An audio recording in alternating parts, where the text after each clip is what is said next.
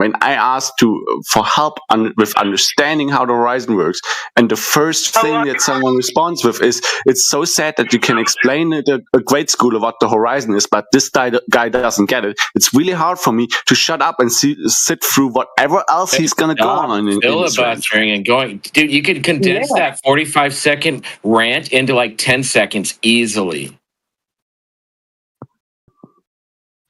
Okay. Sorry. Yes, that's a bad habit of mine.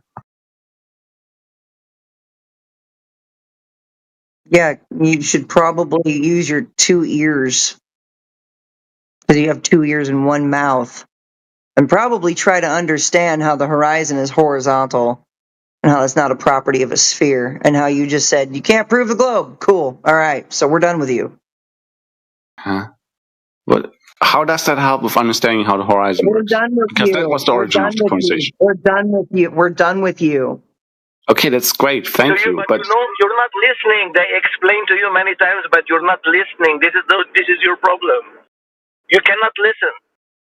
okay, They explain to you many times. I do remember the explanations, but I keep pointing out what parts I have, like why I have problems with those explanations and why they don't really like make me understand You're it any better. obviously never going to get an explanation that you like. It's not about liking it. It's more about like understanding how it works, like being able to rationally that's a problem for comprehend you. it. You don't like the answers you're given, and then you keep. No, That's it. That's all we have for you. That's not about liking or over and disliking. over and It's over more for hours. It's a factual matter. It's not a subjective matter. Liking my likes or dislikes have nothing to do with it. We're still just waiting for evidence of curvature across a large body of water. What do you got for us? Okay. Nothing.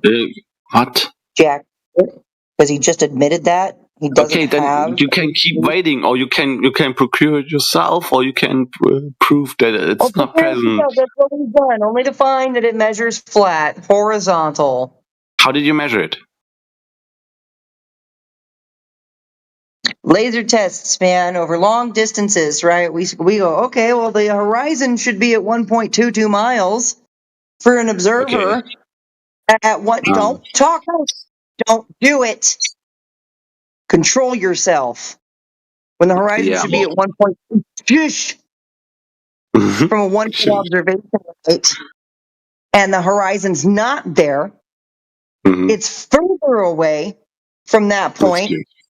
Shut up by thousands of %. You don't have curvature in 10 miles, 20 miles, 30 miles, 50 miles, 275 miles.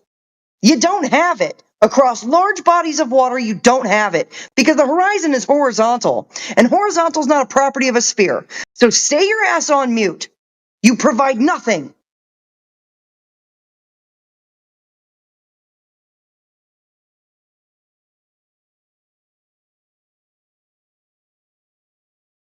Would anybody else like to go? Anybody else up I'm next? golf clapping right now. You said what? I'm doing little golf claps.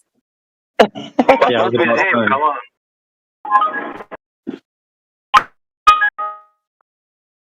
I heard this guy 5 hours ago. I come in, he was still asking the same question.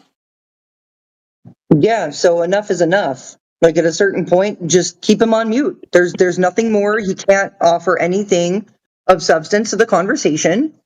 He doesn't deserve a microphone. And then he just goes to, you look it up. Yeah, you look up my claim. You prove my claim. You Google my claim. Fucking okay.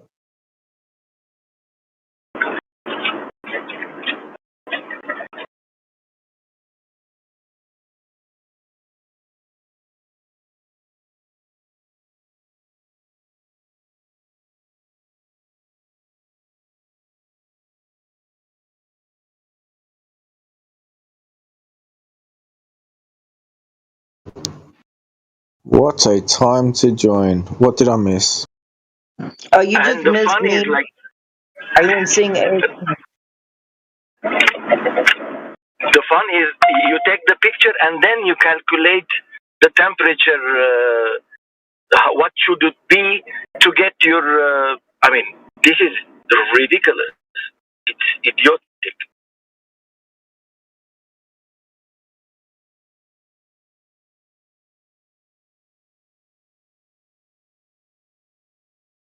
Go again, Jenna. Just saying, this silence is much better than listening to AK filibuster on and on and on and on and on when he's already admitted that he can't prove a damn thing about a globe. Yeah, it's impossible.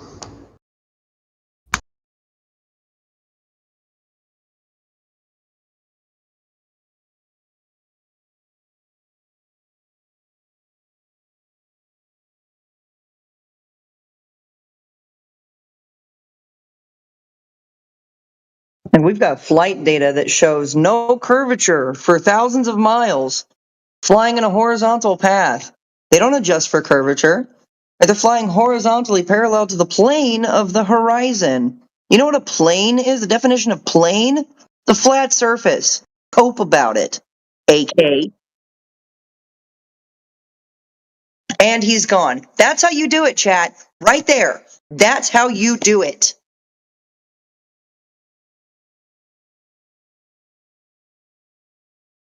Yeah. I wonder how the Lockheed SR-71 travels in a straight line at maximum speed. You know, its control surfaces would not withstand the forces, you know, to adjust for the curvature. What is it? The Blackbird SR-71. That thing travels at 2,200 miles per hour, over Yeah. double the amount of speed that the Earth is allegedly rotating. But we know that the Earth doesn't rotate. It doesn't spin. It's not moving. We see these luminaries over our heads move. That's what we observe. Our senses don't tell us that the ground is moving at all. I can sit there, I can go out in the woods, I can go by a river and stack rocks, and nothing happens. It's just calm and it's peaceful. Why? Because the Earth's not moving. They don't have anything to prove that the Earth is moving. Yeah, that SR-71 is pretty amazing. It needs to account when it's going full speed. It's like it's somewhere right around 800 feet of curving drop every second. It would need to account for to stay level with the surface of the Earth. Yeah. It's mind blowing. Yeah, nonsensical for sure.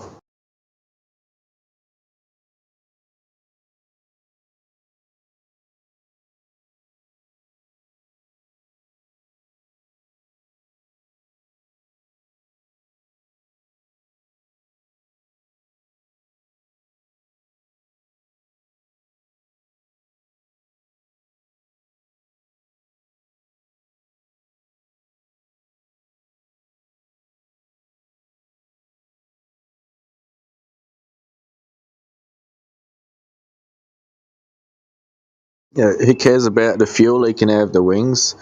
This plane needs to adjust for the curvature. It's not going to do that.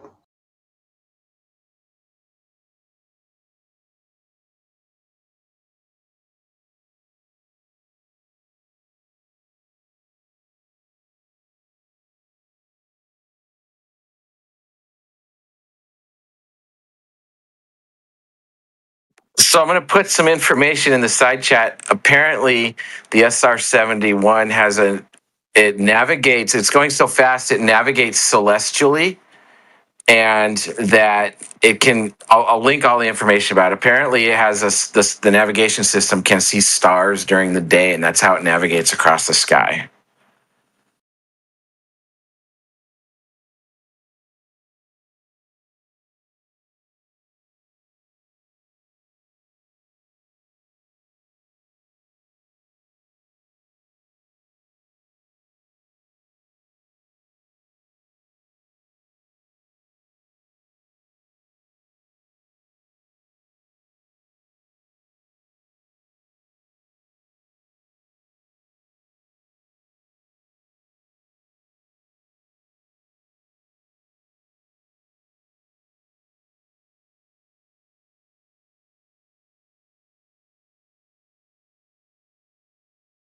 Okay, I just put it in chat. It's a couple hundred words long, so I had to break it up. But that was a copy and paste from AI about its navigation system.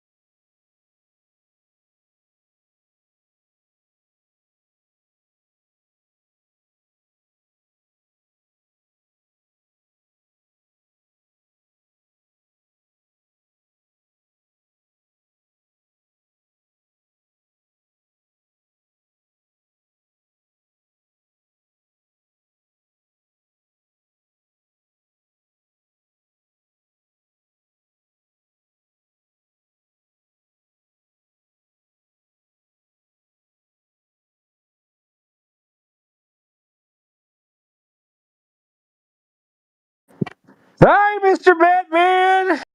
Remember me? Remember me, Mr. Batman? Hey, Lindy Fat, how are we doing today, sir? Hey! How's it going? Hey, did you know that the horizon is horizontal? Oh, I sure did! Okay, well then I guess Earth's not a globe then, because horizontal's not a property of a sphere. That's so true! Who the hell is this guy anyway? Who let this guy in? He's already coping. I know. Imagine coming into a Flat Earth Discord discussion and just being like on auto cope. What do you mean? I'm agreeing with you. Why are you guys so rude? What do you mean? No. Anyone that talks like that is a definite troll, dude. We're not retarded. We've been doing this a long time. Oh man, you guys are mean. I just came in here to find some like-minded friends. You're mean. That's all right. I'm not obligated to be nice to the willfully ignorant. Fucking retard.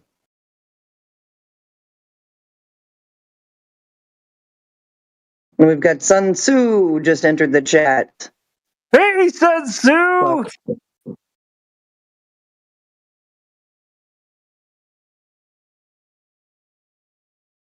Are you trying to match your profile picture or what? That's what it sounds like. Yeah, for sure.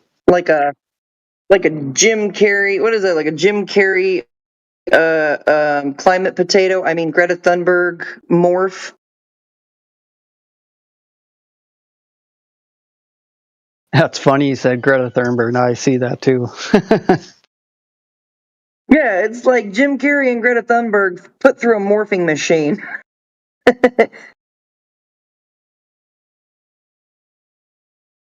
For the climate potato.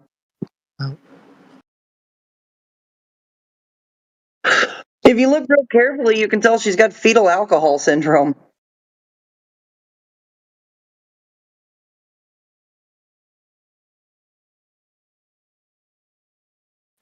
I don't even understand. Your voice sounds exactly the same as mine. Lindy Fat, do you want to be serious or do you want to get booted out of here? What brings you here? Why are you here? I am serious.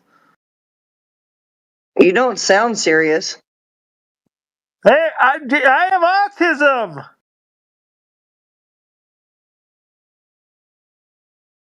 Yeah, okay, and so that means what? It means I talk a little strange, but I think I sound exactly the same as you, to be honest. That actually means brainworms. Yeah, it actually sounds like you're putting on a Pee Wee Herman impression. I'm Pee Wee Herman.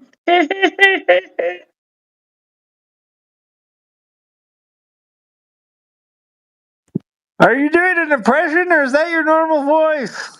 It means that the brainworms took over. Yeah, that's a mind virus right there, chat.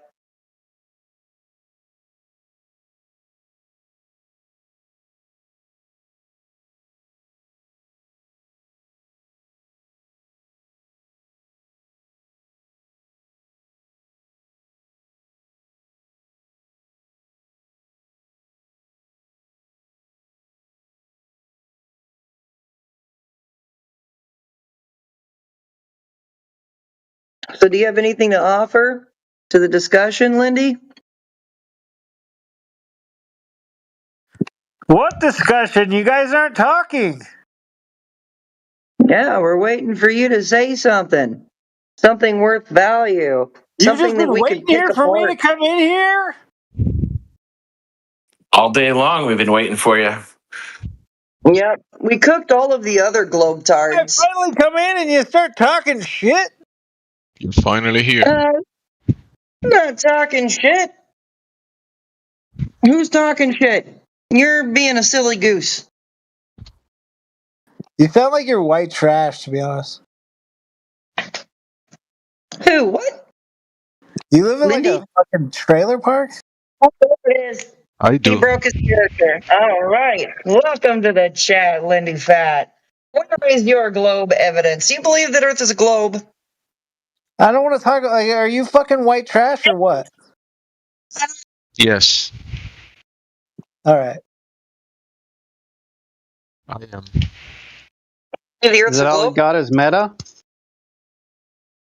We're gonna find out. Oh, don't clam up now. Cat got your tongue?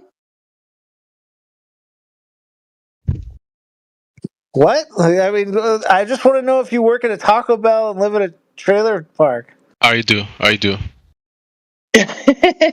Yeah, I work at a Yeah. Taco Bell. I live at a trailer park, and You sound like I you have also like the vocal. You sound like you fucking work at like a smoke shop or some shit. All of the above. yeah, all of it. Yeah, How many? You got a bunch of tattoos too, don't you? actually, All I of have them. virgin skin and no excess piercings whatsoever. No ink on my skin and no piercings on my face. I do. Oh, so you're like a. Those are the people you don't mess with. So, do you want to talk about this meta crap, or do you want to tell us why you think the Earth is a globe, Yes. Lindy Fat? I didn't even say anything about the fucking Earth and like who gives it. Like why? Sir, welcome to 24/7 Flat Earth Discord. This is the place where we talk about Earth. Do you know where you're at right now? Yeah, but he Why do can't you do read. this? He Why do you can't sit read, here so twenty just four give him a seven and talk handicap. about flat Earth? Like who gives a shit? Just give him a handicap. I just want like what do you get out of flat Earth being a I flat give a Earth? shit. I give a shit, and I find it super interesting to talk about. Yep. Oh, Yeah. and So, here, so why don't you just find your way out, Lindy Fat? let me answer his question. What do you get out of it? I get mental sovereignty. I get the sovereignty over my own mind. Nobody's telling me what to think, what to feel, how to feel about a damn thing. I do my own research and I figure shit out, right? That's what critical thinking is all about. I had to go unlearn a whole lot of things and relearn a whole lot of things. That's what intellects do. Do you have that capability? I think so. He's a fatty.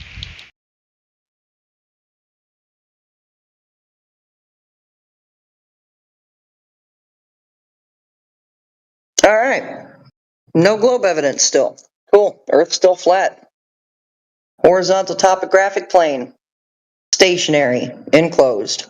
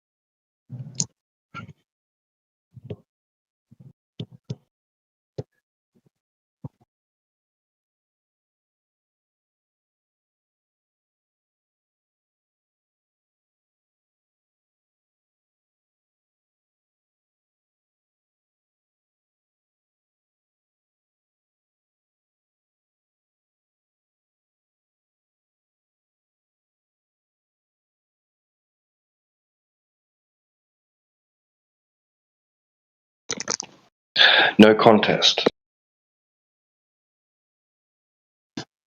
Yep, Earth is flat, no contest. Oh no, oh no, no. I'm way prettier than that. What is that?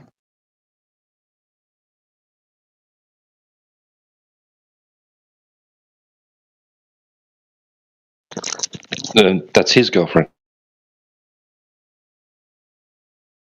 Is that your girlfriend? Is that your girlfriend, Lindy? I was just going to Shit. say that.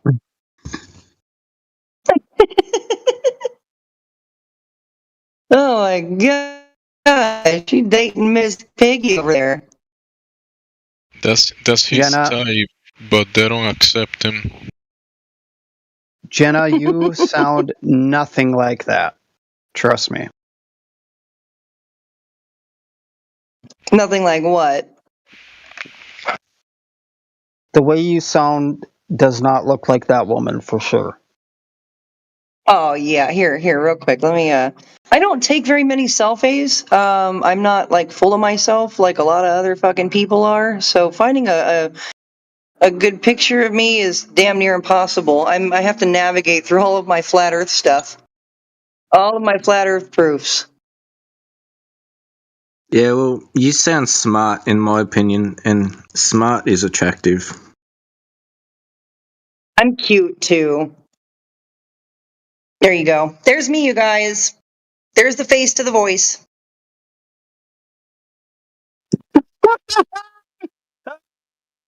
You fell for it. I fucking knew that if I posted that, you would post a selfie. Good lord, are you bald? No, I was dressed up. Good lord, you're a fucking Renaissance fair fucking freak. No, I got the chance to go play Oh around. my god, that's so God, fucking funny. meta. Ah! Oh, because I get to live my life the way I want to, and I get to travel around and do fun things, and you don't. Oh yeah, I get to do fun things. I do. Oh yeah, good lord. So, do you have any These globe guys were evidence or simping for nah? that. These guys in here were just simping for that. Ah! I mean, you just showed us a picture of your. You just showed us a picture of your Miss Piggy girlfriend.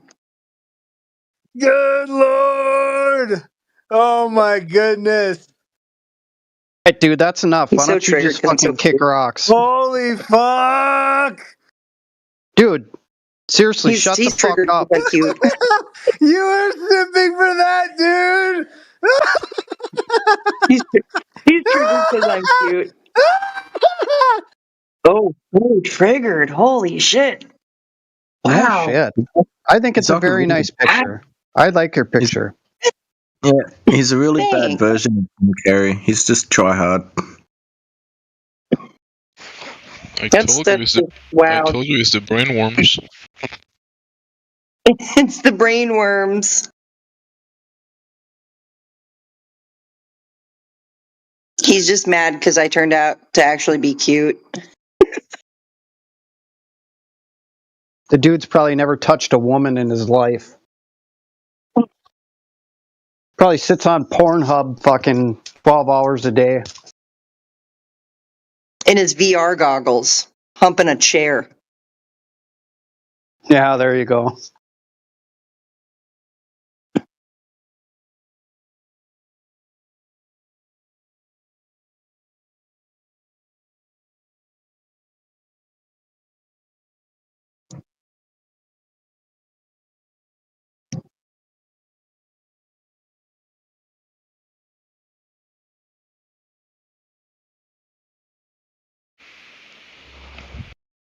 You are super pretty, Lioness.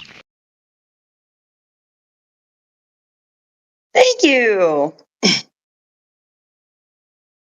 Yeah, I definitely would not have guessed that at all. That's me, y'all. Very nice.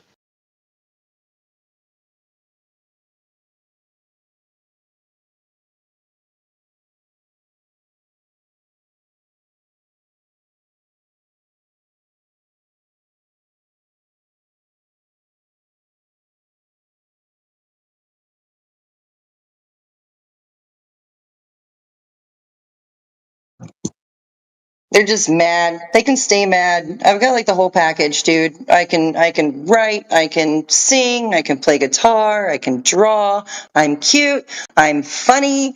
They hate it.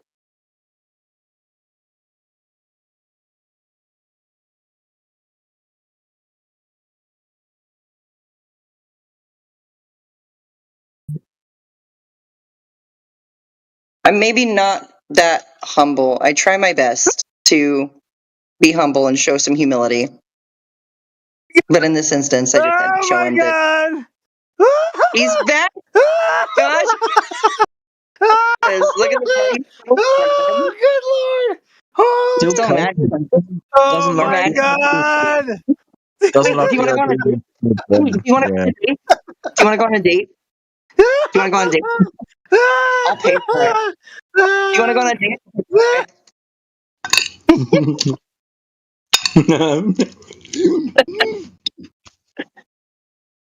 Man, he doesn't even want to go on a date. He won't even answer me. You don't want to go on a date? That was his way of asking. You know, he wants to punch the girl because he likes him. Oh man, that's funny.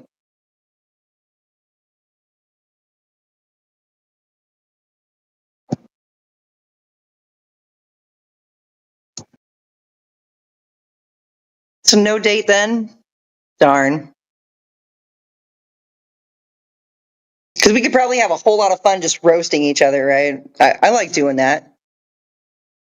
Do you reckon he would carry on like that during the whole date? What's that? Do you reckon he would carry on like that during the whole date? Oh gosh. I'd have to drown him in a river if that were the case. Yeah.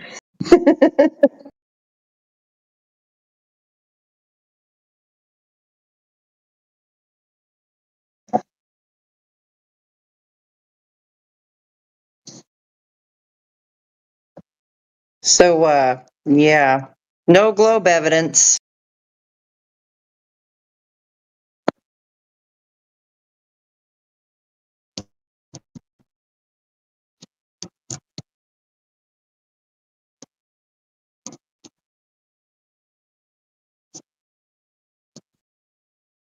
He needs a hug.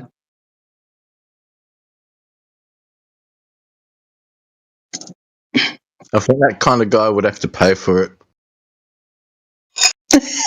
Sounds like it.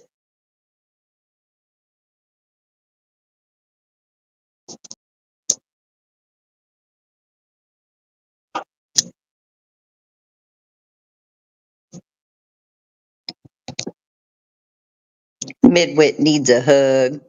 Bro, do you got a girlfriend? I can be your girlfriend. You got a girl?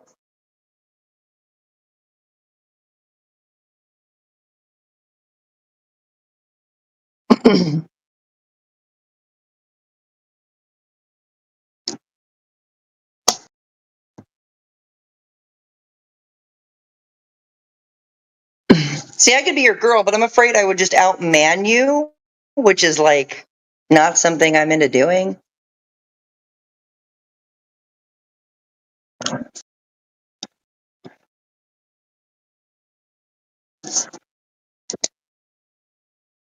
Yeah, that's right. Spiral harder. Plus, you don't want brainworms. Yeah, I would outman any man that's a beta, of course.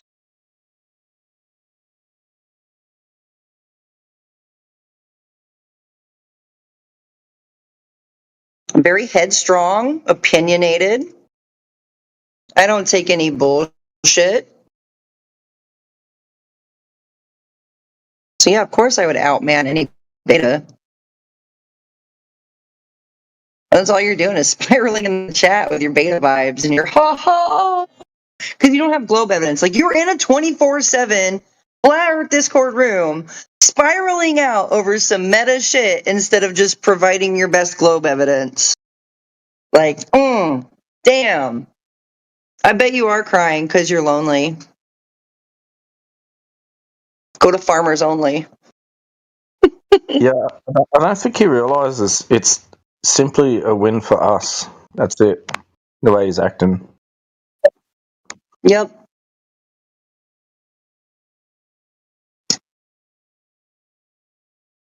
He's crying because I'm cuter than his girlfriend. If he even has a girlfriend. Probably just a blow-up doll.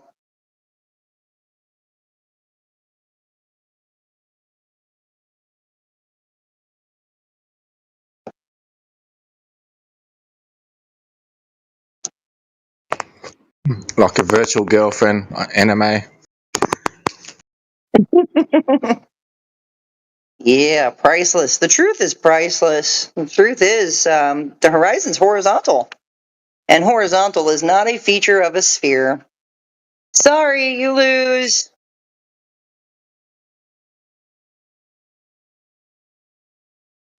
I want to see how long he's going to... Yep, there he goes.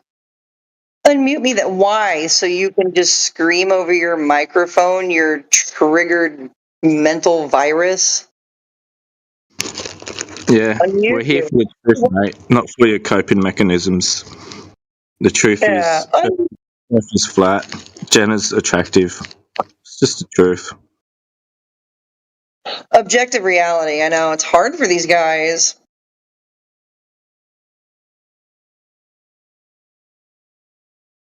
Actually, I should say it's difficult for that guy because I don't think he can get hard.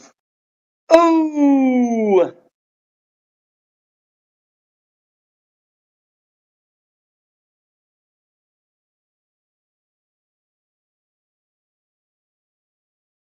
Yeah, nobody's simping. I get muted in here all the time. Trust and believe. Nobody's simping for me, dude.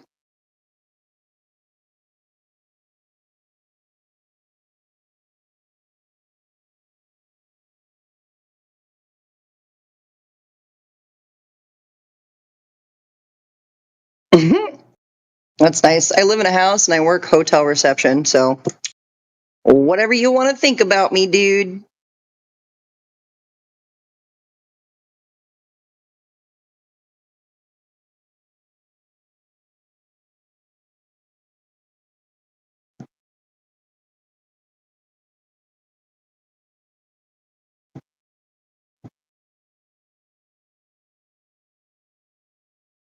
This is him right now.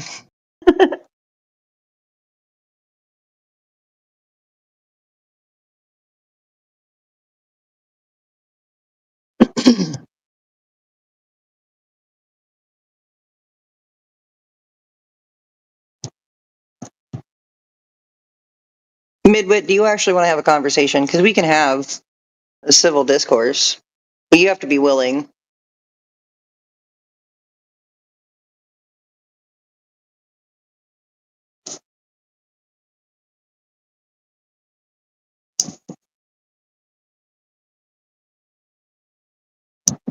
Ooh, Tex Perms revoked. Yeah, he doesn't deserve the opportunity or the privilege. Nah, I think you're right. He can stay on mute, come back with another sock account. That's probably what he's going to do anyway. It's what he's already done.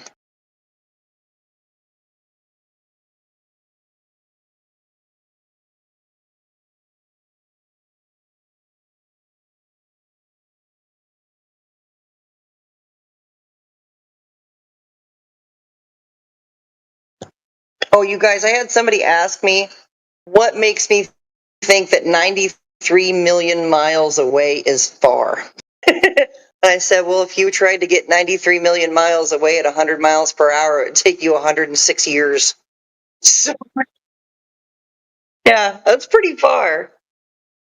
And even if you did it at Mach speed, say you were going 1,000 miles per hour, it would take you 10 and a half years to go 93 million miles nonstop. But 93 million miles isn't far. What would make me think that 93 million miles is far? Holy crap.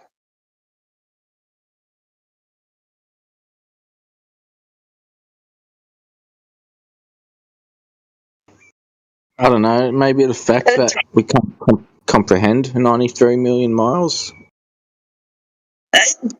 I don't know, but I know that the discussion was, oh yeah, I was like, yeah, imagine like you're able to zoom in on the sun through awesome solar filters in such distinct detail, right? And we're supposed to believe that that's 93 million miles away. We can zoom in and observe it in great detail. 93 million miles away. Let that sink in. Yeah, with the same lenses as the ones zooming to the moon and experiencing the same detail.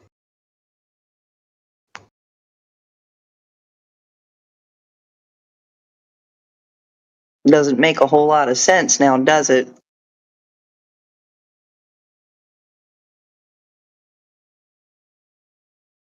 What makes you think 93 million miles away is far? I'm like, bro, have you ever gone 93 million miles just in one shot?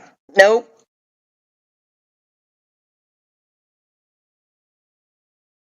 I don't even think the average human travels 93 million miles in their life.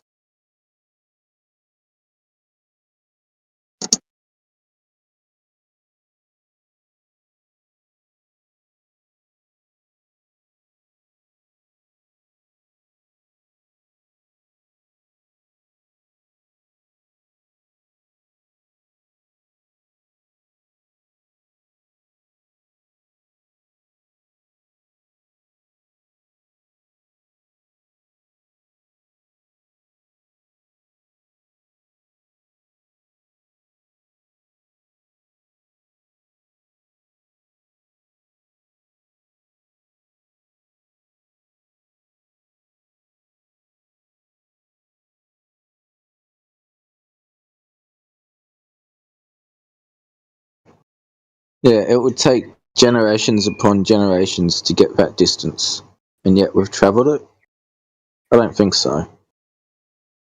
That's what I'm saying. I mean, even at Mach speeds, at 1,000 miles per hour, it would take 10 and a half years to go 93 million miles nonstop. I've already done the math. That's crazy.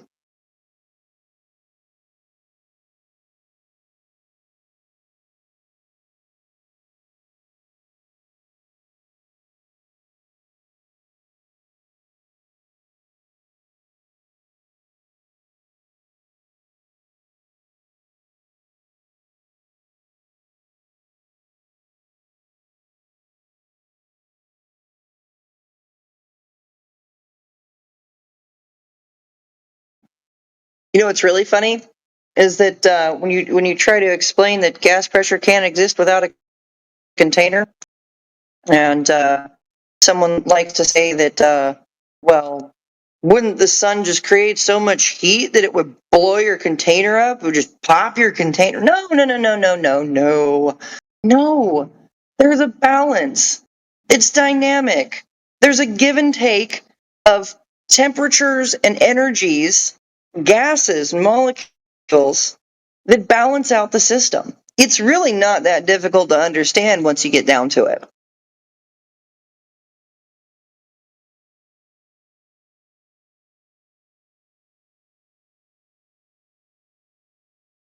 You've got your hot and your cold, right? You've got your positives and negatives.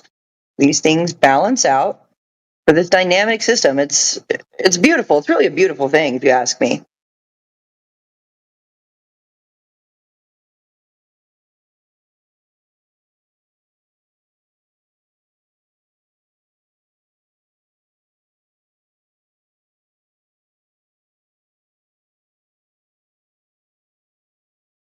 Yeah, that's a good one, old dude. 93 million miles away, parallel light rays. And why is there a hot spot?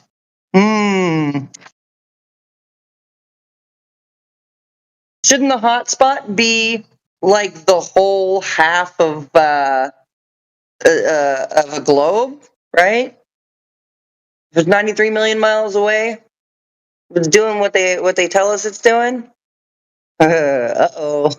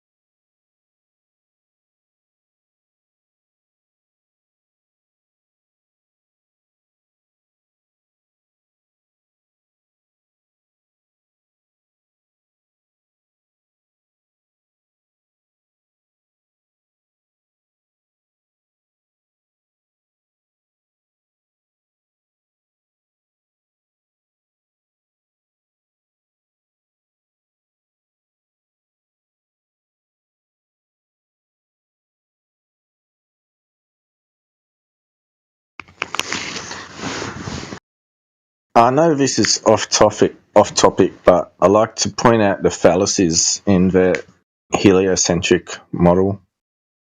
So, if the moon is tidally locked with Earth, and you know the moon hit Earth,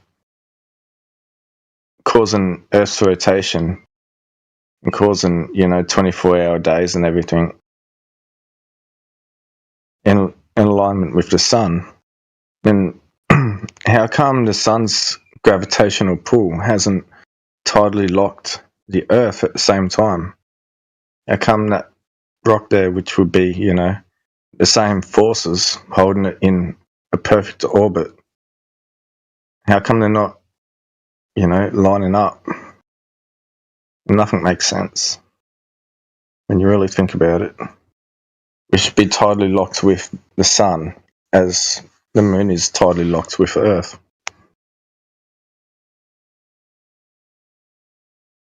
Here's what makes no sense is if the moon is pulling on one side, how is it also pulling on the other side?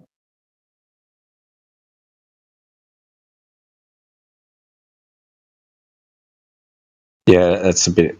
How you going?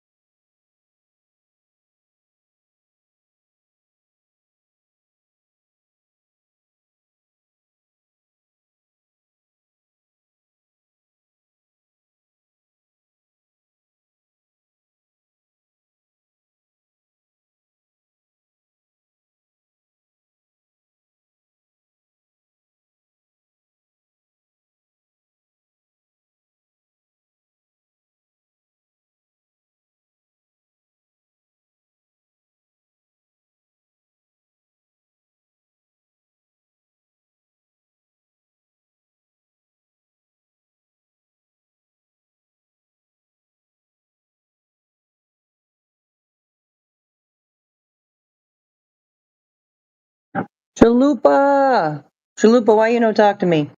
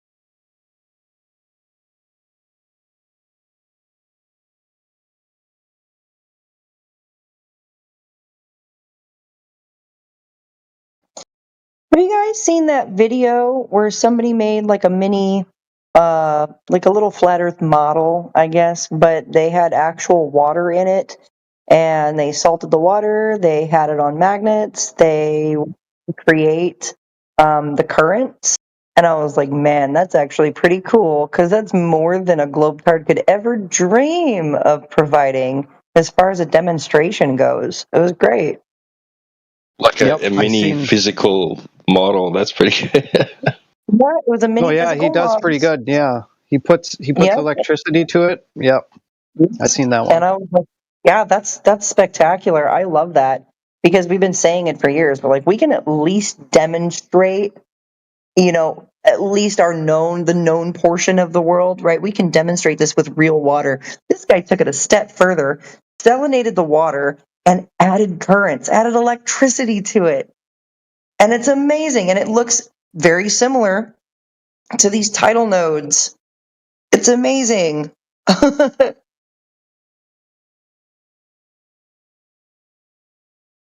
Yeah, it's speculation and whatnot, but that's how I see it. It's more of an electrical current, and the current of the electricity through the salt water causes the tides and the jet stream in the water kind of deal. That's what I think, anyways. Right. Now he just needs to get a little light, a couple of little lights that are what do they call it? What's that? Magnetic locking? What's that? Quantum locking. Quantum locking, Yeah, yeah. get a couple of lights quantum locked above it to like move her above it and shit. That'd be cool. I think it's possible. I think that is actually physically possible to model, and that would be really, really cool. Have you Put read a that dome book? over it. Put some plants in there. Get some clouds happening. Sorry, go on. No, for sure. Have you guys read that book? I think it was written in like the 80s, the earlier 80s. It's called Electric Universe. I've heard of it. I haven't read it, but I know that there's a guy by the name of Dr. Scott who has talked about like the electric universe theory, the electric sun theory. I find that pretty fascinating. Yeah, I haven't read the book or nothing. I can't remember the author's name. That's why I asked if somebody knew who it was to throw it out there. But I read some stuff on it, not the book itself, but like inserts or whatever. And it's actually he throws out some very, very good points. I think our universe or the realm we live in is more of an electric magnetic type deal than what they tell us, anyways. The author of that book is David Bodanis.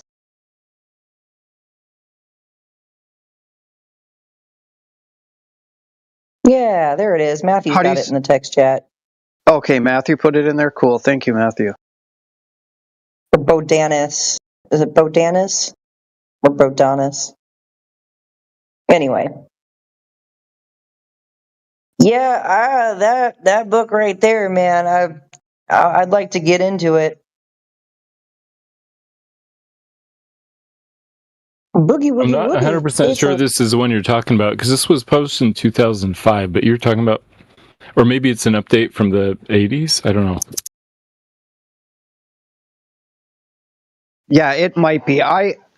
The one I'm talking about, it was literally called the Electric Universe, but it was back in high school when I picked it out of our library one time. I had detention, back in, I think it was like 9th grade or something, and I remember seeing it, and I read some of it while I was sitting in there, and it was pretty interesting.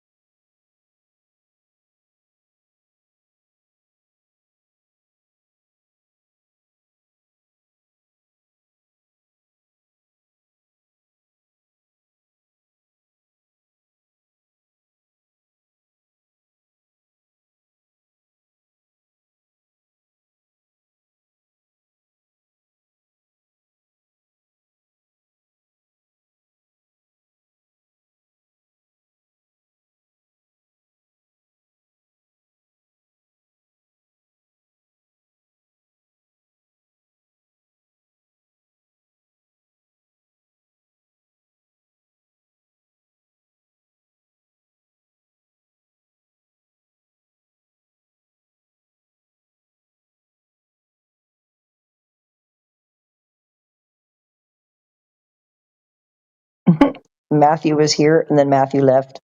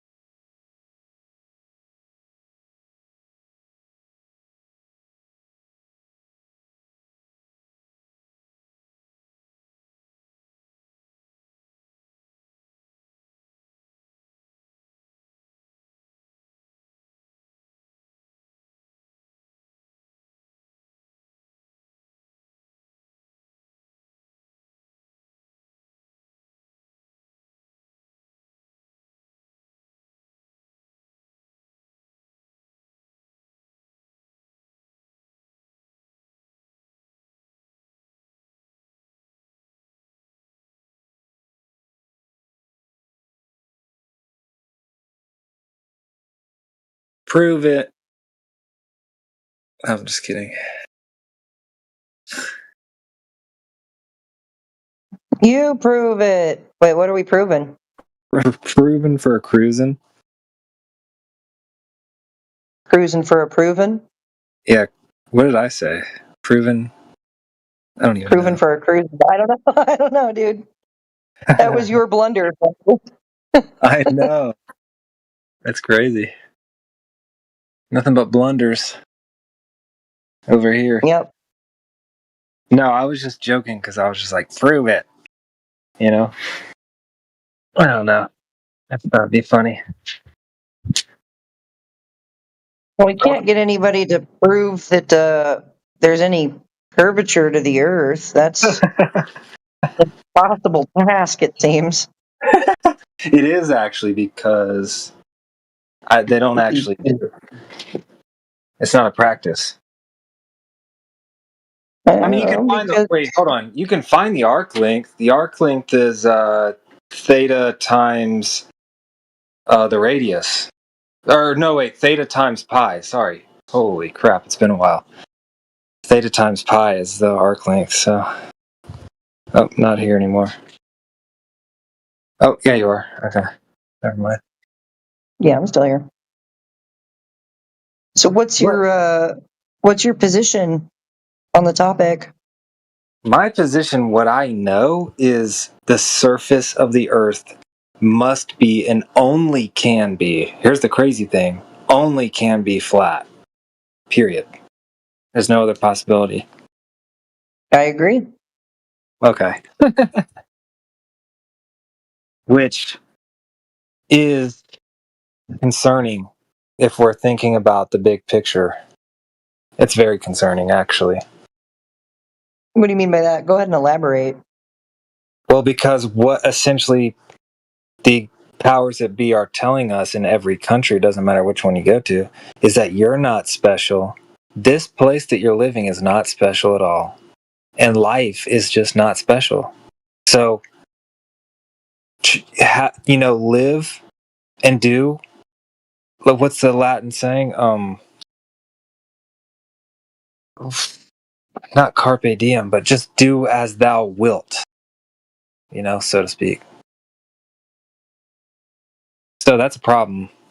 And then if you look at it, that's kind of how the world is. Yeah, it's true and problematic. Yeah. Because if I was to say, if we look at the two, if we go the other direction on this street, you're going to find out a lot of differences. Like once you start treating people like they're very special and unique and in that kind of respect, then all of a sudden, like, life changes completely.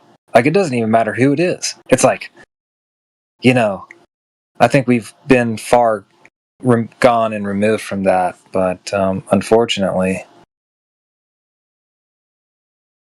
I'd say there's also ego involved with that, where some people think that perhaps their credentials make them more special than the next person. I've seen that. True. Yeah. That's part of it, I feel like. That's part of that faction. Because, well, how I believe it, I wish I put it more into practice over my life, but if I esteem other people, it seems like my life becomes better. Like, I'm more successful if I esteem others. Like, it's not so much about me, like, crushing other people to get what I want, as more as it is, showing others respect and whatever, blah blah blah.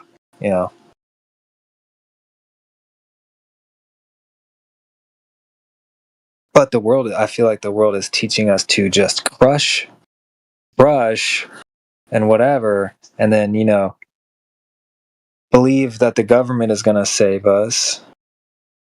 When has that ever been the case? Like, I don't know. Yeah, that'll be on the 5th of never. Yeah. That's what's so bizarre to me. And like my family and the older people that I know, I'm like, wait a minute. Can you name a time, just please, name a time when the government body, whatever rule or authority, was operating in altruism and everything was transparent and everything was perfect? I can't name one. I'm sorry.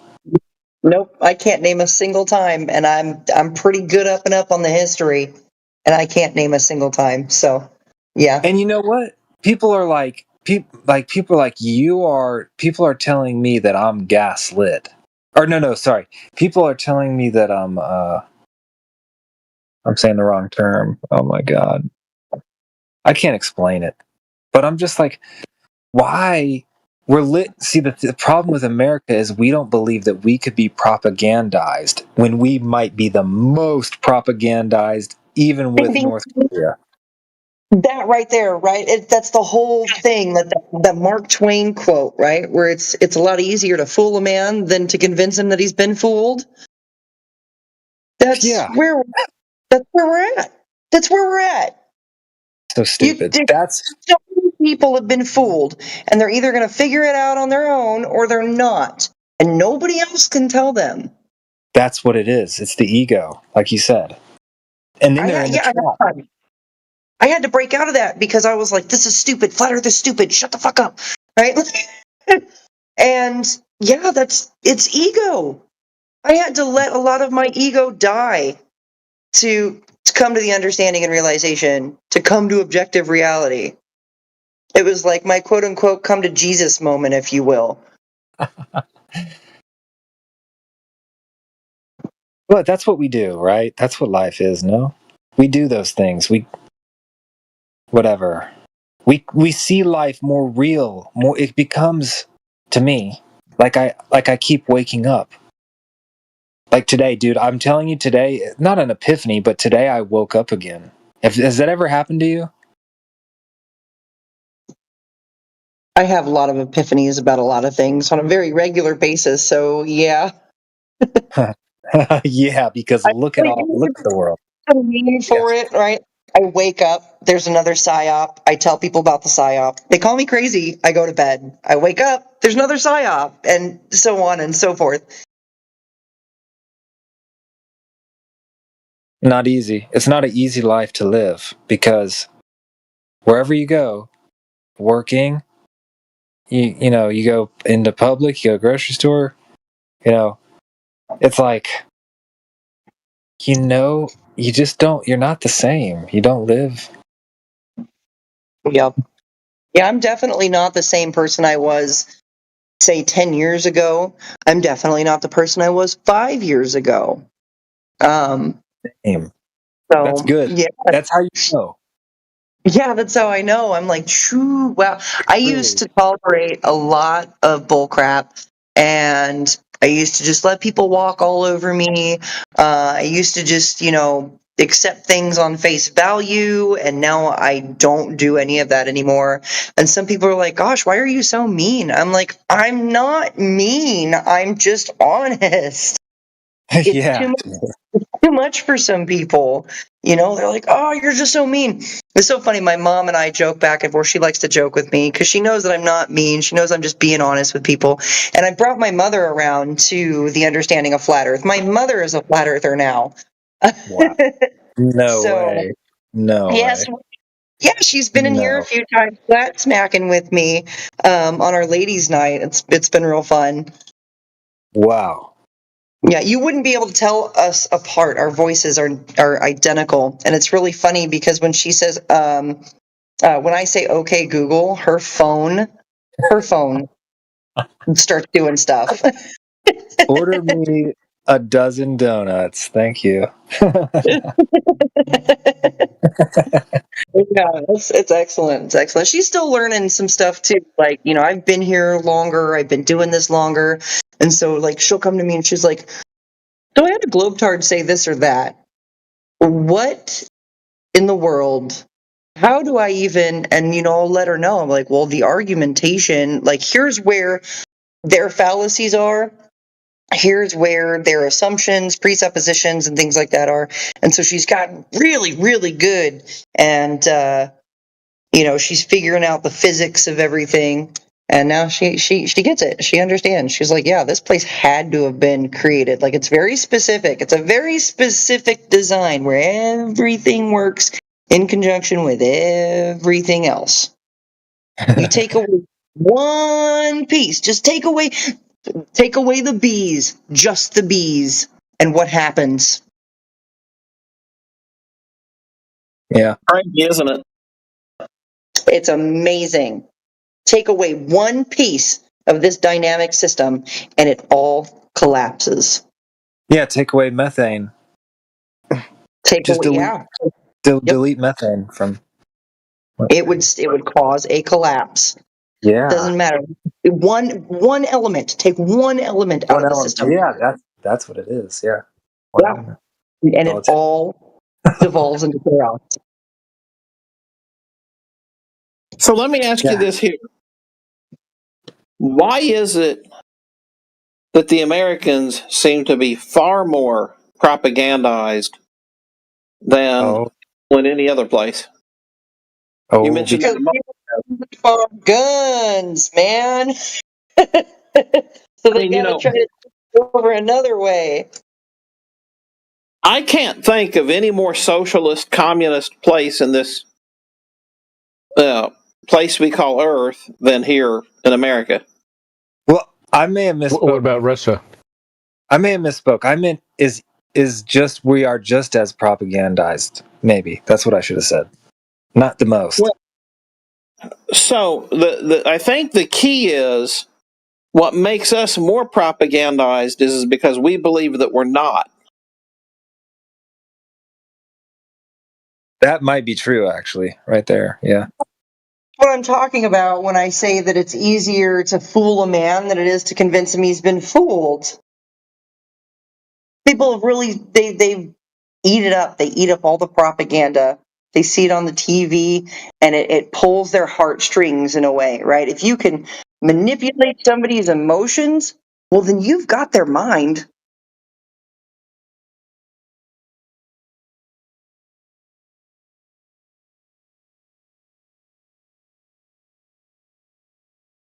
I know, and I'm like, my dad, he just doesn't even want to hear it. Like if I ever come around, he's just like, oh no, here it comes. I'm like, no, come on. And my dad doesn't want to hear it either. I've tried talking to him about it, and he's just like, but he like went back to like the Mormon church and everything. He's like, but the Book of Mormon says it's an orb. I'm like, Dad, nothing about that shit lines up. And I'm like, Dad, you were in the Navy. How did you spend that much time? My dad was in the Navy. Shut up. I swear to God, he was on the Nimitz. He was on the. Yeah, he was on the Nimitz. My dad was on the USS Tarawa. Never heard of it. It's out of San Diego, yeah. So I'm like, how did you spend this much time? And he worked on the flight decks. He was the guy that like loaded the bombs onto the wings of these fighter jets and stuff. So my dad was a fighter pilot. That's so nice, dude. weird, dude. Dude, you can't say anything to him. You can't. No, you can't. It's crazy. I'm like, how the fuck did you spend that much time out at sea? You never once saw Earth curvature, but you believe that Earth is a ball. You watch these jets take off of that air platform at hundreds of miles an hour. Did you think they ever adjusted for curvature? No. One of these days, I'm going to sit down and have like the really excitable, just like this kind of talk with my dad. I'm gonna be like, dude, Dad. Our dad should meet. Our dad should meet. We should have an intervention. We should have a dad intervention. Hey, either of you ever watch MASH? Yes. Yeah. You know, one of my favorite lines in that whole series, in fact, is one of my favorite lines on TV, period, ever, full stop, is where Alan Alda says, "We're spreading democracy through unquestioned obedience." Yes. Yeah, that's what it is. Yep. I mean, let me ask it to you like this here. What more way to enslave somebody than to let them pretend that they're free? Yeah, exactly. It's the illusion of freedom. You are given the illusion of freedom. So that you'll do even more for it, right? Yep. Like, They incentivize it. They're like, and if go to you the grave. we'll let you have your God-given human right of this. It's like, but I already have that God-given human right. Go eat shit. How many innocuous professions are there where you have to have a license from the state to go out and earn a living? Right. Gosh, too many to count on my hands and toes, that's for sure. I mean, in some places, just to paint somebody's house, you have to have a license. Yeah. Yeah, you gotta do. have a license to get married, gotta have a license to fish, gotta have a license to hunt. Yeah. Ridiculous. They know everything about you. See, I'm fortunate because I'm with the Cherokee tribe, so my CDIB card allows me to fish anywhere on Cherokee land without having a fishing license. What in the world? I'm Cherokee too. Shut the front door, I'm dude. not kidding you, Get dude. out of here, you weirdo. This is so fucking weird. Both of our dads are Navy. Like, where are you from, dude? What? Where are you from? I live in South Carolina right now, which is Cherokee, heavy Cherokee land area. It is. I'm in Oklahoma right now, which is also heavy Cherokee, and I used to live in North Carolina for like Me a couple too. of years. I grew up in North Carolina. Yeah, I was born in Southern California, though. Miramar Naval Base, the Naval Hospital. Where in North Carolina? I lived in Charlotte. Me too. In the grody part, in the nasty part. Where? It's so Wait, gross. where? Oh, what the hell was my... Was it, it wasn't East Charlotte, was it? No, South. Oh, South Charlotte? Like, okay, yeah, that's not, yeah. It's dirty down there, dude. No, I lived in this tiny ass little house at the end of a dead end road, and there was like this apartment complex, and I was always watching tweakers walking in and out of the bushes, dude. They would disappear into the bushes and then like I guess into the apartment somewhere. But it was always like crackheads, tweakers, and hookers coming out of the bushes in the middle of the night. I'm ugh, gross. It's really bad now. Well, I haven't been in a while, but I've heard like the girl got stabbed, you know? Ooh, yeah. Oh, was that So- the That's the light rail. She was on the light rail right there. See, I don't fall for that though. I think that was fake. I'm just going to put it out there, cut and dry. Could be. Yeah, it could be. I don't know. There's no way for me to know. There's no way. Yeah. See, I've decided a long time ago that there's no way for me to know unless I can test it myself. Like with any of this stuff, like I can't do it. Like I can't prove it. Like the Charlie Kirk thing, I can't prove it. Dude, get out of my brain. That might be something to, take a stick at, because there's just so much going on that I assumed it was a psyop, and then I assumed wrong because it's like a double psyop. Mm-hmm. So I don't even know. Like there's no way for me to even guess. I call it the Russian nesting doll of psyops. It's just a psyop within a psyop within a psyop. And yeah, I'm no ballistics expert, but I know for a fact there should have been blood everywhere and there wasn't. And nobody's shirt puffs up like that. Unless it's an explosion. Like, talk to anybody in the military who has weapons training. Talk to any Marine who's been deep in the combat zones, and a lot of these guys are, online saying this doesn't make sense. Like, we've spent a lot of time shooting dudes, and this doesn't make any sense. That was my first. I swear, that was my that was my first thought, and a lot of people's was like, okay, that's. What's happening? Like, I mean, it's like I just have to. I think that it was an energy harvest. Does that make sense? Like, I don't know what that is. Okay, so basically, where something is caused and it creates an emotional disruption, a disturbance of all kinds of different energies, negative energies, right? And and those energies are being harvested in one way or another. How that's being done, I don't exactly know, but it's an energy harvest, because all they have to do is get people emotionally riled up, and then they stop freaking thinking. Yeah. It's because the emotional mind is not the rational mind. The rational mind has eyes to see. The emotional mind doesn't.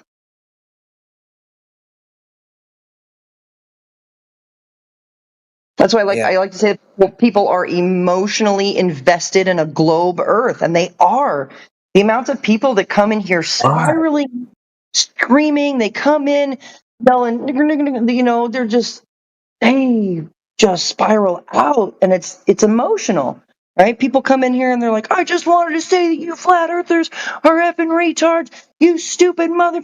And they're just emotional. They can't control themselves. They can't bring it down to a reasonable discourse. And those kind of people aren't thinking clearly. They're definitely not thinking for themselves. So, but that's what the system wants. Right? The system doesn't want people thinking for themselves. The system wants people afraid and emotional, and in these emotional tizzies, right? If they can keep you in a low vibratory state, you're so easy to control. Yeah. And it's narcissistic shit I have ever seen to the nth degree. They're playing everybody. That's so crazy. Yep.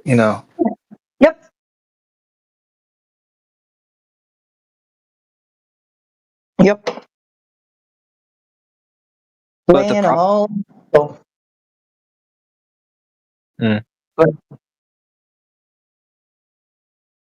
You had a thought, Blunder?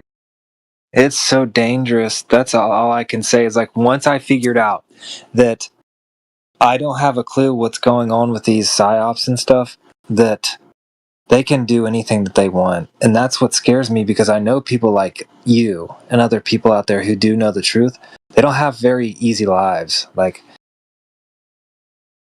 their life doesn't matter what they have, how much money they have, or who they know. It's a very hard life. I know, because I've met I'm like, man, this stuff sucks. I don't want to work anymore. I don't want to be told what to do anymore. I don't want to nothing. I don't want to do any of this anymore. It's zoocosis, right? They keep all the animals trapped in the zoo doing the same damn thing over and over and over again. The Truman Show, and everybody's going crazy. No wonder people are killing each other, man. That's interesting. They're getting bored. And you'll see the same thing. You'll see animals in the zoo pacing in circles or butting their heads against the walls. Just That's absolute zoocosis. Yeah. Zoocosis. When animals are trapped in the zoo doing the same thing over and over again, this is not their natural way of life. They go frickin' crazy. People are losing their ever-loving frickin' minds. I know it's not easy for me.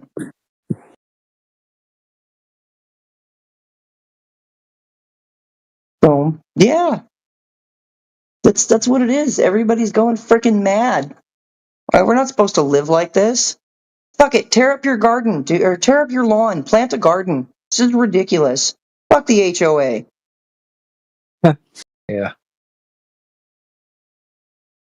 And now the more that I think about it, it's designed, part of the design is to get thinking people who want the truth to be swallowed up by everything else around them. And all these things that just, when you add them up, they just make you very, very upset.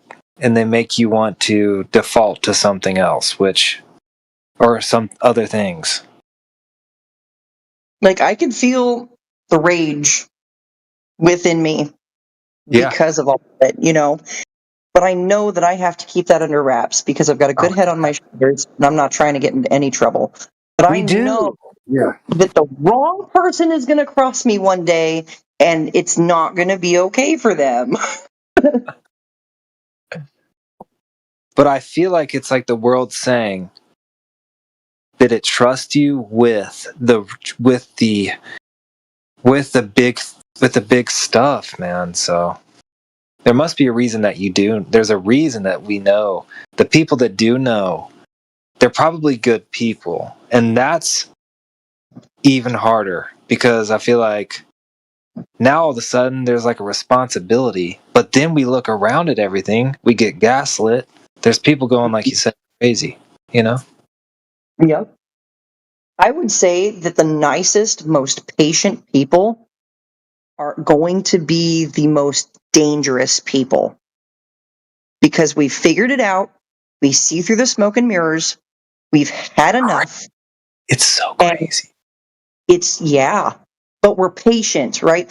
People tell me all the time, you've got the patience of a god, patience of a saint, right? And for the most part, but you know what? I don't want to. I really don't want this patient. I don't want to keep tolerating the BS, but we do. It's like I'm here on assignment. If you get it, you get it. Yeah. It's bad. Like, I know you just want to live a normal life and who cares? Like, but now, see, the problem is there's a problem with this too. There's other problems with this because they know who knows. You know that. Like, that, right? 2020 was the ultimate IQ test, right?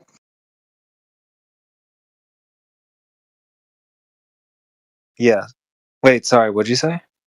I said, yeah, man, 2020 was the ultimate IQ test. They know who knows. Yeah. They know where we're at.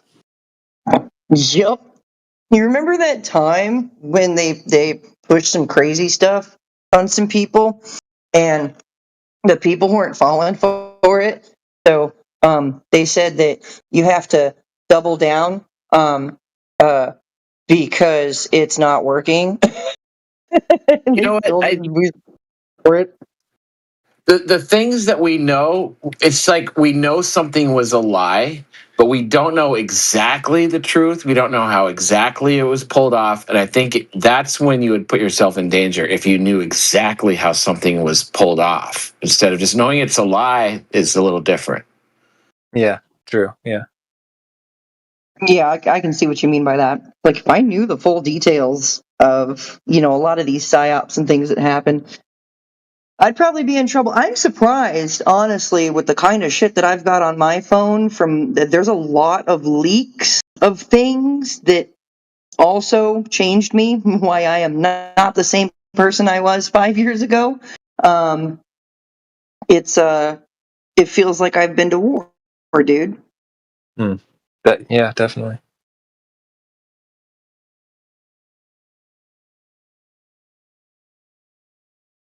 I have to be so careful. Like, stuff comes out of nowhere. I have to be so careful and, like you said, patient. Like, I have to just walk or just don't say anything. Whatever. I don't even know, man. I don't even know anymore. Like, even today, I was like, fuck. I'm going to get fucked. Like, I knew it. I could feel it.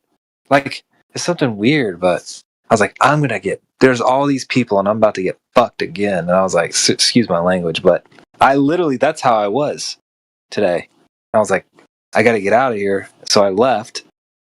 And then, some idiot's following me. And then he has this friend tailing behind him and I didn't see him.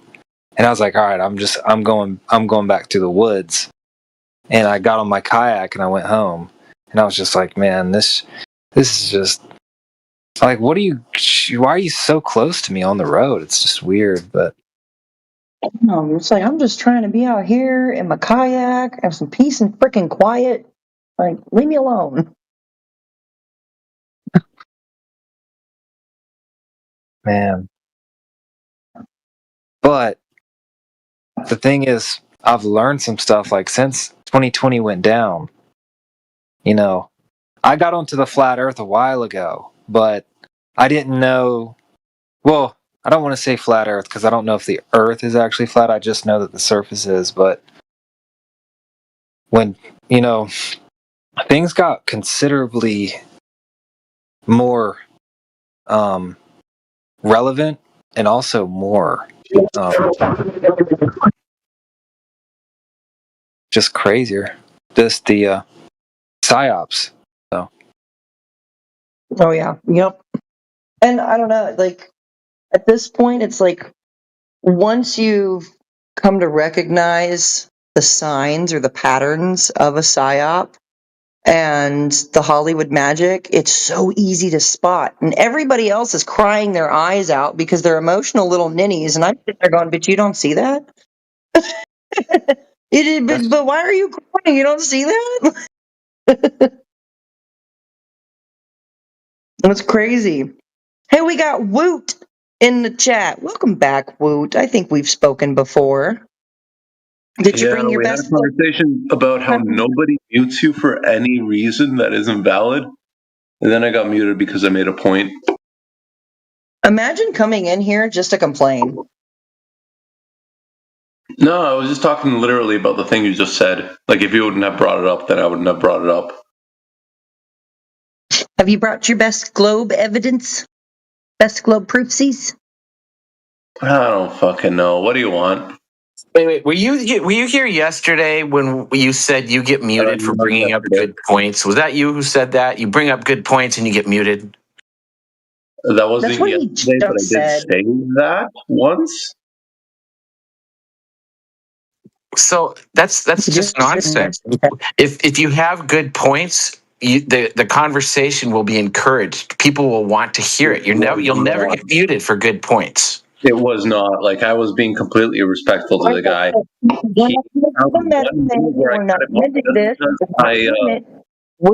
Kind of like this. Maybe the person who was talking right now had a valid reason to try and cut me off right now. Maybe I was saying something that, to her perspective, was wrong. Yeah, sir, it's meta. It's completely irrelevant to the topic of the room. There's no need to cry about mutes. Well, I mean, it'll come up, right? I mean, imagine if you were like talking and every time you made a fucking point, somebody just doesn't want to hear it. Yet This is what you did the other day and why you got muted. This is exactly how the conversation started. This is exactly. Are you self-aware? How self-aware are you? I'd like to ask the same thing about you, actually. I'm very self-aware. How self-aware are you? Because you don't seem to be that self-aware. If you were, you would understand. If you were, you would understand why you get muted. But we don't want to talk about this meta crap. I understand why I get muted. It's because you guys are a bunch of fucking cowards. Typically, mutes happen to mitigate audio chaos. Okay? No, not for you guys. Well, maybe it's 50-50 for you guys. See, this is all he wants to do because he doesn't have anything for a globe, so he wants to talk this meta stuff and cry about being muted. So what would be your best evidence for a globe? My best evidence for a globe. Yeah, best evidence. Circumnavigation, I guess, is good enough to start. Okay, no, that's pretty terrible because you can go in a circle over a flat floor. So yeah, but you'd have to like go one direction slightly to the left pretty fucking consistently, wouldn't you? 1 degree every 69 miles. Not very much. Yep, hardly. That's what I said. Hardly. All right, come again. You broke up a bit when you said how far left you'd have to go. 1 degree every 69 miles if you want to go around the equator on a flat Earth. Go around the equator on a flat Earth. So I'm assuming right? You had said that circumnavigation was your go-to globe proof.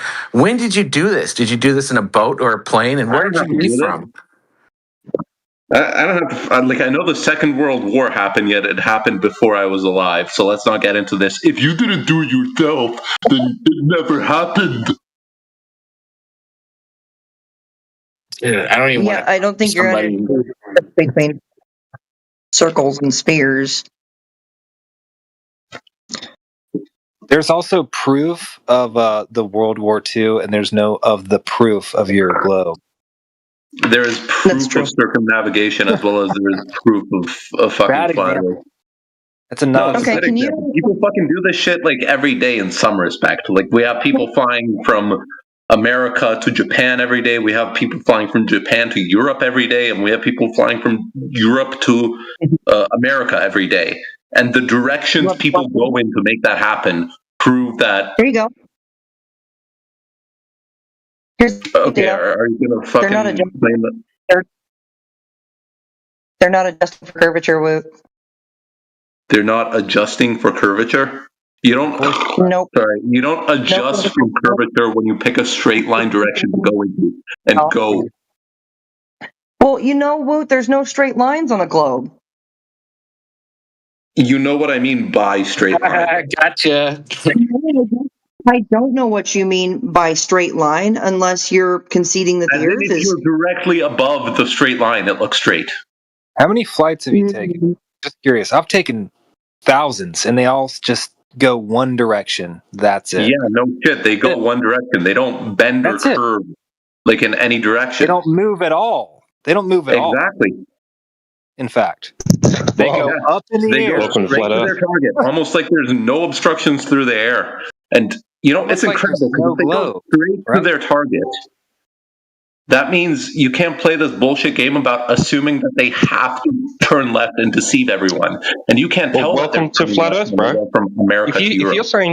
If you're saying an aircraft doesn't maneuver in any other axis while going long distances, in any axis at all, up, down, left, right, it's going straight. Down, left, right, mostly minor adjustments. But that's obvious. It has to take off. So if it doesn't take off, it's not going to go up. And if it has to go down by 6 degrees every hour, it will go down by 6 degrees every hour. Is the Earth's surface curving? Yes. Okay, then it has to negotiate that curve. No, it just has to go up. Okay, it doesn't have to negotiate something that actually exists. Okay, if you're saying, are you trying to say that the airplane has to tilt down if it's a curved surface? Because otherwise it would just fly off. Is it going to follow the curve? Hold up. Or is it just going to go straight and gain altitude? Hold up. Answer my question. Are you trying to say that if it's trying to go through the air at a perfectly flat level, then it will eventually go off into space? If that's what he was trying to say, he would have said that. Dude. Is it? Okay, then in your own words again, if that's not what you're trying to say, what are you trying to say? That it's not, if the Earth is a globe and aircraft is negotiating over the surface of that curve, maintaining constant altitude, right, then it's following that curve. That path is not straight then, is it? Okay, so to me, that's like the same thing I tried to say in different words. It's not a straight path going like left or right. Right, so you're just the one axis. You're talking about it's not going left or right. It's going in one direction. One direction. It is straight going left or right. But it can fluctuate up or down all we want. That much should be obvious. Do you know of an example of this? Have you got an example of when this was actually done? When a plane tilts up or down in order to gain altitude? No. So you're talking about aircraft like just going in one direction, right? Mm-hmm. And not turning left or right. What happens? You're saying they end up back where they started? I mean, if you were to go long enough, it eventually would. But what I'm saying is they go to their target location directly in the direction they're pointed to. So if you're at like San Francisco and you go directly west, if you go to Google Earth or like really any world map and just directly west, directly east, and you follow directly east. Yeah, and you follow that, you'll end up in like a known location in. Actually, I guess that'd be Africa, so it's a bad example. Whatever. How far from the equator are you when you're doing this directly east thing? Fuck. Let me find an actual flight.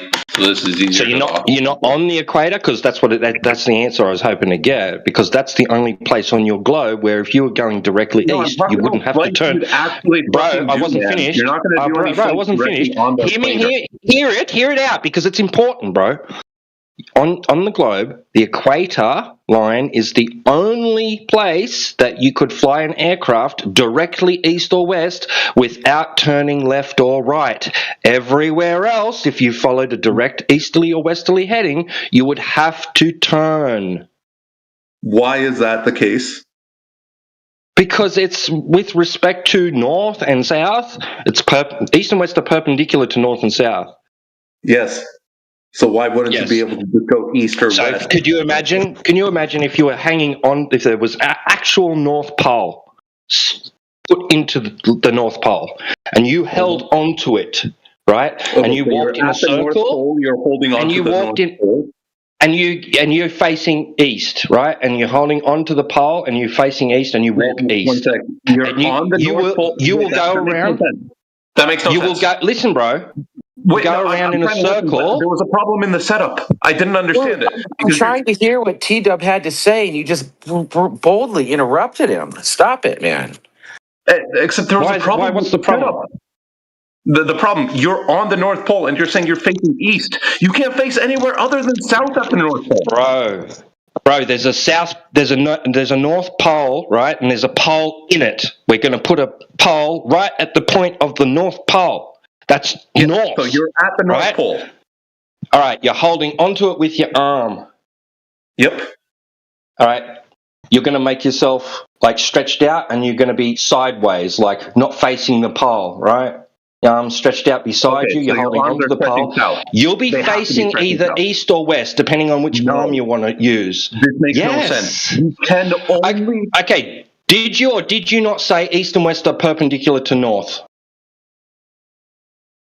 As in the direction the axis lines run are perpendicular to north. Right, exactly. That's not the same thing, dumbass. If you're at the North Pole, no, it's not. The axis lines are going to be like these tiny circles you draw around the pole. They're not right, exactly. That's what I'm trying to explain to you, bro. Is that a straight line? Is that a straight line? At the North Pole, no, it doesn't look like a fucking straight line. No, but as you extend out, you're going to have concentric rings, circles getting larger and larger and larger and larger and larger until you get to the equator, where you will no longer have to have a left or right banking in order to maintain east or west. It's the only place on the globe that it's possible. Got it. Not really. Like you're yes, really. No, you're really fucking misunderstanding it. I don't even know how to fucking put this through. Like, it's because you don't even understand your own position. If you understood your own position better, then, well, you'd be a flat earther, honestly. no, I understand my position just fucking fine. Apparently not, because you think that you can fly straight on a globe.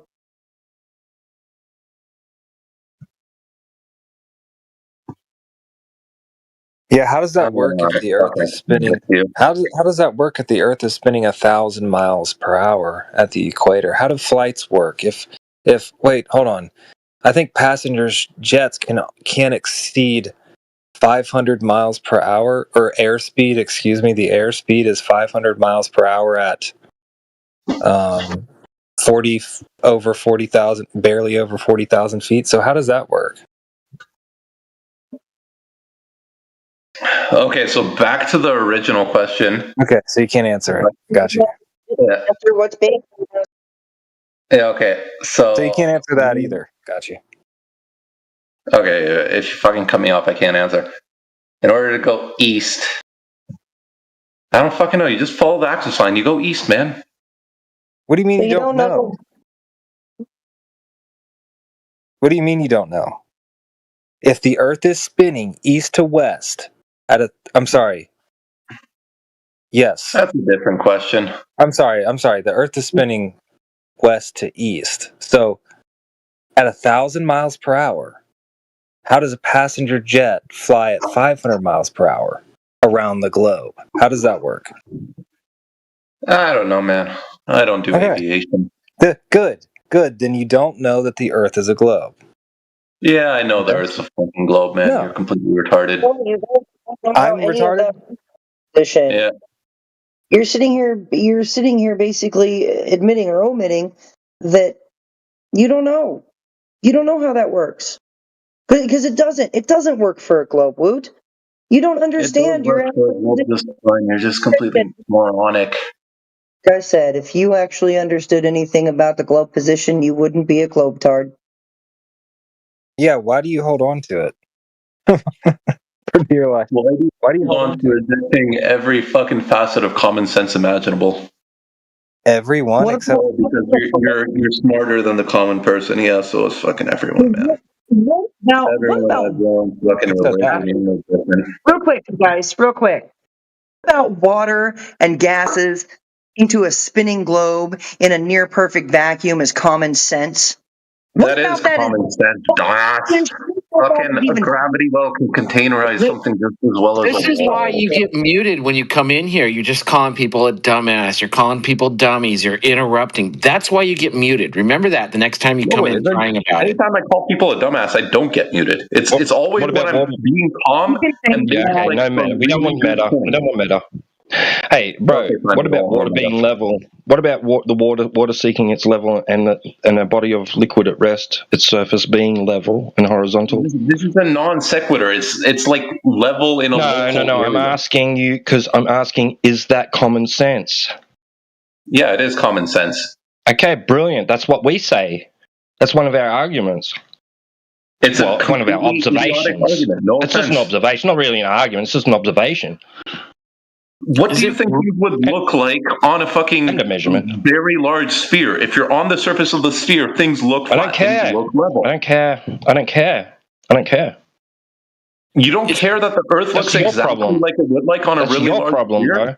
I'm just saying, you said that it makes no sense, but yet it does make sense, right? That makes sense. What did I say makes no sense? Now you have to make excuses as to why it's like that on a ball. What did I say that makes no sense? Which is not common sense, right? What did I say that makes no sense? Exactly. It's not common sense. I didn't say it makes no sense. I said it's not common sense because you don't sense it. All you experience is No, you only experience. Bro, do so on a spherical surface. No, you experience the surface of liquid at rest being horizontal and flat. You don't experience it being part of a partial. You don't experience it being the partial surface of a sphere, which is not common sense. How is anything you look at the surface of the New York coast going to tell you anything about what the relative angle of the surface of Singapore is? It's not going to tell you anything. I'm just talking about what we experience, because that will tell us what's common sense. Well, that's what it's common and it's sensed. Talk about so what it's you common experience. sense. Right? Yes, so right. What we experience is common sense. And what you don't experience is the surface of liquid at rest being the partial surface of a sphere. You just don't. You don't have to. The experience of liquid at rest being the partial surface of a sphere, being completely explainable or being completely consistent with what you currently see. You're making excuses now. I'm not making excuses. I'm literally saying what you see is consistent you are. with the spherical model. You're trying to apologize for something that you don't experience. What about your senses would you appeal to for the 1,000-mile-per-hour rotation at the equator? There's no need to appeal to that. You sense day and night. You sense the spin in a way. Like the I've spin. never sensed any spin. Neither. Yes, you have. You can tell. That would make you dizzy and sick. Good sensing spin would make you dizzy and sick. No, it wouldn't. Not if you're on the surface that's fucking spinning. You're not gonna get dizzy spinning on a fucking roller coaster ride. Common sense says we're not moving. We're motionless. Yeah. Well, fucking if that's your common sense, it's objectively wrong. So if I were to hold on real quick, let's put you in an airplane real quick, okay?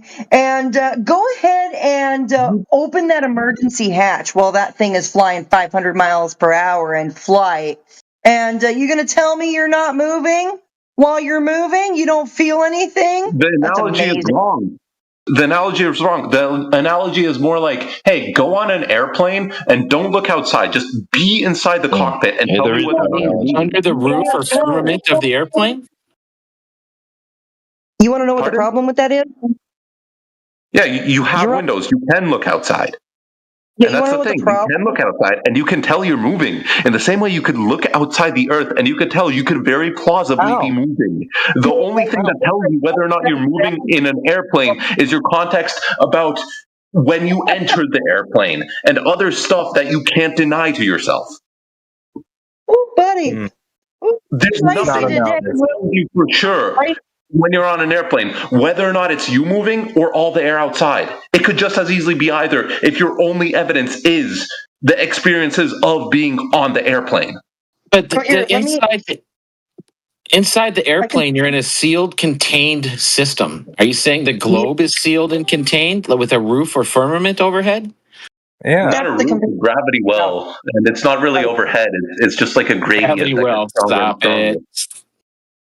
Right, so I'm just going to say it straight out, right? Because I'm just going to say it straight out, right? Because comparing a moving thing that you can actually know is in motion and get on or in and be in motion and not experience that motion is not analogous to you saying that's why you don't feel Earth moving, because you don't know if Earth is moving or not.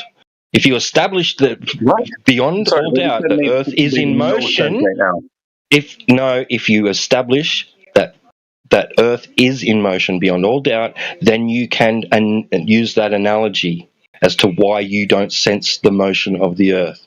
But what motion? What motion of the Earth? Is the Earth in motion? Is the Earth in motion? Around the sun, for example, yes, it's in motion. Right. How do you know that? How do you know that? Well, if you look at the other planets in the night sky, they also orbit the sun. And we know we're a planet. That's begging the question and not observable. You do not observe that. It is begging the question that Earth is a thing like something in the sky to begin with.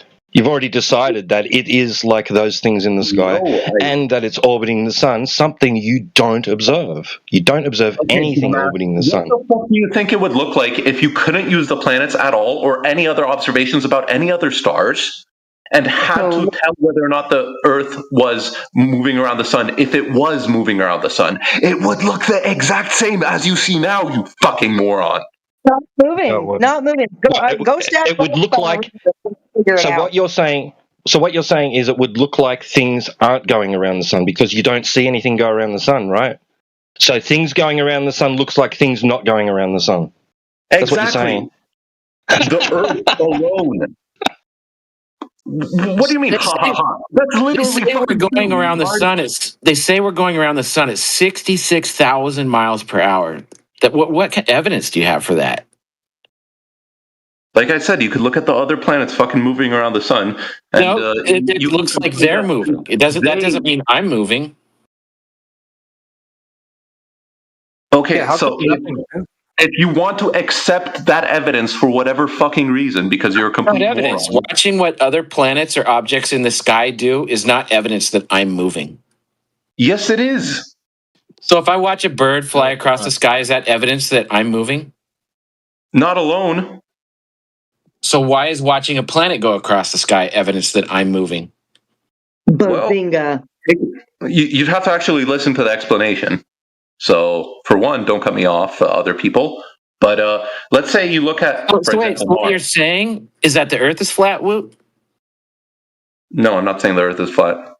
See, this is like the fucking problem with you people. I literally just said a few seconds ago. This is going to take a minute. Like, don't cut me off. You'll actually have to listen. Condense whatever you have to say to turn it from 60 seconds into 10 seconds. You can do it.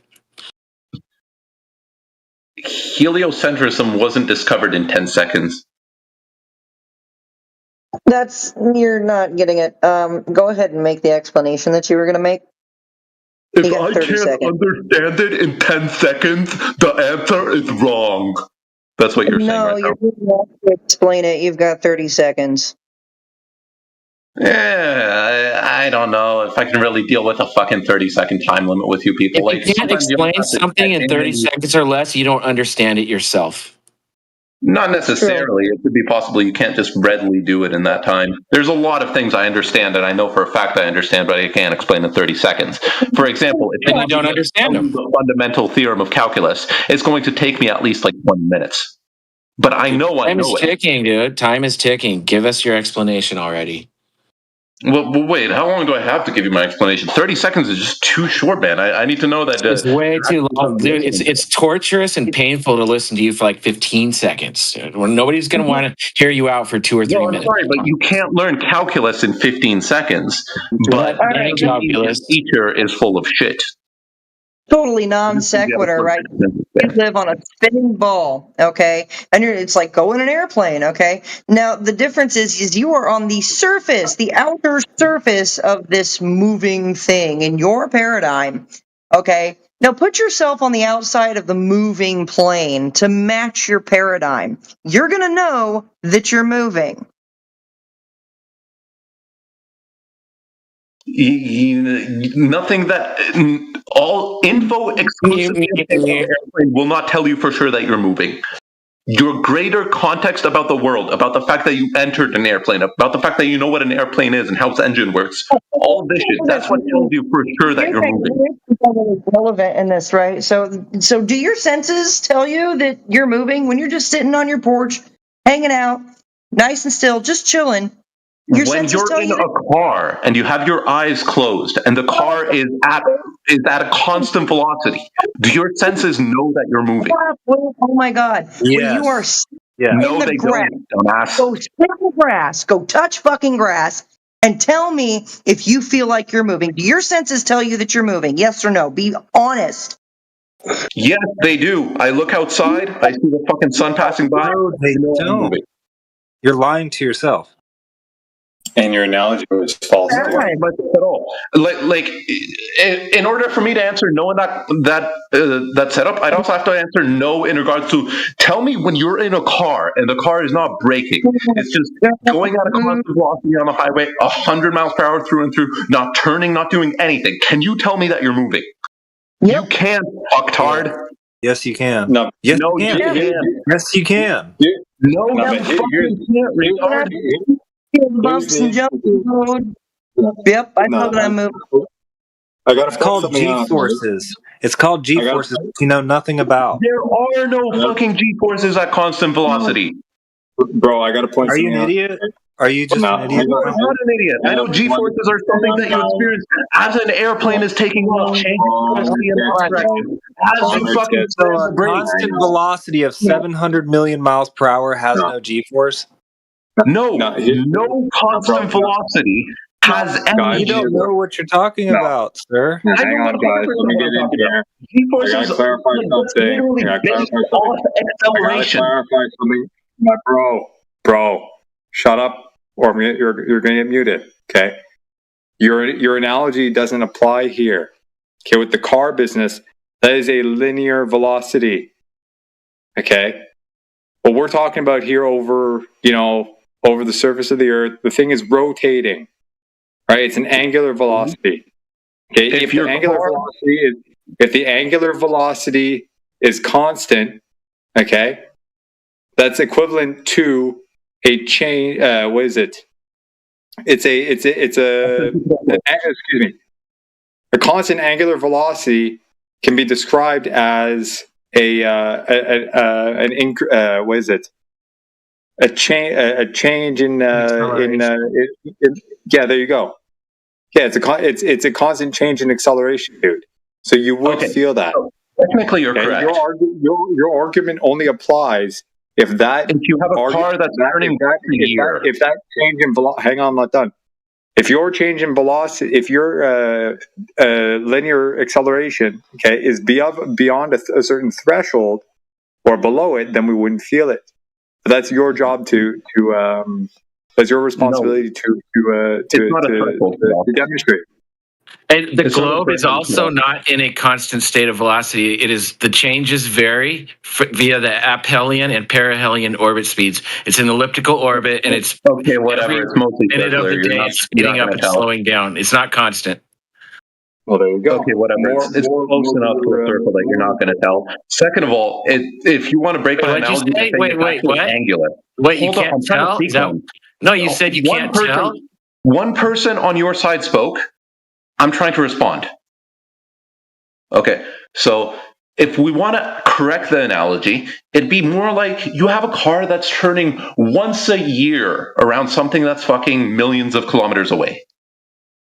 Okay, you're not going to be able to tell the centripetal acceleration towards the center at that point. I could. Prove I can't. Prove you can't. Man, it's once a year. Turn once a year around any fucking circle. You're not going to tell. I'm an exceptional person, and I can feel any and all changes in velocity. You don't even know your own model. They turn twice a year. Okay? No. What are you talking? I know my own model. Yeah, no, the Earth turns once a year around the sun. No, you don't know it. No, you don't know it. You have a tenuous idea on your models in general, from what I can tell. No. Yes, you do. You must have an interesting definition of turn. Oh, it means to change direction. What is you must have some innocuous definition of turning? No, I'm saying like it goes 360 degrees around its orbit circle. It goes 360 degrees around its orbit circle once a year. Orbit circle. No, it doesn't. You can't prove that. Nobody's proving that. I feel like you're trying to change the subject. No. Do you see the stars and things move over your head? You see the sun and the moon move throughout the sky, yes? It would look the exact same way it does if the Earth was round as it does flat, minus the difference in like the wandering planets. Do you experience the sun and moon moving over your head? That doesn't mean they're actually moving over your head. You could experience them, or you could be experiencing some other equivalent phenomenon. So to answer your question, no, you don't necessarily. This is why you get muted. That they're going over your head and be wrong after you examine more closely if you're not a fucktard. Unfortunately, that's too much to ask from you. Okay, since I'm the fucktard, do you experience the sun and moon going over your head? Yes or no?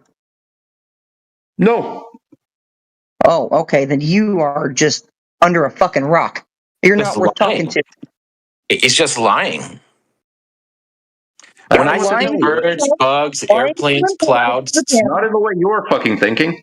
Because I know how you're trying to simplify this in your head. Like to you, do you experience it moving over just your be head? honest, More Woo. than Just be honest. moving over your head. You're just lying. It's very simple. We all observe the sun and the moon moving over our head. Okay? It's like opening up by saying, "Do you see the Earth as flat? Okay, therefore it must be flat." But we know there's more to the discussion. Holy shit! If you can't control your mic, it's going to be controlled for you. This is why you get muted. I don't know what the fuck you're talking about.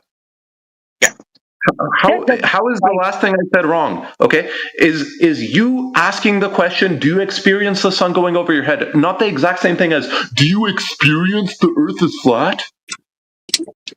That's not the same exact thing. Okay, it's not the same exact thing, but it's like basically the same exact idea. Not the same thing, period, Woot. No, you're doing this appeal to intuition. Anyone can fucking tell. Oh, if you experience the moon going over your head and the sun going over your head, then there must be an above. Every time you make that stupid voice, I'm just going to talk right through you. You don't experience these things, these luminaries moving over your head? No? No? You just stand, you sit in the grass, and you stargaze, and you feel like you're spinning. Do you experience the sun and moon moving below you? No. Who the fuck Do you experience them going over the end of the horizon? You know the horizon's horizontal, right? It's what? The horizon is horizontal. That horizontal line where the Earth and the sky appear to meet. The horizon's horizontal, isn't it? Yep. No. Well, then I don't know what you have going on. Then you. What do you mean? Where do you live? You see it dip below some quote-unquote horizontal line. And what's the definition of horizontal? what's the definition of horizontal? There's many ways to define horizontal in many contexts. No. Give me the Oxford. The Oxford? I don't know. You can Google that if you want it.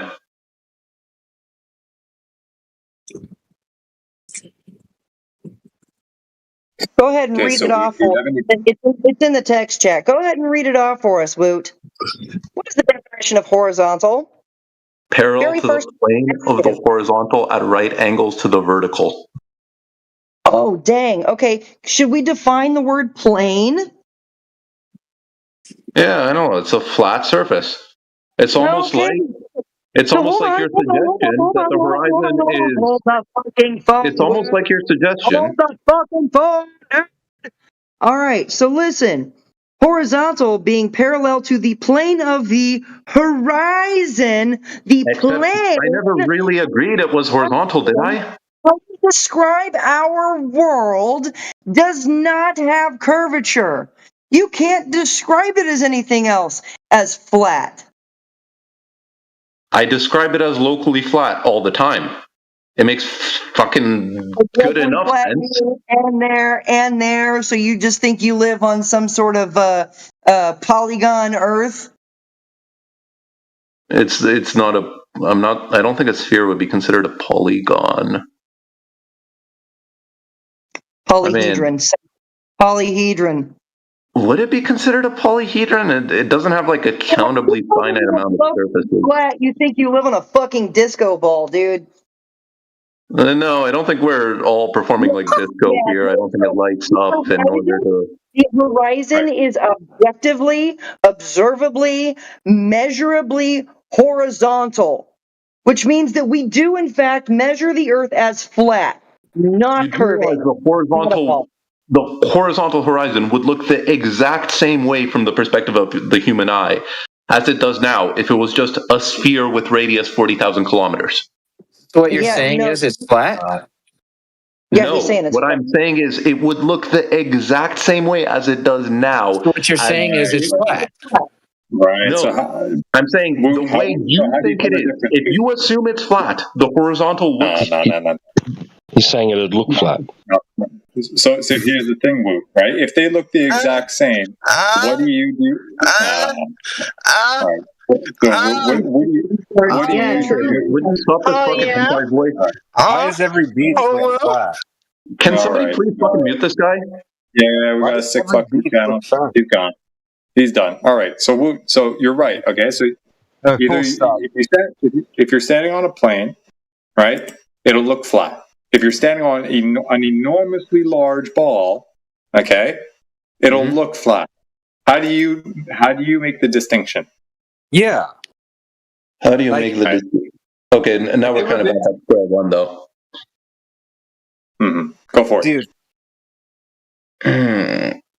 Because it'll look flat in both cases, right? It would look flat in both cases, but in reality, one would actually be flat, and in the other case, it wouldn't actually be, right? Sure. Okay, let's go with a different line of argument because the last one.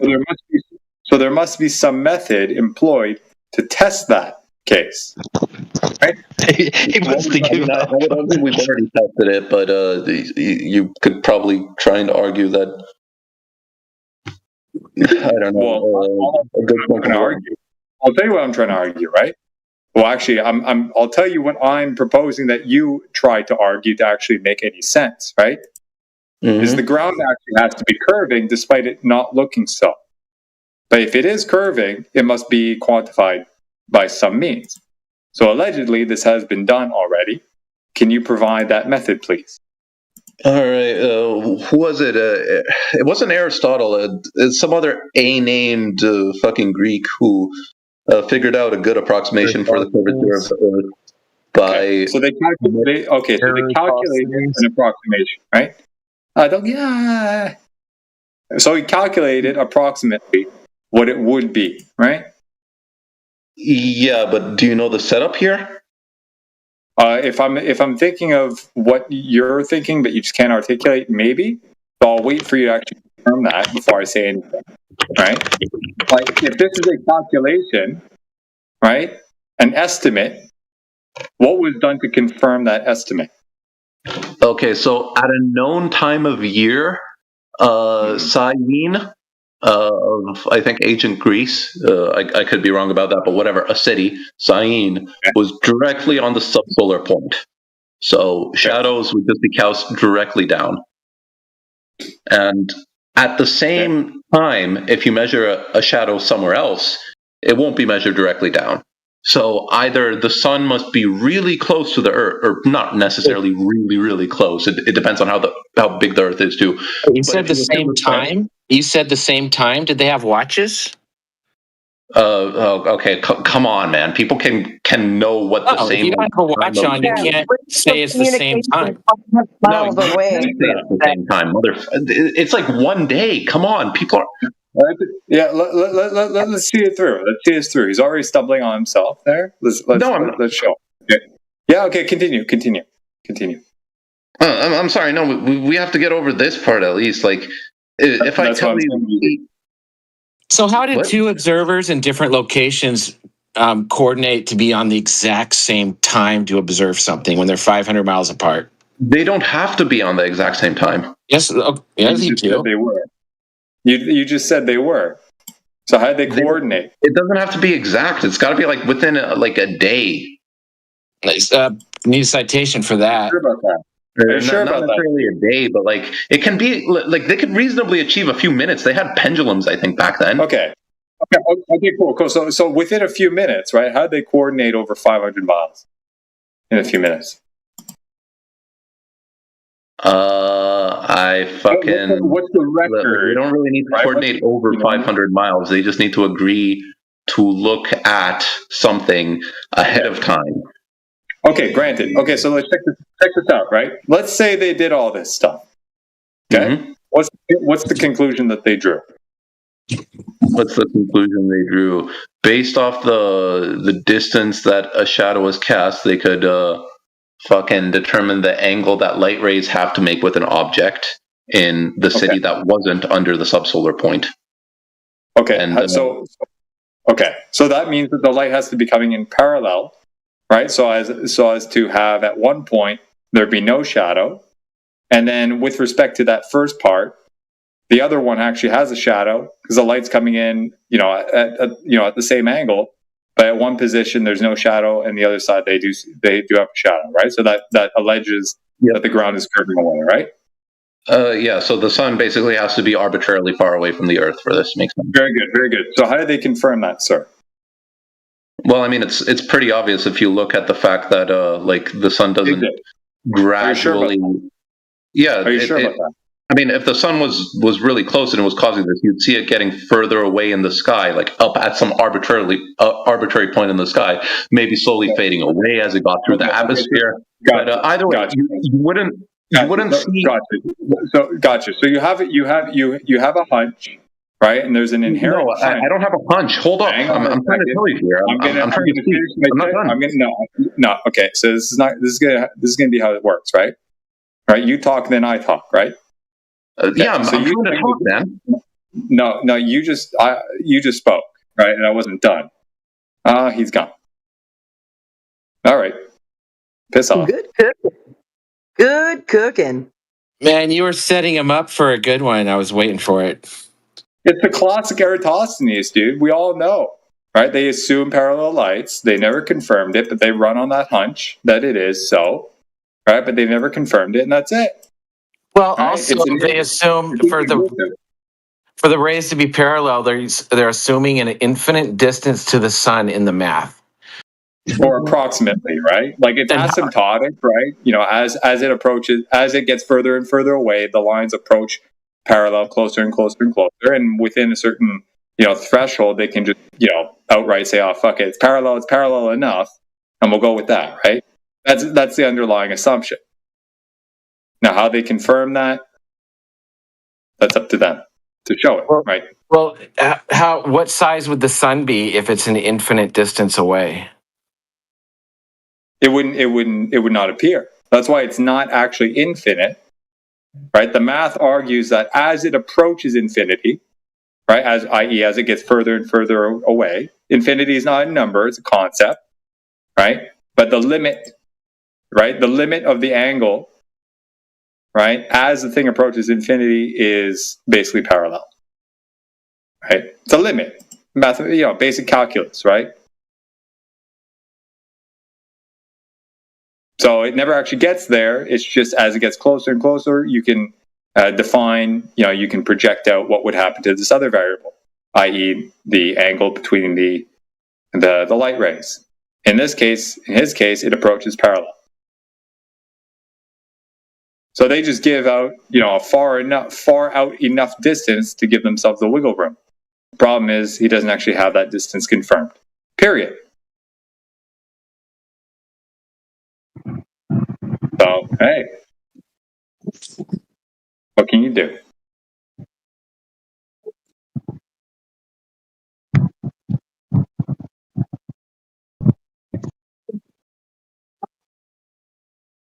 But he was just lying. He knew he was lying. That's all he had, was lies. Like everyone else. That's all they do really have is just lies at the end of the day. They're not lying. That's like schizo stuff. They're not lying. They believe it. They believe it, but at some point they believe that they're also lying too. I know, but you think there's some like malicious intent there. They're not lying. Like they're not out to get you. In this case, dude, I wouldn't ascribe lies to this. I think they inherently believe it, but definitely from time to time in conversation, when they're pinned down on something, they start they start spewing horseshit. They start spewing horseshit and asserting this, that, the other thing that they don't actually know to be true, but they state that they do, right? Yeah. And that's where it's becoming obvious that hey, you don't really know what you're talking about, and you're just trying to get out of an argument rhetorically. Like a default setting. Yeah. At this point, though, for this guy, I think he was just full of shit. Yeah, Wolf's been in here several times. I've talked to him before. That's this. What you just witnessed is what he does.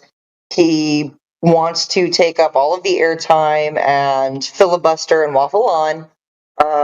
He doesn't really know anything. He doesn't know much about, the position that he stands on. So he can't really argue in good faith for it anyway.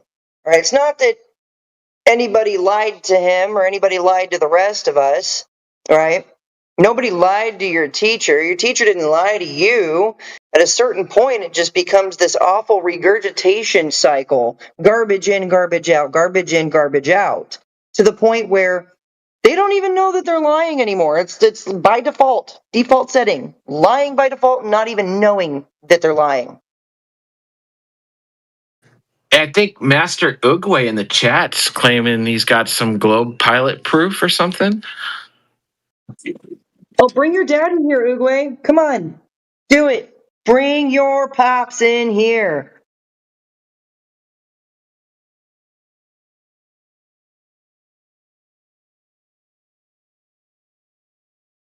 Hop in the chat, Oogway. Why am I not enough for my research? Look, you already, just yesterday? I talked to you yesterday, Oogway, and you agreed with me that the horizon is horizontal and that you can't experience curvature. You can't see it with your own eyes, but that you can experience Earth curve when you're walking. It's ridiculous, and you have yet to come on the mic and own your blunder. You could be intellectually honest. You really, really could be, and it's not hard. Just own your shit, dude.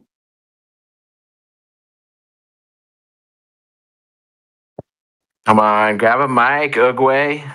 Don't be scared. Look, Oogway, I spent my high school days in Junior Air Force ROTC, okay, doing plenty of flight sim and stuff like that because I thought I wanted to go into the Air Force and be a pilot, and I thought it'd be cool, and then I chickened out, okay? I straight up chickened the fuck out. Talked to the recruiting officer and everything, dude. I was there at that fucking table. I was like, I'm gonna fly, and then I just chickened out. Okay, but in all of our training that we had through our simulations, we were never ever trained to do anything other than fly straight and level. How to get straight and level out of the pitches, the rolls, the yaws, the death spirals. They teach you to get straight and level. They'll spin your ass, strap you to an office chair and spin the shit out of you and sit you down at that simulator and go fly straight and level. That's what they do. That's what happened to me.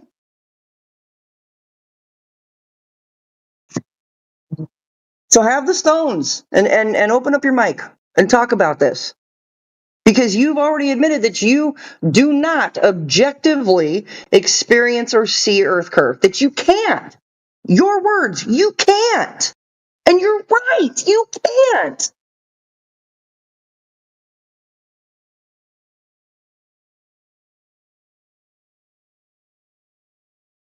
Oogway, come on.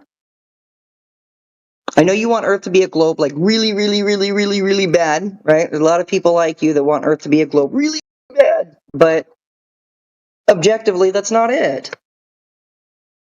When you know that the horizon is horizontal and that horizontal is not a property of a sphere, then we're measuring the Earth as flat. And we've got plenty of examples of this: 10 miles, 20 miles, 30 miles, 275 miles, and more. Thousands upon thousands upon thousands upon thousands of percent more than what a globe Earth would allow, dude. So what keeps you believing in a ball Earth? Because somebody told you? I know that's it. It's because somebody told you that the Earth was a ball.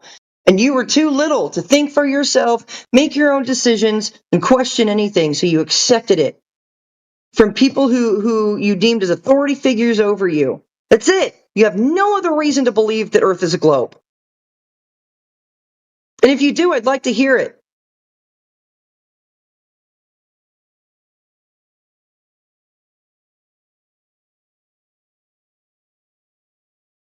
Mic up, Oogway. You may think that you're just a tiny little ant on a basketball, but not me. You know, even that little ant could look off in the distance and be like, oh shit, it's curving away from me. Right. Right. It looks flat. I mean, I'm gonna be a little ant. I'm gonna make myself. I'm gonna jump on my little ant plane, on my high altitude plane, and I need to get to about 60,000 feet to see the horizon as an arc instead of a straight line. That's according to the globe paradigm. Yet there's a lot higher altitudes that have been done, sending cameras up there. 100,000 feet, 120,000 feet, shit, even 350,000 feet while you're bullshitting, and the horizon isn't curving. So where should we go, Oogway? What should we do to find or measure or see Earth curve? Because you did concede that you can't.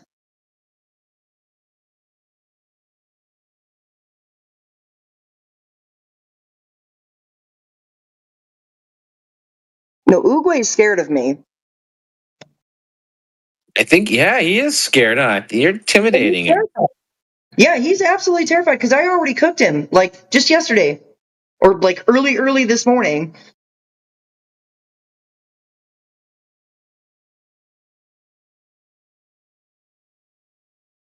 Yeah, you're scared. If you're not scared, you'd open your mic. Wait, Bet. Kiwi Buzz, is there a video attached to that picture?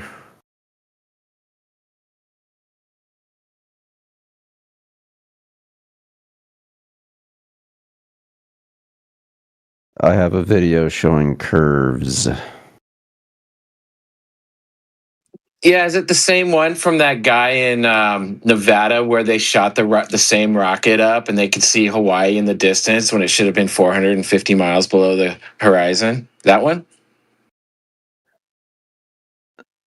I think so, but I don't think everyone's in agreement on that. That's just Well, I mean, speculation. the globe turds don't agree, of course, but anybody with common sense and could tell that's Hawaii in the distance. I'll link the video, but yeah, this video is shot.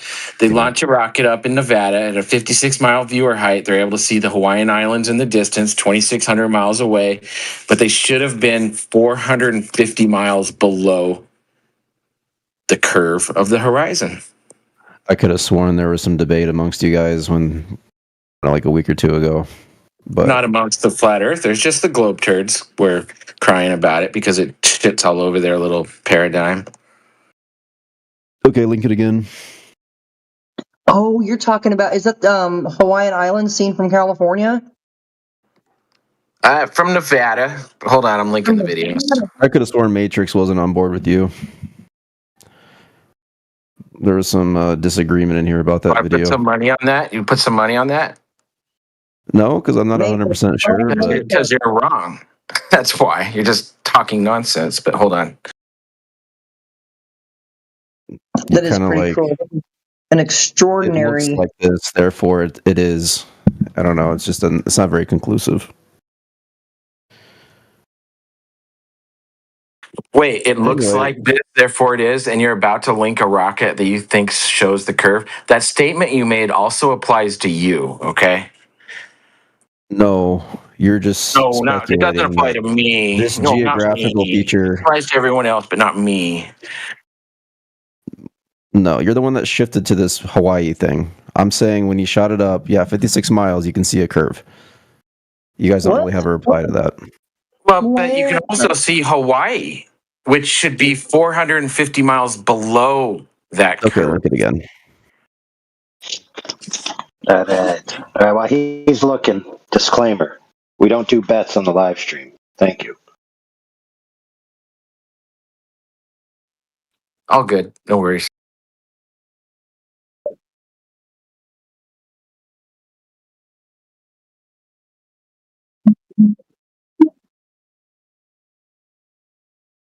It was the one with spooky music over it, right?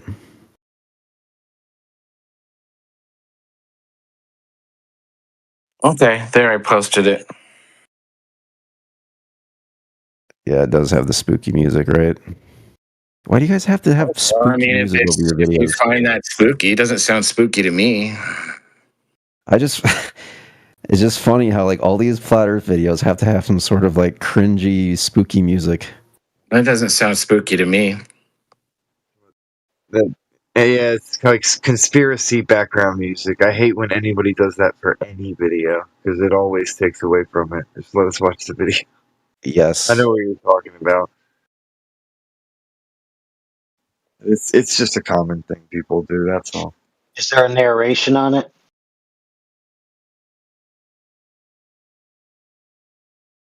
Any narration, like any voiceover, people talking, explaining what's going on?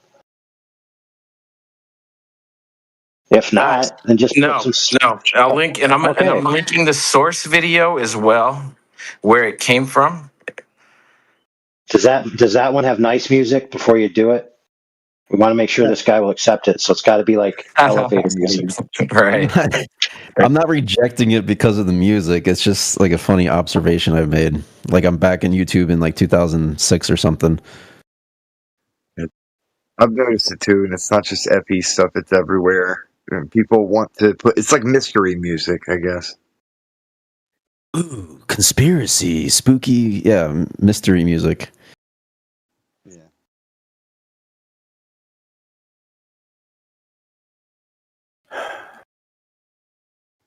Welcome to whoever just joined. It was Donald. Thank you. I appreciate it. Does anybody want to have a conversation with me? Oh shit, it's Donnie. No, it's Donald. I mean, there are some people on this app who have some crazy names, right? That they just made up. And y'all call them by those crazy names that they just made up. But you refuse to call me by my actual real name. That's freaking weird. Donnie. Y'all are weird. Donnie. Hey, Donnie. What? Oh. Did you bring your best globe evidence this time? Clearly you're back, so you must have globe evidence, right? Wait, what'd you say? I said clearly you're back, so you must have some good globe evidence this time. No, before that, what'd you say? I said, hey, Donnie. I don't know who that is. Is that a cartoon in your picture, Donald? Donald C? Is that it looks like a cartoon though, right? It's an artist's depiction. Aren't they all? Real quick, let me give you a pro tip, Donald. We cannot take a picture of the thing we're inside without If getting you were to outside stop of it. reacting to people saying your name like that, I think folks would stop doing it on purpose. It's the reaction. Yeah, I tried that. It didn't work, so fuck off. You're bringing it on. I tried that. Donnie, chill with the potty mouth. No need to cut. What is the point with telling me what to say or not? Just fucking let me say whatever the fuck I want, whatever the fuck I want. Calm down, Donnie. I mean, I'm my perfectly calm. You need to chill out and just like Hey, Donald, understand does saying the F word somehow strengthen your argument? I never made an argument. Donnie! Well, you said the F word there. I'm just wondering if that like makes you more logical or something. No. I'm being rude to people who are being rude to me. That's what's happening here. These people will not call me by my name, so I will say fuck shit, goddamn motherfucker. Well, maybe I've called you Donald every time that I've referred to you, and you're still getting angry at me. I digress. I'm not getting angry at you. I'm not getting angry at all. I'm not getting angry at all. All right, I'll solve it. All right, who said Donnie first? I don't care. Just stop doing it. Yep, you heard all you have to do is not do that and call me by my actual name. That's all you have to do is call me by my actual name. Donald, my friend, did you bring any globe evidence with you? Guilty. I don't need globe evidence. I'm not talking about globe evidence right now, but yeah, sure. I've measured the globe. Nice. Tell us about it, Donald. Tell us about it. All right, so I can teach you how to measure the globe. So all you have to do is get like a plumb bob and a protractor, and you can measure the globe. No shit. How do you do that, Donald? So you take the protractor and you tie the plumb bob to the center eye. It's got a little hole in it. You tie it right there, and you point the protractor at the sun, and then you take an angle, and you do that at least Are you two trying to different get one of places. us to burn our eyeballs? That's gonna burn your eyeball. You don't have to do it for very long. I mean, it takes like half a second. So once you've done that, you can either do it at 2 places on the same longitude at the same time, or you can do it at the same place over a year. You can do it 4 times at each solstice and equinox. And then you can measure the planet with those pieces of data. How? So wait, you're measuring some angles to the sun? Is that what you're doing? Yeah, that's how you measure a thing. Oh, let me ask you. So how are you getting is the baseline needs to be straight to get an angle measurement? It's the plumb bob, so it is straight. It's straight down. Sure, but how are you going to measure an angle to the sun if the baseline is curving? With the protractor.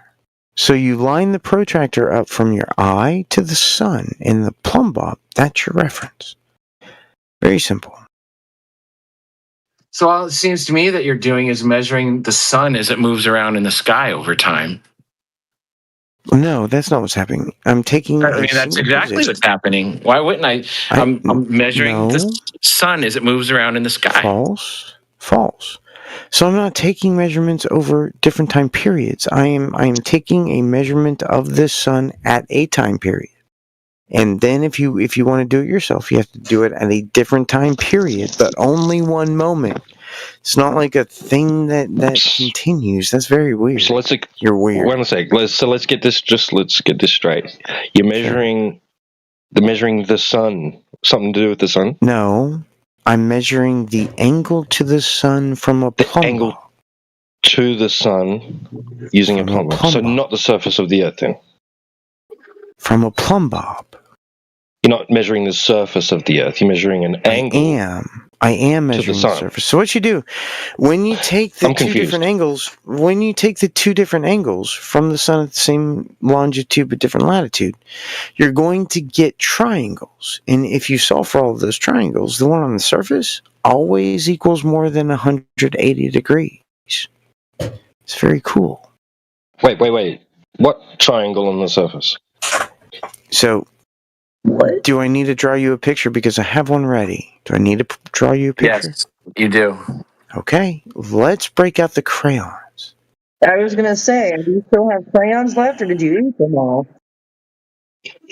I have plenty of crayons. I have loads and loads of crayons. AI, where is it? What's your favorite flavor? Shut up, Travis. I was going to what? that. What is my favorite flavor of what? Crayon. I do not eat crayons, so I would not know what flavor they are. Crap, where'd it go? It's F. Damn it. Is it just me, or does Donald sound a lot like our friend Brenda? Oh, yeah. Y'all big keep time. saying that. That's such a dick move. Good job being a dickhead. No, it's not a dick. I actually like Brenda. It is a dick move. Brenda, that's not a dick move. I'm not Brenda. But I'm not Brenda. But I'm not Brenda. So I don't care. Calling me Brenda is a dick fucking move. Just so you know. Sorry, because I'm not Brenda. Because I like Brenda. I think Brenda brings the right trigger our guests and calls them the spiral. So I'm not Brenda. You can stop calling me that. Why don't y'all just call me by the name that I freaking use? What is wrong with you people? You definitely have Brenda characteristics for sure. All right. Listen. You got two options. Guys. Either I ban all of you, or you stop harassing poor Donald here. I'm not poor, but thank you. I appreciate it.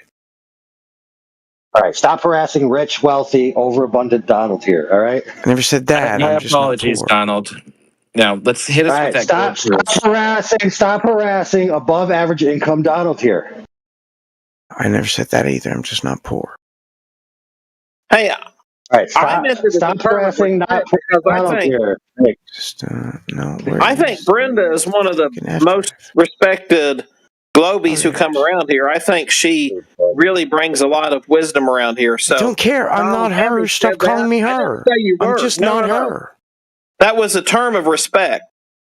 I don't care. If you think that it was respect, it was not respect. You were using. You were referring to me by. Donald. All right, now you're both gone. Now you're both gone. Okay, listen. If I tell you knock it off, then I get the last word. Otherwise, you guys get the yeet. That's how it works around here. Okay, now, if anybody wants to actually talk about the topic, then continue. Yeah, weren't we talking about triangles? But Donald headphoned himself, so I don't know. Yeah, now we'll have to repeat the message when he comes back and after he whines about it again. And White Knights for himself. That's fine. If he comes back and whines, then we'll just yeet him. Yeah, and then hopefully everybody else paid attention. If he does whine, just offer him some cheese. Right. For the love of God. Back to the topic. Thank you for unmuting me. It took long enough. So, this is me breaking out the crayons. So, this is what I'm talking about. You take two different measurements from the same longitude at different latitudes. And between the angle of the sun and the ground position of the sun, you can draw triangles. And from there, you can calculate the size of the angles inside the triangle on the surface. And it always equals more than 180 degrees, which means it must be a curved surface that is convex. Quick question, Mr. Donald. In your little diagram, I see a red line. Yeah. What does that represent? A line? What does it represent? That's the distance. That's the distance between the two observers. Shouldn't it be curved? I can't draw a curved line on a flat surface. This is a two-dimensional surface. I can't do that. So you have to just you have to just what? I'm just wondering. I'm just confused on what that red line represents on the baseline. The distance between the two observers. It represents the distance between the two observers. That's not confusing. So are they measuring through the Earth to each other? It is a two-dimensional surface. I cannot make a third dimension on a two-dimensional surface. It seems to me it represents a flat Earth. No, it is a representation. Why isn't it curved? Because it's a two-dimensional picture, buddy. You can draw a curve in 2D. Do you want me to curve the line? Because I'll do that if it'll make you feel better. Just want to know what it represents. That's all, Donald. No worries. The distance between the two observers. So what was the distance when you did this?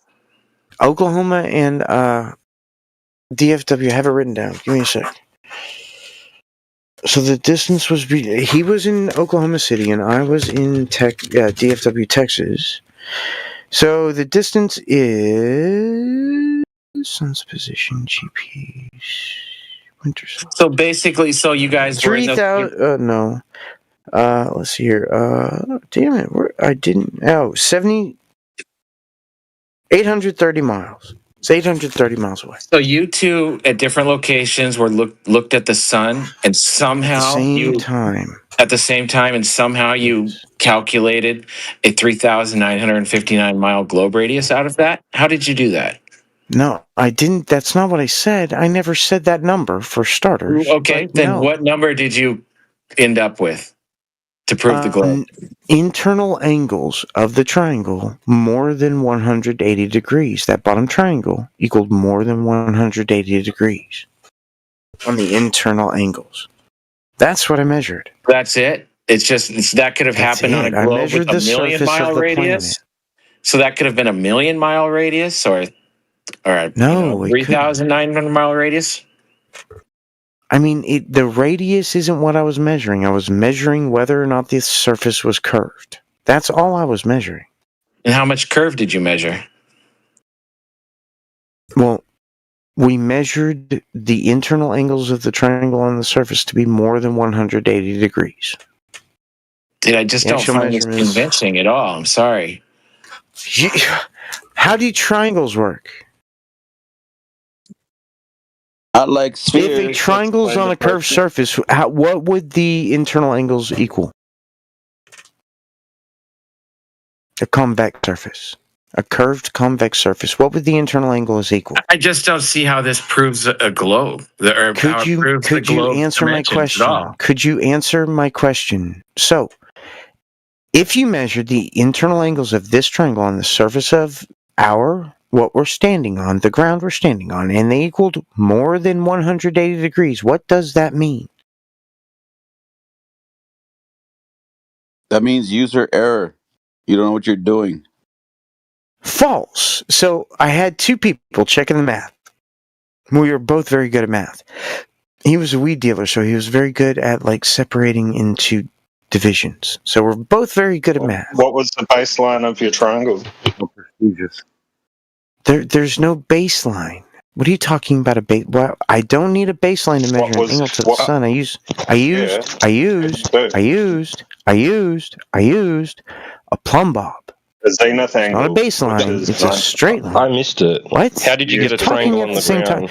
When you talk at the same time as me, I never understand what you're saying, so you're going to have to repeat yourself. Every time you talk at the same time as me, you're going to have to repeat yourself. So Sorry, bro. repeat yourself. Sorry, bro. I was just had a question for you because I missed it. That's all. I was just wondering if you could just explain it again. How you got a triangle on the ground?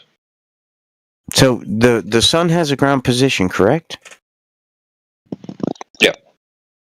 Okay, so if you measure it at solar noon at your local position on an equinox, at the same time, at two different latitudes on the same longitude, you can solve for the triangle that is on the surface, and it always equals more than 180 degrees.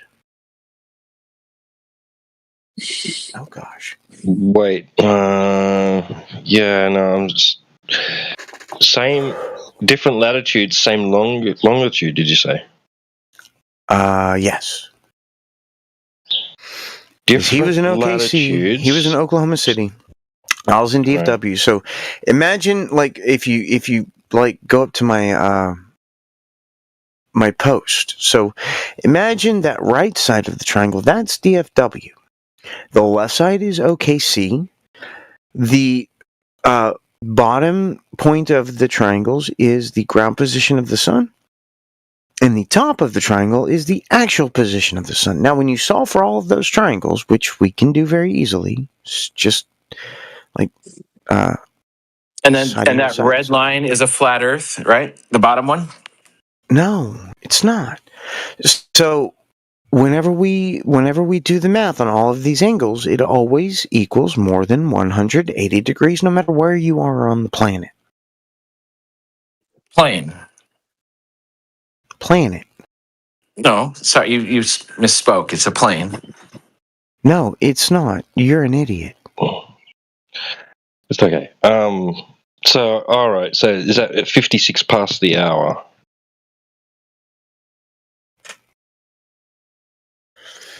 Yeah, that's where I put it. Right there. So that red line of flat Earth, it should be curved. So I cannot do that on a two-dimensional surface. This is a two-dimensional surface, not a three-dimensional surface. So I cannot do that. So the top of your triangle where it's got the yellow circle and the yellow line coming down from it, that's your solar noon? Yeah. Right. And the ground position of the sun at solar noon. What are the other two corners of your triangle? So that's Oklahoma City and Dallas-Fort Worth. Are they on the same latitude? Yes. Wait, longitude. No, they're on the same longitude. They're on different latitudes. Sorry, they're on different latitudes, but they're on the same longitude. I've got to turn it sideways. Yeah, because I didn't realize that flurfs don't understand spatial geometry. Right. Okay. So, right. Fort Worth. Did you say?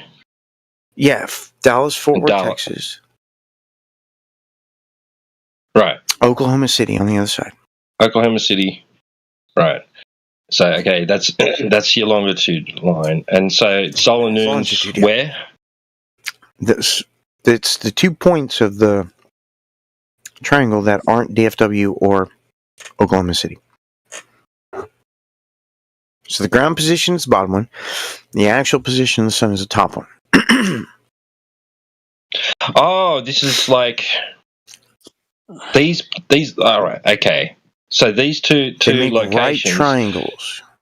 Took elevation angle to the sun.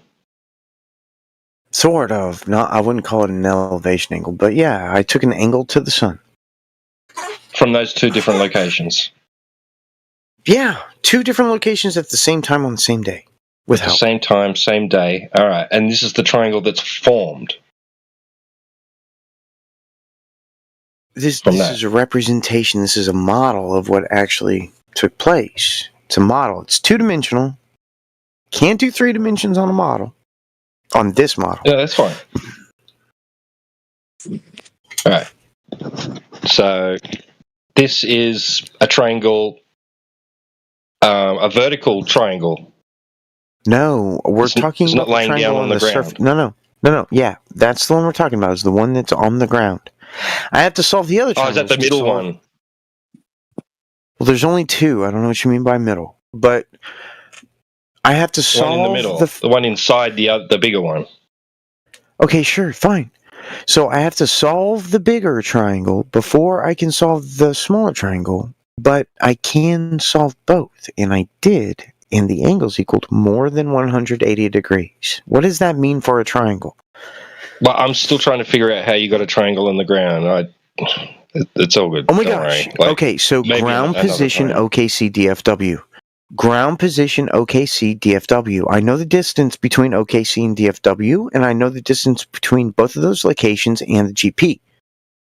And I can confirm it with the position of the sun. That's why you do that. So just in case the maps might be wrong, you can confirm it with the position of the sun. Don't understand what you don't understand. It's very simple. So you've got 3 points on the ground. Yes. Okay, what's the third location then? What's the third location? It's the ground position. It's the ground position. Where is that? Where is that? The ground position of the sun. Yeah, where was that? Does it have like a coordinate, or is it a city? Okay, so I did it on the summer or the solstices and the equinoxes. So it was either on the equator or the Tropic of Cancer or the Tropic of Capricorn every time I measured. Those are the only places I measured, was on the solstices. Wait, so you weren't there? So nobody was there to I was there. Wait, you were at the ground position of Sol and Noon. I don't have to be there. What difference does it make if I was there? Well, because we understand the ground position. It's either the Tropic of Cancer or the Tropic of Capricorn or the equator. Those are the only. We need to know that it's that particular location. Like, how do you know? Yeah, it's particularly over that point. Because I did it on at that time. Because I did it on the solstice and the equinox, so I know where the sun ground position is on those 4 days. I can't get my head around it at the moment. It's all good, man. Oh my gosh! Maybe okay, someone else. Do you understand that the sun is between only shows up on the ground position of the Earth between the Tropic of Capricorn and the Tropic of Cancer? Does it ever go north or south of those two? I'm not sure, man. I can't get. You're not sure. Elijah, you don't know how your own reality works. So maybe he has. I'm gonna go smoke a cigarette. You guys can waller in your ignorance. Donnie, don't go. Come back. Donnie boy's cooking. Hey, that's Donald, not Donnie. Sorry, Donald. That's abundant, rich Donald. No, it's marginally not poor, but definitely not something that is the opposite of poor Donald. And definitely not Brenda. I don't know. I just don't find that argument convincing at all. I don't think you can make the argument. It sounds like user error. So go ahead, Elijah. Based on what we just discussed today, it looks like how could you use a flat surface when a nautical mile is the assumption of a distance along a curved surface. So ultimately, whatever numbers you're working with have to do with that.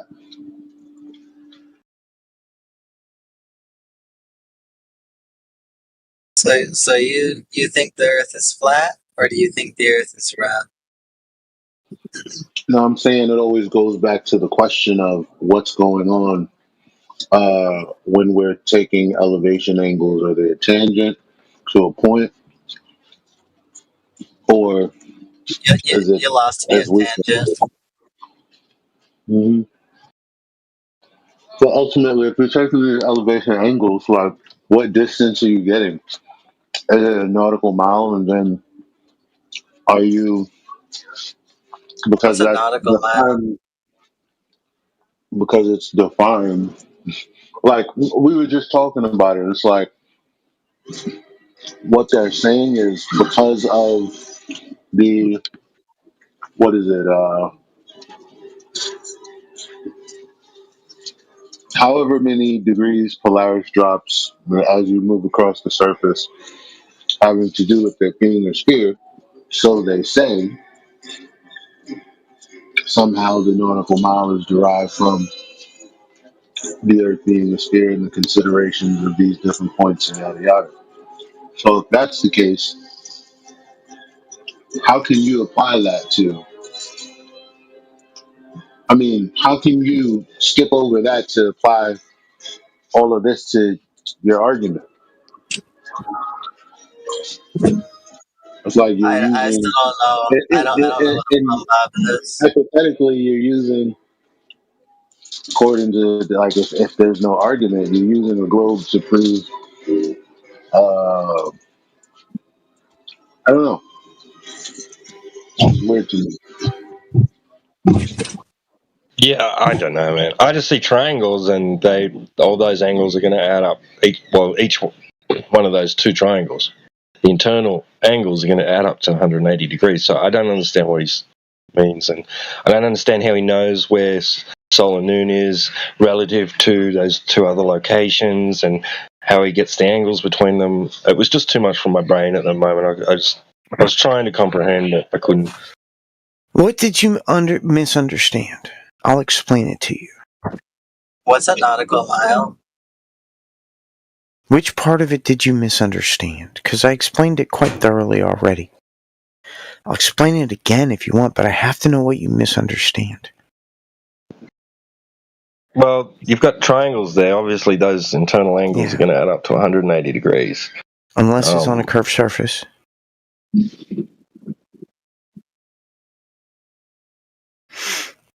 Yeah, I guess. But like, how do you know? The internal angles added up to more than 180 degrees, which means it's a convex surface. If it were a concave surface, it would be less than 180 degrees, but it's a convex surface. If you extrapolate that, you can measure the entire circumference of the planet, and it's a sphere. What's up, everyone? What's up, everyone? The Earth is Hello? not flat, by the way. The Earth isn't flat. Mathematically, it's 179.9987 degrees. It's actually less than 180, not greater. I'm just really wondering, can I see your math? Can I see the angles you took? Can you post your math? What, are you asking me to... Well, I mean, I can turn on my camera, maybe. Do you guys allow... No, I can't turn on my camera. The Earth is round. It's on paper. I got it on paper. I can't... You're interrupting people. Hold on one second. Just warning people, whatever, you need to just calm down or you're going to end up muted. Okay, bye. Carry on, guys. Yeah, Donald, please don't turn on your mic. Your cam. What? Please don't. I can't, but it's on paper. I wrote it down. I didn't type it. Matthew knows math, and he's a Glober. Let's see if Matthew can show you the math. I have the math. I know, but I think it sounds like you didn't math it right. Well, I mean, you'd be wrong about that because I mathed it very well. I was within 8% of the known circumference. It comes out to 179.9987 degrees though, from Oklahoma City and Dallas Fort Worth. It doesn't. That's false. Well, that's why I said let me see your math, and we'll just want to see your math. I mean, I Post it. cannot turn on my camera. You don't have to have a camera. You can just literally type out your math, and we'll go from there. You want me to type out the angles? Okay. You want the distances too? Yeah, that's part Because of the I math. mean, all of this is very well good. I don't know why you're asking me to like retype stuff, but okay. Okay. Actually, you know what would be great, Donald? If you formalize the material, put it on like a PDF or something. You know what I mean? I mean, I did it. I did it on paper. Exactly. Yeah. Everybody, most people, right? They'll do hard, rough drafts on paper, and then they formalize it to actually I present. don't care. So it's okay. So DFW to the ground position on solstice at noon is 3,889.986 miles. The sun's position was 32.8 degrees in OKC. To the ground position of the sun on solstice at noon is 4,068 miles, and the sun's position was 35.5. OKC to DFW is 180 miles. Those are all the numbers that you need to do the math. Hey, I got Just an like idea. I did. I got an idea. Why don't you take a photo of your paper and then post it? That'll be easier. Can't do that. My phone doesn't do pictures. It's hazardously low on memory, and it doesn't take pictures anymore. Oh. Can't do that. I mean, these are all the numbers you need to do the math. You should upgrade your SD card at some point, bro.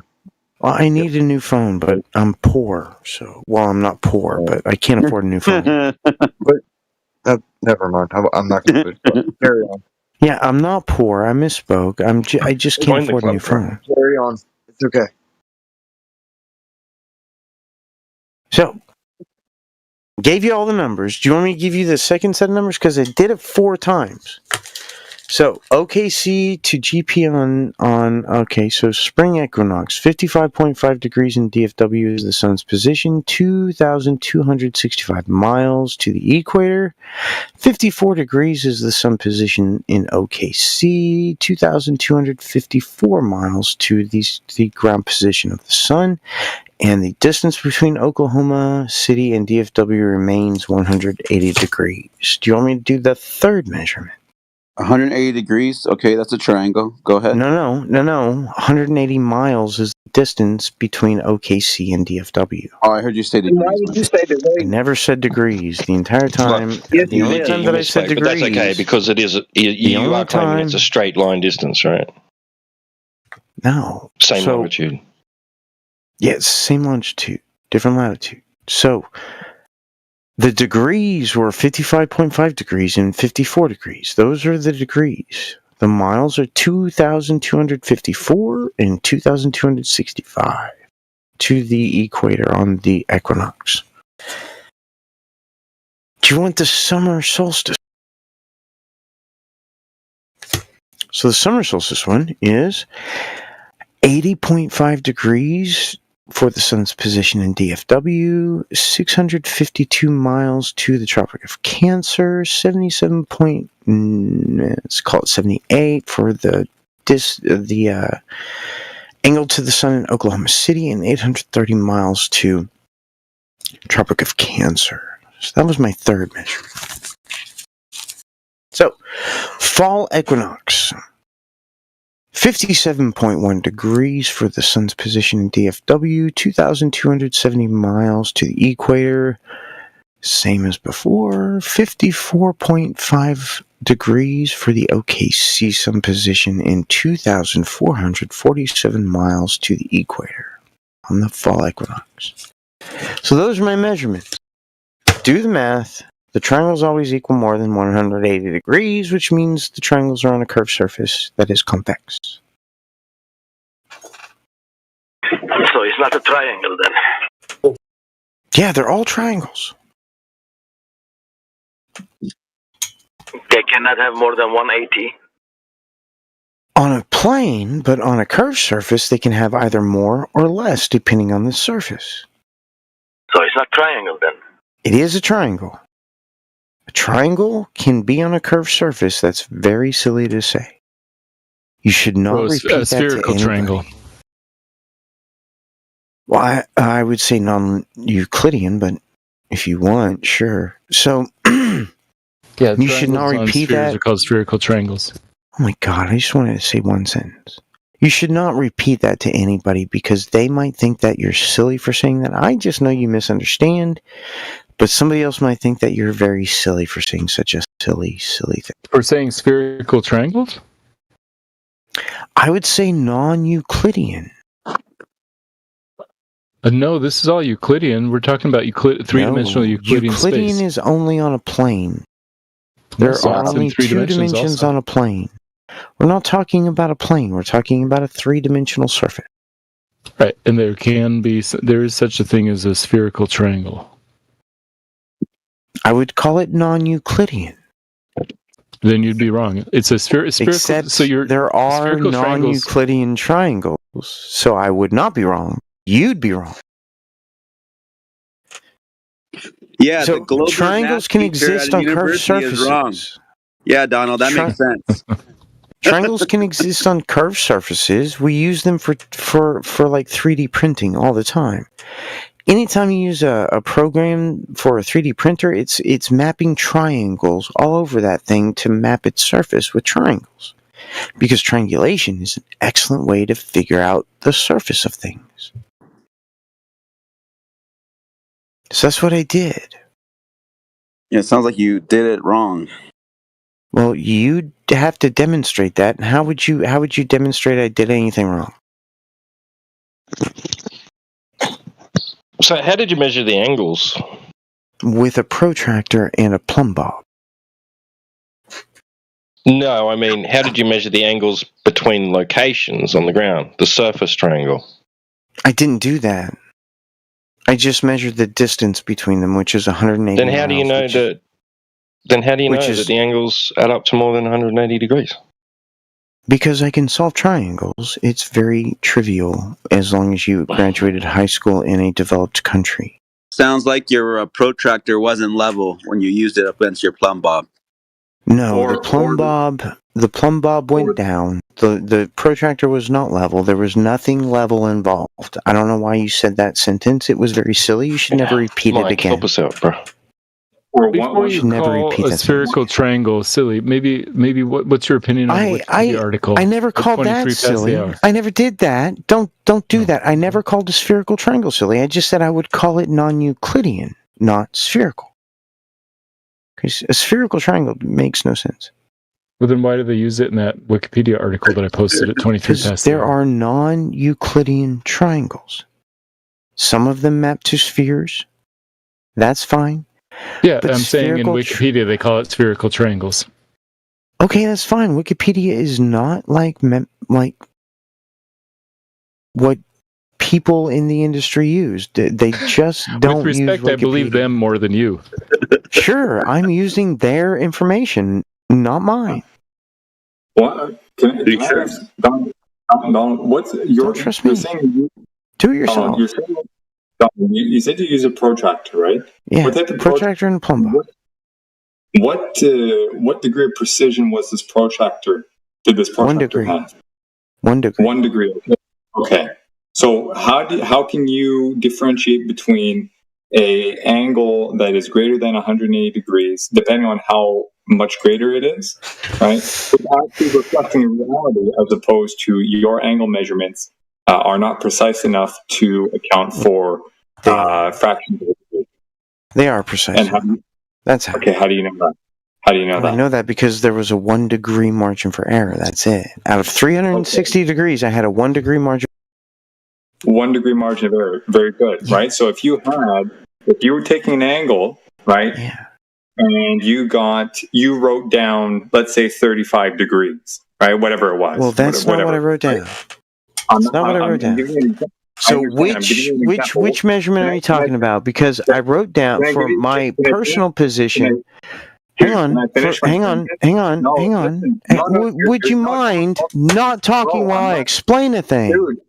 Dude, you stepped in while I wasn't even finished my sentence yet. You were wrong. I was trying to tell you why you were wrong. Dude, listen to me. I'm not saying you Listen said to me. Why should I listen to you when you're wrong? Listen to me when I'm right. I'm Listen giving you to a me. Listen to me. Donald, Listen shut to your me. fucking mouth. No, dude, Listen to me. No, Listen to I'm me. giving you a whole random number. What I'm saying No, is, I never did a single random number. I'm just gonna go and smoke a cigarette while you preach nonsense. And then no, shut the fuck up. What I'm saying is, if he took an angle measurement and got a whole number, for example, let's say it was 35 degrees, but in reality, okay, it was 34.5, for example. I know he's mute. I know he's deafened. But for the room, my point is his protractor is not sensitive enough to account for that small fraction, right? That could have compounded down the operations that he did, leading to a value that was greater than whatever, because it's rounded up, right? So his calculation could have actually, because he's not giving us these details, for all we know, they could have measured up to exactly 180 degrees, or with his lack of precision, maybe 180.3 or 100, a small number above 180, that had he actually had that precision, could have been exactly 180. So a small margin of error like that, 1% or 1 degree of 180 degrees, that's not compelling at all, because his stuff is not precise, especially over such vast distances. So I call bullshit. I call lack of precision, lack of care of handling the material. Overall inconclusive. No, thank you. Well, how much larger is the triangle above 180? Is it like 180.5, 181, 185? I'm still trying to figure out how this fucking works. I understand what you're saying. I get it, but he just said it. 181. Or did I mishear? 1 degree off. All right, can you help me out, me? Okay, right. Listen, because I'm confused. Okay, from what I understand, right? There's someone in Fort Worth. There's someone in Oklahoma City, right? They're both taking an angle measurement to the sun with their protractor and their plumb bob. Okay, so they get a reading. Okay, Tito, this voice chat is a troll. Like, there's no point in explaining to these guys why the Earth is round. Like, literally. Yeah. Okay, that's cool. Cool story. Okay, okay, and then there's this third location, which is the ground position of solar noon, right? Mm-hmm. Right. Okay. So that's 3 locations, right? You got 2 of them measuring an angle to the sun. Those angles tell you what? The angle of elevation from those positions. He's making the claim that the sum of those angles are greater than 180 degrees. Wait, the angles in the sky? I mean, because what? I'm struggling to understand how there's a triangle on the ground. I understand that there's 3 locations. You can draw a triangle to those locations, but how are you getting the angles of the triangle on the ground? I didn't hear him talk about that. I heard him talking about taking elevation angles, unless I misunderstood. He's taking elevation. That's the triangle. That's the triangle which would necessarily have to have angles that add up to more than 180 degrees. The one on the ground. Yeah, the one on the ground had more than 180 degrees. But how do you get those angles? I measured it to the sun. That's in the sky. That's an angle, right? What? That's okay. That's an angle in the vertical. So what? Plane. So how is that telling you the angles on the horizontal? Did you know that I can measure my entire room just Are you from making the a light? pyramid or something? Oh my gosh, may I finish my sentence? I'd love to finish my sentence. And yes, it's kind of a pyramid, but it's a right angle, so no. So I can measure my entire room from looking at my light in the ceiling. I can go to each corner and measure an angle to the light in the ceiling, and I can measure my entire room. Your floor's flat. Exactly.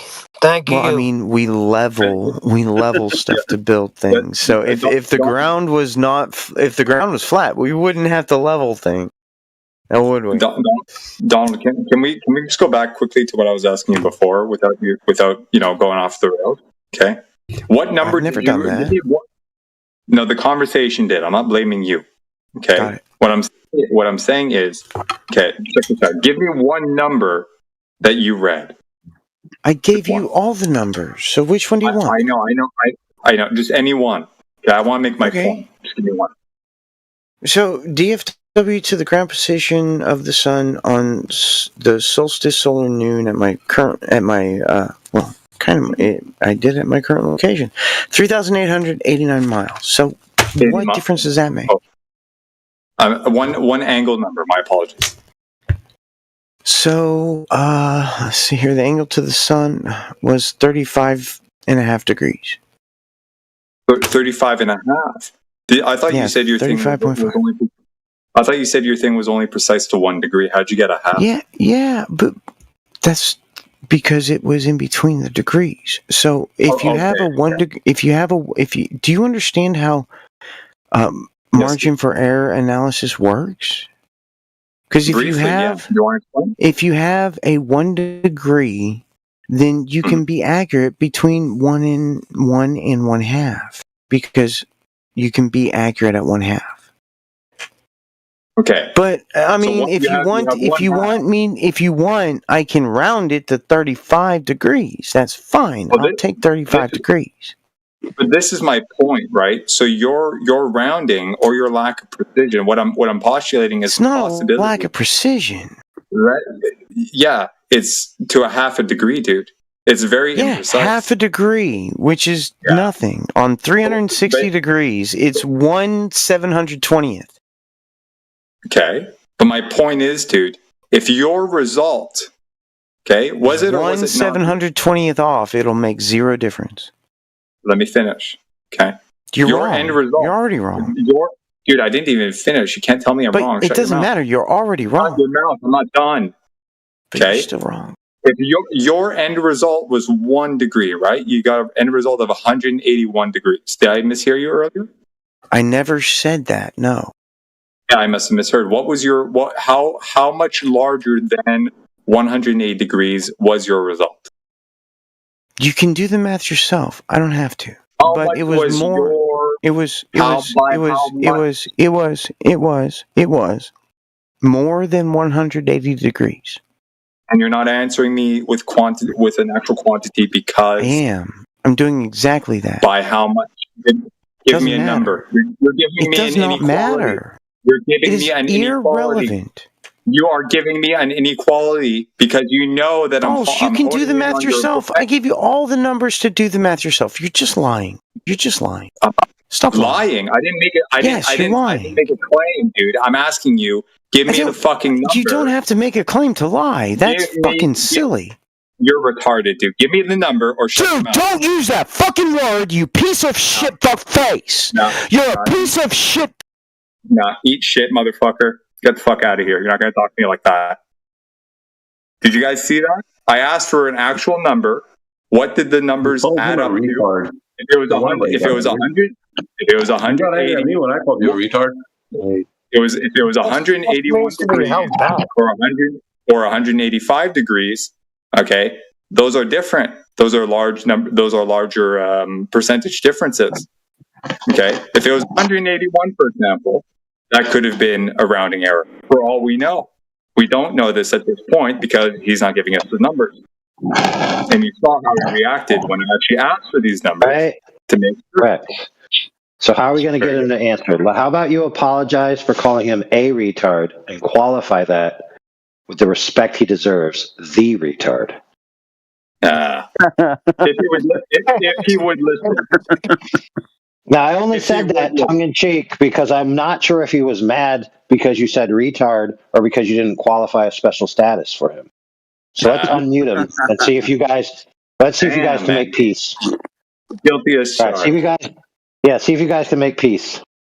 He won't let me. He left. Yep, Brenda left. Right. So he's running from actually giving the concrete numbers. Not my fault. In the side chat, using their paradigm, I showed him the math, and like you said, if his number, which was 181, and he said himself that he has up to a 1 degree error, then that would be the 180 because that's his error. No, it's a double error. It's a double error because it's two different points on the surface. So each person has an error that's added within there. So their cumulative error could have, been the 1 degree. Yeah. Right. If he was half a degree, let's say he took a number of 30 degrees, but he read, if there was a value 30 degrees, but he read 30.5, right? And in another reading, it was 40 degrees, and he read 40.5.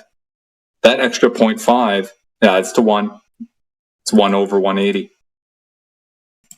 In the math, it actually comes out less than. That's what I was pointing out. It's actually 179.99987 degrees, and it would be with less his numbers? than 180. No, with his positions that he said, and including the sun with the GP. I put it on the side chat. You can read all of it, and that's using their paradigm. That's talking about their millions of miles of sun and all that stuff. That's you. I'm just saying, in their own paradigm, he's wrong. Like it's funny.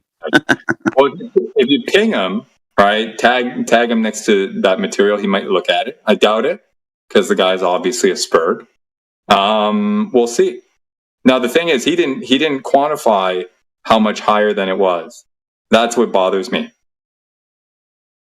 I thought I heard him say 181 at some point. I could be wrong on that, but I swear, like, for whatever reason, that thing is coming to mind because I heard it. But if it's not the case, if it's 4, right? If you got 184, that's different. It would just be nice to know. But he doesn't want to give it to us, so fuck him. That's why he deserves the title Donnie. Okay, now we all know.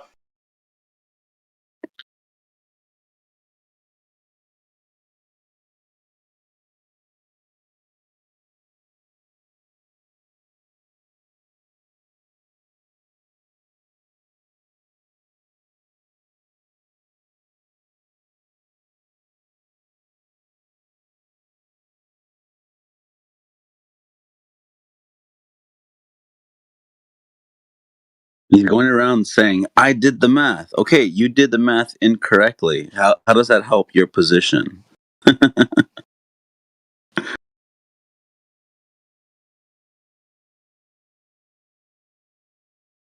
But how did he get 1/700th of a error? Like it's within 1/700th of an error. What the heck is that math, dude? I think he was talking about if I have a margin of error of 0.5 of a degree, well, there's 360 degrees, right? So 0.5 out of 360. Holy crap, dude! Wow. Wow, dude, that's crazy. I'm gonna try that. I'm gonna try that the next time a customer doesn't want to pay me because their house is actually a triangle when they ordered a square.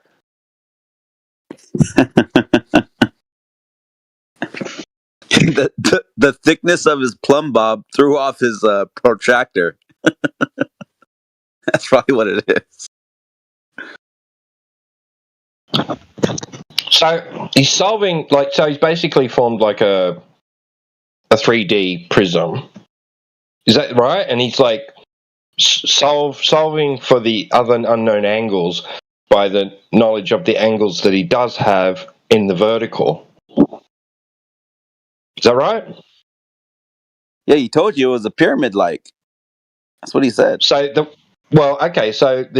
where his ground position is, like to the sun, right? That's vertical. So does that mean the lines that intersect with that lead to his two other locations, is that 90 degrees? In the vertical? I'm not sure, to be honest. I don't know where he was getting at with it at the end.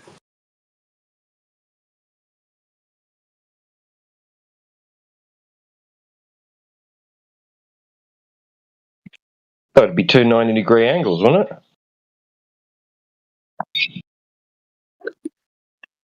it? Yeah, if there's two plumb bobs, and he took a degree from it.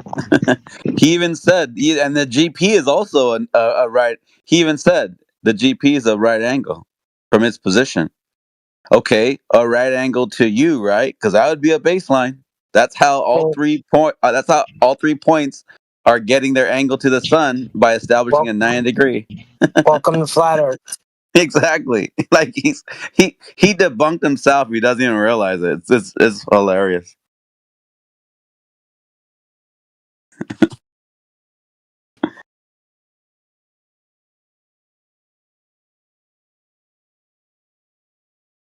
So the next time somebody brings this argument, we really need to figure out how much over 180 they're talking about, and then their instrumental error, how much they allow for that. Is that kind of how we destroy that one? Well, it's one approach, man. Yeah. That was pretty wild that he would not give that number over 180. I mean, it's like, dude, you spent all this time making a claim, and now you're going to keep secrets? Like, what? Yep. Gets him every time.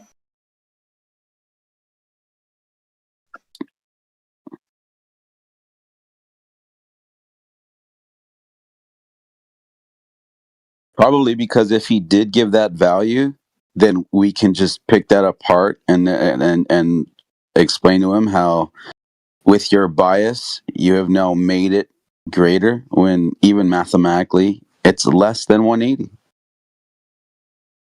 But he just solved it that way. Like, okay, well then you got the answer wrong.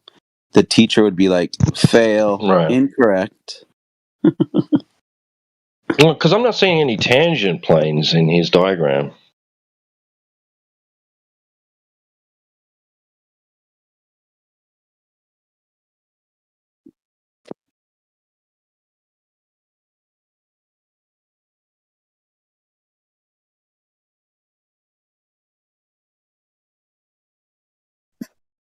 I mean, he may not have to, because if he's got a vertical, right, he just has to subtract from that and get the horizontal without drawing it, you know? It'd be 90 degrees. Right. It's still going to be based upon a 9-degree position, though. Even if he's going to take his angle from the vertical. That's what they always like his do. horizontal. Yeah, his horizontal tangent plane would be the baseline from which he takes his angle. But if he doesn't have that, he starts from a vertical. Right, he just subtracts that from he's got to have an angle. He's got to have an angle in the vertical from the, okay, because you got your triangle on the ground, right? And then at the top of it, you've got a 90 degrees. You've got your vertical to the sun, your ground position, your solar noon, right? Where it meets those two lines is 90 degrees. It can't be anything else but that. Is he going to say he's got, because that's, he's going to curved surface? Because, because if he's got because your internal angles of a triangle have to add up to 180 degrees, right? Well, the internal angles, that means the internal angles of of his prism has to add up to a certain amount of degrees as well. I don't know what that is. You'd probably know. I missed the total. I missed the total. That's what I was pressing him on. I wonder what Matthew Learns thinks about this kind of observation. Yeah, so all triangles have internal angles of 180 degrees exactly.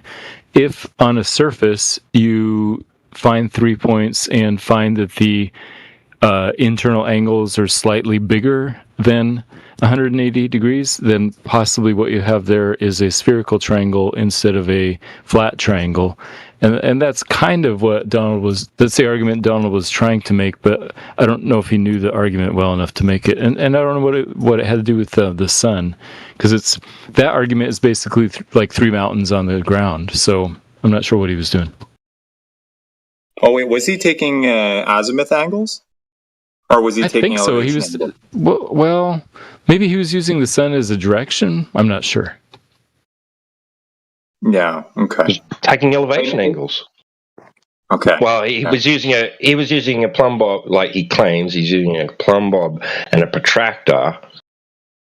So you look at it either way. He could either get the co-altitude or the elevation angle, right?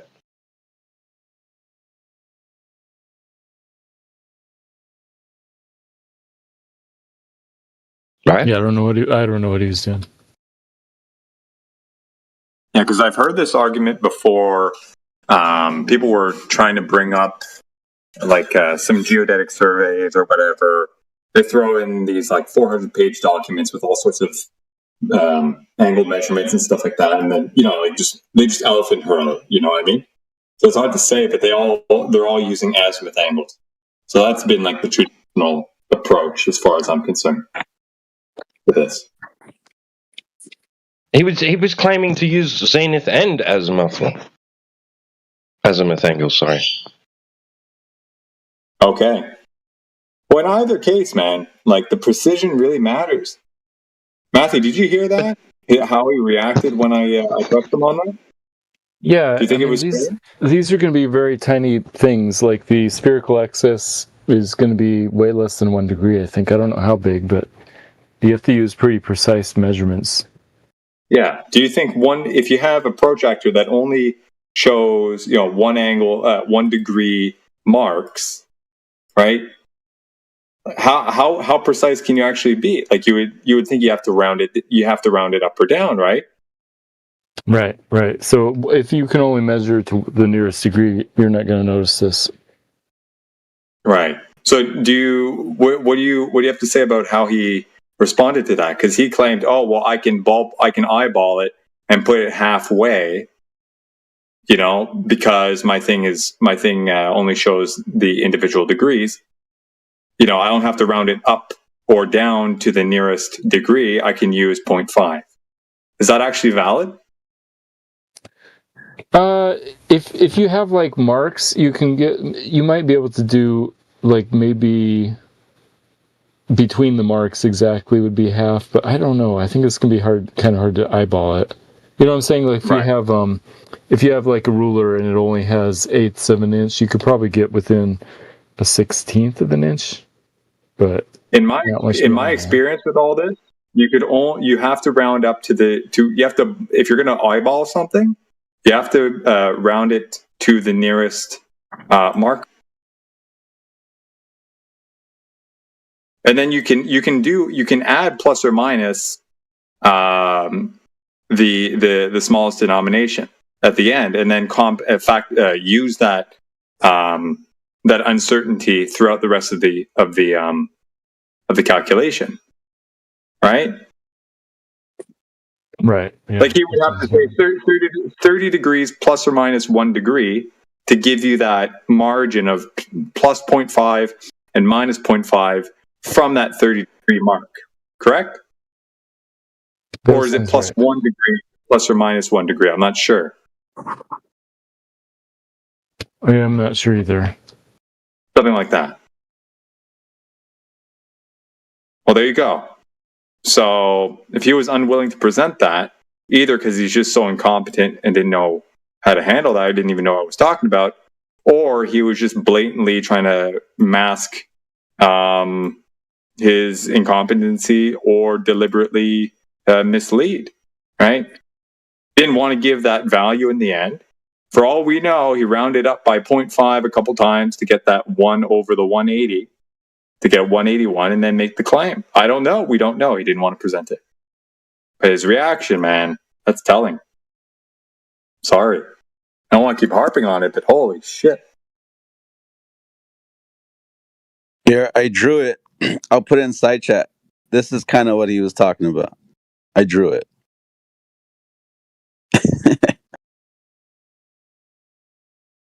Either way, those triangles are going to equal 180. All of them would. Because that's what a triangle is. Welcome, people. Welcome to reality. The sun in your diagram, is that the GP of the sun or the sun in the sky? Yeah. So he said he looked up at the sun and took a degree to it from his 9 degree position, And now the sun would represent a GP on the ground, which would be a 90-degree position to them. So that's why you have 3 90-degree positions. That's how they're going to get their angles to that sun. Now, those 2 ground positions from them, Texas and Oklahoma, to the ground position of the sun up in the sky, that triangle that they create from their point of view will be 180. And also on the ground, if you look at those 3 GPs, they would also be 180. This is why it's not a sphere. And again, it even calculated it's 1.79.9987 degrees, a little bit less than 180, but maybe with error. It's just a mathematical computation anyway, so.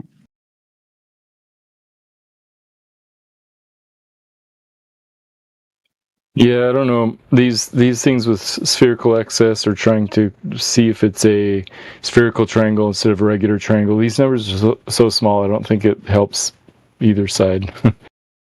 Do you have to be very accurate with what part of the sun you're doing this from? Can you do it from the center or the left or right? Or, I mean, wouldn't that Yeah, also you'd be? have to do the center. You're right about that because the sun is half a degree in width. That's why I said it sounds like user error. What if his buddy took it to one part of the sun and he took it to another part? That could represent the half a degree off right there. I'm just saying it sounds like user error. But because it fit his bias, he just hand waved that error and said, no, we're right. Not paying attention to, well, are you sure you're accurate though?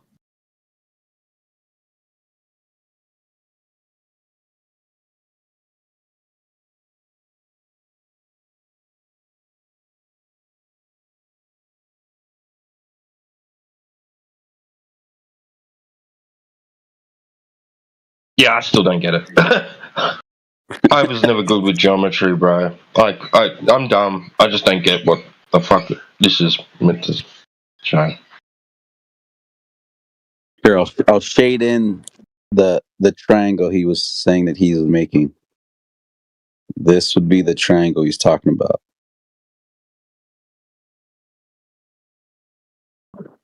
Here you go.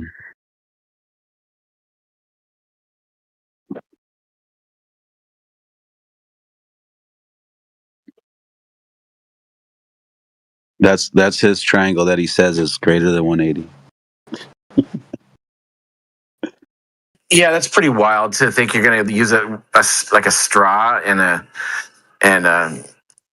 look at the sun and target the middle of it, like and expect any kind of real accuracy. And a protractor, I just don't see that being accurate. Isn't that what he was using, like to target the sun?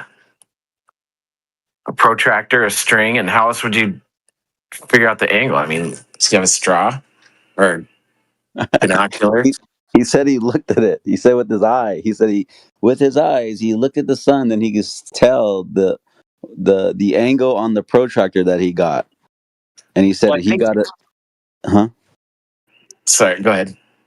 No, I'm just saying he then said that's my angle to it by looking at it, to see, okay, this is the angle from my position.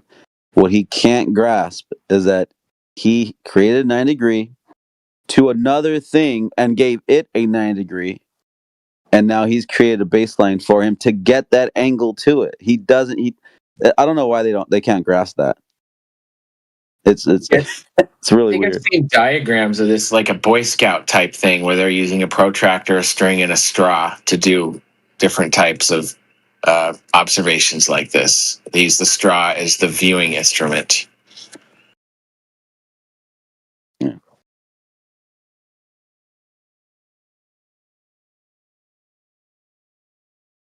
Yeah, that's why I showed him the math in his own paradigm. Even giving him the millions of miles in distance for his sun. He said it still wasn't. He still didn't even calculate that. He's wrong to his own paradigm.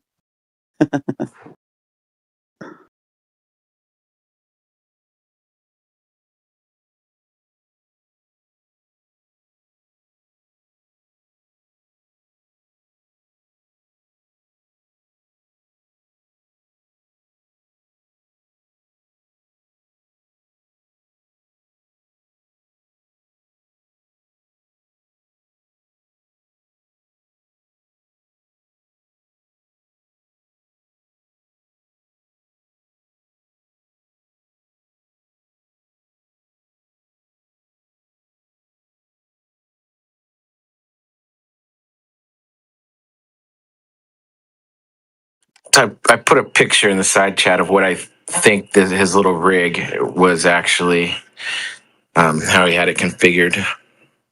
There you go.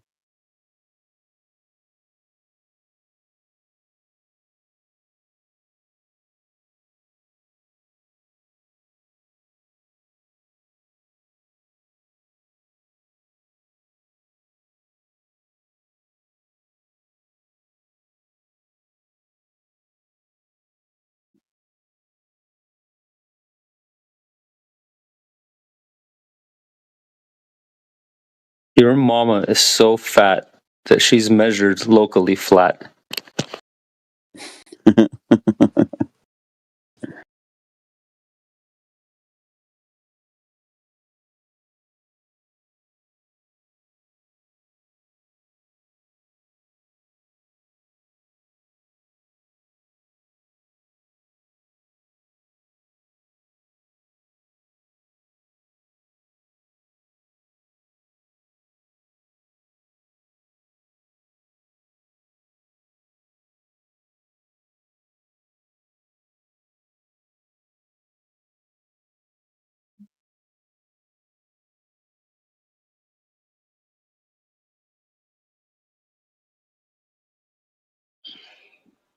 Maybe the case here is the same as the case with gravity.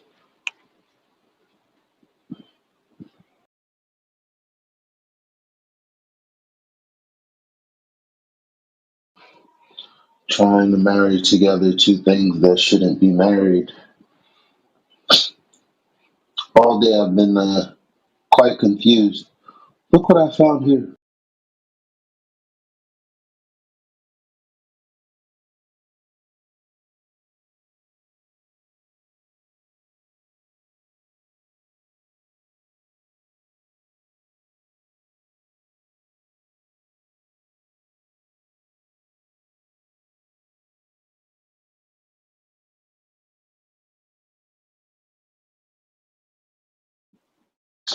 If this is true, why do we allow the ballers to say that the elevation angle you've created uh, is a tangent from a point? If that's true, what I posted.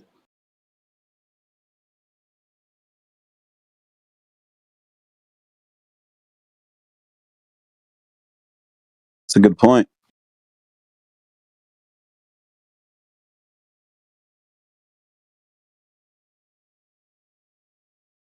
It's almost like they use like a bait and switch, huh? They say, well, because we're going to take it from the tangent, and then they just falsely equate it to now represent their elevation without problems. Like, nah, it just works. They bait and switch us.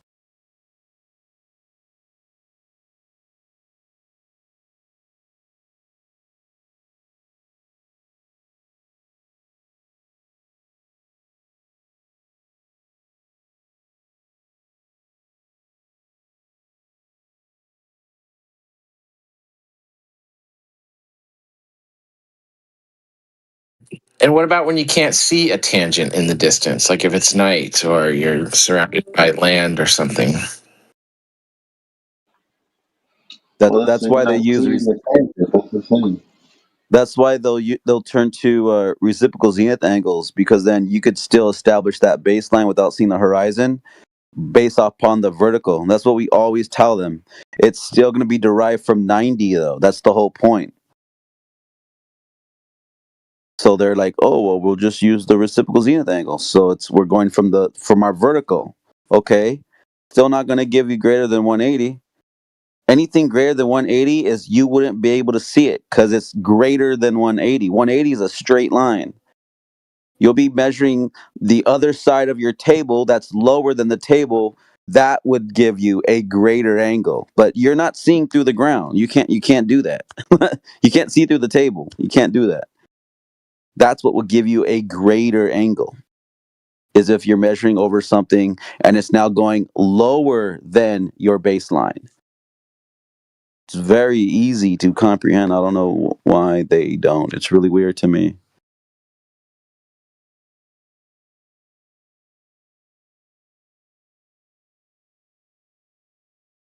And when you have, morons like McToon saying, "Oh, we reciprocals in the angles give you greater than 180," okay, mathematically, because what they do is they'll take that straight line, which equals 180, and then they'll pencil whip a curve. Now you'll have greater than 180 because you added a value to that line that goes further beyond it now. But they don't like to hear that. They will just say, "Nuh-uh." They don't get it. Spherical axis is clearly just a mathematical computation. That's all it is. No one ever sees that. No one ever gets that. You can only calculate it because you can't see greater than 180. You can't see behind the. You're measuring to under the Earth now. The Earth was the baseline.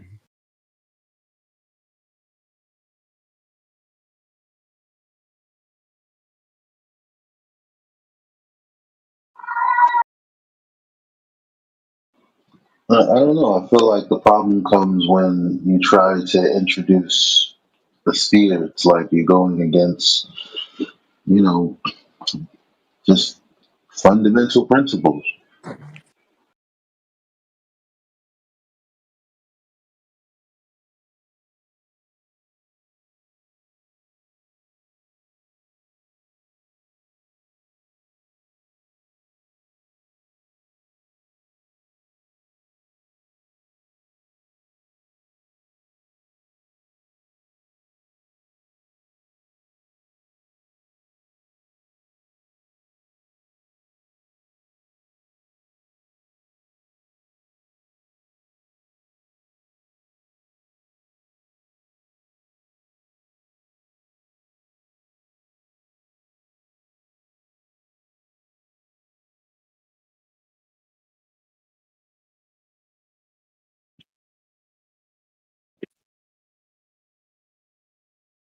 Take a photo explaining what I'm saying. There you go. This is what I'm trying to explain when I tell people what I just said. If you have two positions that are 90, that plane is the 180. Just like on a protractor, right? It equals a full 180. And then 180 plus 180 is 360, right? So if you have greater than 180, that means you're seeing below the point of B. That's what's going to give you greater than 180 of an angle. Because now you're going beyond that baseline. Or below it, should I say. It's very simple. I don't know. Maybe I don't know how else to explain that.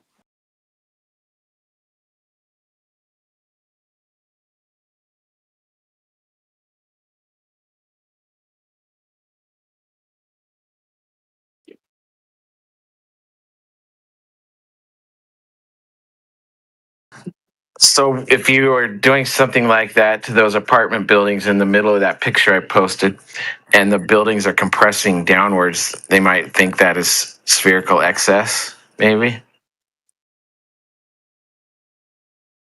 No, not technically, because it looks like there's some mirroring effect going on. It's not even the buildings themselves.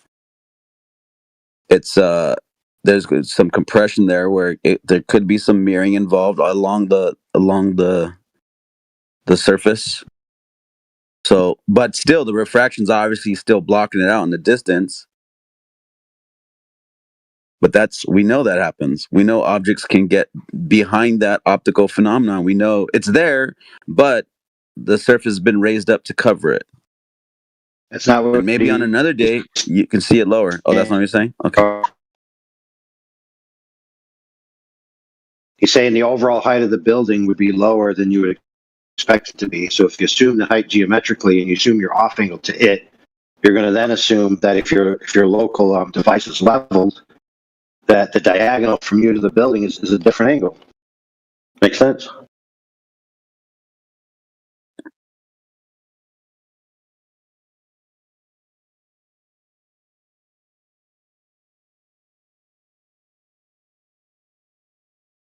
So if you have two people looking at each other through a device, and it's not at the angle you expect, but you chart that angle out with certain geometric assumptions, and then get your greater than 180. But yeah, it would be on the piece of paper, with your assumptions, of course. Right. It falls back onto it's just a mathematical computation.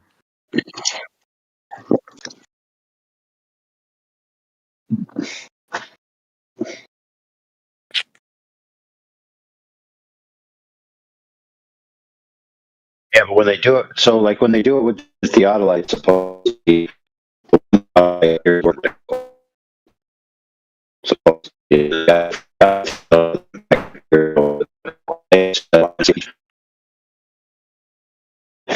You roboted the whole time,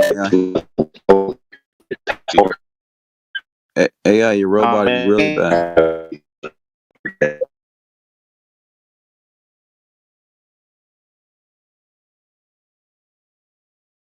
We didn't hear a word you said.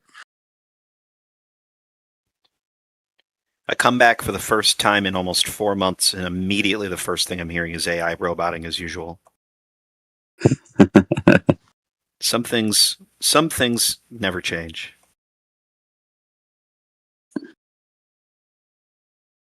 Never change, AI. It's why I love you.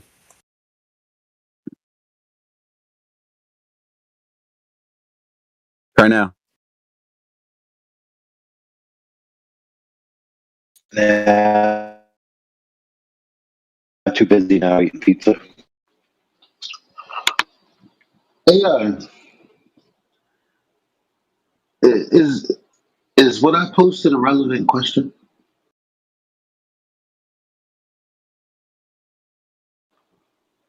Like, for example, you got a category mix up.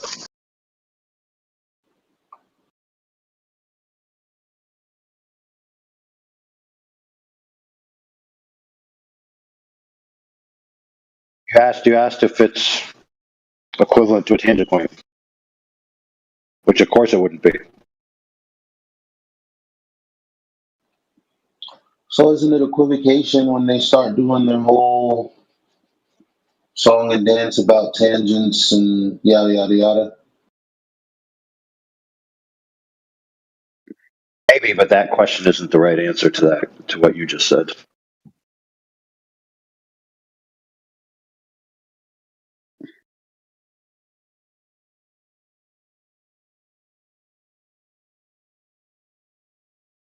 You said is the elevation angle equivalent to the tangent point? Well, of course it wouldn't be.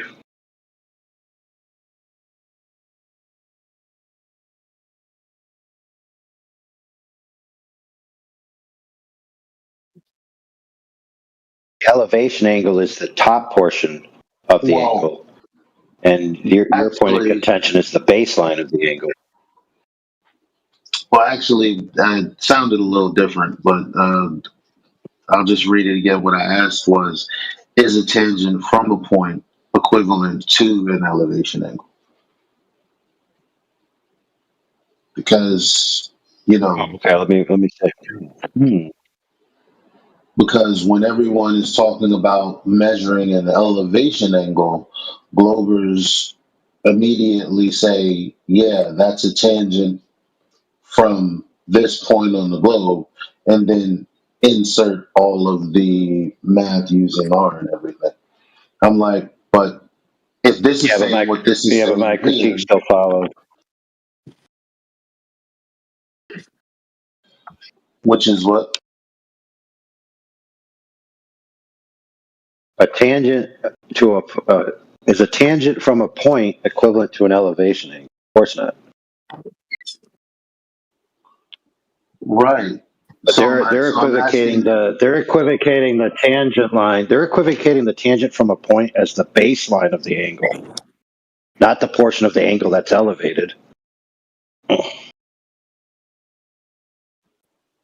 Right. So this question wouldn't really address what they're arguing for.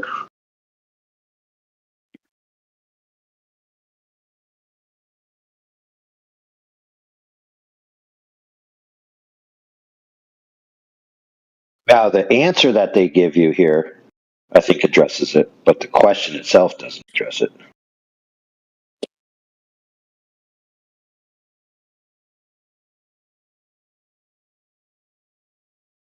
Now, technically, it's still a reference of 0, right? Their tangent point, because it's still the surface. And then yeah, but a tangent from a point is a single line. An elevation angle is 2 lines. Yeah. So they're automatically categorically different, right? Right. That's why I said earlier that when they do that, though, when they word it that way, that's why I said, well, they're doing like a bait and switch, though, because they're explaining one thing, but then they're going to ascribe something else to it, just like you said. It's like a category error. Yeah, but that's what they do. I think that's Elijah's point. I think. More appropriate question would be: is an elevation angle, or anyway, actually, more appropriate question would be: is an angle from a tangent line the same as an elevation angle? That would be a more appropriate question. Because at least both scenarios have 2 lines, right? Mm-hmm. So ask it in the same thread that question. See if it comes back with something similar.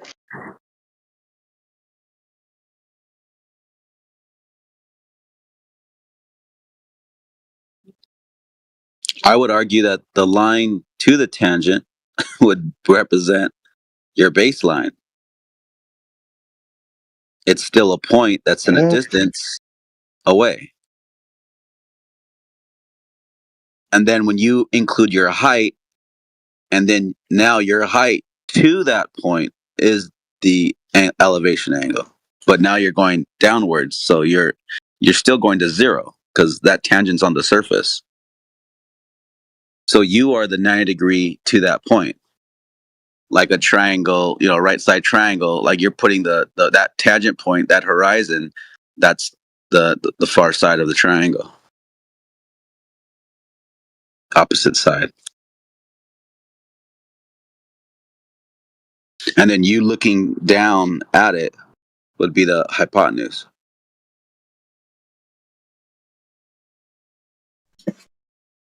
Yeah, I think if you take a angle from the ground, right, between what you're looking at in the sky and what they call a tangent, there's no need for dip angle correction and all that, and it's pretty much.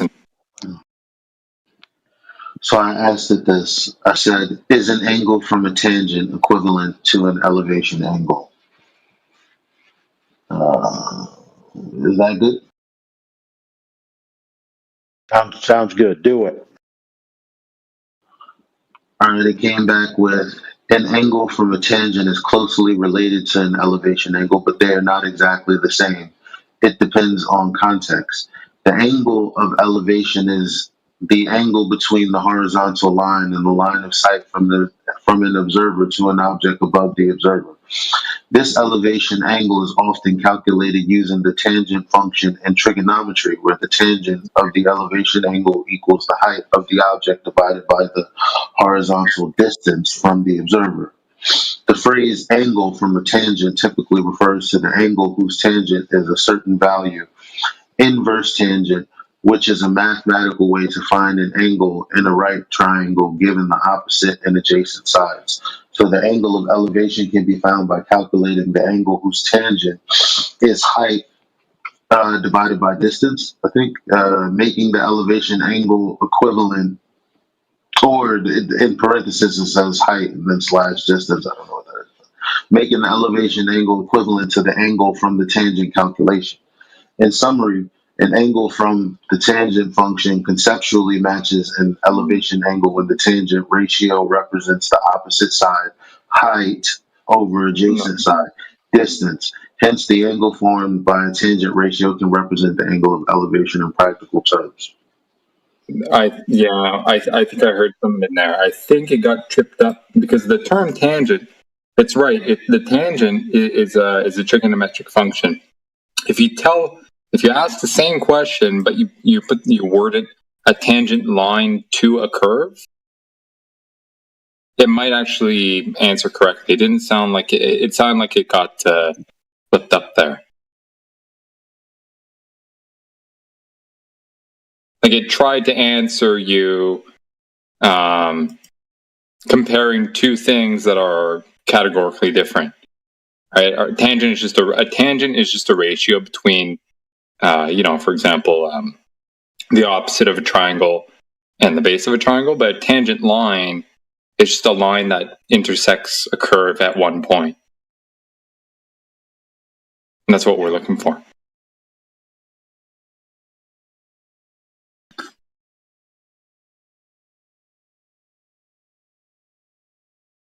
And then they'll throw in their globe math, and then they'll add a value to that, and then they'll get these curved positions away from that straight line. Yeah, and anticipate some global response there. It knows.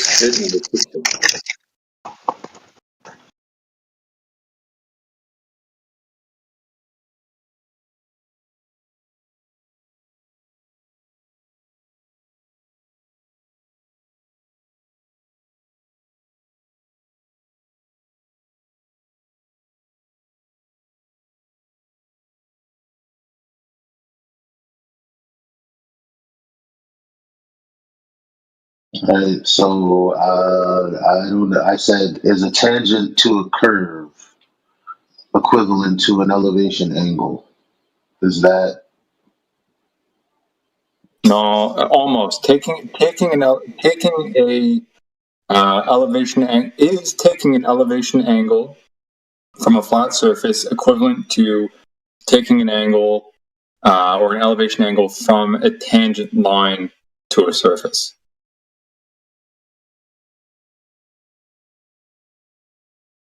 I think that's more precise. It'll say that again? Is taking a elevation angle from a flat line equivalent to taking an elevation angle to a tangent line on a curved surface.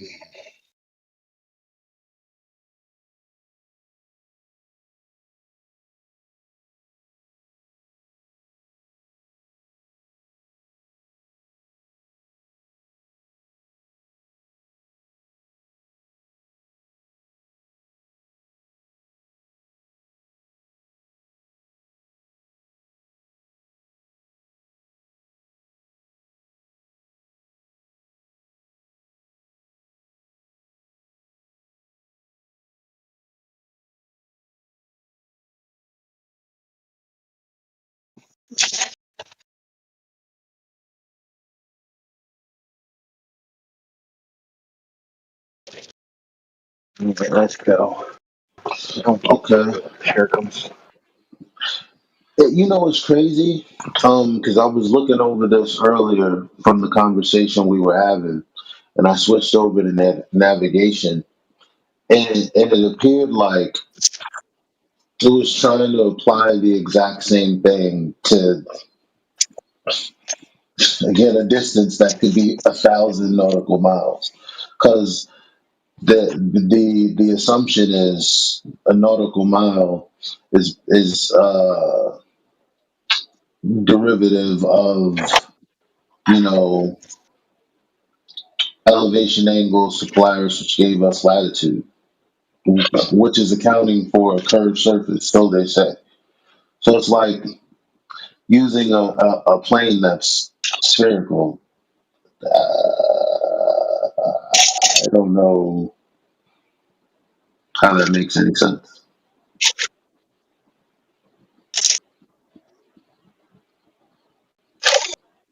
But it says right here, I asked is taking an elevation angle from a flat surface equivalent to taking an elevation angle from a tangent line on a curved surface.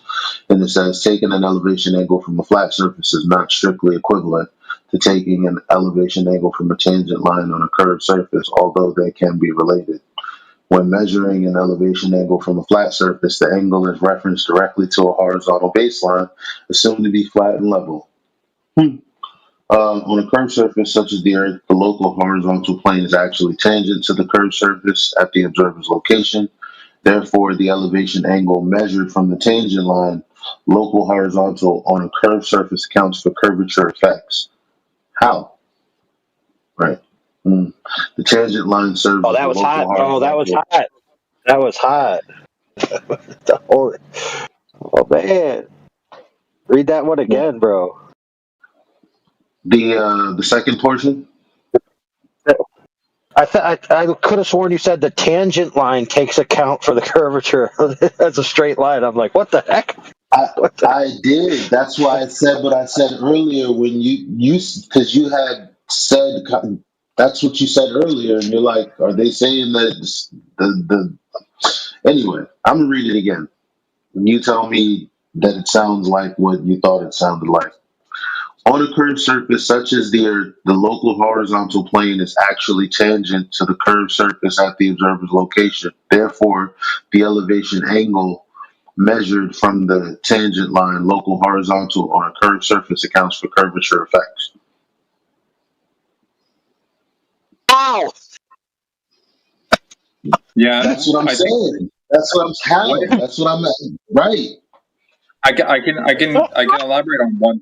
I can elaborate on one thing, right? What I think it's trying to draw a distinction to is, in general, like in math, you can have tangent lines, okay, to any curve, okay. So unless that tangent line is horizontal, right, these things won't be the same, right? Because I can have a tangent line that's going up at a 45-degree angle, depending on the curve, right? You take a derivative and all sorts of fancy math or whatever, and then you get a tangent line, a line that touches that intersects the curve at any particular point, right?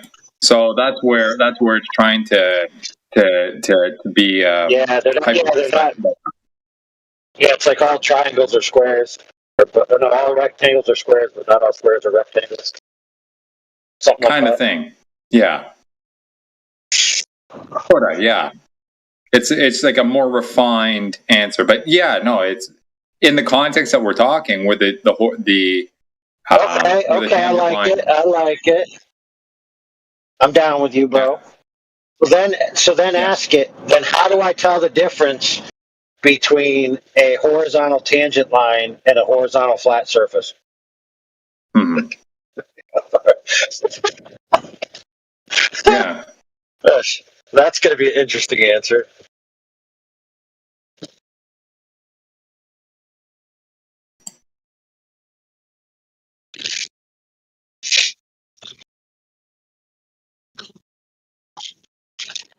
A tangent line, and I'll say truly horizontal line because they've used that verbiage here. Really? That's good.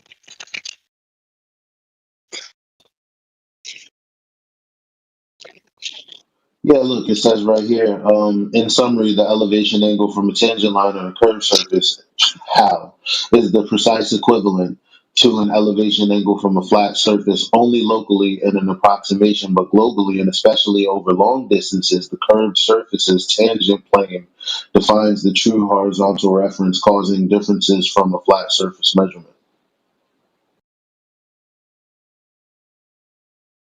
What was that last sentence? Sorry, causing differences from a flat surface measurement. So then I guess when I ask how do I tell the difference between the tangent line and a horizontal line, I should have no problem responding then. It's saying there is no difference? No, Sounds like it. No? it just said the curved surface tangent plane defines the true horizontal reference. So it's basically saying it's not a flat plane. So therefore causing differences from a flat surface measurement. Right. Like if you're on a curve, right? You have point A, your horizontal, like it used the term before, that local position, right? That locally horizontal or whatever. If you traverse that curved surface and you take another tangent at that point, that horizontal and the other horizontal, they're not gonna be parallel, right? So that's where it's like, oh, there's differences because you take multiple positions, they're not all going to be the same. But if you're on a truly flat plane, and you do this thing in different positions, all these horizontals are going to be parallel. So that's where some of the argumentation with these guys come into play. That it's their burden to prove that all these horizontals that they claim are not parallel are. Same thing with they have to prove that they're making the claim that all verticals from different positions, right, local verticals, right, are divergent from a center point. It's their burden to prove that. Same thing. All right, so you guys prepare to help me understand this next part. So I said, then how do I tell the difference between a tangent line and a horizontal line? And it says a tangent line to a curve at a specific point is a line that just touches the curve at that point and represents the instantaneous slope of the curve there. Its slope is given by the derivative of the function at that point. In contrast, a horizontal line is a line parallel to the axis with zero slope. Yeah. You can tell the difference between a tangent line and a horizontal line by their slopes.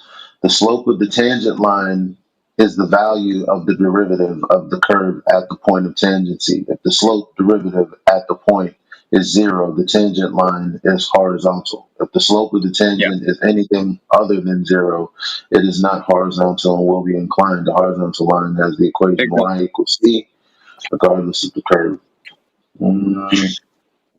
Yeah. But I don't know if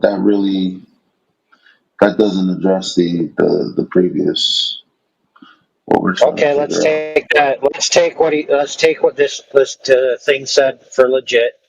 So now let's take a line. Let's actually take let's take my 8-foot level, right, which is pretty long and straight and big and thick, and then we'll take the center point of it. We'll call that the tangent intersection point.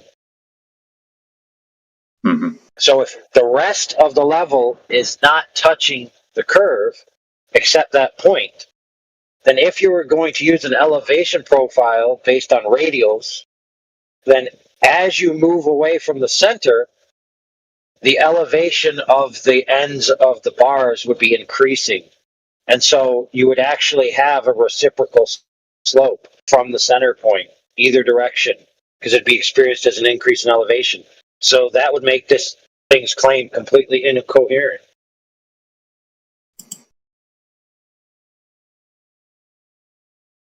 Its raw mathematical description is accurate. How it applies to our scenario, yeah, I think I concur with you. Because there's the whole downward vector thing that we have to take into account in our region. Yeah. Like I was saying before, it's their burden to prove that that my vertical is not the same as your vertical, even though we call it the same vertical. Right? My vertical going up, for example, is going the complete opposite direction as T-dubs up, even though we call them up. They have to prove that.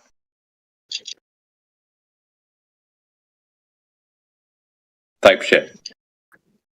Yeah, so technically a straight line. Think about it this way.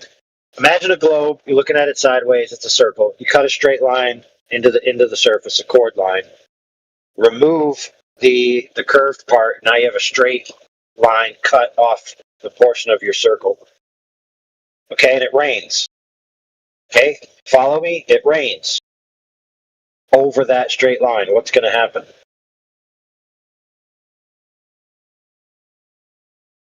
It would fill up with water.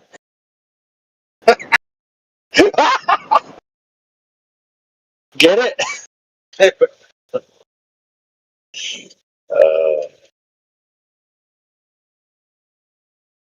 Okay, Grandpa. No, I'm serious though. Think about it, bro. The elevation of that line would be the lowest in the center of the line. So even though it's a straight line, the center would have a low elevation and the two ends would have a higher elevation, which means it would technically be a depression. So it would fill up with water. Mm-hmm.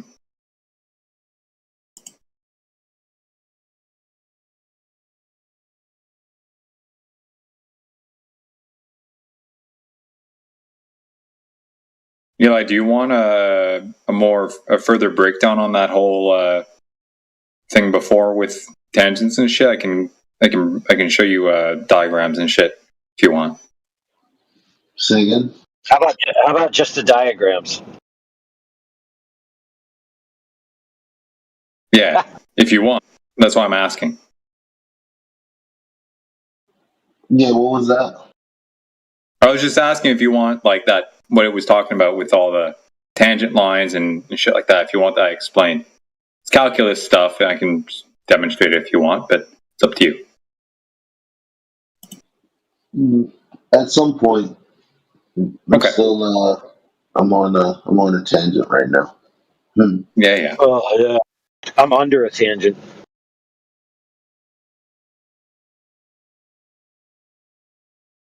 Yeah, it's probably enough math for the day, eh? Mm-hmm.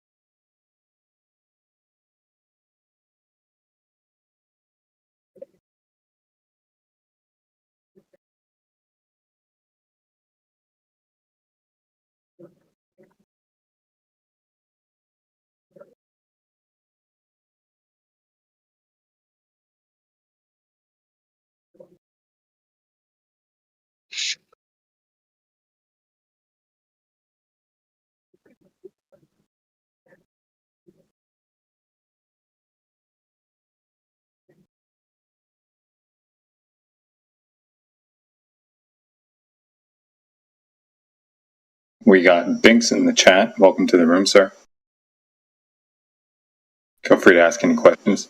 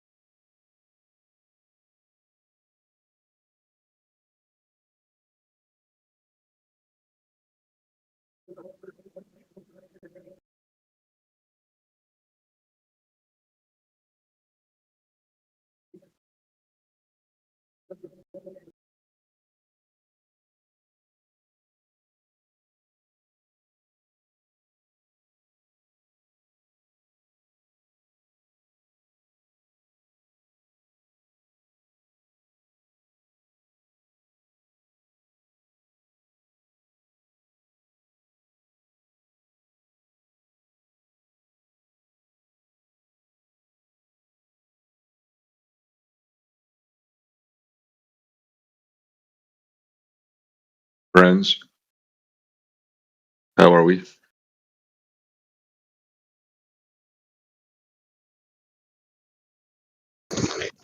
Oh, I'm pretty good. Yeah. Oh shit, Binks, gay supremacy. Yes, Oh my sir. god. Are you are you uh, are you uh, are you all about homosexual power? Oh, yeah. Straight up. Crystal, isn't that like a bad thing?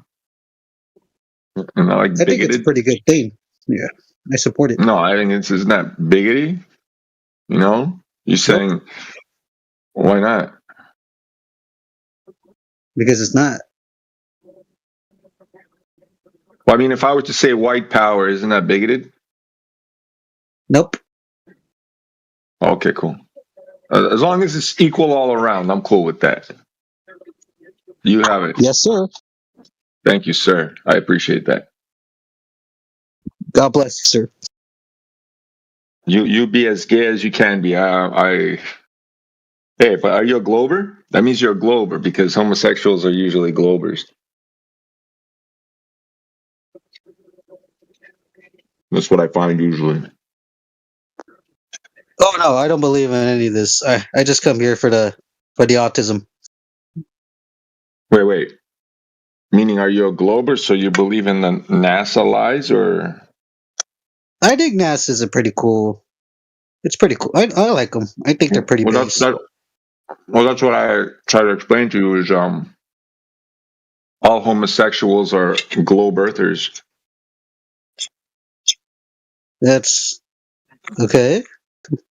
I'm just saying. I don't know what you want me to do with this piece of information, but all right. Well, it's like a generic statistic, just so you have it. Oh, okay. I'll write it down somewhere. It's like 90% of homosexuals believe that they live on a spinning water ball in a vacuum of space. Oh, maybe 99.9% of them. Yeah. Wow. I mean, I think I met one homosexual that was a flat earther. The rest of you guys are all globe earthers.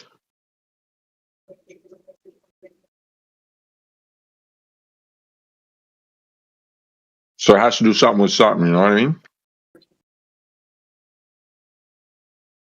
So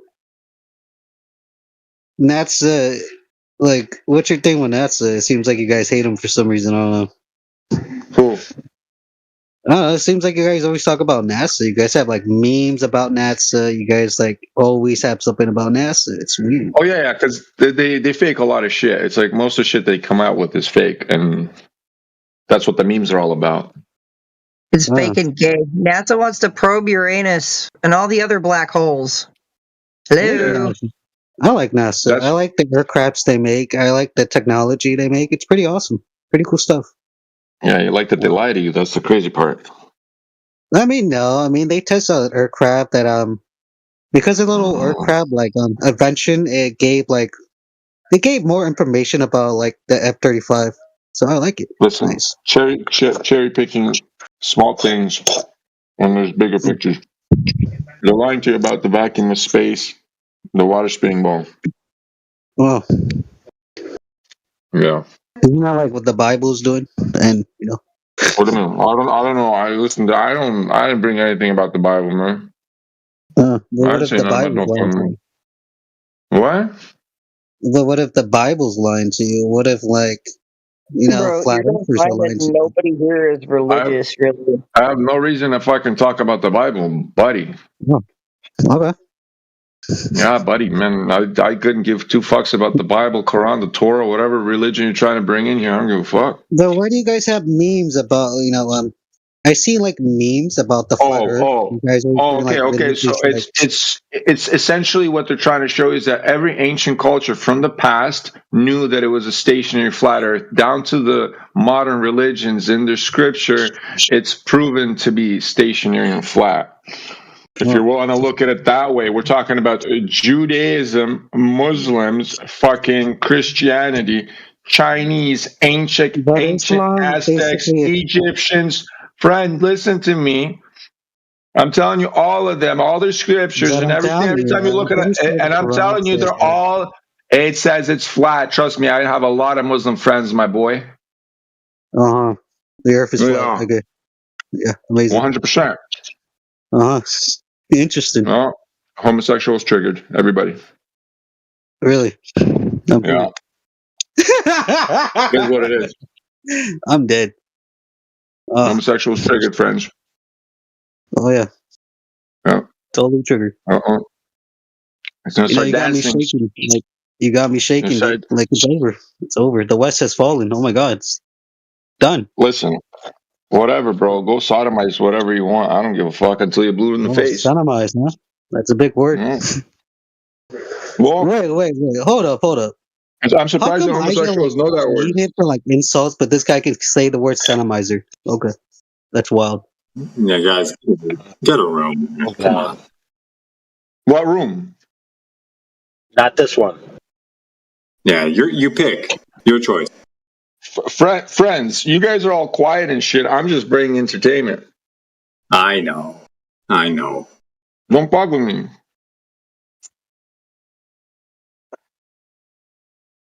I'm just making fun of this homosexual. He doesn't realize No, but how it's supposed to work is we flat smack all day and then get tired, and then the next shift comes in and flat smacks. Not the next shift comes I was doing about super gay boys or something. Friends, I fucking was pointing out the fact that this guy was going into scripture and I told him, oh, if you're going to go into that, you go into everything at once, including Jews, Muslims and shit. Don't just nitpick, cherry pick.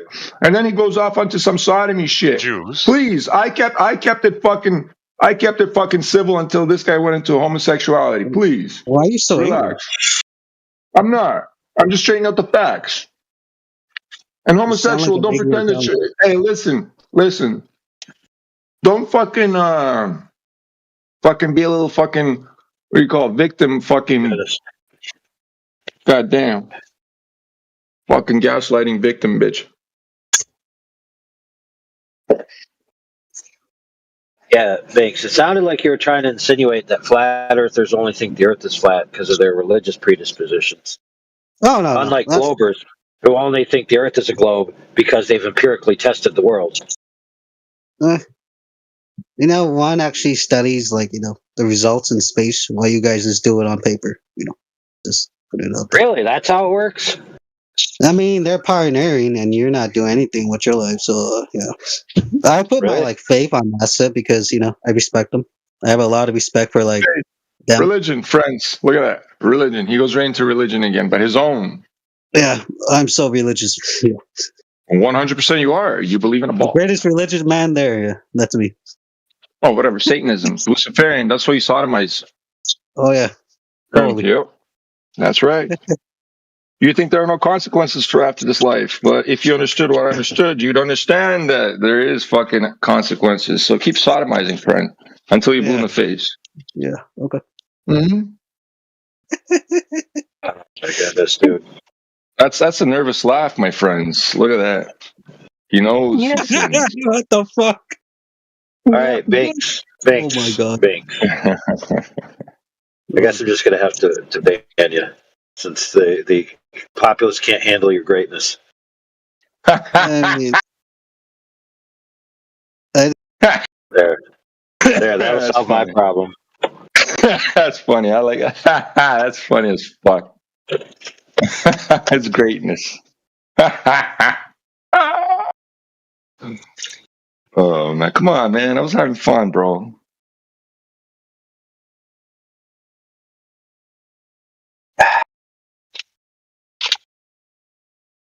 Can't I make fun of a homosexual once in a while, bro? Come on. They get all the fucking power nowadays.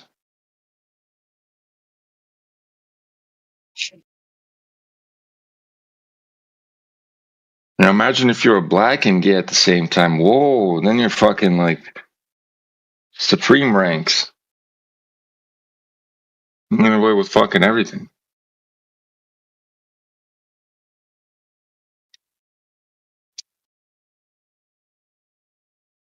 Glad you see. The thing is I want to go in and relax and not have to pay attention to whether or not you're going to keep talking about it. What am I talking about, man? I ain't talking about nothing. Hey, look, we got a new Piet Snot. What's up, guy? Give you a chance to engage with him. Go ahead. Fuck. Mr. Snot, are you a Glober? You look like a Glober. Pardon? Jesus Christ. Friend.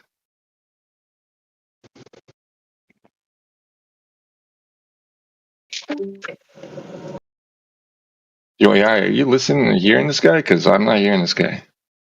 He's not saying anything. Oh, okay. Oh, man.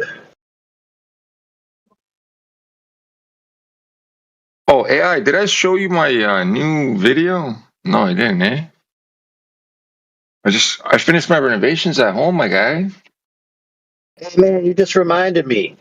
Dude, I made a new rap yesterday, and I told them dudes, all right, remember what I just said, because we're going to write it down. Because, I spit it freestyle, and then all of a sudden, I forgot to ask them what it was, so now I forgot.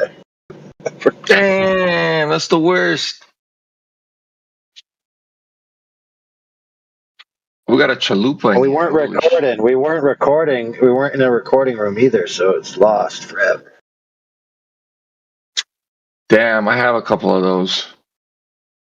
Sometimes when I'm like peaking on acid and like some crazy line comes into mind, and I'm like, fuck, I think I should write this down because this is crazy. And then I go do something else and I forget it forever. Like, fuck.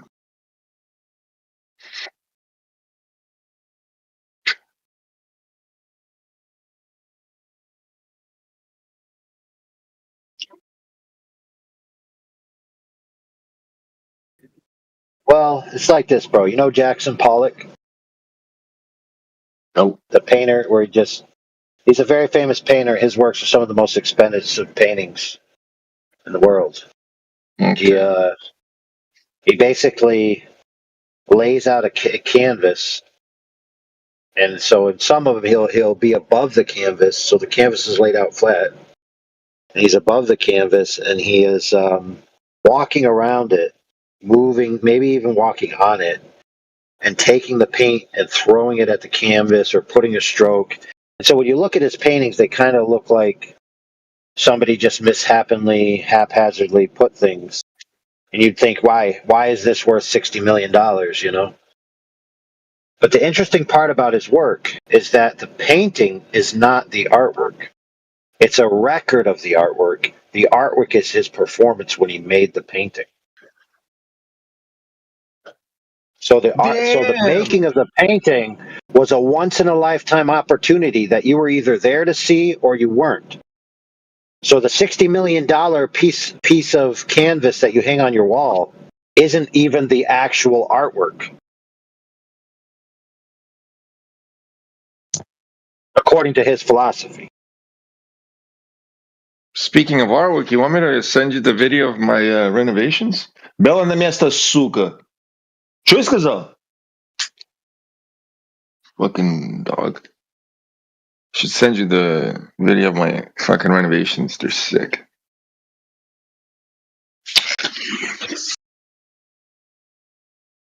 На место, блядь, я сказал. На место, блядь. They call that that type of artwork happenings. It's the happenings era. You know, like Impressionism, Surrealism, and then happenings. So when it comes to the happenings, you're either there to witness them or you're not. And then everybody else only gets a record of what occurred. Yeah. Very interesting way of looking at it. Very interesting way of looking at things. Even nowadays, brother, that happens all the time. This is a good social critique. A lot of people are in the moment where they're at, but they're more interested in taking pictures of where they're at than enjoying where they're at. And then when they go home, they look at the pictures of the place where they were that they didn't enjoy while they were there. Isn't that weird? Kind of like astronauts.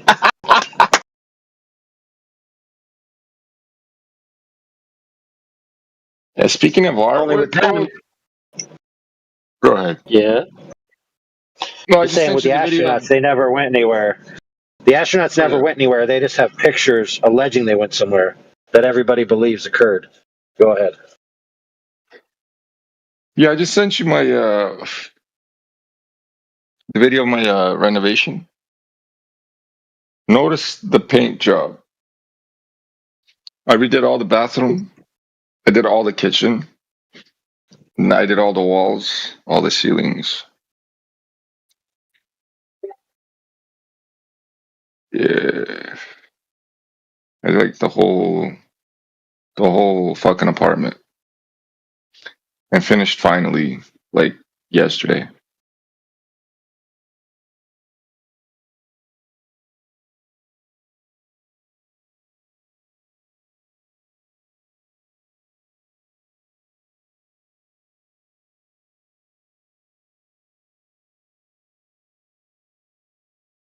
Oh.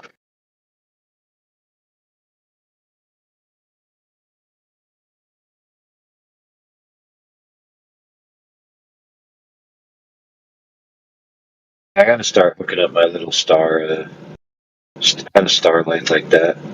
And it's actually pretty cool, but I haven't used it in a long time. Oh, it's for the ladies' version.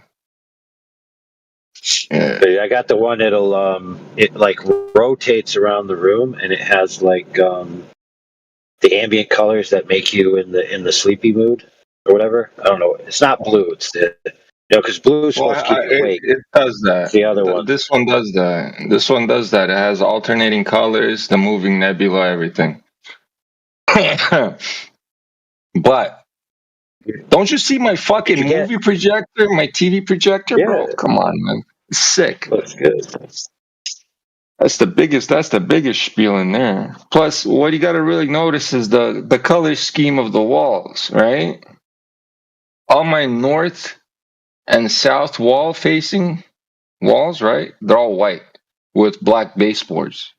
And then all my east-west walls, fucking black with white baseboards.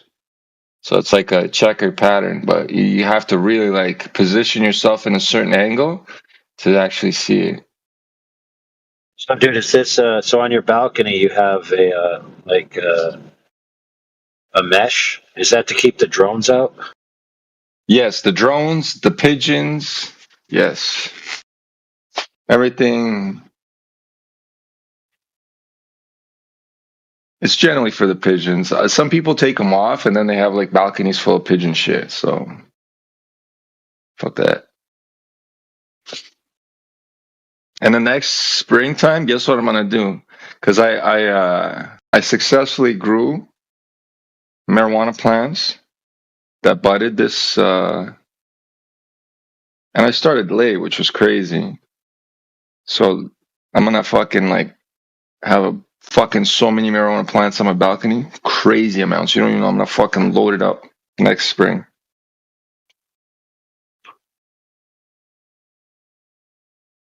Just for fun.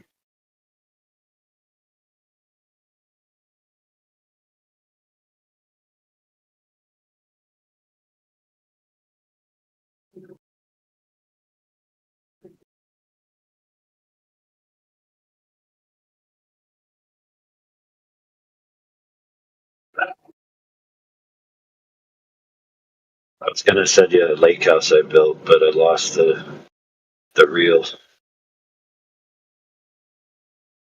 Build lake houses? No, like some sort. Well, this one. Not generally.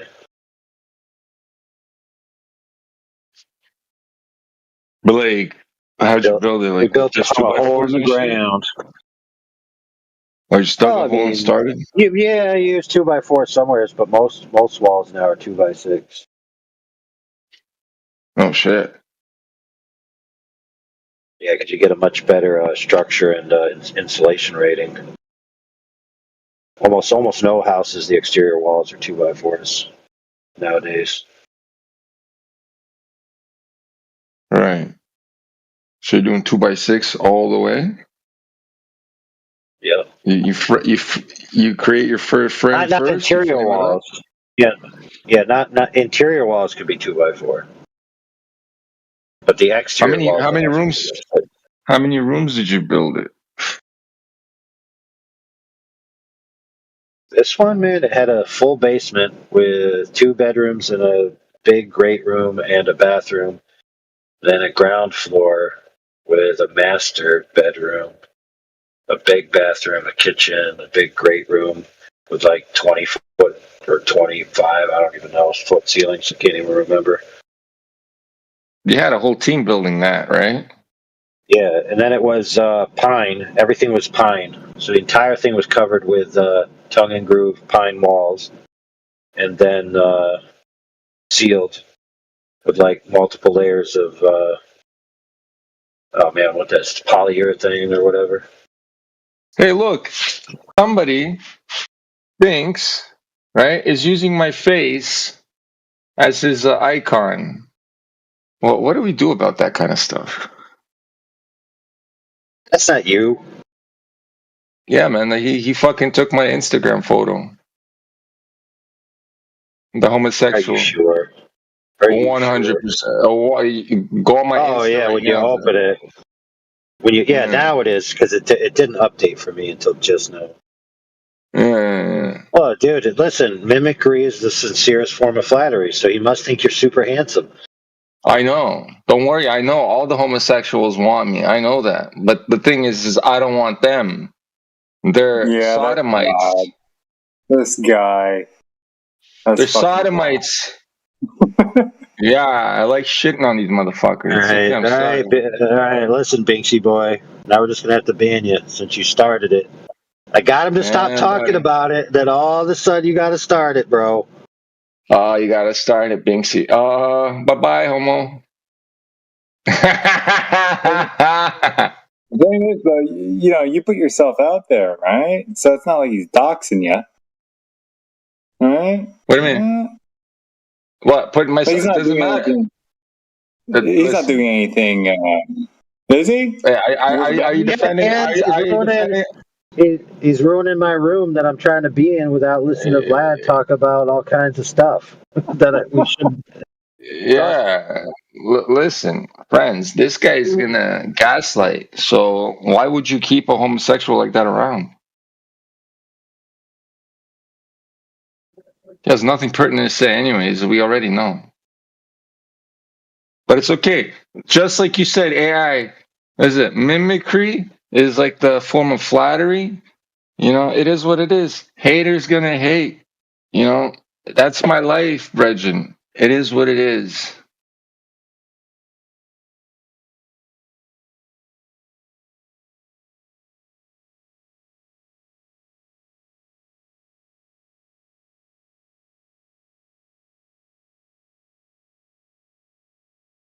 Imagine he starts pretending to be me. That's crazy.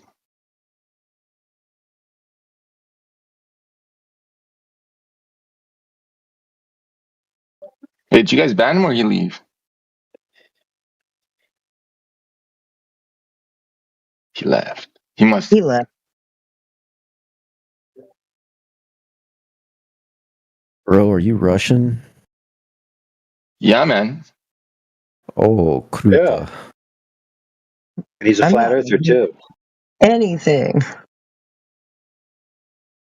I'm He's like a Russian flat smacker. I'm the Russian, not just a Russian. I am Я the хочу motherfucker. девушку русского. Бля, пошел ты нахуй. Ты никогда не получишь это. You don't even speak Russian, bro. You're Russian shit. Where the fuck you... Я знаю, я Pretend. изучаю русский язык. No, go away. Vlad's our token Russian guy. No, I am the Russian. Because everybody in Russia was taken over by the Jews, and I escaped. I am the only Russian that's not a Jew. Unfortunately. Flat, are you trying to play TOS bingo? I forgot where I was. I'm sorry, bro. I just came from somewhere else. Woo! I said some shit, didn't I? I'm sorry. Woo! Oh, I'll slow it down. I'll reel it back in. Why don't you Did have a I strong drop? accent? Did I drop the? Because I'm a KGB agent, bro. You don't know? Hey, Je parle français aussi. Yeah, je parle français aussi, mon ami. Le français, c'est la troisième langue que j'ai appris à parler. Anyways, it's not bilingual, it's trilingual. En plus, yo trata aprender hablar español un poquito, amigos. Cantua. ¿De dónde vienes los pendejos? Yo, quoi comme toi, yo, tu sais que je sais comment parler le français. God damn it. Anyways, see, now this guy's gonna have to try to show off. But the thing is, what you don't understand, friends, Russian is my mother tongue. Oh, yes. So when I say I am the Russian, my friends. You guys don't understand. I am the Russian. The older I get, the more I understand that. Don't feel bad, dude. I'm the token French guy. It's okay. You can be the token Russian guy. It's all good. So, you can have the French. I don't want that French. French sucks. Worst. French is one of the worst. I think French is one of the worst languages ever, bro. Just to be honest, I'd rather know Spanish or Italian. Cool, dude. French, yeah. You're allowed your opinion. It's okay. It's okay. We all have opinions.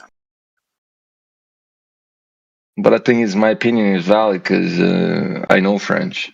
It's not like I don't know French and I'm talking shit about a language I don't know. No, I know the French, bro. I understand. Dude, I was got you, forced to bro. learn. It's okay, dude. Man, listen, I've decided that this is a good tagline. My opinion is Vlad. That's cool. My opinion is Vlad. Instead of valid. But you could put a V apostrophe LAD if you want. I don't know. It's an idea. Hey, look. Now I'm getting Instagram homosexual messages. Oh my goodness, shut up about it.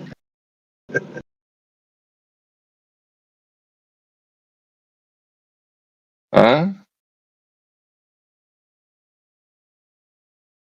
Oh man.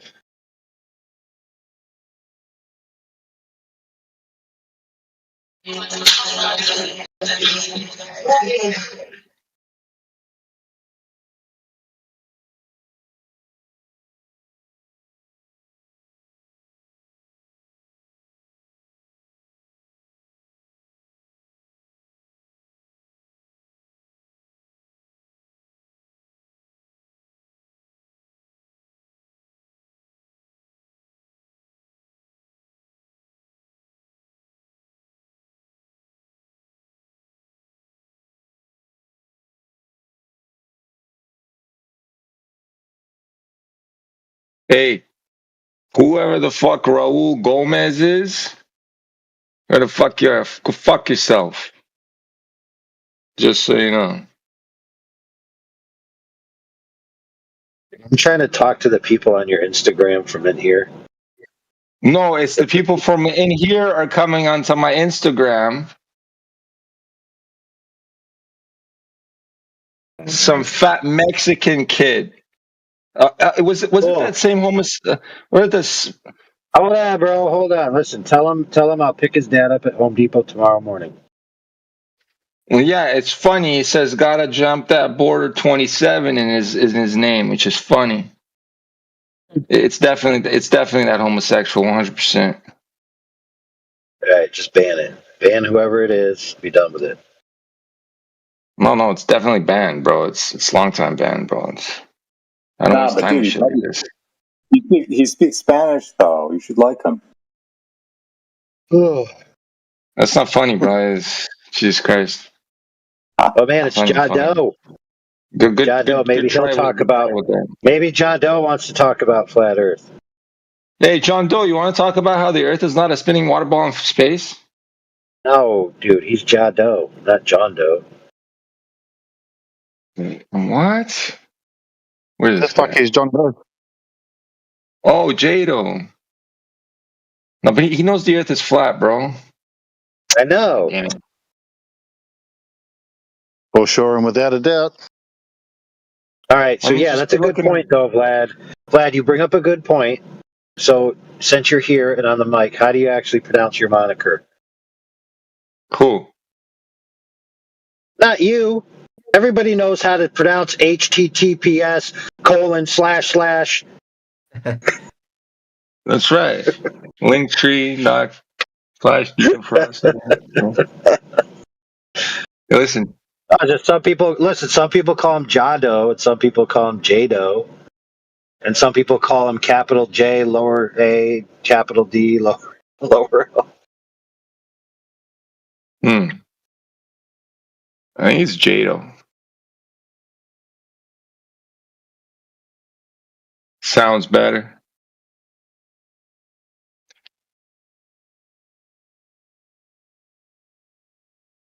So what's been happening in here today? Many Globers? Yeah, one big homosexual one that ran away. My goodness. No, and then he started stalking my Insta for some reason. It's crazy. But it's putting comments and shit. Wants to be my friend. You missed Donnie's entrance. That was fun. Donald.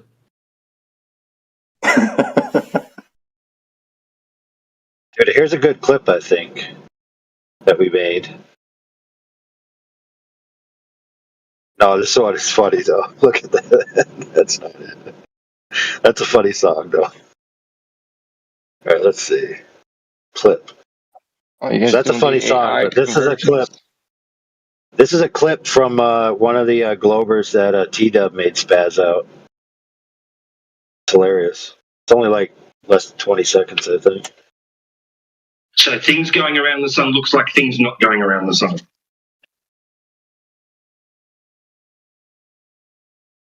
Where's the Glober speaking? Did I make it too short? 60. No, I muted. Going around the sun looks like. I muted him bad. Anyways, listen, friends. Man, you gotta play it. Who's playing that? Play the whole thing. That's coming from my headphones. I didn't know it was gonna play good. Here. No, it does. It's fine. Exactly. That's the first. Well, they say we're going around the sun. They say we're going around the sun at 60. So things going around the sun looks like things not going around the sun. The things going around the sun look like things not going around the sun. Which reminds me, friends, just following Saturn is the craziest, most wildest fucking thing, friends. Because the sun, the star Saturn, fucking oscillates back and forth like it cradles from side to side as it starts transitioning across the sky. Do you guys understand what I'm trying to tell you? It's not a fucking steady motion or a linear motion or a curvature, whatever. It's literally going in zigzags. Does anybody know about this? Interesting. Huh? Sounds good. Tell me more. Okay, so, because I'm doing my whole astrology shit, right? And I go into Vedic astrology pretty hard now because that's the only thing that's right. All the other astrology is garbage, right? So essentially, I throw everything out the fucking window, and I pretty much just look at stellarium now, right? And follow positions of the stars and stuff. And stellarium's pretty good because you can go pretty much on any date, and the positions of all the bodies are there, right? So one day I decided, because the Saturn has a lot to do with me. I started just following, right? And how it's fucking transitioning. And as it stays in like a constellation, which is in Pisces right now, it's going to be in Pisces for a long time. First of all, the Saturn stays in a fucking constellation for a very, very long time. That's the one thing. It's like it's in there, but it's oscillating. It's going back and forth, back and forth. It's like a zigzag, back and forth, as it's trying to go out. You know what I'm saying? It's like it'll push forward, then make like 3 steps back, push forward, make another 3 steps back, push forward, another 3 steps back type of shit. You know what I mean? Yeah. Yeah. So what the fuck is that about? I'm pretty sure Janet Jackson said it best. We take 2 steps forward and 3 steps back. We come together because opposites attract. Amazing. Devil music. Makes sense to me. Now, interestingly enough, hey, Vlad, have you ever seen the video for that video? Have you ever seen the video for that? No, is it something with Saturn? I guess it is. No, it's and I actually don't think it's Janet Jackson, but whoever the girl singer is a girl, like a real woman, and then the person that she's dancing with is an animated cat. Interesting. So obviously the woman is a real woman, and the cat is a fantasy entity. Because cartoon animals really don't exist, so she's interacting. What year with was the cat. this? 1999? I don't know. I can't remember. Why are you trying to find it? Yeah, let me see. Check for me, man. That'd be some crazy coincidences.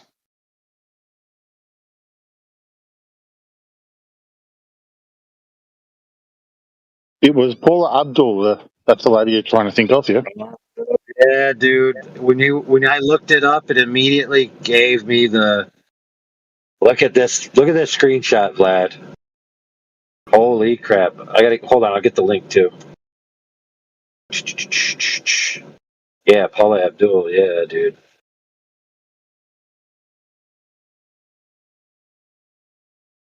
Friends, today's a special day, friends, and it started. Check this out. Check out this screenshot, bro. 16 years ago. So when did this come out? No, that's when the video. That's when the video was posted to that channel. Sure. That doesn't mean it was necessarily 16 years ago. Dude, isn't that wild, man?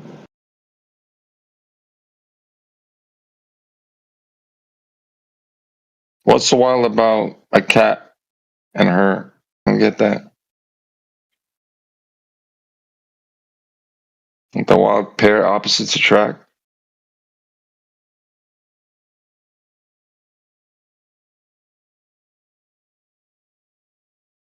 1989.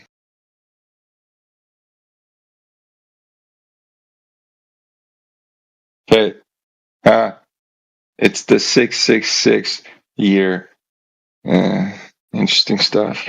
I almost want to watch it and see if there's any globe propaganda in there. I'm pretty sure there's fucking a whole bunch of fucking Satanism in this motherfucker.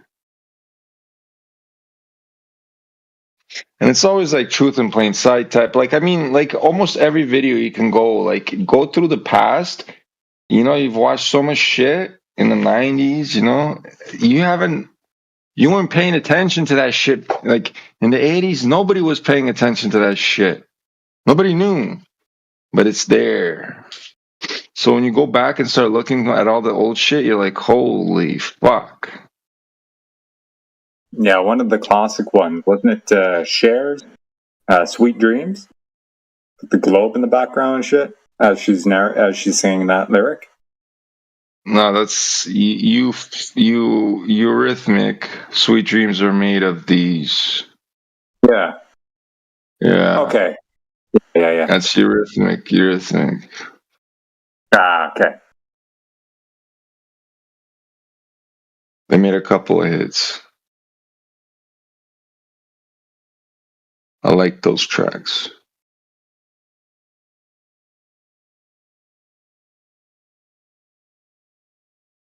Na, na, na, na, na, na, na, na, na, na.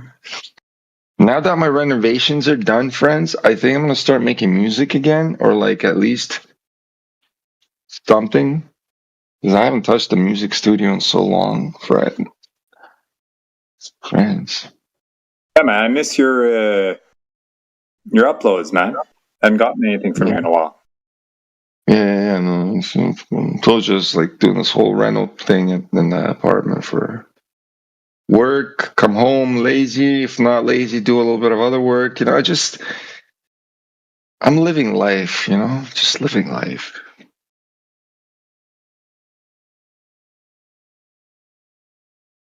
Hey, wait till 2030, friends. It's coming.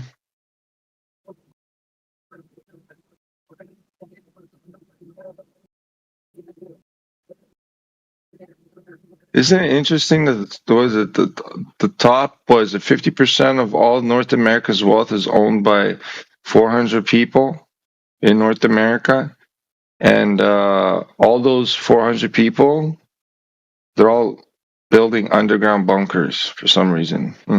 Strange. Or have built underground bunkers. So it's as if they know something's coming. Well, that's a good question. What does that mean? I mean, they've been building bunkers for half a century, for 75 years, since the 50s. But when they built, but when those bunkers were built for a reason, and during those times there was massive fucking world wars, my friend. That's not happening now. Oh, are you sure? Yeah. Are you sure? There was not big wars in fucking Ukraine? That's not a big war. That's a tiny war against two countries. Tiny war. Yes, it's a tiny war. Yeah. Tiny war. Yeah, tiny wars happen all the time. Tiny war. Yeah, they happen all the time. Wait, hold on. Are you a Glober? You must be a Glober. I mean, wait. I can demonstrate. I have measured the Earth to be a spheroid. Friends, no way. He said it. He has measured. We've been waiting for. Friends. Yeah. Donald Stupid C. Oh, I remember you. You're the one that sounds like Brenda. Oh, okay. Listen. You people are so silly about that. Listen. Why don't you just use people's names and not worry about anything else? It's very simple. No. It's because you're Brenda and you come in as an alter ego. I'm not. It is what it is. I'm not Brenda. We've been in the same room together. I'm not Brenda. I've never seen you and Brenda in the same room together. I don't care. I have been in a.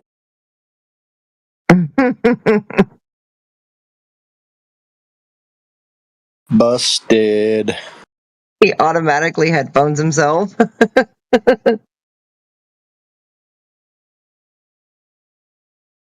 Real quick, chat, has anybody seen Donald and Brenda in the same room at the same time? Because I haven't. We saw him on cam at the same time. Yeah, I was them. I heard them. Didn't see him. Glad I didn't. But yeah, I heard them. Great. So let's make it clear. Let's just stop doing that because it's retarded. It just gets everyone talking about that rather than the topic. Complete sidelining. So how about this? Since you heard me say stop doing it, when you do it next time, I ban you. How about that? You guys follow?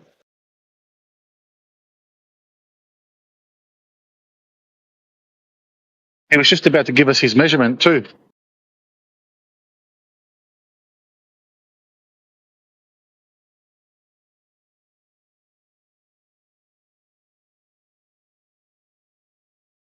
I was saying let's give them all a second chance, but first I got to unmute Donald since Donald never wants to listen unless he has the privilege of talking straight through you for some frickin' reason.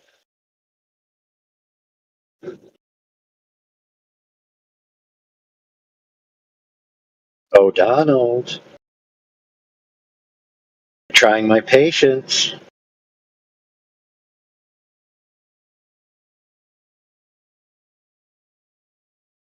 Yeah, and I think Vlad missed the announcement earlier, so now he knows.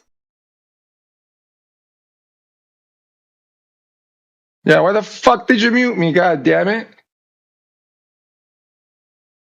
Because we're sick of people talking about Brenda and Donald. So, who the fuck? What am I around and I fucking know this shit? What? You do now, sucker? Well, now, why the fuck you should have fucking told me before muting me, goddamn. No, I had to move both of you so I could talk. I don't give a fuck who this fucking cocksucker is. There's another homosexual who's having fun, and now you fuck. All right, you both can just get lost. Donald's too dumb to listen. Puts himself on earphones so we can't actually moderate him, and then you complain about it after the fact. Like, are we ever going to get to the topic sometime this year? So every time you mute me, I mute you. Just so you know. Hey, Donald, pay attention. So you missed all of the exposition about the rules and all that stuff. So since you're going to act that way, I'm just going to ban you from the channel because you're pointless to be here. Yeah, get lost.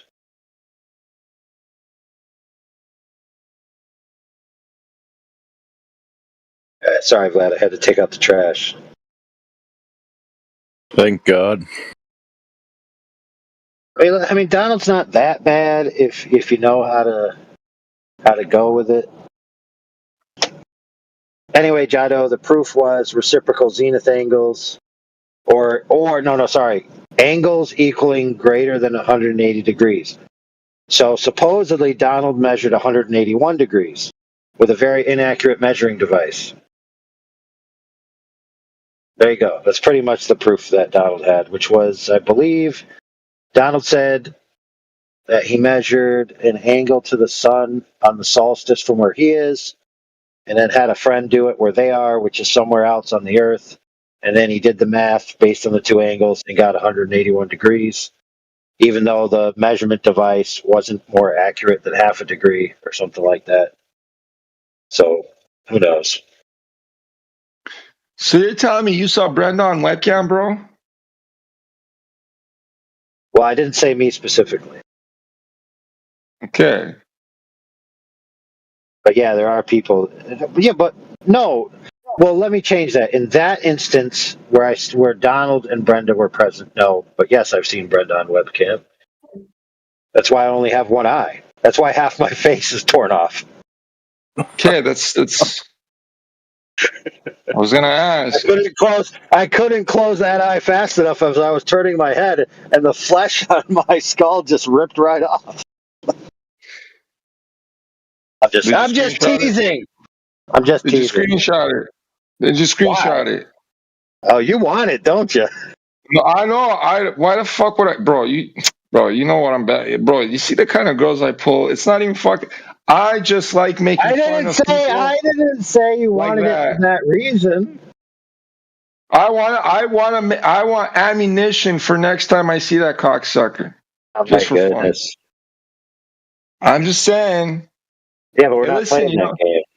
What? Listen, friends. You know what the problem is? Now I can't even talk in Canada. I'm not even allowed to say a fucking word in Canada because the cops are gonna come arrest me, friends. No longer am I allowed to say anything. What are you talking No, about? you can. Well, they passed the fucking laws where you can barely say a fucking word. You say anything about the orange juice or like, you know, the grape juice, you know, any kind of juice. If you mention juice, off to the fucking jail you go. No, I'm in Canada. I don't know what you're talking about. Well, yeah, well, go check the new see whatever passing. They just passed bills where you're what do you call it? They're snooping your internet, right? So, and if you post anything that's anti-Semitic or anti-LGBTQ or whatever, they'll come to your fucking house, knock on your door, and take you to jail. Go check it out. It's actually out now, friend. Oh yeah, I forgot. None of these Canadians that actually live in fucking Canada watch these. What do you call it? The Senate hearings or whatever. What is a Polyev and fucking the Carney arguing? None of you guys even listen to what they're saying. You just fucking live your lives in Canada, sitting on welfare. It's okay, right? Because you live in Canada, you know everything about the politics in Canada, right? Yeah, I'm not on welfare, but thanks. No, I'm just asking you, but you know everything about politics in Canada, right? I just told you I never heard about that. Okay, well, please fucking inform yourself. I'm in Canada. I didn't hear anything about that. Hey, fuck, if you didn't hear about that, what else didn't you hear about? Fucking moron. Your mom. Your mom. Fucking stupid, bro. It's okay, you're Canadian. I get it. You guys are not that bright. Let me tell you that. I live here. Stuck amongst you motherfuckers. And then the funny part is people in this fucking channel make fun of you Canucks. Calling me a Canuck. You know what I mean? That's derogatory. When they call me Canadian, they're making fun of me, friend. And since you're a pure blood Canadian, it's actually an insult to you. That's how fucking people take a look at you guys in fucking here in Canada. Nobody fucking likes you. Well, I agree. No one likes you because you won't shut the fuck up. You got angry. Got angry, this guy. A little Canadian got angry. I thought you guys were all happy. Couldn't get a Canadian angry. Got to be more polite, buddy. Oh, Vlad, you made J-Do leave. It's okay. They come, they go. You got his name wrong. That's why. Man, he wasn't even talking, man. I need somebody to come and talk about flat Earth. Why, man? You hear about it every day, like 10 hours a day, bro. Come on, man. Why are you so, like, obsessed about it? Why do you need to keep hearing about the same shit over? Is it, like, reinforced something in your psychology? I don't get that.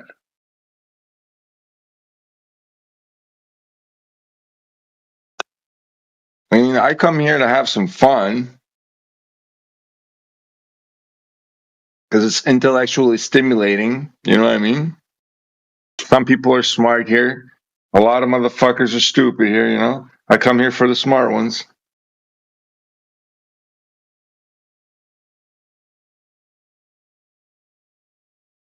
I'm getting tired. 2:30 in the morning.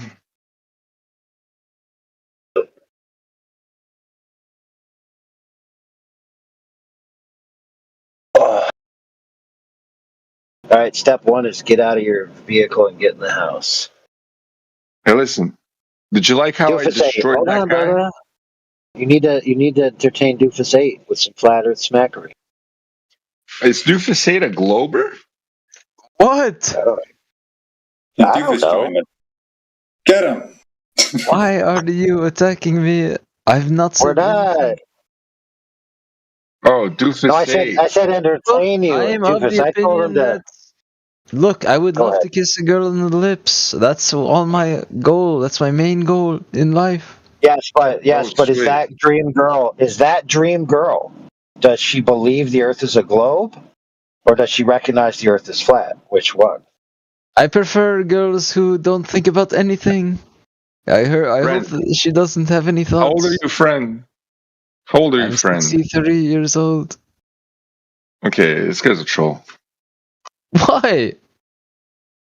No, I just want to kiss a girl. Okay, look, the Earth. Look, You're you know what? 63 years old? You're 63 Yes, years old, you I said? You're am. 63. Prove it. Yes. Prove it. No, I will not show you my birth certificates.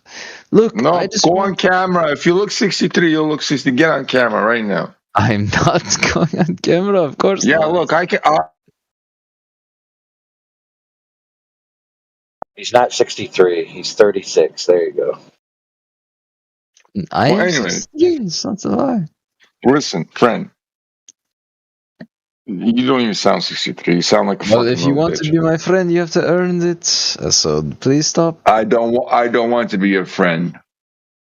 Then don't call me friend. You dog. You idiot. I would Friend. love to. Sarcasm.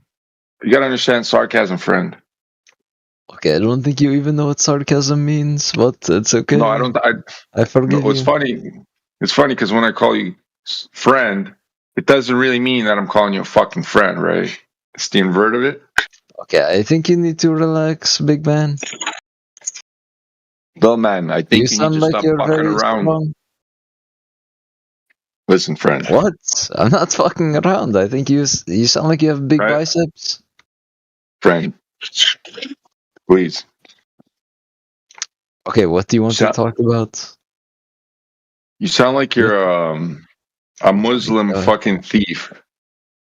Am I right? What does that mean? I don't get it. I'm not I mean, just by Muslim. your I'm accent. I'm a white boy. You're a white boy. Yes, I'm You American. no, you're definitely Albanian or some shit. I am doing an accent for fun. It's fun to me to do it. Yeah, cool story. Okay, you sir, idiot. Cool story. What is the Earth's shape? You idiot. No, I think he's Muslim. 100%. This guy has to be some kind of Arab.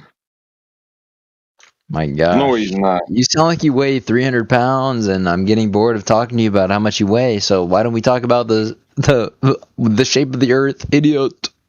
You idiot. Look at this guy bending. Look at this guy's bending his accent, not trying to sound American. Isn't that crazy? Bending. This is the way my voice sounds, you dork. You idiot. Friend. Okay, this guy can't hang. I don't know. You sound like you're 65 and you can't hang. Yeah, I told you you Friend. could do it. This guy's retarded. What's going on with this guy?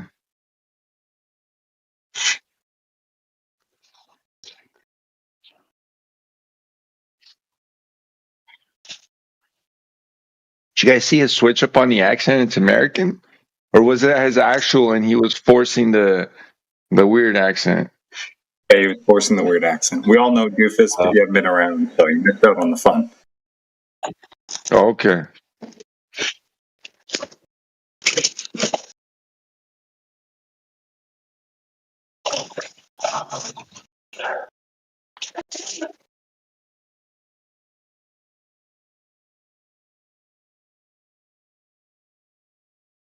Oh yeah, and wasn't it the some new stuff that came to during a couple weeks ago, some shit was happening, some major shit. And while that major shit was happening, there was like these anti-Semitic bills that were passed or tried to be passed in the Senate in the States. Do you guys know anything about that?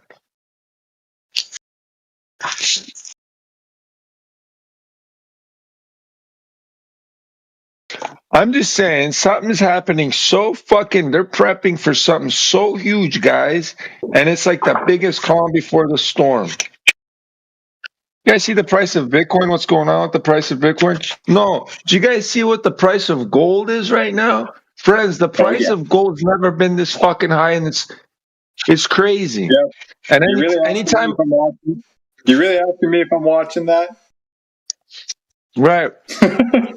So imagine though listen, friends, the price of gold is so fucking high right now, and the only time that the price of gold goes up that high is when there's like a major catastrophic war that happens. Dude, silver hit $75 Canadian last week. Oh yeah, that's crazy. Oh, so you must be loaded. You might want to start selling a little bit, or like diversifying your profits, my boy. Quiet. Is this guy bothering you guys? Oh, we got a white knight here, friends. No, I'm the Black Knight.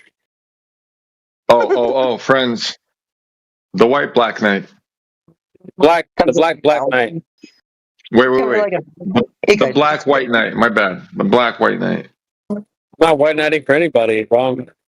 Is this guy bothering you guys? Oh, yeah, the black white knight in and again. Yeah, it was like that. Well, I mean, when somebody comes in here and asks, "Oh, is this guy bothering you?" That's pretty much white knighty, bro.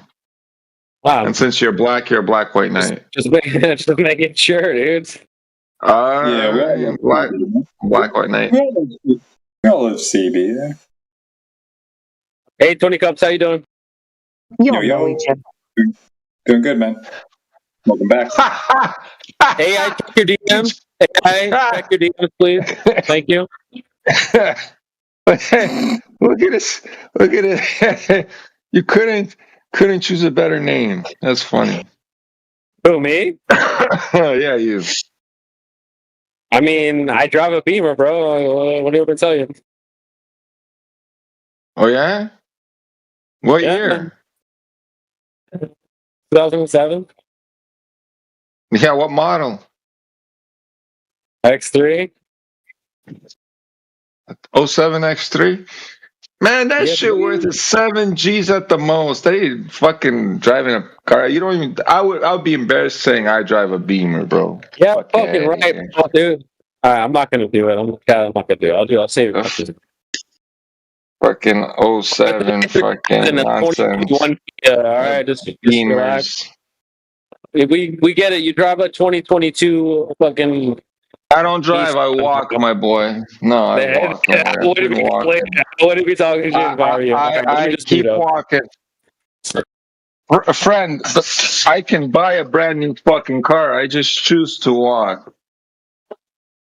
That's what I fucking do. Damn straight. All right, we'll just move on, chat, because I don't want to roast this guy. Oh wait, ACB, how's your girlfriend doing? The one that you came in here bragging about. The girl was last night, bro. 10. I've never met a 10 till last night. Holy smokes, dude. You never met a 10. She was a 10. I was gonna say it. 20 cups. Mark it down right now. She was a 10, dad. 100%. Okay, show a picture instant. Let's go and share it. All right, I got it. 10. What the fuck? Am I your secretary or something? Shut the fuck up. I don't ever want to know, bro. I've been holding it back. I don't think I met a 10 until last night. Holy smokes.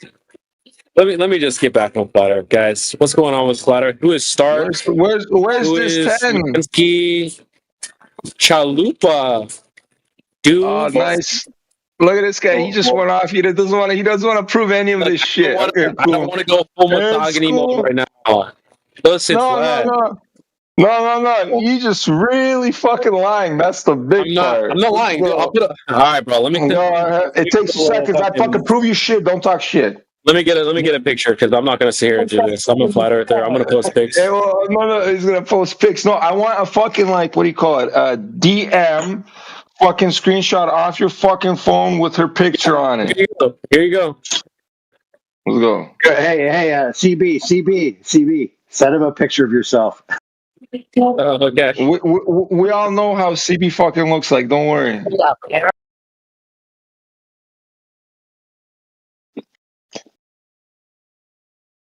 You don't need to fucking send me. I know exactly how. Trust me. I've seen you on fucking cam. Don't worry. Don't send me nothing, CB, please.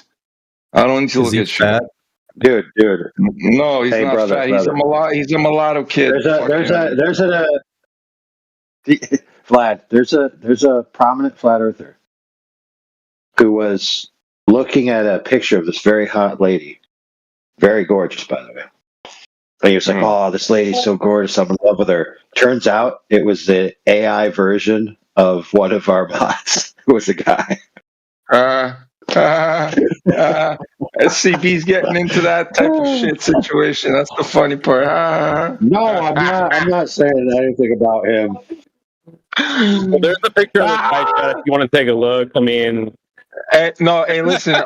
What I need is your DM with her name in the DMs. Like I can here. I'll show you an example of what I want. See, I have this girl that I'm smashing, right? See, I can go into my Insta DMs, right, and have the last conversation with her. I can screenshot it with her pictures on it, right, and I can literally just go send it to you on Discord right now. All right, Ninja, I'm gonna post it right now. I'm gonna post it right now, but I'm gonna delete it. I'm gonna delete it because it doesn't need to really be in here. It's not really flat content, but I'll post it right now. It's in the side chat right now.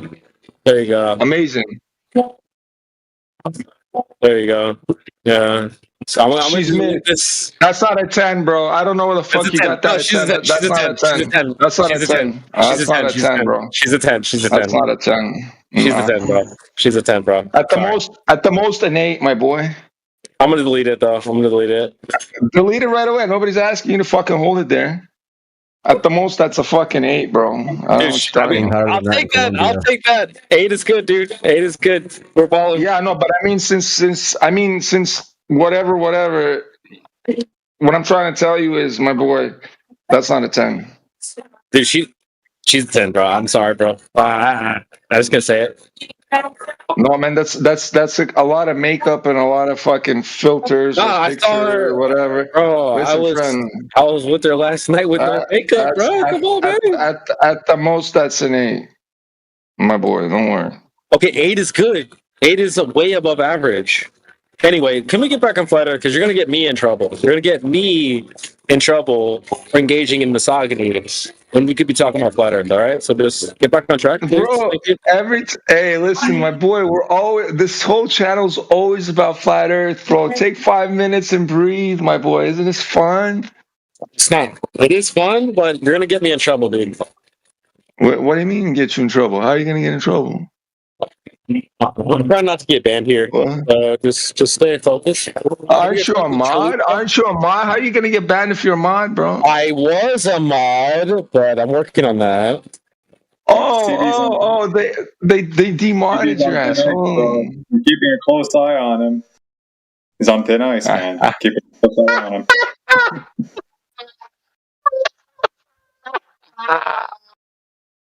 Oh, good, funny. Hey, listen, is she the one? Or are you just smashing and dashing? Yeah, dash, but it's fine. Smash and dash, so you learned your lesson? No, I'm probably gonna see her again, but whatever. Okay, don't get your hopes up. Let's just say that. There's no host, bro. There's plenty of fish. Guys, let's get back on track because I'm gonna get fucking banned for fucking misogyny. Misogyny, bro. Whatever. Listen, my boy. But that's that fucking word. That is the dumbest fucking word. Hey, listen, you gotta stop watching Fresh and Fit, man. They fucking. Fresh and Fit. Fresh and Fit is great. Oh my god. What is the name of Fresh and Fit? What are their names, sir? Don't give a fuck, bro. Hey, what are their names? Their names are Myron and Pufferface. Okay, you know what? I'll give you credit for that. What is Pufferface's actual name? Do you know? Why would I give a fuck about men's names? Because dude, here's the problem. The people that criticize, Vlad. The people that criticize Fresh and Fit are basically like the people that criticize flat earthers. They don't know a single flat earther. They don't know a flat earth's point of view. They don't know. I just finished watching their fucking 6ix9ine podcast with the 6ix9ine. I just finished watching their fucking podcast. You say, hey, listen, you don't fucking assume that I know everything about these cocksuckers. I'm telling you, they're fucking losers. Shut the fuck up, bro. So what is the names, bro? What are their names? I couldn't give two fucks about their names. I'm trying to tell you. I listened to the fucking information. I couldn't give a fuck about any other personalities in that fucking thing. And that's the problem. What you're not doing is listening to information they're conveying. You're listening to that shit for the entertainment and the lols. And the fucking the fucked up part is I'm listening for the information that they're trying to convey, and everything that they're saying is pretty fucking stupid. Name one thing that they. What's one of their arguments? Go ahead. What do you mean? Get rich, go to the gym, bitches will come to you. That's it? But more. You just said name one. There's a fucking list of them, stupid. I told you I just watched the fucking shit. Every fucking day, the first thing they do, stupid, listen to me, the first thing they do when they start their fucking show with the bitches is ask the fucking name, what they do, and your fucking body count. That's right? fucking funny, dude. It's funny when they do that. And the fact that you think that's funny, entertaining to you is the fucking show, the level of exactly. And I'm telling you, the whole fucking show's fucking stupid for retards like you. It's fucking funny, dude. I don't know what to tell you, dude. It's not. It's just like watching fucking. It's almost watching Andrew Tate. Keep listening to fucking Andrew Tate. You're gonna be a man because you listen to Andrew Tate. I don't give a fuck about what Andrew. I'm just telling you, it's the same fucking shit that you don't know anything about. You're retarded. I just fucking disproved you fucking in one point, and you're not listening. Okay, I'll just go on mute, guys. Holy smokes.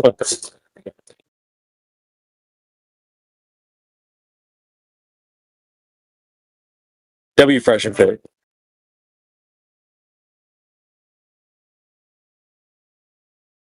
Yeah, time to recalibrate. Have you guys talked to Chalupa yet? I've been asking that for a minute. Chalupa has been silent for hours, so good luck. Okay. What about Stark?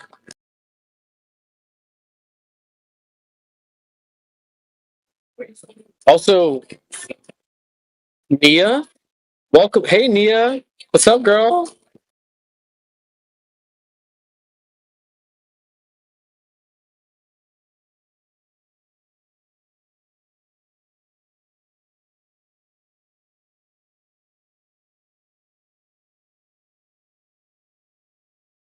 Yeah, it's quiet because you're not talking, Nia. So go ahead and chime in. Welcome. I was about to say that.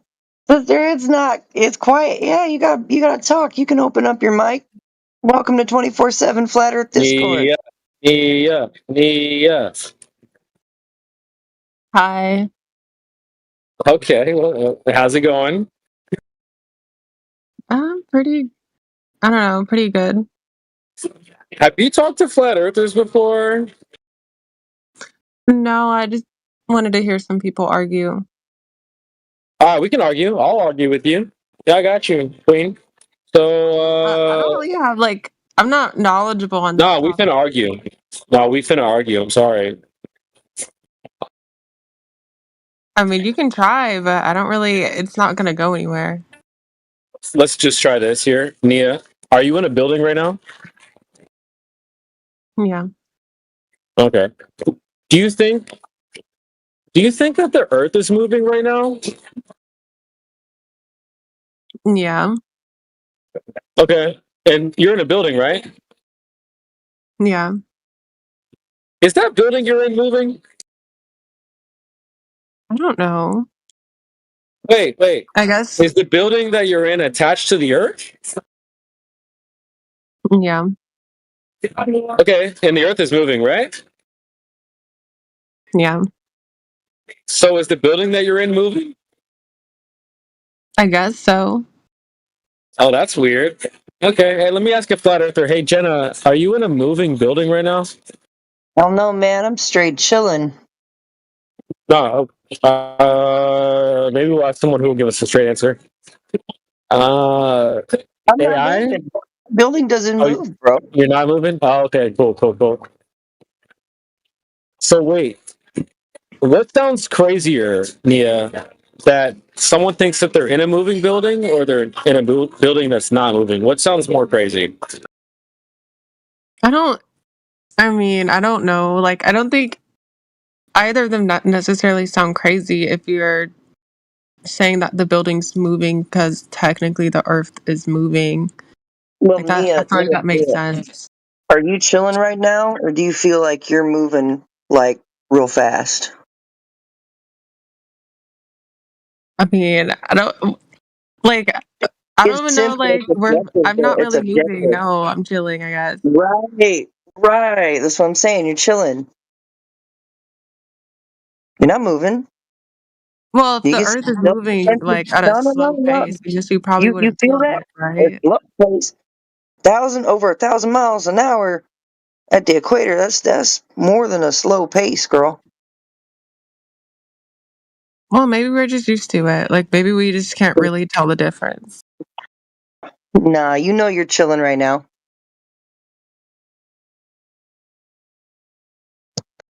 You know you're chilling. Hey, I guess my question follow up would be like, who told you it's moving and why did you believe them? Because I didn't really like give a fuck to like question whether I was moving or not. Like I don't know. It's not that big of a deal to me. It doesn't really change my life any. But Nia, can I ask you? It seems like it's big of a deal enough that you're here right now. I'm here because I'm bored and I want to listen to people argue. I'm not here because it's a big deal to me Listen to whether the yourself Earth is and moving or argue not. with you. Wait, what'd you say? I said, well, now you're here and you get to listen to yourself argue with somebody in here. So it's a win-win and you get to participate. Woohoo! Yay! I'm so happy.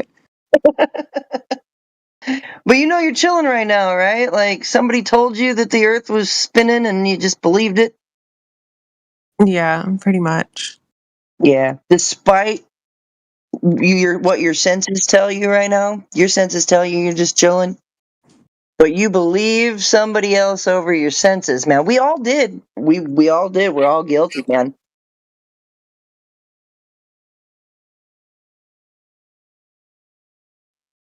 Like, nobody was born a flat earther. Right? Nobody was Is born. everybody in here like people that believe the Earth is flat? Like, is there nobody else that? No, there's other people. You got Mansky. He's still on the globe side. I don't know. Chalupa hasn't said anything. I don't know about Doog. I don't know who Doog is. But yeah, just about everybody else in here that isn't Mansky and yourself. I'm a globetard.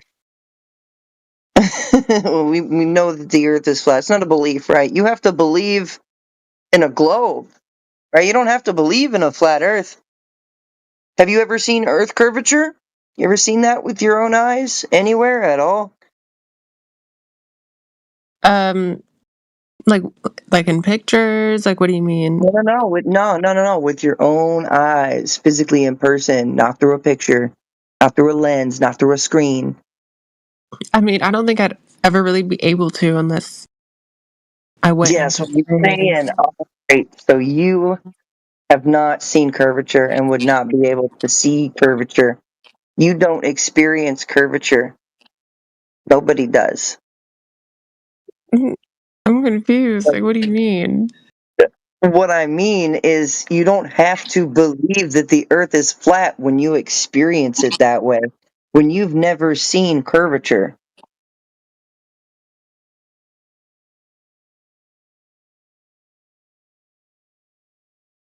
Pregnant silence. See, maybe it's probably I'm not educated on this topic, so a lot of stuff that you're saying just is not really. It's not clicking. That's all right. That's all right. You stick around and you listen in, it'll start to click. It'll start to make sense. Just think about water, though. It's really the simplest example. So your bathtub up with water. The bathtub contains the water. The water rests level on the surface. I mean, I'm pretty sure that's all explained through like the fact that the Earth has a gravitational pull towards the center, right? No, that would be contradictory. We can't just. You're going to say that water is level, it rests level and flat because of gravity? I mean, we could go with Yeah. that. then you'd still just be conceding to flat level water. But then you'd have to learn about how gravity is not a cause or a force.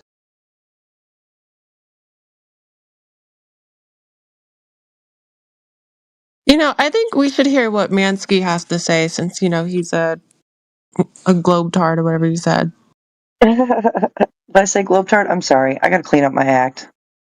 No, not you. I think he said that. Okay. Yeah, I said it. Okay, I try to say globe believers because that's what you are when you just believe that Earth is a globe, but you don't have any substantial evidence. You've never seen Earth curvature. I've personally measured it. I've personally measured the surface of the Earth. No. Donald is back. Donald. When you're personally measuring the surface of the Earth from 1 foot above sea level, where should your horizon be for a globe Earth? I did not use the horizon. I don't require the horizon to measure the globe. Oh, okay. Now, but can you not answer this question?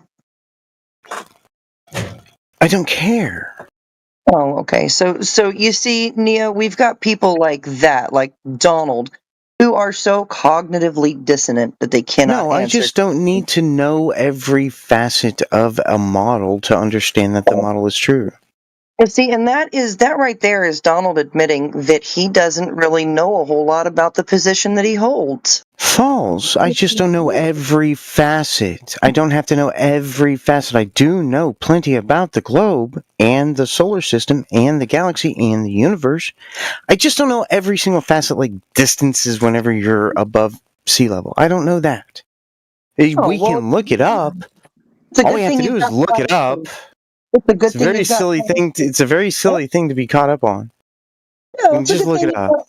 Yeah, okay. It's a good thing you've got flat earthers because we do know. We do know that kind of stuff. Can I ask a question though? I don't care. If go you ahead, know Neil. say like the Earth is flat, is that Gravity really like a revelational? Like, I don't know if I said that right. Revelational, whatever. Relevant. Like monumental, like finding. Yeah, it is. It means that all physics is wrong. If the Earth is flat, then all physics is wrong. No, that's all not of it. true. That's completely That is false. true. Not true. You cannot have any modern physics on a flat Earth. You can't say it is lies not. like that, Donald. You can't be speaking lies. Do you know that? Do you know that on a flat Earth, Excuse me. Yeah. So what Donald's doing right now is called poisoning the well, because we do in fact adhere to the laws of physics in this room and empirical science. You can't. So, what's gravity? It's a fictitious force. Oh, so you don't hold to the laws of physics because gravity's a law of physics. It is defined as a fictitious or you just pseudo lied. force, and it No, is not you a just cause. lied. It is also not the direction of down. Because if you take a look at the buoyancy density, or the buoyancy and density equations, Buoyancy requires gravity. There's a little g in there. The buoyancy formula, you're going to find g in the upward bias, right? Not only that, but in the upward bias, that doesn't make sense. That will G only has one thing until the earliest moments of the universe. Are you just going to keep talking through me like this? I mean, you're wrong. A lot. Why would you come in here and poison like this, Donald? It's not poisoning the well to tell you you're wrong when you're actually wrong. That's not poisoning the well. That's just letting you know that you're wrong. You're citing a fictitious force. It's defined as a fictitious force, as a pseudo force. Pseudo does not mean non-existent, just so you know. It means fake. Okay, get over it. That is false. Get over it. Fictitious, pseudo. False. It does not mean it doesn't exist because it's a pseudo force. It means that we called it a force before we fully understood it. And once we understood it, we understood that it was the result of the curvature of space-time, which isn't actually a force. It's an acceleration. Einstein also said is not a cause. Einstein never spoke in those terms. You're lying. Show me the source. Cite your source. It's in fact. Post the link in chat where I can read Einstein saying that. Like I said, the formula for buoyancy you're not going to do it. You're not going to do it.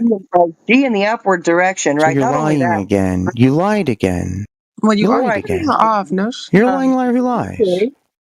Gases disperse I don't need in to listen all to directions. Gases disperse in all directions to fill the available volume of space.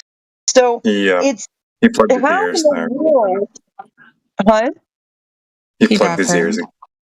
Of course, he plugged Yeah. his ears again because he knows that he knows I'm not wrong. So Nia, this is actually a perfect night, a perfect example for you to come in and for me to be here, honestly, so that you can see just how deep the cognitive dissonance goes with some of these people.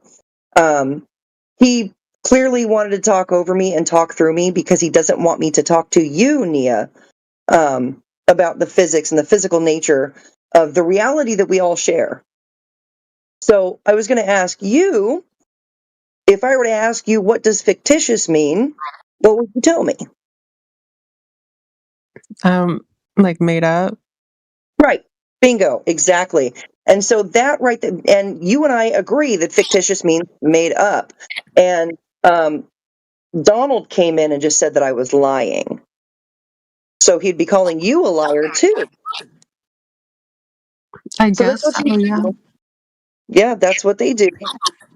So you just got to experience hardcore cognitive dissonance, somebody who we refer to as an anti-flat earther. Like, you're a glober. You're in here, you want to know, you believe the Earth's a globe, and we're here for it. But we're not here for stuff like Donald. That was ridiculous. Yeah, and just wait till he's pressed on his claims. So it's, throwing tantrums and shit and calling you names and doesn't want to give you any things. It's really entertaining. I'll try to pull that out of him. We'll I see. am very entertained so far. Oh, you ain't seen nothing yet, man. Just so that way you're not confused though as to what he was saying and why he was calling her a liar. What she was pointing out is that even in Einstein's own work, like his own work implies a concept that gravity is not a force. That's why it's called Einsteinian gravity as opposed to Newtonian gravity. Because Newtonian in his it was two masses that are attracting one another. And this is mass attracts mass, right? But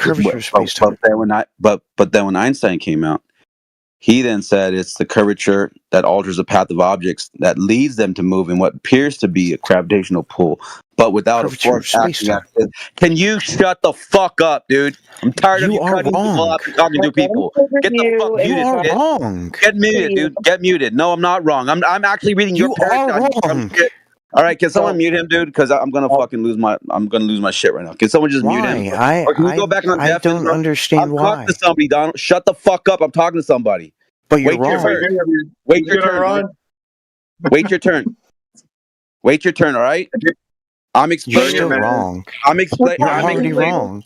Wait, Donald, I was in line first. You know, you have to wait your turn. And can someone have a great day? Thank you. Fucking A, dude. Yeah, he's an idiot, dude. There you go, Nia. That's the idiots we deal with. I'm literally reading to you the paradigm that we all learned, and he's saying I'm wrong when that's his own paradigm. So then his own paradigm's wrong, I guess. I'm reading to you actual science. This was what actually happened. That's why it changed from Newtonian to Einsteinian, and he came up with a theory of relativity. That's what she was trying to point out, but he can't accept that. All he hears is flat earthers talking, so they're wrong. Even though we're pointing out the very science that he's trying to apply to his very own fucking paradigm. It's amazing how many idiots that we call globers that actually are around this community. I hope that showed you and proved to you what we deal with every day. We know the paradigm better than these idiots.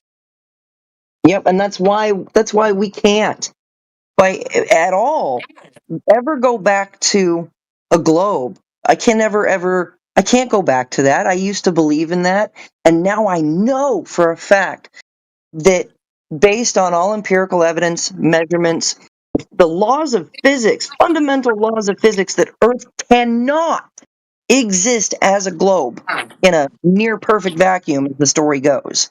It cannot happen. Well, so stick around and ask questions, keep your mind open, always be inquisitive, never stop searching for knowledge. Don't be afraid to take a step back from your own beliefs and biases and reanalyze some things, because we all went through it.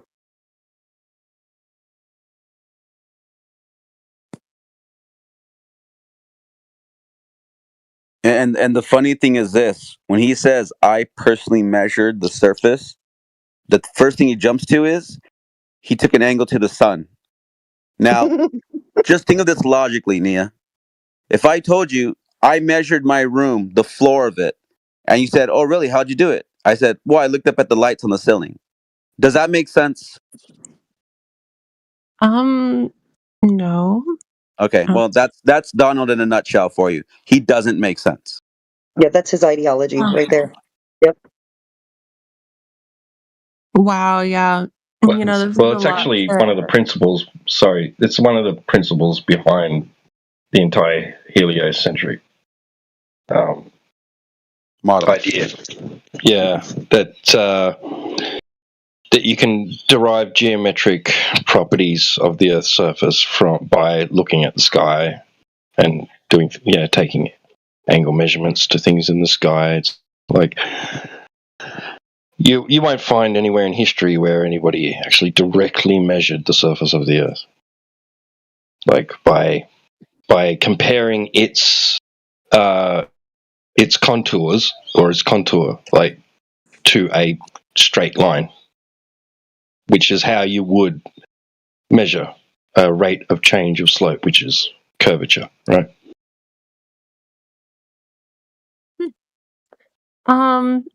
Well, yeah, you know, this is a lot to take in, like a lot of information. So, This how is about, you know, this I'll is just sleep on this geometry and and stuff. then I'll definitely come back tomorrow and, you know, get some more information. I mean, you should. Like I said, never stop questioning things, and you know, never stop investigating. You know, the investigative mind will figure out so much. I mean, yeah, y'all do seem pretty knowledgeable on this. Appreciate that. Thank you. I should correct myself because you will find people that have attempted to measure the Earth's surface with spec. Oh, you cut out. For me, I cut out, and I can hear myself feeding back too on somebody. It's on. That's me. It's on Nick. Yeah, no, it's all good. Like I should correct myself because people have gone out to measure the Earth's surface, right? What you won't find is anyone who's attempted to measure the Earth's surface by the method that I described and found curvature, right? Found the Earth's surface to be curving. Sorry, I just wanted to correct myself because plenty of people have gone out to measure the Earth's surface.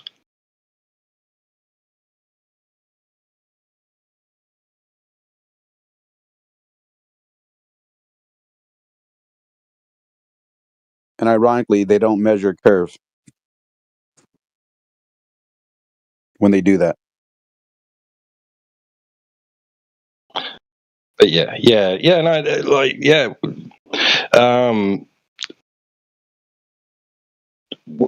Yeah, go on. It's all right. Never mind.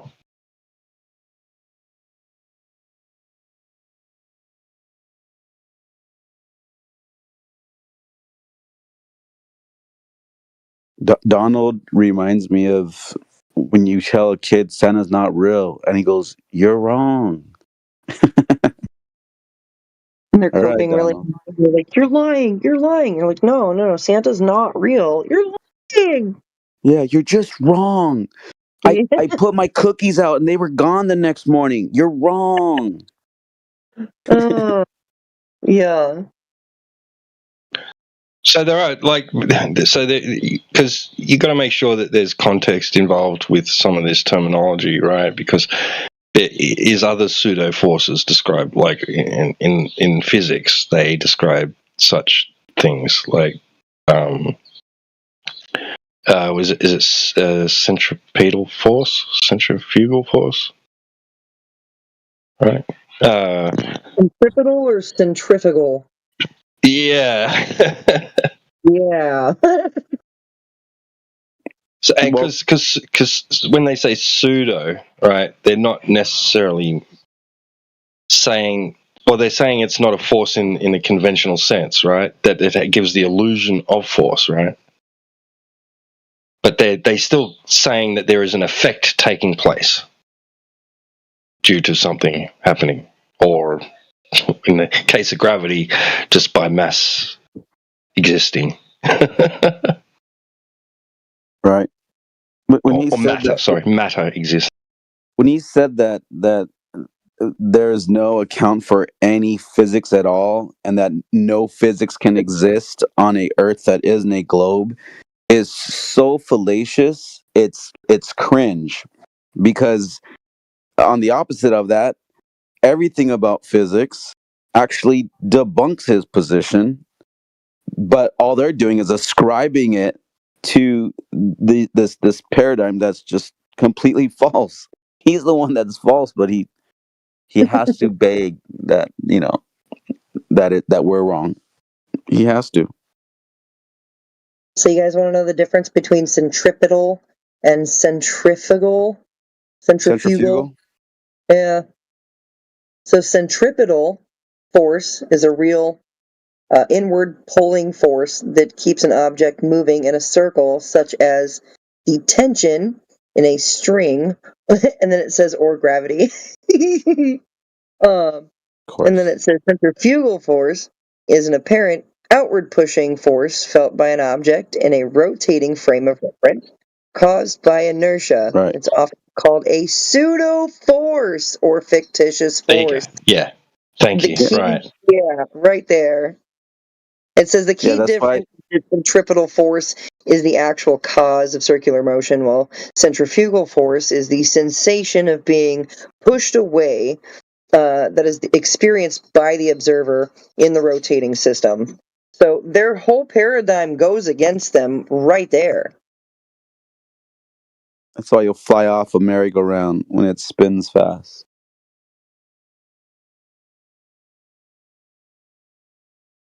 Stick into the walls of the tilt-a-whirl. Is Coriolis force described as a pseudo force?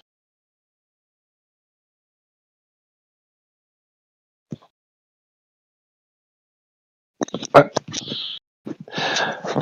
know the Coriolis effect is described as like a not actual deflection. It's an apparent deflection because the thing isn't actually doing what it appears to be doing, right? To the observer. There's no cause for that effect. Yeah, that's why it's considered pseudo. Yeah. It says the Coriolis force is an apparent force that deflects the path of a moving object as a result of its frame of reference rotating with it. So it is not a true force, but an effect. And it says of Earth's rotation, causing things like hurricanes and air currents to curve, deflection. The deflection is, so blah, blah, blah, blah. So, yeah, it's also a pseudo force. Yeah. Yep.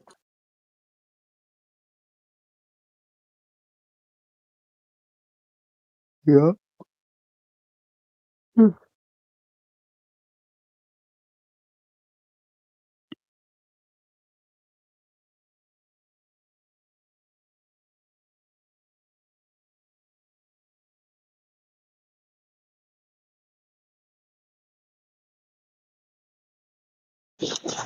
Ramses has joined us. How's it going, man? And who else we got? Looks like nobody else really knew. Who's Jojo? We got Jojo. Who's Jojo? Hello, Jojo. I think I've seen you around before. Don't know if any of you guys are up for a conversation. I think I've heard JoJo go at it before. It didn't sound very good, though. At least not for JoJo.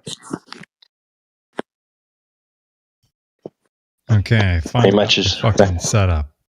Sorry about that for the feedback before. No problem, Mr. Midnight Radio. It's high noon. Nice.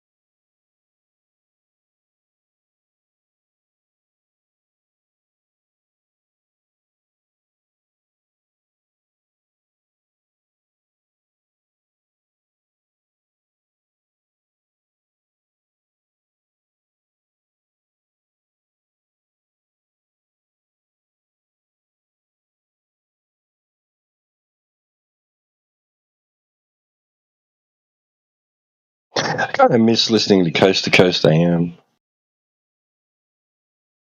Listen to hours and hours of that stuff.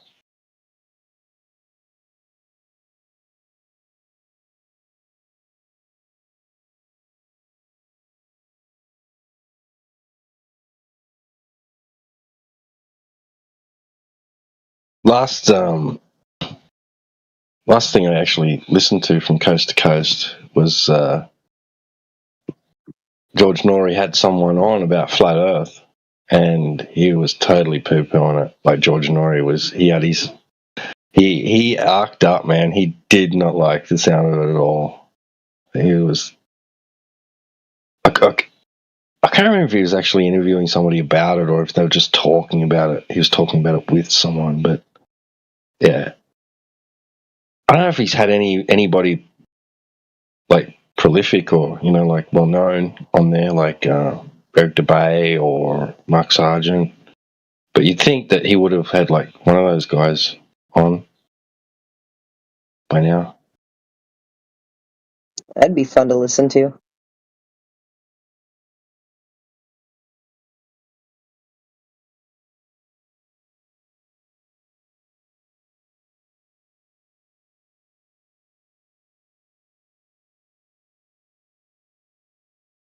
Well, like he could have Dave Weiss on and could talk about outer limits, extraterrestrials, like from the outer planes. I talked about that. I'm like, I don't know, man. It's all speculation. I don't have any proof. But yeah, if extra terra means extra land, these are extra land beings. Maybe in the outer territories, bases. I don't know. At the end of the day, I don't know. I just know that the Earth is flat, as far as you can measure it, as far as the eye can see. Nobody's ever seen a curve. Pictures from space are fake. So, here we are.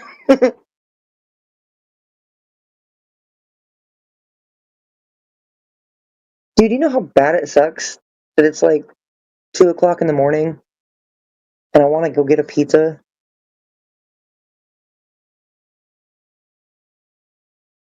The only place I think I can get one from is from the gas station down the road. But they have some alright pizza. I could probably call in an order in the middle of the night since it's a truck stop. DoorDash? Nah, they won't DoorDash that.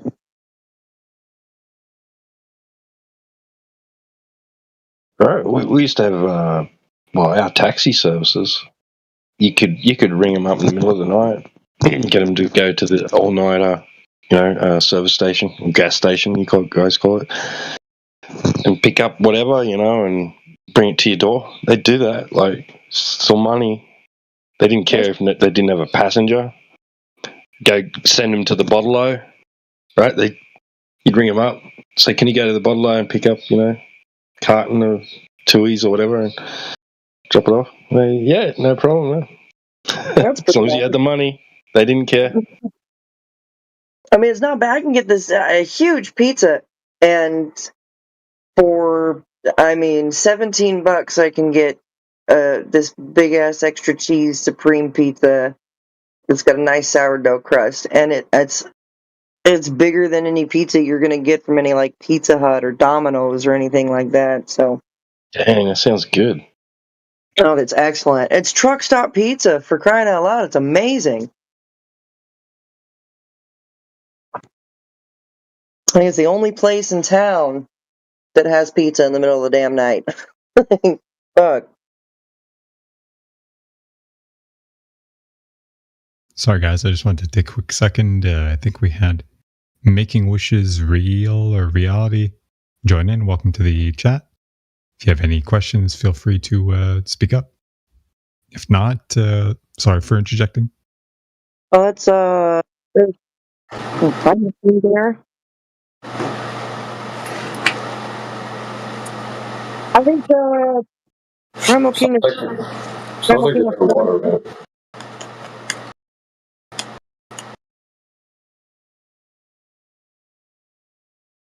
Under the sea.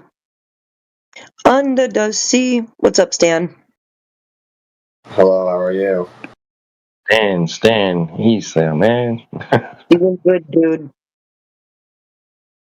Chilling on this stationary horizontal topographic plane that we live on. I'll engage. Hold on, I'm just chopping down some cocaine real quick. I don't want you to hear it. Wow, all right. Dude's getting going on a Friday night. Well, it's Saturday morning. I don't know. It depends on where you're at. I'm in the middle. I'm 7 miles off the coast. Duck hunting. Are you on a yacht or something? Oh, yeah. Oh, from the coast. I think I meant out, like, on a boat. I'm in a duck blind. I'm on the sandbar right now.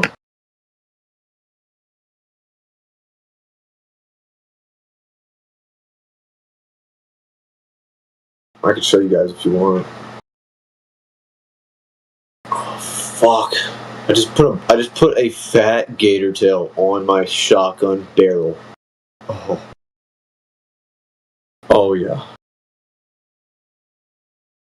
Man, the image that you have, is that a mixture of Patrick and Lois? It looks like it. Yeah, it is.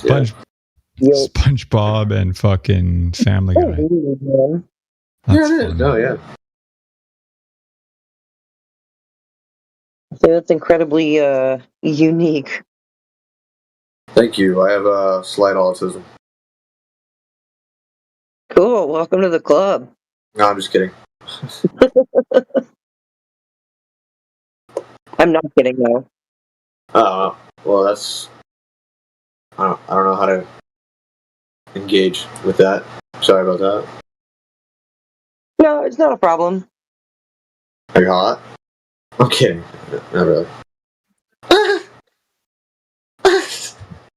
Confirmed autistic. Are you a dolphin now? What just happened? Oh my god. I'm like, oh, what was that? Turned into a dolphin over there? A sea lion? Am I cutting up? Can y'all hear me though a little bit well or better? Yeah, you're coming in loud and clear. Yeah, you're all right, man. Okay, I gotta I can't really hear someone say like hello, testing. Someone say that. Testing 1, 2, 3. Testing. Yeah, I'm gonna exit. I can't hear any of it. 1, 2, 3. Oh. Testing. You're coming in all right, man. Okay, I can hear you. Can you hear me? Good? Okay, all good, man. Okay, I got my AirPods in. Oh yeah. How's everyone's night though?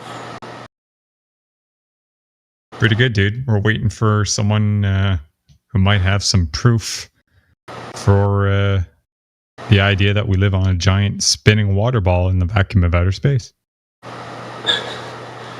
Yeah. I think it was about a week and a half ago. y'all convinced me, because I was pretty skeptical. I was a skeptic of this, like, theory, but it's been around for a while. But it's like so unrefutable. I mean, even if you're looking, because I live on, I'm not going to give up my location, but I live pretty close to the coast. And, dude, a sphere would start to, like, you can see boats miles and miles away, and I never really actually, took a gander at it, but y'all kind of opened my eyes towards it. Like, shouldn't you be seeing, like, let's say it's like, what, 7 miles is like the threshold to where it would be, you'd be able to observe a curvature, or... It all depends on your elevation, how high you are. Sea level.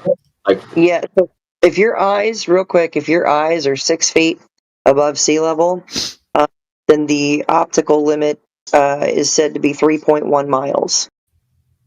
Just 3 miles. Make it simple. Is that standard? Standard. Okay. And yeah, you don't at all. Like, you would see, like, let's say, for example, you would see, like, a boat way out in yonder, like 4 miles. Shouldn't you be looking at half the boat if there's a curve? But you don't. You see the full boat on the water floating from the bottom up. See it 4 miles, 5 miles, 10 miles, 15 miles. It's like you can't refute it at all. It's so hard to even, like, argue. But you can keep watching that boat go out 30 miles, over 30 miles. It's like, damn. I'm gonna just keep watching this boat go out. Here, let me see if anyone has, like, the... Damn, wait. Seals get that? You said you're on the West Coast? No. I'm in Texas, so I'm in Galveston. Okay. Hey, hi. Hello, you people. Hello. My parents have a beach house out here. That's where I'm at. Hello, Kase. How do you say your name? I'm just. Kase. That's me. Okay. Welcome. Have you been here before? No.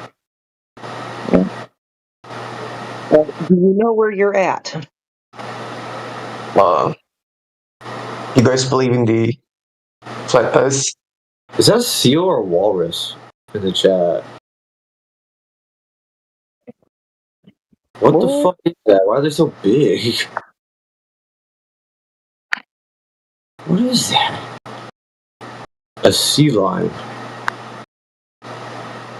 I have never, ever, taken into account how big those are. Wow. Holy fuck. Looks like a dog with flaps. Flippers, man. Fuck yeah. I like that. Are you seeing a sea lion right now or something? Look at the side chat. These things are massive. Oh, yeah. It's bigger than a sailboat. What the fuck is that? Huge. Are they fucking? They're just trying to... They're pirates, man. They're taking over that ship. They're literally sailing a boat. Yeah.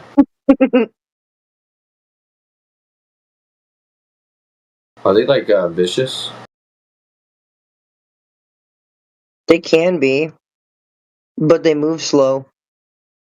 In water? I feel like they're fast. No, I think it's seals that you got to be worried about, because them little bastards are quick. Really? Sea lions can swim fast. I'd say this gives a whole new meaning to the term sea lioning. Am I right? Bro, those things are fucking huge. No. I can't get over it.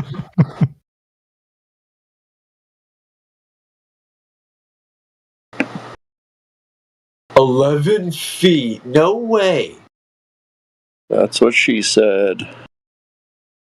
Yeah, they get pretty big. You ever been to an aquarium and seen one of those, man? I'm kind of against the whole zoo and aquarium ordeal. Yeah, I went when I was a little kid and I didn't know any better, but now I know better. Bro, 2,500 pounds is retarded. Those things would absolutely body, even a shark.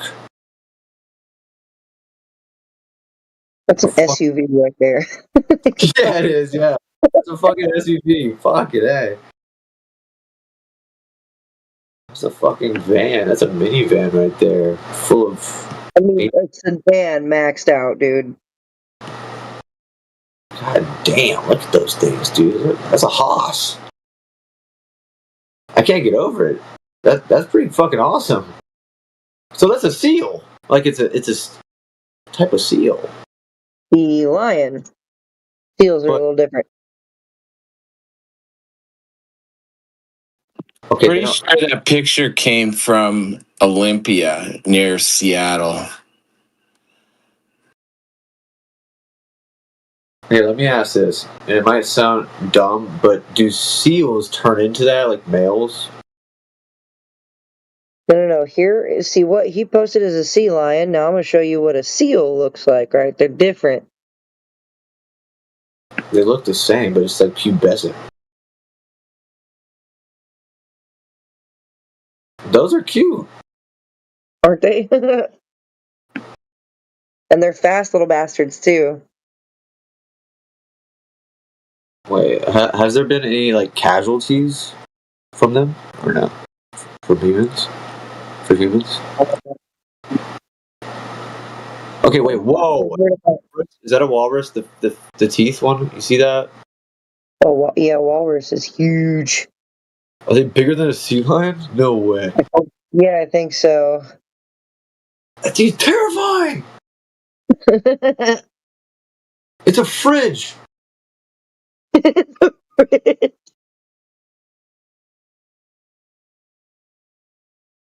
Oh my god, like, what the fuck? That's a fridge with fangs.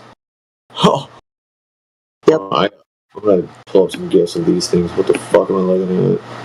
Damn, he's doing sit-ups. That's what I'm saying. What the fuck is this? What is this, bro? Dude, these things are kind of creepy looking, though. Not gonna lie. Check this out. That's how big these things get. 4,400 pounds. Oh my fuck. Reaching 12 feet. Dude, that's the size of a short bus. That's freaking huge. Are they like a predator? Like, not really. And they're I don't know, they've got big numbers. They don't really have like a whole lot of predators, maybe sharks.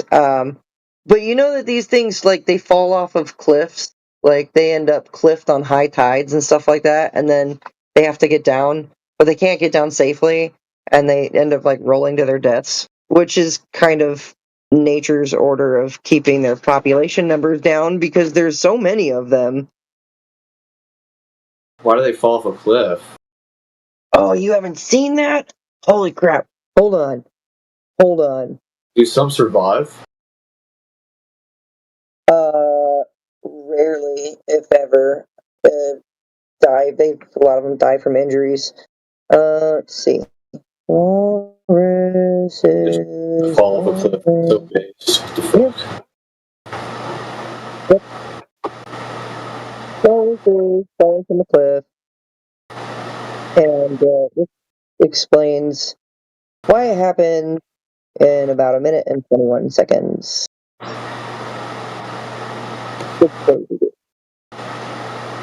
Bro, they're fat as fuck. What the fuck am I looking at? Yep. I mean, they're eating good. Why do they want to go down? Oh!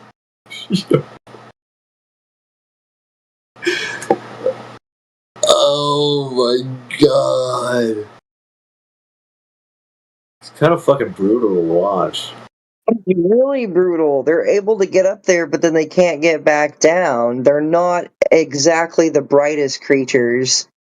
It's crazy. Can you imagine nearly 5,000 pounds just falling down like that? Like, imagine a Jeep, like, fully loaded,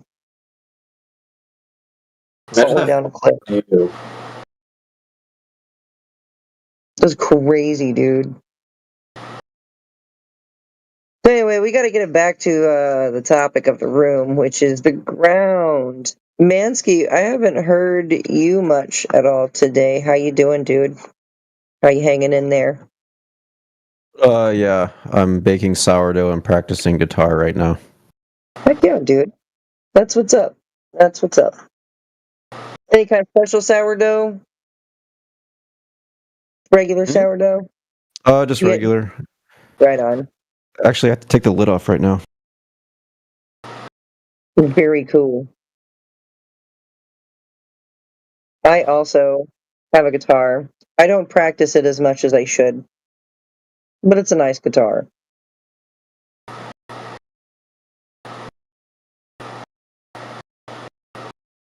So where are you at on this whole globe Earth flat Earth thing, Mansky? I'm really curious, dude. I see you in here a whole lot, so I mean, clearly there's something that keeps you here.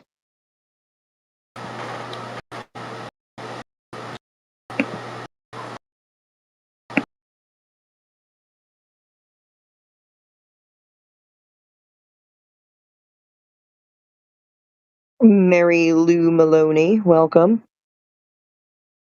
And goodbye. My husband, my oven doesn't get hot enough. You're gay. Sorry. Yeah, well, I don't know where the fuck that came from.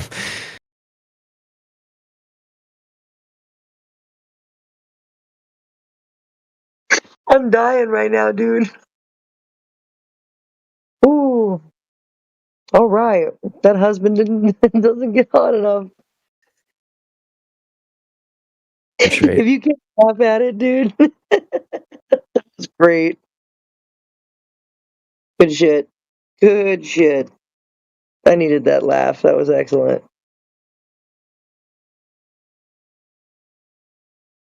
But where are you at on it all, dude? It's like I said, you're always in here. Something keeps you in here. Something keeps you coming back. I like the background noise. The other channels aren't very interesting. So you do find something interesting about the flat Earth, huh? Well, it's more interesting when somebody's in here debating you guys. That is true. I'm more entertained too. But there's something subconscious that just keeps you coming back in here, right? Because like something's getting through, hopefully. Like there's no danger. I like the discussion, and yeah, a lot of the other rooms, they're just very clicky and repetitive. I mean, this room gets repetitive sometimes, but it's still pretty entertaining and interesting. Fair enough. Fair enough. I like the conspiratorial aspect of it. I know you hate that word. Oh, I want to just shake you when you say that. Conspiratorial. Yep. Level water is conspiracy. Crazy, dude. Like a conspiracy being a nefarious plot against a person or group of persons, right? Well, someone's plotting to keep the truth hidden, according to you guys. Well, it's not hidden though. Go outside. It's not hidden. It's not hidden. Right? If it's hidden, then it's hidden in plain sight. No pun intended. Is there not a that's correct. conspiracy? Yeah, that's correct. How can you hide objective reality when you go outside and experience the Earth? You don't experience any curvature whatsoever. All you experience is a flat planar surface of Earth with topography. That's it. That's what I'm saying. You can't hide objective reality. It's not a conspiracy. That's why I want to shake you, Mansky, whenever you say it. Well, is it not a conspiracy to put a globe in all the classrooms and to fill all the textbooks with globe propaganda? I don't know if that was necessarily a nefarious plot, perhaps, but the objective reality is all around you. Nobody's hiding that. Nobody's hiding that, right? Somebody can tell you a lie right to your face and not even, try to hide the truth.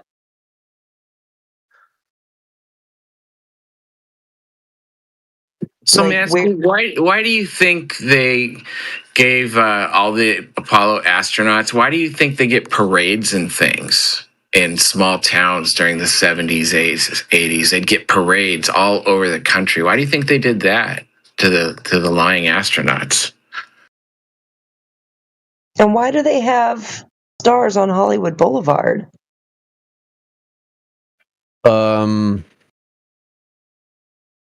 I guess they wanted, I don't know, people were proud, I guess, of the supposed moon landing. So, come on, dude, you're smarter than this. What? I mean, people have parades for smaller things, don't they? People are going to have parades over weird stuff. Yeah, people have parades over weird stuff. You can say that. If we landed on the moon, I think that'd be a good reason to have parades for the astronauts, but we probably didn't. I think the only parades that really matter are like the Memorial Day parades.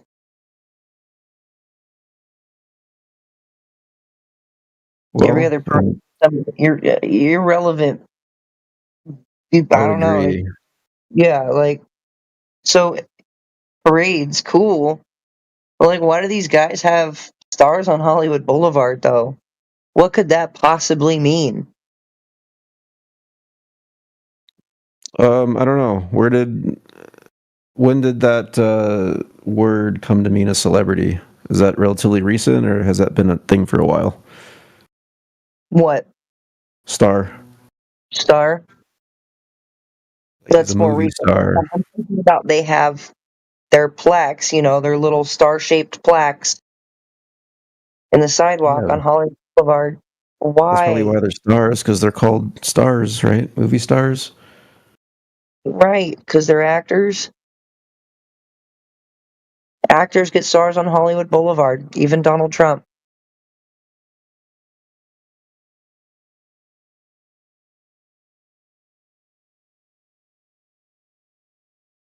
So, yeah, fake a moon landing, whatever, right? But they can't fake objective reality. They can't hide that from you. All they did was tell you to ignore your senses and to just trust and believe in this thing.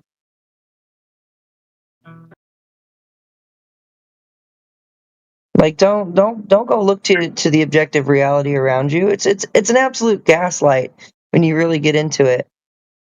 They tell you not to trust your senses and to trust your teachers and trust the guys in the white lab coats and stuff like that, right? Don't think for yourself. They tell you what to think, not how to think. I keep going back and forth on getting a P900 and going to a lake and seeing for myself. Dude, you really should. That'd be freaking awesome, dude. That'd be way awesome. You can almost just use some of the new cell phones. I mean, these things got crazy zoom. The Samsungs. My mom had one, and it was about the same zoom as a P900. Yeah, my zoom is pretty good on my Samsung. Yeah, the cameras on phone nowadays is really getting much better. Yeah, the quality is getting much better. The advances in technology is truly amazing. And Mansky, you don't even need to get a Nikon. You can just get a pair of good binoculars, and they'll tell you what the range is on those binoculars, how far you can see with that equipment. Yeah, some good astronomy binoculars. You get them on Amazon for like $100, $150. I'm saying. And they are great. Those things can see for miles and miles. I wouldn't be able to record with that, though. That's the thing. Like, I can say that I see something, but I need to be able to record it. They've got little mounts. I have one that they're probably $20 or something, where you can attach your phone to the eyepiece and record. But it's definitely not the quality of like what you get on a Nikon when you record it like that. But you could do it.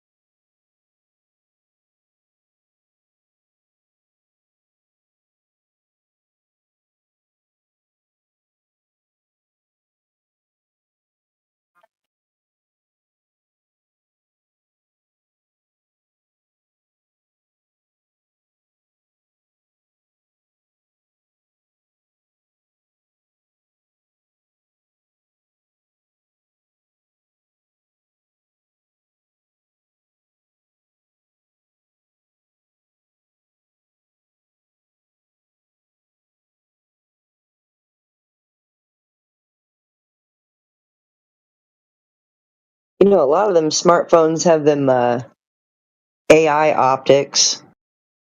They got some crazy CGI type of software shit in there to where, I don't know, it's really weird. It did something weird. I was talking about this the other day because my friend in Texas and I here in Oklahoma, we took a picture of the moon in the morning around the same time, but her moon picture looked flipped, or my moon picture looked flipped. That's completely subjective, but yeah, it has to do with the like AI processing or something like that. I don't really know how it works, but that would make sense as to why our moon photos looked all flip-flop.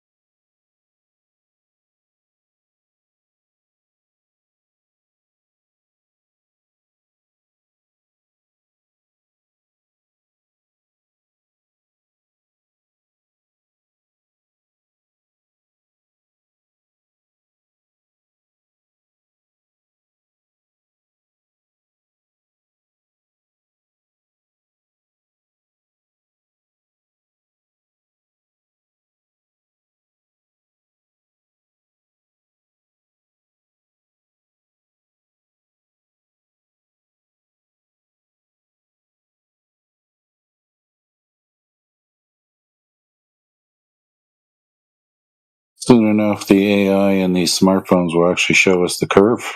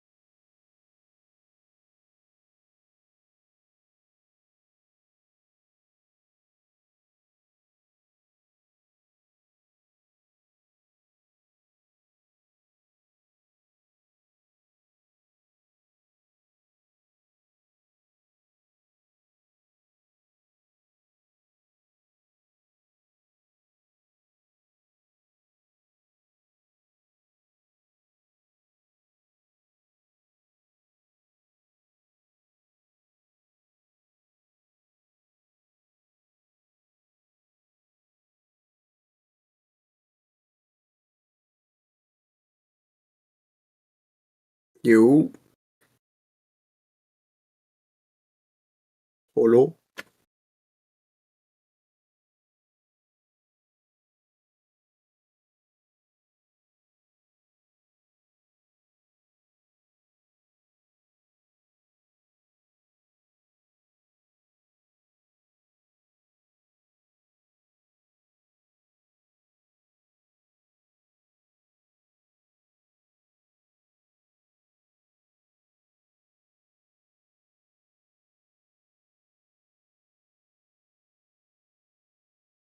Quick mic check. Coming in loud and clear. Awesome.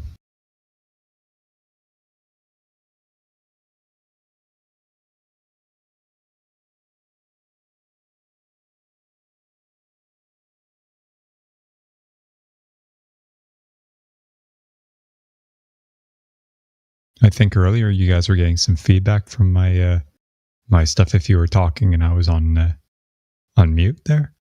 If you guys speak, do you still hear yourself? Nope. Really? Fantastic. It's crystal clear. Sounds perfect. Sounds great. Very good. Fiddling with my mixer, there's so many fucking buttons on this thing. I'm like, so good to hear. I figured it had to have been some sort of setting. Yeah.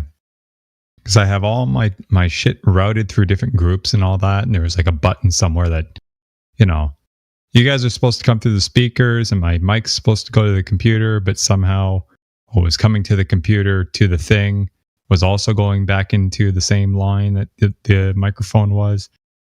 All that shit. I think I got it. So.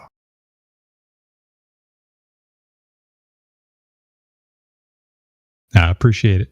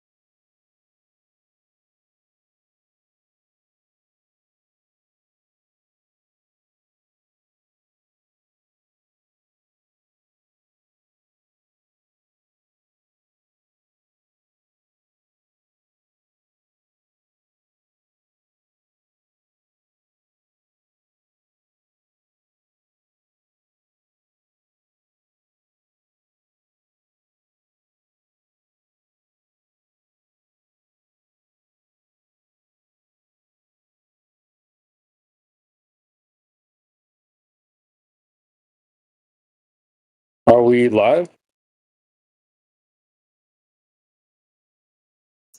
Yes, we are. And we are live. Have you guys spoken to Chalupa or Duke yet? It's been quiet for a We little while. tried. Been trying. Whoa.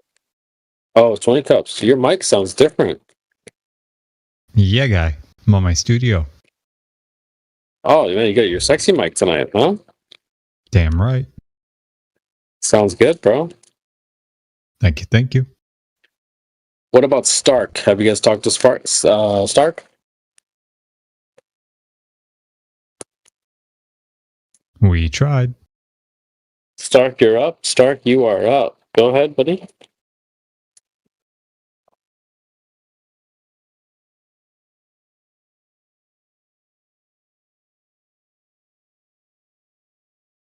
Wow. Duke, Chalupa, Stark. Stark Welcome to says the he doesn't panel. have his mic in the text. Man, get the really, bro, dude. Man, I can guarantee there's probably at least 3 devices around you right now that have microphones, bro. Desktop app. Yeah. Okay, all right. get your iPad, get your iPhone. Like, dude, come on, man. Tripping. At least he's responsive. I'll give him that. Yeah, you know what? Facts, respect. Can appreciate that at least, you know. Yeah, exactly. Also for Jedi, it's 1:44 p.m. 1:44 a.m. right now. It's 4:44. Yeah, if anyone's into the Bible, 144 is a big important number. 444, man. Yeah. Stark, get your ass on the bro. He says, "Don't have my mic desktop app issue." LOL. Use your phone, dude. You have a smartphone. We know it's 2025. You have a smartphone, bro. Get on your phone.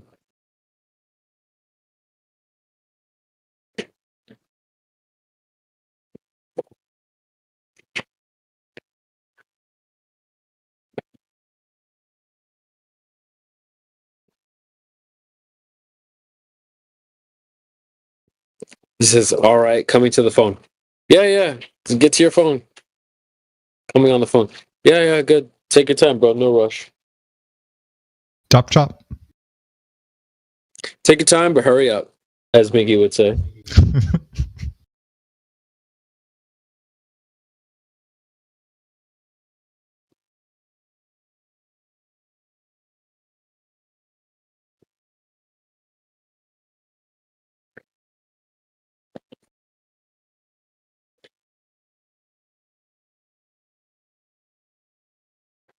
Yeah, we just want to talk to people.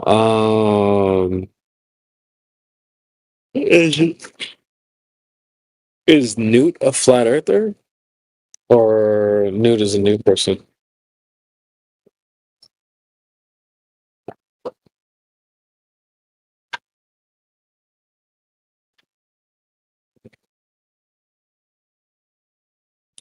Welcome to the new person, which would be... Newt's kind of always hung around and just been there. I think he's cool. Yo, what's up? Welcome, Stark. There we go. Somebody hit the soundboard. We need Don DeMarco. Yeah, dear Don DeMarco. Marco. How's it going? Welcome, Stark. Is this your first time here? Yes. I think I joined yesterday. How long have you been a flat earther? I would say 2022. It's 3 years. Yeah. Damn. Okay. Yeah. Well, what do you currently know already? Maybe you could tell us. I'll say this, I started from Twitch, like one of the Twitch channel. There's a guy. He used to be pretty active. He was a debater. He debated against Destiny. I don't know if you've heard him. His name is John Zerka. Oh, I fucking love Zerka. I love Zerka, dude. Yeah. So I think he stopped streaming recently, like 1 or 2 years back. He was pretty consistent, and yeah. So I started this from him. He was the initial guy. He was able to convince me. Like, it did take some time for me, like 3 or 4 weeks for me. Wow. Yeah. Dude, that's amazing, dude. Yeah. I love Zerka, dude. I think Zerka's awesome, dude. Look, bro, I was the first person to bring up Zerka in this community, and people got mad at me for bringing up Really? Zerka because they thought they didn't like him at first. Okay. And I think obviously he's he's awesome, bro. trolling. He's hilarious. Yeah. He's hilarious. Yeah. He's hilarious. Like every time he goes into the streamer mode, he is obviously trolling, but like deep down, he's actually a good guy. Like people view that like he was always like that, but that's not the thing, though. Yeah, I mean, not everyone gets it. I will say though that like there's a big generational gap. Yeah. In the server, like you seem like a young guy. Well, how old are you? I'm 29. Oh, you're 29. I'm 31. Yeah. Okay. So most of the people that are in this community seem to be a little bit older, or like the average age is a bit older. So when they hear Zerka, they don't quite understand his humor. They don't understand him very much. Look, I'm a Fresh and Fit guy. I like Myron a lot. I love Myron games. I like Myron, but I don't generally have anything against like what was his name? Fresh. Fresh. Like, I don't know what he's doing there. It's like I like Fresh. I mean, people talk shit a lot about Fresh, but I like Fresh. Yeah. But like Zerka and Fresh and Myron, they have a good relationship, and he's done a lot of podcasts on Fresh and Fit. Yeah. And that's I like Zerka a lot. So, shout out to Zerka. And he has his own community. And he's been slowly waking up his own community to Flat Earth. So I gotta give him credit. He was doing pretty good till 2 years back. But after the kick incident, he completely, stopped streaming, and he's pretty much basically not active in Discord, I believe. Well, he tried to fight Tiki Taki, and he lost, and he was really embarrassed. Embarrassed, like nobody expected that. I understand why he'd be embarrassed, but we still love the guy. He's done the work. He's put in the work. So we love Zerka. He did a lot of work to bring these people. That's gotta give credit to him. I give credit to Zerka. I love Zerka, bro. I'm a fan. I think he's great. I like what he did. Effie Alaskan says you're much younger than me. Yeah, from what I've noticed, the people in this community are like 40s, 50s. They're older. Okay. And so Zerka's a younger guy. He has younger jokes. His crowd, his audience is younger. And I just think, I think it's really important for us to continue to try to connect and resonate with our older people in here. It's like when they say like, 6'7", 6'7", right? I know what that is. You know what that is, Stark. But a lot of these guys, they don't know what that means. So it's like when I heard the go on. Yeah. No, it's just our job to teach them what that means. It's our job to keep these older guys young. It's our job to teach them. Job to rape them. What? We will make them believe things, whether they like to believe it or not, politically. But like, It's not if I said illegal, like right? 6, 7, there's probably 0 out of 10 people in here that know what that means. You know, Yeah, I know what it means. It's the dumbest. Come on, guys. 6, 7. You know, like. So when we talk about Zerka, they're basically here 6, 7. They don't know what that means. Oh, yeah, okay. So you just gotta teach. So what I'm assuming, most of the people in here already know Zerka. No, well, I would say most of them don't, or they heard it from me. Okay. What, as if I don't know who that is. Bro, you're fucking... Everyone knows John Zerka, bro. John Zerka's like been famous for years now. You're like, oh, bro, has anyone ever heard of him? Yeah, everyone's heard of him. What are you talking about? Okay. But I would say the people in this community didn't know who he was until I brought him up. Oh, really? Oh, really? Shit, man. I guess. So, bro, tell us I more. think he's underappreciated in this particular group. True. I would agree. I would agree. Because like the first video that we presented from Zerka, he talked about rainbows with Destiny. And the community was pissed. They were like, really? Dude, Destiny's such a faggot, though, bro. God. Like, he runs away from all the cool people. Nico. That's true, that's true. Nick, and now, what's this guy's name? Forgetting it. Is this guy you're talking about?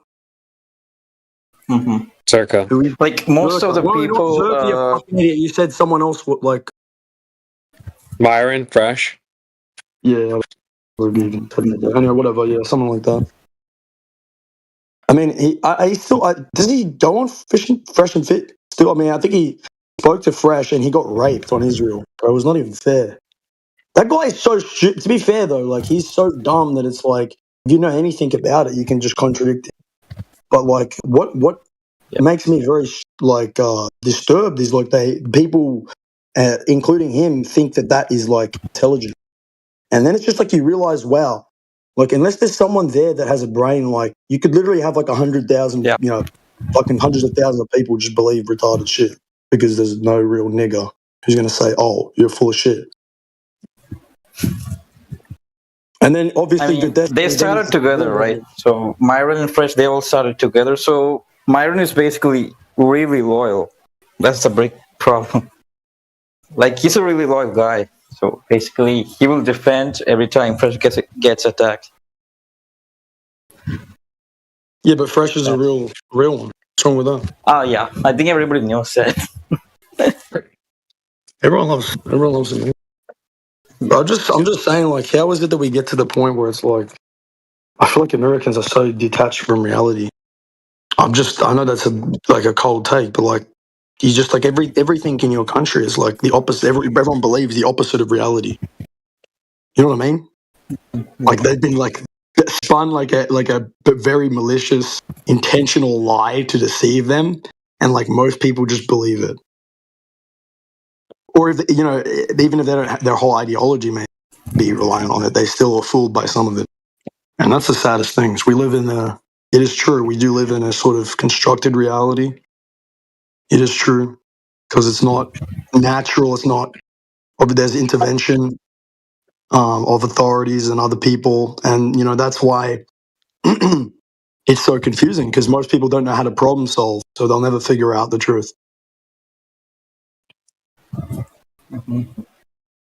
Kind of crazy, though, because I just kind of wish I was. They should just put me in charge. I would fix everything. It's always the lunatics who end up in charge. Thank you. This is so quiet right now. This is disturbing.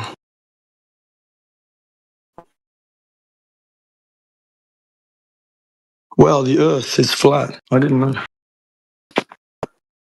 That's cool, I guess.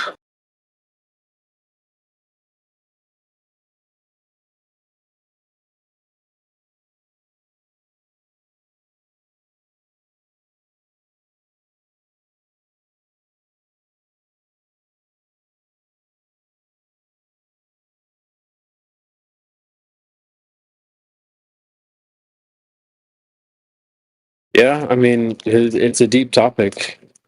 Something that not a lot of people are exposed to.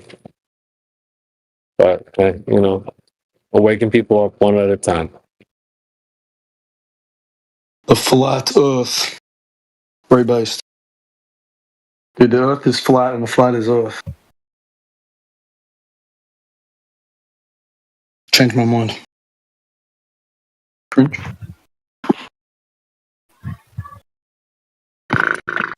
Cat, can you guys engage with this guy for 5 minutes while I do some work? I'm finishing up. Earth is flat. Flat is Earth. The end.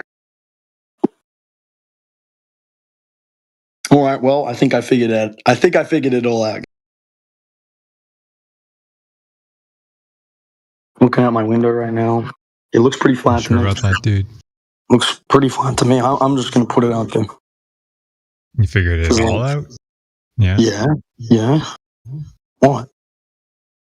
Okay. What are you trying to say, man? Why are you making that weird noise? Well, you say you figured it all out, right? I don't think anyone else in here would say that. We figured out a lot. What? But all of it? I don't know about that. Well, I feel like I know most. I think, the actual real conspiracy. Like, do you know about the real conspiracies? The real ones. Well, I mean, name some, about the U.S. government, for instance. What are some conspiracy theories that are for real? I'm aware of them. 9/11 and arguably Coco. Minneapolis fridge collapse. Yeah, okay, good, Ant. I feel like you've got a good idea. You know most. Yeah, been there, done that, bro. Well, I will ask this about 9/11. A lot of people know it wasn't real, but very few people actually know what happened. So what do you think happened? I don't know if I could pin it down, but the big thing for me was building 7. Of course. That's the weird part. That's the real weird part. Actually, it's worse than that. Because a lot of people don't know about Building 7. True, people don't know 7, but most people don't know that there was actually 5 or 6 other complexes which are also disappeared from the universe. I say disappeared because if they had fallen to the ground and hit the ground, if 1.25 million tons at maximum velocity, because supposedly they fell so fast in free fall, so there was no resistance to them whatsoever, and they all hit the ground except for the fact that there wasn't a impact seismically. There wasn't a seismic impact, and even NIST themselves on recording admits this, and they say, look, from an earthquake design standpoint and from all of the underground tunnels and the fact that, oh wait, we're actually, the whole complex is built in a bathtub which is 84 feet underwater, meaning if you were to break that bathtub, then you would just in would come the ocean and then Manhattan would be flooded. That didn't happen. In fact, it did happen later on where they brought in earth moving equipment. So the earth moving equipment did rupture the bathtub, but not the multiple structures which supposedly impacted the ground, and as we're told. The other problem is if you look at the seismic activity for Building 7 only lasted, you see the rebound wave because obviously it was there and now it's gone, so that the earth brings back up to where it was like a mattress. And you see that, but it only takes place over 8 seconds, but it's a 40-story building. So in order to get from the top of it to the bottom, it takes more time than that. Okay? That's the problem. You cannot go faster than gravity itself, because people talk about, it was in free fall collapse. First of all, collapse again. If it collapsed, it would have hit the ground. So the wrong term we're using here. But let's just say that the towers were removed, destroyed in that period of time. Well, one of them, it's 10 seconds, which again, even if let's say that we believe that there is bombs, or because obviously everyone knows the fire thing is bullshit. You could have the whole thing could be on fire for 10 years and it would never collapse. That's not the problem. Especially when it's all covered in fire retardant material. There's just no way that could happen. But even if we say the other theories, like they say thermite or bombs, well, if it was thermite, then you'd be able to see because it's blindingly bright when it burns. Also, if you've ever watched one of those myth-busting videos about Breaking Bad, It's actually very, very, very, very poor at cutting through steel. It's absolutely shithouse at it, and you sure as hell would know. And if there were bombs in the building, again, you'd see the explosions, you'd hear the explosion, and more importantly, the debris would still be there. The building would still be there. It would have been structurally compromised, and it turned into debris, but it wouldn't be gone from the fucking world. Although, of course, it didn't. The building didn't leave the world, didn't leave the universe, but it turned into dust. And you can even see, the funniest thing is that you can see videos of it happening before your eyes. The whole thing. Okay, yes, that you have the fake footage of the supposed airplane, but there's a massive amount of real footage, huge, like massive amounts of it, to the point where it's like it's documented. You can see it being captured, where it's like, okay, here's one of the core columns of the spire, which is almost 100 feet up in the air. And you can watch it as it doesn't topple over to the side or topple over to the left or the right, or it just sort of begins to become faint and the edges become less crisp. And then you just see it sort of froth up and into dust. And it doesn't go to the side or to the left. It sort of just drifts downward, as you could imagine if you were to make something go poof into very fine dust. It just sort of slowly floats. And you can see all different angles where they're like, okay, here's where the top of the building, began to topple, right? You can see it in the video. But then if you look where it would have been, it's not there. You also have the problem of there's 1,400 cars which apparently go into spontaneous combustion. But all of the paper is unaffected. All of the people are unaffected.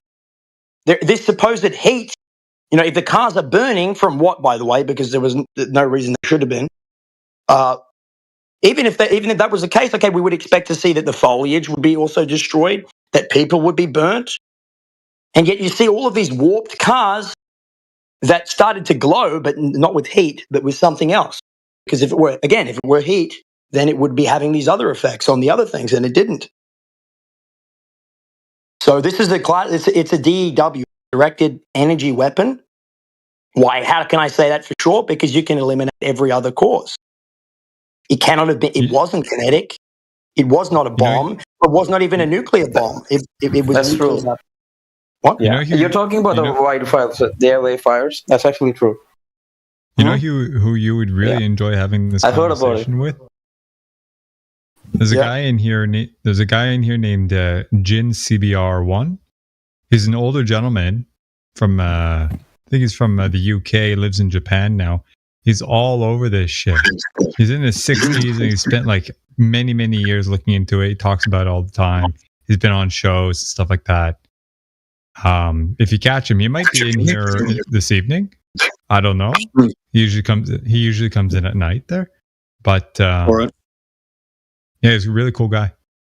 It's interesting though, because it's one of these instances where there is basically a limited hangout enforced, where you have a huge part of the 911 truth community that is just straight up literal liars. They know they're lying. I'll give you an example.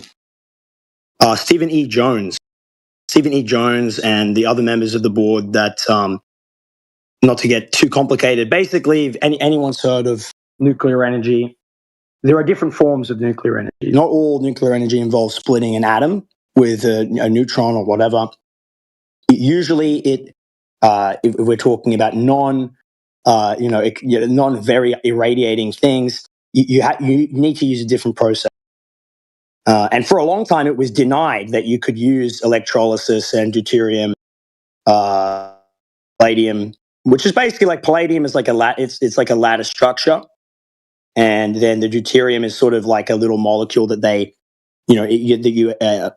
you put energy pops into the lattice, and while it's in fusion response, the atom gets fused with. And how do we know that? Because of the excess heat that it produces, more than you put in, but also because you get all of these other elements, one of which being tritium. Tritium you cannot get from a non-nuclear, like you get it either from the sun, because the sun obviously has fusion activity. The sun produces tritium. Nuclear bombs produce tritium, and also so do nuclear power plants. How do So you know why the was sun tritium produ- all over? Why Hang was on. tritium all over 9/11? Homie, take a breath, bro. Okay, I Don't want to need a ask you, breath. how do you know the sun produces tritium? How do we know that? That's how nuclear fusion works. Please, can we not turn this into a flat Earth debate? That's how nuclear fusion. I gotta ask you, dude, because number one, this is the channel, the room topic.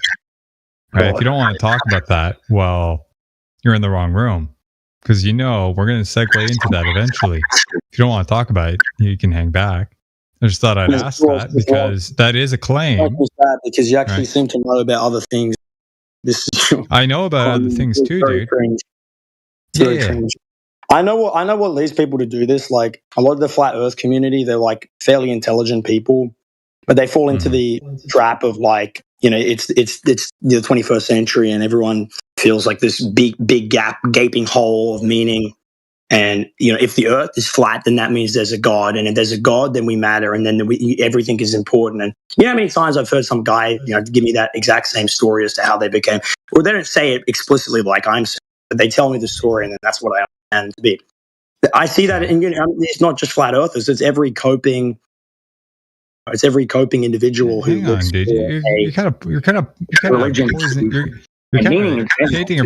of painting a broad brush there, don't you think? You're kind of poisoning the well there. Like you haven't even asked anyone in here what they actually think. You're just stereotyping. I'm telling you that is my impression.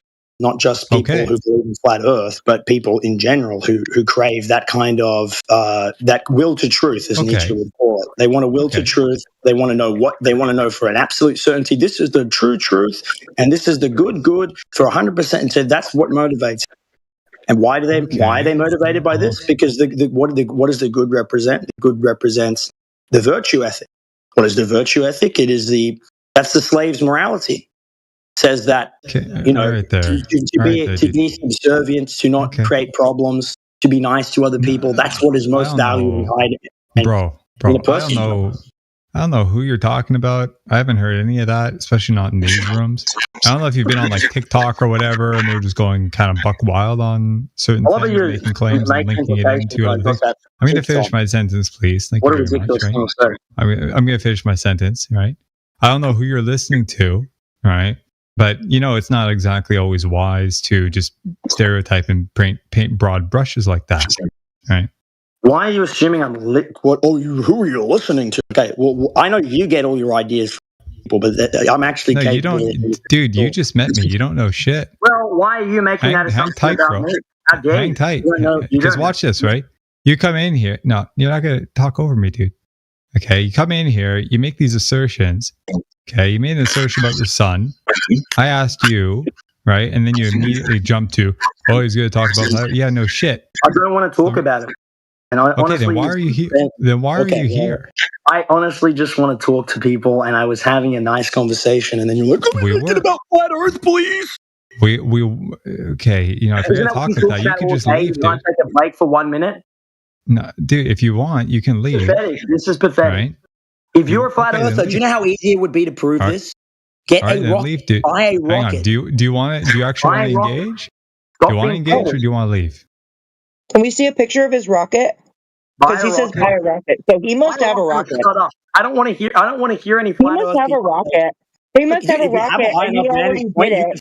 You could solve the problem. He said buy a rocket and go do it. Why won't you do that? So he must have a rocket. Yeah, this guy's fucking. How many flat Earthers are there in the world? You tell me you don't have enough money in between you to go on one. Not going to talk like this. Build one rocket. Not going to derail and spiral and come on, bro. Make a fool of yourself. You made a fool. Made claims about the sun. You're the flat Earth. We're going to tie it back into this. Hey, genius! How do I know that the Earth isn't flat? I'll give you the answer. I'll give you the answer. I mean, look. Like, how is it that you are not flying into the atmosphere? You don't have to act like this, dude. Gravity, right? What does gravity do? Okay, you want to try? Do you imagine any plane of space? Calm down. You have. Okay. You have. Take you off. I'm just gonna, dude. Please, just be quiet. I'll mute you, retard. How about? Just let me make the point. I mean, you're just like a little faggot. I mean, you're just like, no, I'm gonna mute you. Get the fuck out of here. You don't talk like that. Well, he's being a bitch. Anyway, I'm not going to ban you, but you can, When you mute me, I mute you, and then I ignore you, and so then you can do this, but it's not going to work. Why is he freaking out? What's he's all pissy and shit. He's making all these You're claims. the one who's like, I like he's talking joking about this. 9/11. I'm not going to interrogate him on that. I don't really buddy, care. just relax. It's okay. Just relax. Shut up. I am relaxed, nigga. Should we give him another try? I've been listening, and he got really pissy when 20 Cups It's like, asked you were us literally about talking about how important he real knows shit that you can about actually how prove with much evidence, and this knows. stupid nigga wants to talk about flat Earth. You're stupid. You're a retard. How do I know the Earth isn't flat? Ever heard of fucking the You know, attractional you're the one. force? You're the one If you have an attractional, evolved if there is into such it. a thing as an attractional force in the The universe, mouth. He has diarrhea of the mouth. what kind of object would you Is expect it to be worth trying produced? again? It would not make sense if you Maybe, have a point possibly. in space that is attractive All right. that you would have You gotta a relax this time, dude. anything other than a spheroid shape. He's fucking Because if talking it over were this not- entire time. You didn't hear Well, any of it. why He don't has you just diarrhea listen? of the mouth. Yeah, bro, just He leave. doesn't even respond. He's just ignoring. He wants to go down his I bet faggot he's still dialogue. talking. $5. Every flat $5 earther, he's they'll still I talking. make the argument and then they You say, haven't "Do you muted him feel though. You haven't muted him yet. No. What? You haven't. You probably muted him locally, Oh, but you Kai haven't missed it. muted him. Oh shit, server. Oh, you guys did it. Oh, damn it! I had it muted on my side. I'm not used to the interface on my computer. Yeah, as I was listening, it sounded like 20 Cups had asked him how he knew what the sun was made of or what comes from the sun, right? And then at that point, it was when he began to spurg the hell out. Full spiral, full tilt. Yeah, my bad, dude. I had him muted on my side. All right. Well, he's server muted now. Dude, if you're gonna relax, we'll let you back in. But yeah, you're just verbal diarrhea, man. It's crazy. One more try. One more try. All right. Take a deep breath. Have at it. Okay. So how about Good. you respond to what I said? Did you hear what I said? No, dude. You were you didn't muted. listen. Okay, so you're gonna No, listen. no, you were muted. Oh, I you're gonna accidentally listen. mu- I was I talking accidentally before that, muted you locally when I intended to mute you server-wide. Oh, Right. So that's my fault. So I apologize for that. isn't it? But in reality, in reality, this is what should have happened. Right? Because you won't shut the fuck up. Okay. You won't stop spurging. You can leave if you want. You don't have to be here. This is the topic of the room. You're damn right. I'm going to try and segue back into it. If you don't like it, piss off. Now try to reset. Let's see if you can reset. Page 1. All right. Act 1. Page 1. Okay. Hi, nice to meet you. Welcome to the room. Dude, what's up, man? You're so cool, man. Do you feel cool? He's gonna mute me instantly. Look. That's pretty funny. No, It's too scary. Let's you go. can make yourself look like an idiot more. It's okay. I mean, okay, do you need to okay, I'll repeat the point. So like if we have a brain, okay, let's imagine that any force at all exists, okay? Any force that exists has to exist in space. What is space? Space is you have Cartesian directions, right? You've got your you've got left, right, up, down, but you can decide it algebraic. Okay. Now let's think. Algebraic. If there is such a thing as an attractive force in the universe, which we know that there is, because, for instance, when I jump, I don't just fly away. I come back to the ground. So we know that there's a force acting upon. Okay. Okay. If there Well, is check such this a out, thing, right? shut up. Check this out. Dude, No, check this. I gotta ask you, dude. No, you're just rambling on. You You didn't said even something. let I me want to make clarify. my point, dude. This is I want to pathetic. clarify something. This is No, I heard you, pathetic. dude. This is I pathetic. heard. Okay, you can leave. Dude, you haven't interrupted Right? because Or you your can let me ask logic you a is too clarifying weak. question. Too weak. All right. He's not gonna stop, right? All right, you're done. You had 3 chances. Let's say 2.5, right? That's sufficient for me. Round it up. All right.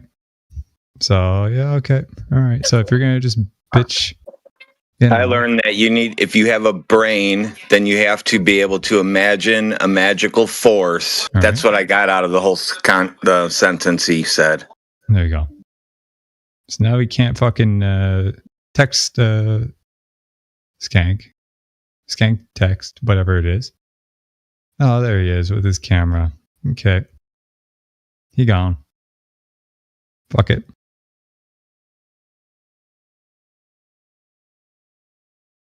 He gone.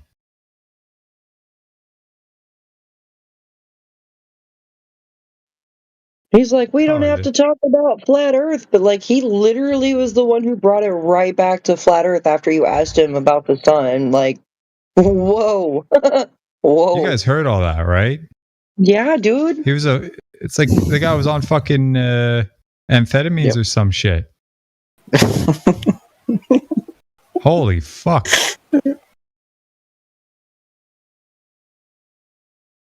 Huh? His wife asking for it, yeah.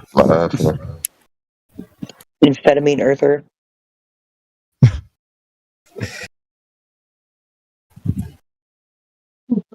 Anyway. Sounded like his wife fell off of a flat earther. He was well pissed. I don't know what he was, man. Oh, I don't even want to know. Sorry, CB, I tried.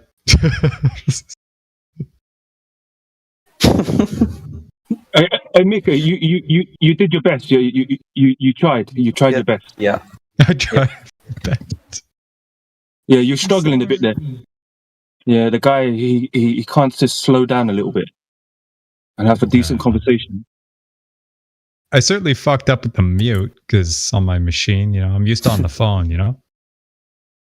On the desktop, I haven't navigated the waters yet, so.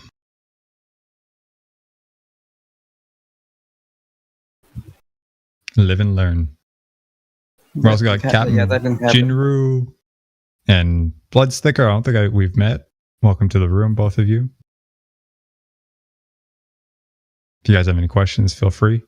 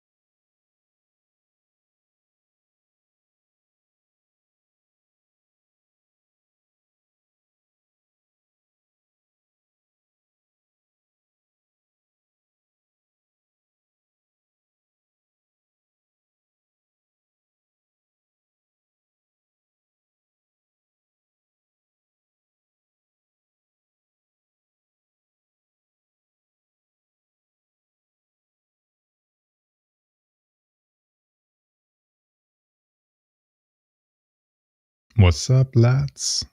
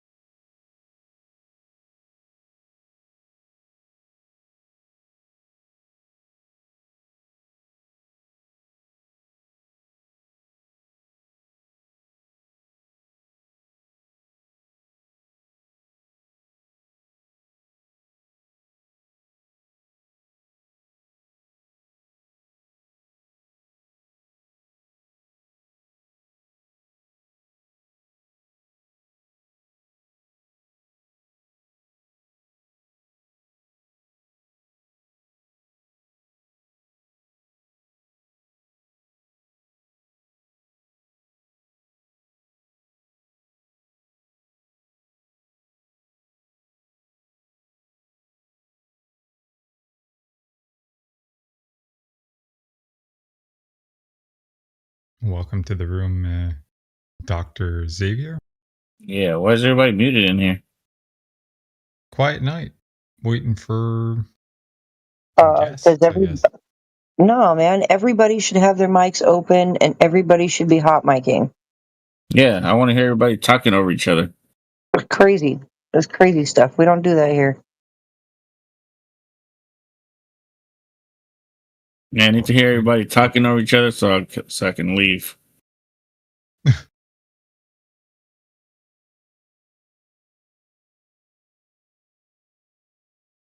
You think we live on a giant spinning water ball?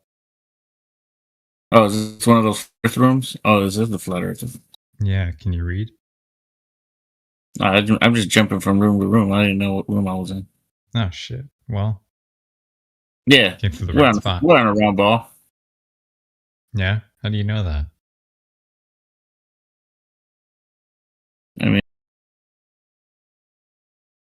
I really don't know how to prove it, but I'm pretty sure we're on a round ball. That's the interesting thing, man. Yeah, because when like spaceships go out into outer space and they show a view of the planet, it looks like a round ball. Outer space, but how can you have gas and water sticking to a ball in a vacuum? Because gravity. That defies physics. But gravity is a fictitious force. It's a pseudo One thing I force. can't understand is like how come like right now one side of the Earth is up and the other is down, and how is it like all sucking to each other? But that's the only thing I don't get. But gravity is holding everything to the Earth towards the Earth. Hang on. Who said there's one face of the Earth with people on it, and on the other side there's other people? Like a coin. Is that what you were kind of insinuating? No, like a ball. Okay, with the ball. Okay. A ball. You hold the ball in your hand. One side's up. And down. Sorry, I must have missed. I don't know how the side that's down. Everyone's not falling off of it. But okay. That's so one thing. You think that there's a force called gravity that pulls water and gas down? Yeah. Has anybody demonstrated that to you, or did they just assert it? Water, yeah, but gas can float. It's lighter than air. Well, air is gas, sir. It's a mixture of different gases. Air is mixed with water. There is water vapor. Water vapor is a form is a gas. So you got oxygen, nitrogen, It can be turned carbon into gas. dioxide, water vapor. These are all gases, sir. Hey, the water in a cup goes down. Yeah, in spill a it. liquid state, it goes down. Yeah, but when it's not in a liquid state, it goes in all directions, sir. Yeah, it becomes lighter than air. It can change. Different forms. Yeah, it changes state and it goes up and left and right and all that, and then it condenses when it cools down there. Yeah, it's a different state. The point is, though, how do you have these free floating gases scattering all over the place and not fucking off into the vacuum of outer space? Some of it probably is, isn't it? How can we tell what's Okay, way how up? come not everything is? If you have such a high pressure down here and basically no pressure or close to no pressure up there, you think it would all equalize, don't you think? Yeah, but that's a question for like a scientist. I'm not right. Well, that's the interesting thing, dude, because we are just, lowly plebs, right? Told that this is how shit works. Yet I don't remember anybody explaining or demonstrating any of this or citing anybody who has done any sort of experiment or experimentation on these subject matters demonstrating these claims to be true. How do you have gas without, how do you have pressurized gas without it being contained, for example? You know what I mean? Pressurized gas without it being contained. Yeah, like a soda can, right? You have a little bit of gas in there. Pop the top, it goes. The gases equalize, right? Yeah, it's without out. that aluminum can being sealed, not only does all the fluid go out, but so does the gas. That type shit, Yeah. Or a balloon. Pop a balloon, the gas side fucks off, and the balloon pops, right? All these different pieces, okay, we get it, but Well, it's hard to applied prove to the grand scale, they just claim that, it doesn't work like the same way that it does down here, but they don't show us how. You know what I mean?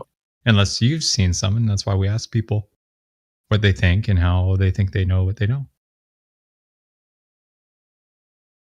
Because you might know something that we don't, dude.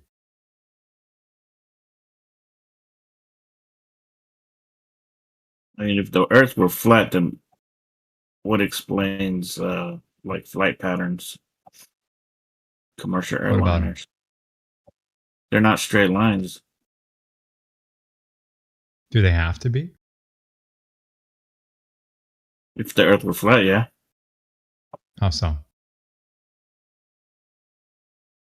Well, what do you believe that the Earth is flat and it's not spinning, or is it just flat and stay in one spot? Do you feel rotation? Who's measured the rotation? We've always experienced it, so we don't feel it. How do we tell the difference Do between? you feel it when you're aging? No, you're just doing it. Okay, but when you look up in the sky and you see shit rotating, how do you differentiate between that stuff is just rotating above you versus that's there and you're rotating below it in the opposite direction? How does one tell the difference? Simply by observing it.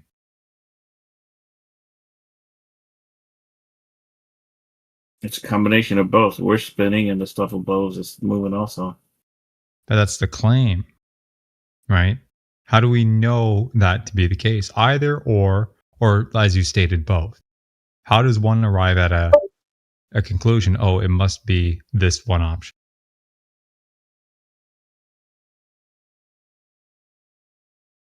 I just never questioned it, but what explains the Interesting, way eh? you fly?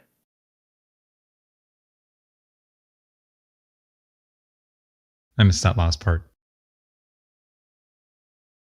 And you hear about people like traveling the Earth in different directions and ended up in the same spot.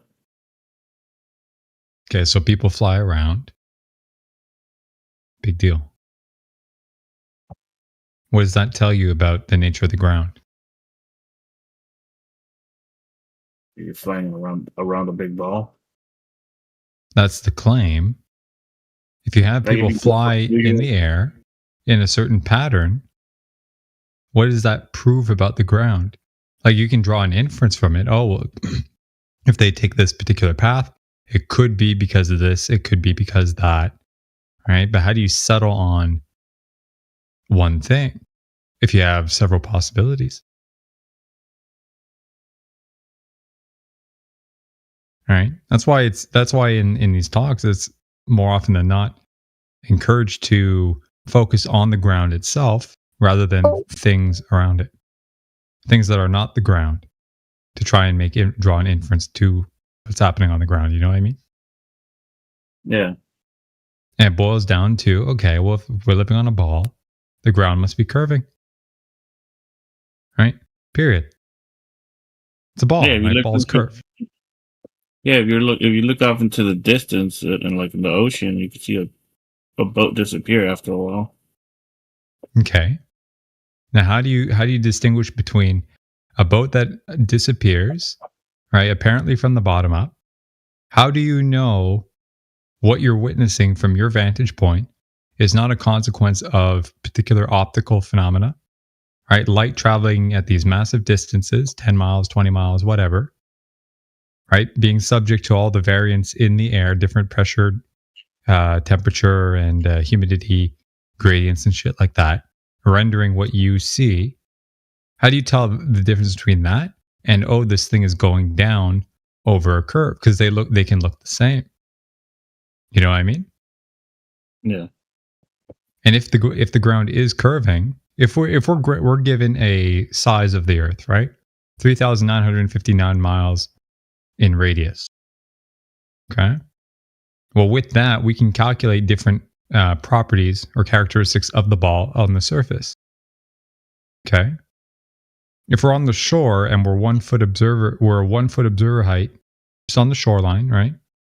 We can calculate that we can expect to see the curve pretty much drop away from our line of sight at 1.22 miles. So that's where our quote unquote horizon would be, and anything beyond that would start to be cut off from the bottom up. Right? Because the ground is curving away and it's going down and you can't see through the ground, right? At 1.22 miles. But we don't witness that. We can see shit up to, 30 miles, I think, in some instances? Certainly beyond 10. Right? We could 10 times further than what we're supposed to.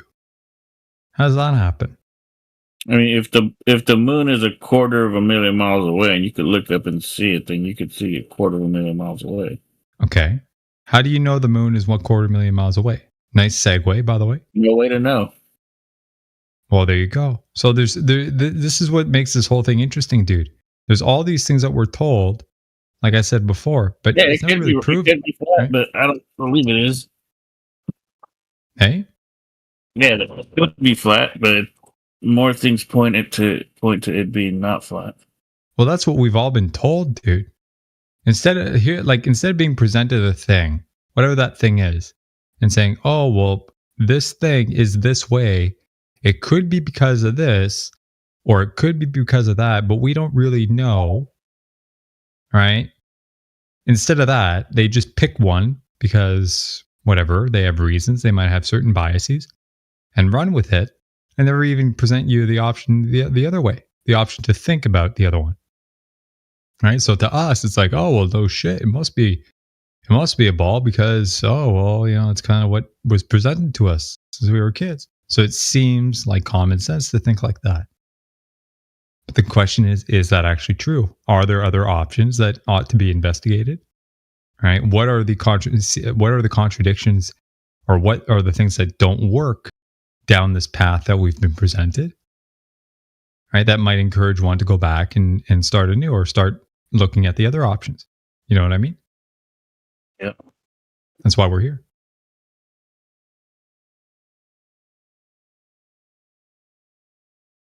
So if the ground measures flat, but we're told it's a ball, like, what do? Do you pick, oh, it must be a ball because I was told from school? people at school, or look at what's it's telling you. You know, like you take a piece of paper, right?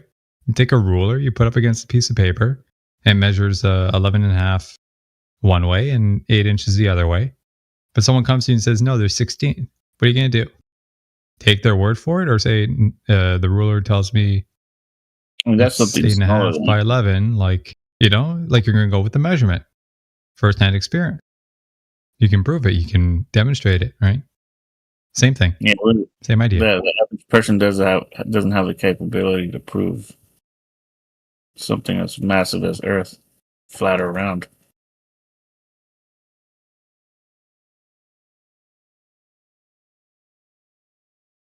I'm not so sure about that, dude. Not everybody might have the acumen or the willingness to go out and check. How far do you think humans can see? Huh? I mean, I know we can see like 50 miles away because I've looked at something that's 50 miles away and driven up to it. Really? How high were you off the ground? If you don't mind me asking. How high? Sea level? So 5-6 feet? If you're at sea level and then you see a mountain that's 50 miles away and you travel to it, you know you're seeing something that's 50 miles away. Fair enough. Fair enough. Did you see the whole mountain like from the bottom up, or did you just see like the peak of it? Most of it. I didn't see the ground because there's so much stuff in the way. Okay. Interesting. So you saw most of the mountain. Do you know how far? It was 50 miles. You were 5 feet above the ground. Do you know how tall the mountain was? Not really. No. I didn't see that, Because according to the math, right, the description of the ball that we live on, there are limits to that. You would expect to see, for all I know, a third or half of it cut off from your observer position, but you didn't. Right? For all I know, you might not have been able to see the entire thing at all. Because at 50 miles, okay, if you're a 5 foot observer can't height, see the base because there's so many things in the way. well, that's fair, right? But it wasn't like the water getting in the way, right? It was like maybe some trees or some shit that you saw. Like from land to land. I was looking over land. Okay. Oh, you were looking over land, not over water. Yeah, I was. Well, that's even more interesting. It's even more interesting because normally people would come in and say, "Hey, you know, I've seen this thing. It looks super far, and it's over a body of water." And, you know, that kind of makes it a little bit more credible or whatever, or consistent. Well, it's hard to tell a distance over water because there's no real roads or anything to use to measure. No, but there are markers.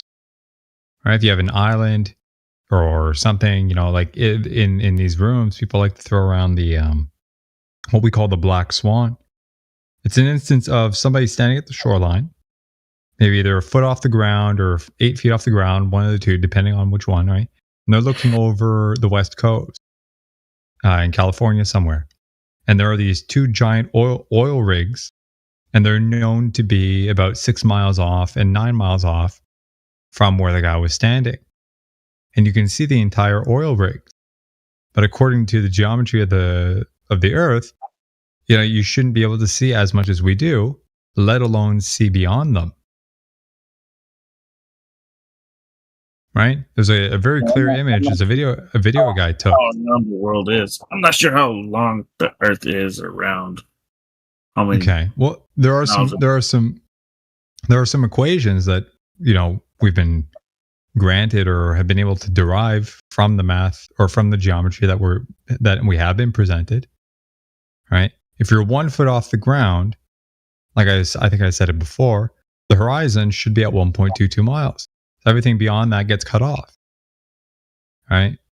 If you're 1 foot off the ground and you see an oil rig 9.41 miles away in full, and you see the horizon beyond it, it's like... How do you get that 1.22 miles thing?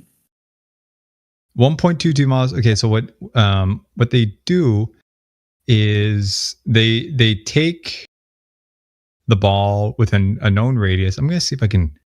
Let me see if I can whip it out. Okay, the radius of kind Earth of is. threw some together there. It's So the you square have- root. The distance to the horizon is the square root of the observer's height in feet. Yeah, and you multiply that by 1.22. Hold on, I got the. Where are we right now? We're in politics. Hang on. I'm gonna post something in the chat here. Give me 2 seconds. Okay, I'm on my phone. I can do this. Okay. Check this out. Give me 2 seconds here. Okay. I think this is it. Oh, it's 24,901 miles around. There you go. You want to? You see the 3 little snapshots I posted on in the side chat?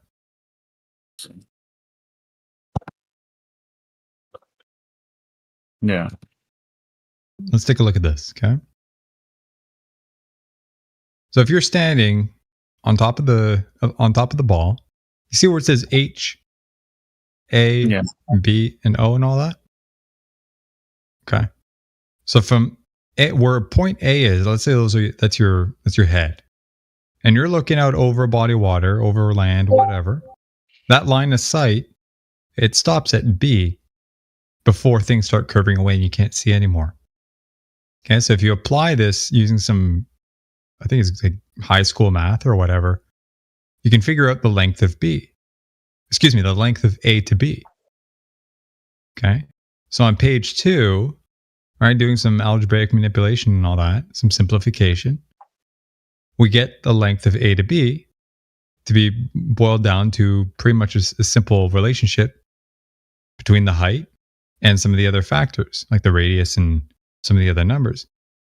And you get the square root of 2 times 3959 times h, right? Which on page 3 pretty much simplifies to, you factor out some numbers and you get 1.22 times the square root of h. Okay, so that's the... Can we get some W's?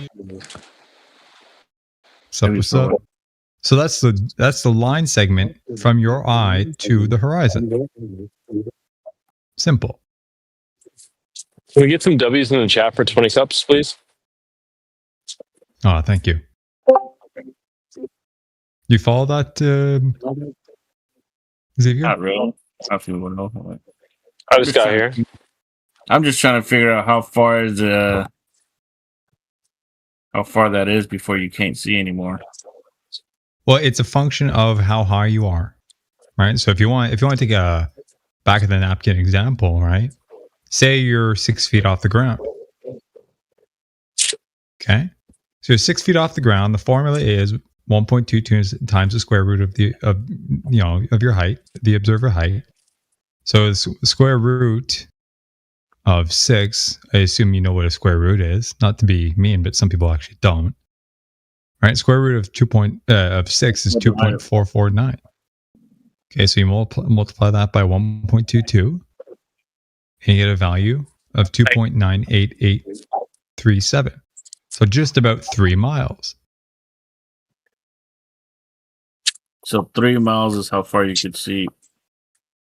How far you should be able to see before things start getting cut off from the bottom up, according to the geometry of the Earth presented to us. But when we go out, someone's 6 feet off the ground and they see 10, 11, 12 miles or something, that's well beyond what they should expect. And even if you apply a little bit of flexibility to that, throw a little bit, 10, 15, 20%, if you want to be generous for extraneous reasons, like what people like to claim to be refraction, right? Light bending and all this stuff. That's questionable, but even if you grant them that, if you tack on 10% on 3 miles, you get 3.3 miles. Worst case scenario, 20%. Okay, you get 3.6. We're still multiples further than that. You follow what I mean? Kind of. It's very sus, man. It makes this whole conversation extremely, extremely interesting. That's why a lot of people in here have been in here, maybe not this particular chat, but in this conversation for going on over a decade, dude. Yeah, I see people in there all the time. Oh yeah. I mean, it's quiet tonight, but it can get really rowdy. It's very entertaining. So if not for the entertainment, because people just fucking blow their shit, over the idea, right, that we actually live on a fucking flat plane, right? They go fucking berserk. Like, this conversation has been very cordial, and I appreciate that. But it's like a dime a dozen. So I respect that, and I appreciate it. No way of proving it's round or flat, or I myself don't have the ability to know. What makes you say that?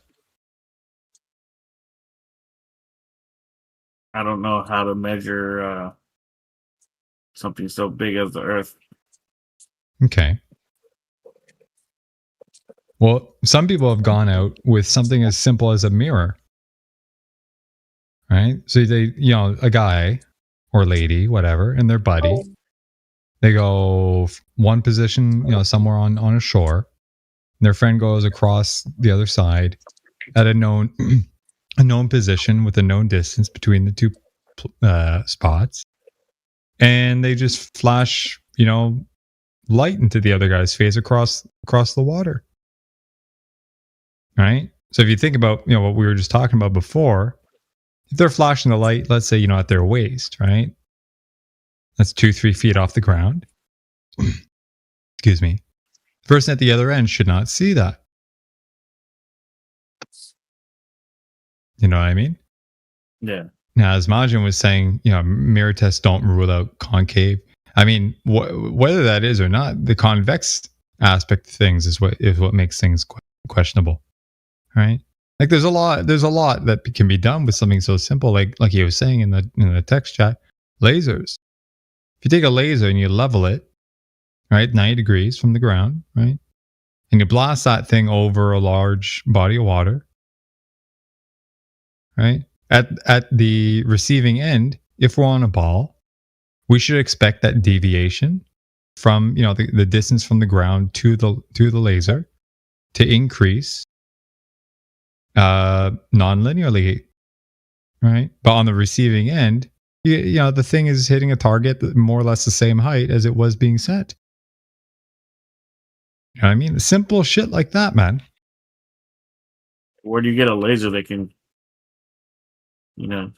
extend out so many miles? I mean, powerful enough. Yeah, I mean, some of these things are kind of, the ones I've heard of are pretty expensive, but in terms of sophistication, they're pretty simple tests compared to, like, oh, we got to build this rocket and fly up in the sky and all this stuff. You know what I mean? Comparatively speaking, right? No. That's all. So, I mean, ask away, man. There's a lot to it. Sucks. Anything come to mind? There's plenty of people here who would be happy to answer anything you got. Don't want to hog the mic there, but That's all right. It's cool talking to you. Yeah, no problem. Keep going, 20 Cups. You're doing a great job.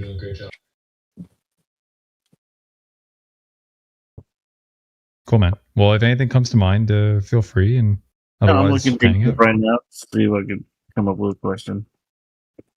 Cool, hang out, man.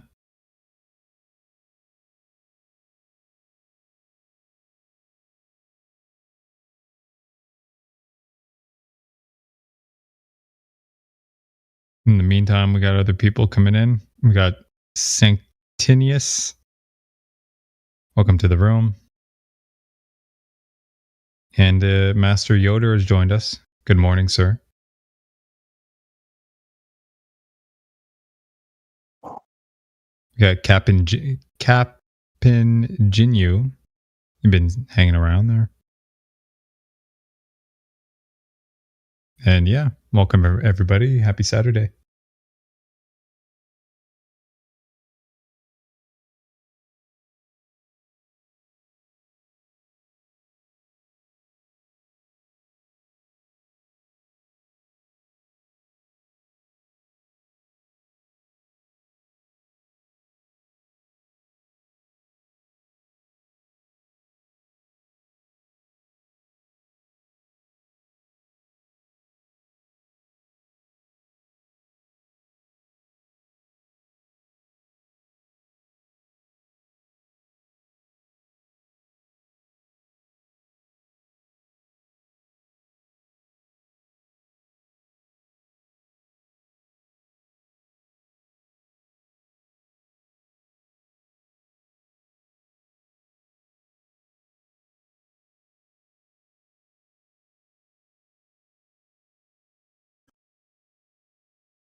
I see Chalupa in the text. If you want to jump on the mic, dude, let's chat.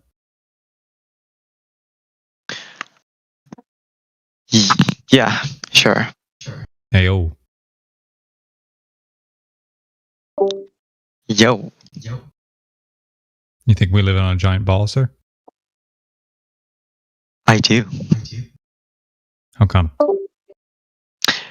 Well, I see the curvature every time I go to work. Where do you work? Well, not exactly there, but what do you That's see? a fucking lie.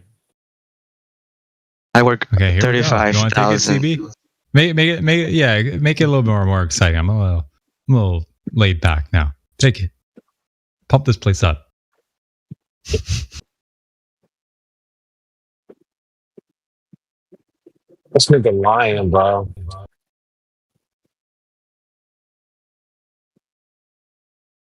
Chalupa, are you lying? Am I lying? No. CB's calling you out, man. Yeah, look, dude, that's a fucking lie, bro. Well,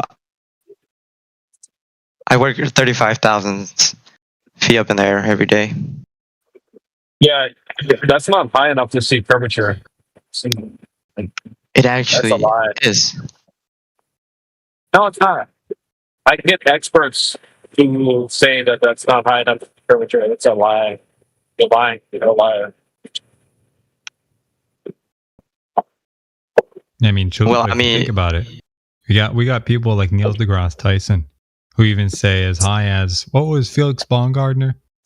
He went, what was it, 100,000? How high did he go? 120,000 feet in the air. Yeah, So that's what is that? 3 times higher? 4 times, almost. 3, 4, yeah. Golly, that's 4 times higher. And he says, Neil deGrasse Tyson says that's not high enough to see curvature. So you're lying. Period. Chalupa, I presume you're on an airplane, right? I guess you might be a pilot or something. I'm a pilot. Right? Okay. How many? Well, I mean, obviously, you're not going to see a big curve from 35,000 feet, 35,000 feet, but you see no curvature, 0 curvature. But the horizon actually drops about 3 degrees below level up there. It's only possible on a curved surface. Do you mean below your horizontal line of sight?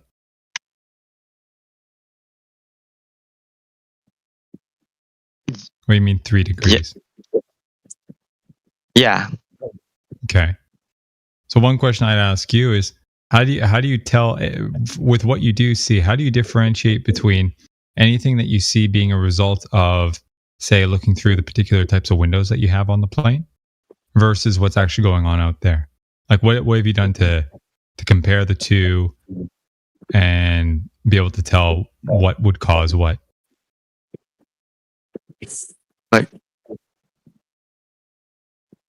Like what do you mean? For example, if you like, just to be clear, right? If you're looking through a curved window, right? Do you not think that curved window might have a certain effect on how you perceive what you're looking out through it? I mean, you can take photos and the lenses are flat. I'm not sure if you answered my question, dude. You're looking through a curved window, right? How do you know that what you're seeing is not a result of the particular form of the window? Maybe it's double paned. Maybe there's other shit going on, like particular gases in between the two panes, all sorts of stuff like that. How do you, like, unless you've investigated that, how could you tell otherwise? Well, cockpit glass they're basically flat. They're not bubble shaped. Okay. Do you have any photos like this to present us that we ought to look at? Yeah, but I'm on my computer right now. Okay. Let me see if I can find it. If you have some, it'd be cool to scrutinize. I'm not too familiar with the window stuff or the plane stuff. Maybe CB if you want to take it. But I do know that, like, okay, these are some factors to consider before jumping to any conclusions. You know what I mean?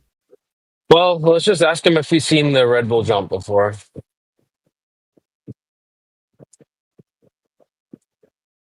By the way, shout out to DJ in the chat. Shout out to DJ. I don't see W's him in in the the chat. VC, but I mean, Stark.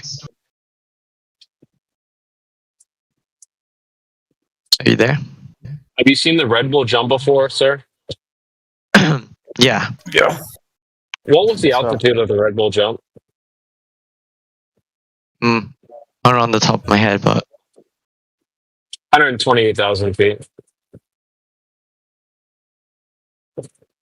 Mm-hmm. Is that more or less than 30,000 feet? Yep.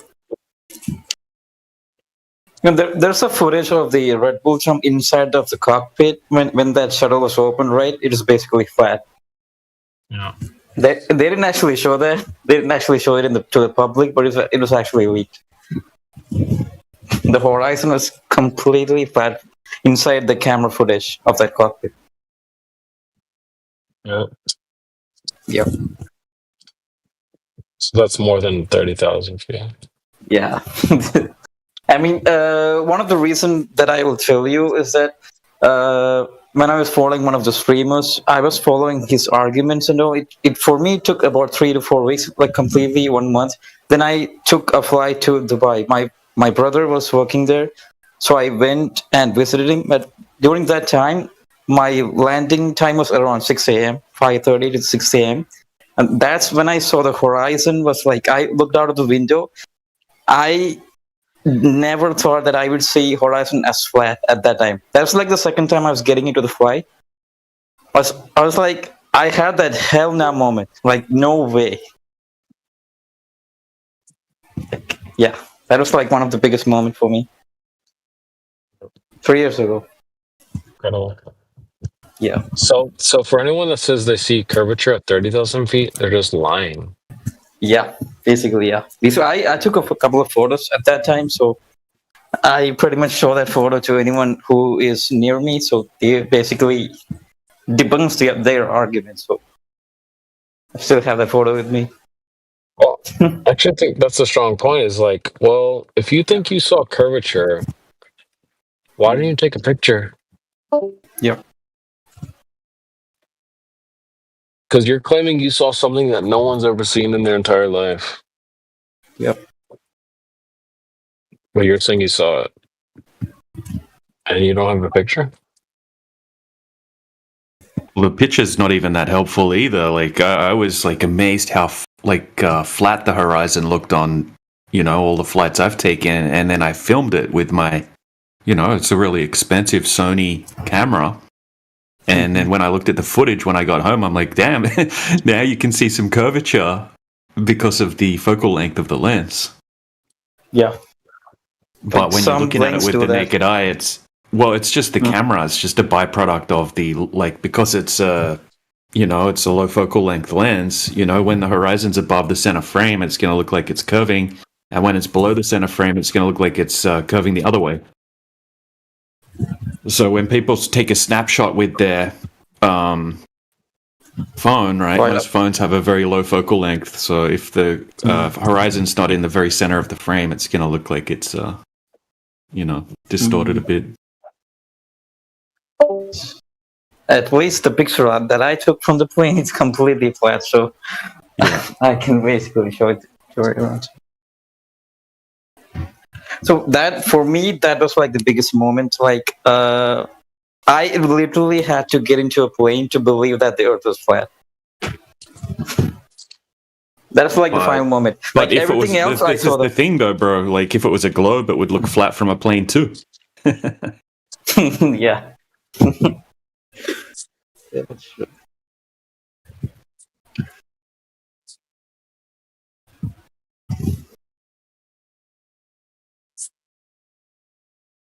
What's up, CB? Hey, what's up?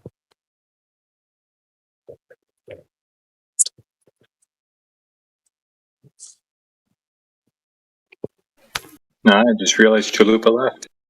Too bad. Wow. Got him.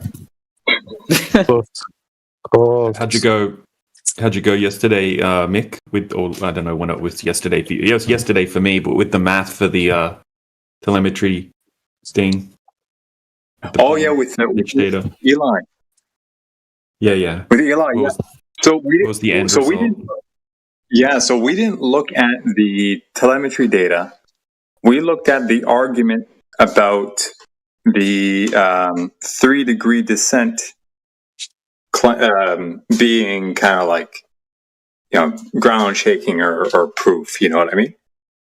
And in the end, it seems inconclusive, right? Because what we were able to plot out, I used what's it called? It's like an open source version of AutoCAD type thing, right? So we drew everything out to scale, and what we saw was either if you have a flat plane and the thing is descending at 3 degrees, right? Versus if you're on a curved surface and it's descending at 3 degrees and also adjusting, right, at the same rate as the curve of the Earth, you land in more or less the same spot, right? Either the flat plane being, for example, if the airplane is, I think our example was 39,000 feet, and you descend at 3 degrees, you would expect to hit a target, using some trig at about 140, 141 miles, right? So either on a flat plane, 141 miles at a strict 3-degree descent, versus over a curved surface with the arc segment being 141 miles long, and the descent being an adjusted 3 degrees, as you go, it lands at 141 miles. So I'm thinking of maybe investigating it further with a little bit more rigor, like mathematical rigor. But there was, I couldn't go too far into it. I was just unaware of how to do that. But eyeballing it and kind of just working with the geometry and the shapes and stuff on the graph, it led us to that conclusion. So I think Yodor was right about that. It's not a strong argument because it works both ways, unless unless shown otherwise with a little bit more rigor and all that. But up until now, I wouldn't use it. Yeah, so it's never going to be a gotcha. That's what I always thought. That's why I never bothered using it. But it's good to look further into it and keep digging and refining all of these talking points. Yeah, it was great. I had an excuse to install an AutoCAD-like thing so I can play with it and get to learn to use that. So, yeah, it was great.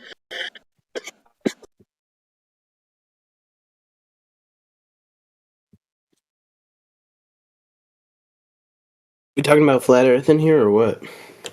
Yeah, man. Fire. Cool, man. You got any questions? You got any questions about the topic? Have you looked into it? No, I'd have no questions, but it's round. It's not round. No, it is. No, it's not. And how do you know that? It's how do you know that, buddy? not. Because of antipodal star rotation makes it pretty obvious. Well, that's hold on, that's begging the question. How do you know you're antipodal? Antipodal is just how I describe it. It doesn't change what the phenomenon actually is. Antipodal means you're upside down relative to the other position. So okay, fine, you're already assuming you're on a. You're already assuming you're on a ball. So okay, how do you know it's antipodal? Listen, I'll change the phrasing. No longer antipodal. It's just opposite star rotations at different points in the Earth that correlate to a spherical geometry. Okay. They're not different directions, though. You didn't describe what you see accurately. What do you mean by different direction? What do you mean by different direction? So I'm saying that there is a discrepancy. In one part of the Earth, it rotates counterclockwise. The other part, it rotates clockwise. Okay, are you facing in the same direction? Doesn't matter. If you stand under a clock. Yeah, it does matter. Are you facing No, it doesn't. Direction? Hold on. Listen. Stand under a clock. No, you listen, dude. No, you listen. I can explain it to you. Even a caveman can understand this. If you look north. Stand under a clock and tell me what direction you have to face for the clock to move counterclockwise. Yeah. Okay. That's fantastic. Northeast, So west, or if I south? look Which one north makes and it I walk rotate backwards, counterclockwise? okay, stop talking and listen. Hold on. If I look north, What direction do you stop look to make it talking. rotate Stop counterclockwise? talking. Hold on, no, The other answer my direction. question. The other No, direction. no. What direction do you know? West, Well, east, if you turn around and west, stop looking at east, the north, clock, or you don't. south? Dude, No, the clock you is want on to, the ceiling. The clock is on the dude, ceiling. shut the fuck No, up, or I'm no, gonna mute you. the clock is on the ceiling. What direction do you have to face for it to rotate counterclockwise? Well, you're turning around, dummy. That doesn't make it rotate counterclockwise. It would if you could see it, if you took a mirror and looked at it, because that's how you would have to look at it. No, you can just look up. Look up at the clock. In the other direction? Ceiling. Look up at the clock on the other ceiling. Which direction, northwest, east, or south? It's always going to move in the same direction, no matter what. But that's right. You just said it moves in different directions. Yeah. Oh, yeah. Not the clock on the different parts of the Earth. So if you go to one point, it rotates clockwise. The other point, it rotates counterclockwise. No, that's not. It's the direction you're looking, dude. If I look north, it rotates around a point. It's the same principle. Stop fucking talking, or you're going to get muted. It's the same principle with the clock. So it's like if you look up, okay, you're getting muted. You're not going to let me speak. You're not going to mute me, dude. It's rotating, then. Okay, you're not going to mute me, dude. Yeah, I knew he was going to do that. It's cooked. I knew he was going to do that. He was just going to talk. And if you try to talk, he's going to overtalk you. And if you mute him, he's going to leave. Little bitch. Bucks.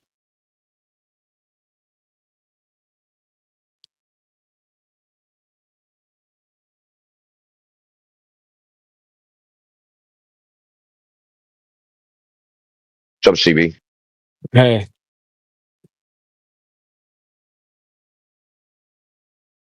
Did you get unmuted in the YouTube chat? Yeah, it was only like 24 hours thing. Yeah, you're like, I can't DM old dude. Yeah, you left. I mean, how the fuck are you gonna DM him? I didn't get to tell you. But I went to the YouTube to talk to him, and he banned me from there. It's fine. Well, I'm just talking about you're like, I DM'd him, but he blocked me. And like, no, he's gone. I mean, he might have blocked you.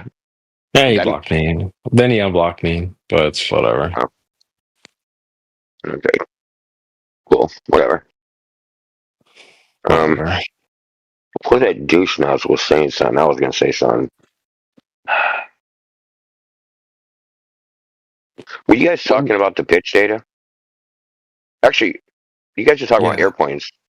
Airplanes. Is that what it was? Pitch data. So, yeah, it's a dumb argument. It's always been a dumb argument. Well, I mean, it kind of like the pitch data. Rather, the argument Eli brings up about, the plane descends at a 3-degree angle, and they use trig to determine that. That one. Yeah, I mean, the claim. This is why I heard what you were saying. So let me bring up something. There's something called the black hole approach, or the black hole illusion, or a black hole landing. So there's two angles that you can approach a runway that look identical. One angle, so the runway will subtend the same angle from two different positions, right? One higher than the other and one lower. So it's called a black hole landing because especially happens at night when you only see like the lights. So you see like the bottom of the runway and the top of the runway, and let's say they look like they're 20 degrees. Well, there's another position that also subtends an angle of 20 degrees. And if you're in that landing approach, you're dead because you're going to bounce off the runway. Okay, so because you're coming in too steep. So they tell you to look at your instruments or whatever. Now the calculation for that is trig. I mean, I don't know if the difference would be much. You know what I mean? But they also say to use your instruments to not look at the ground. But when they teach you about this, they just use like a flat plane, like, okay, here's this angle, this is the approach. You're coming in at this glide slope. And then they'll show another triangle where they show the other approach and show that you're coming in at this other glide slope. which is very steep, right, compared to the other one. And so you bounce off the runway, like so. Right. But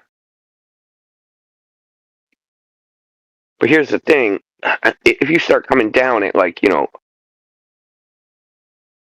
miles out, you know what I mean? The point you're aiming at, 66 feet. I don't know if that would matter. Right. So the claim. Yeah, I don't know if that's enough to matter. I mean, if you're coming in for a very fast landing, that might matter. Well, that's it, right? The ideal case, according to this math, is depending on how high you are, you want to come in at about 3 degrees. So you're 39,000 feet. It turns out to be 141 miles away. Type shit, right? So using simple trig, take a tangent of the what is it? Take an arc 10, multiply that by the altitude or whatever, and you get the opposite, which is the ground, right? It's a triangle. So the claim is, oh well, they use this, therefore that proves it's flat. And that's what we were looking at. It's like it works out if it's a ball too, and if the plane is constantly adjusting to maintain 3 degrees, so it wasn't worth it. It's not strong at all. Yeah, they're not landing with a calculator. They're landing, they're making micro adjustments the entire approach. You know what I mean? No, you wouldn't be able to tell the difference. You know what I mean? Yeah. It isn't like you'd have to adjust your technique, your flying technique to land. Yeah.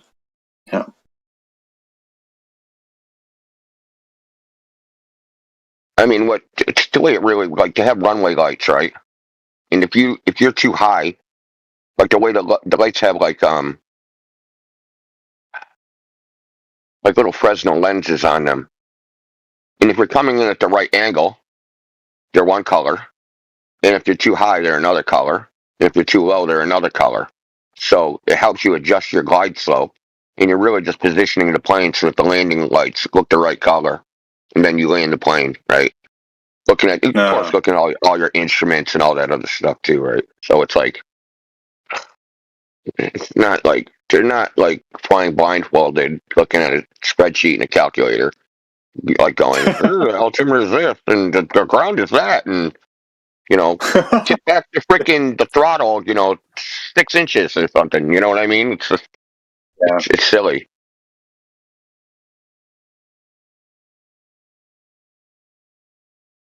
That'd be a tough landing. It's all good. I think Eli's pretty staunch about this one. I don't know. Kind of proud of it because it's the first time I ever heard it. So I guess he thinks it's groundbreaking, but I don't know about it. But it's still good for him for looking into it. There, he's obviously put a lot of effort into it. At least from what I heard earlier. I like what everyone's doing, but about the bad flat earther arguments. But I think there's so many of those. Maybe we shouldn't do it that way. Maybe we should just make the top 100 best, and try to rank them 1 to 100, and then chop off the bottom 50. You know what I mean? Because if you go with bad flat earth arguments, there's 1,000 of those. We freaking sifting through that forever. Yeah, there is. It's just some of them get made on the daily here, and it just kind of makes us stupid. So we're trying to combat that. Are those ranked? Because Yoda just sent me the list. Is that in order? Yeah, we should rank them. We should rank them, and not all of them are bad arguments, but just some of them are just the way they get presented are dishonest. They're strawmanning the Globe side or just completely misunderstanding the Globe side's claims. Then some of them are actually really good arguments, but if they're presented incorrectly, then they seem completely retarded. Yeah, many of the ones I heard the other day, it was if used in conjunction with something else, kind of it makes a stronger case. But in and of themselves, many of them I wouldn't use as a silver bullet. You know what I mean? Yeah, I mean, we could categorize them too and be like, hey, what's the best argument for this category? Like Coriolis or something like that. I can't wait to. Any Globers in here that think nuclear weapons are real? I do. Okay. So, do you think the Coriolis prevents hurricanes from crossing the equator? Yes. Okay. So, if there's a nuclear war, all we got to do is go to the southern hemisphere and we're good? Why? Well, because the war would happen in the northern hemisphere and none of that radiation is going to cross over, right? No. No? Well, how's it going to cross over? Hurricanes can't cross over. Why? How's the radiation going to get on the other side? Well, the reason the hurricane can't cross is because it's spinning in a circular pattern. And? There's still turbulent wind in the atmosphere, so it's going to mix around. So you know that hurricanes are steered by upper level steering winds, right? Yeah. How do you think they find where they're going? What do you mean? How do you think their direction is determined? The direction of travel? Wind? Yeah, upper level steering winds. Okay? So that means the wind in at the macro scale is moving away from the equator. And that's pretty much borne out by Hadley cells, right? So their reason is because it's moving vertically. And that's the actual reason why they don't cross the equator is because it's really hot there and the air is moving up because it's very hot. So, and any rotating object, think about it like this: you're watching just pouring water down your tub drain, and you're watching it form a vortex, and then someone sends the water back up. What's going to happen to the vortex? It's going to decompose. Mm-hmm. Right. Right. And if it was like a wall, it would bounce off of it. If you had like a flow, like an upward current, it's just going to bounce off that upward current. Uh-huh. These are called Hadley cells, and they're always depicted on a flat surface, coincidentally. The point being is that the Coriolis suggests that, like, all we have to do is move to Australia if there's a nuclear war, and we're all set. Because how's the radiation going to get there?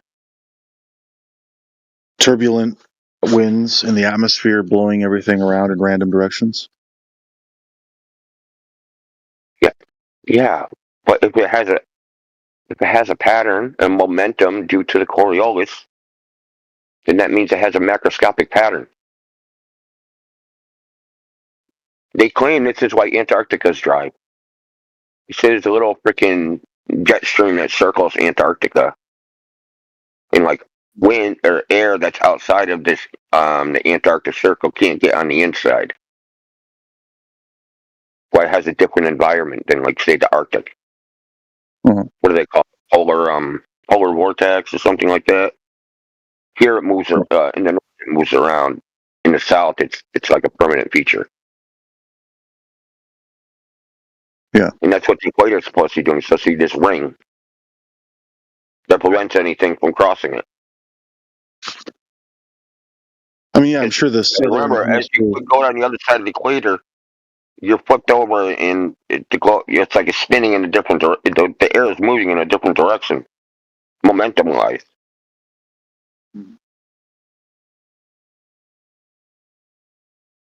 Yeah, I mean, I'm sure the southern hemisphere would be safer, but I think you're still going to get some kind of radiation going on.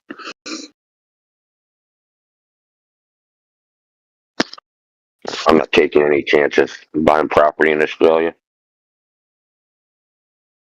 Well, I mean, Australia's probably would get nuked as well, at least the major cities. Great. That would be awesome. Mad Max for real. You'd have to live in like a rural bunker. Australia already looks like a nuclear wasteland.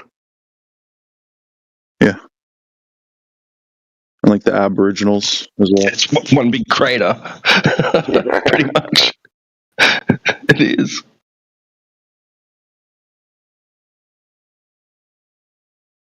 Why the frick would you nuke Australia? What would the point of that be? Oh, you're on the wrong side. We're just going to nuke you. You're not a threat, but we're just going to nuke you anyway. It's because the emus. Oh. They were dangerous. Emus. I like how you say that. Yeah, I mean, the emus won every war that they've ever fought in.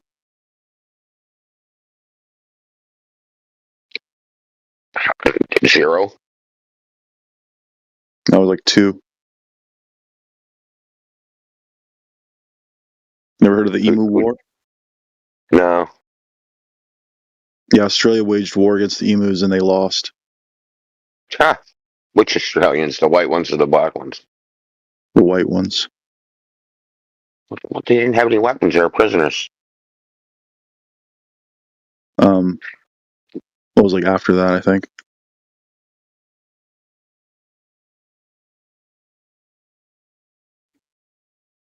I think he's trying to taunt you, T-Dub.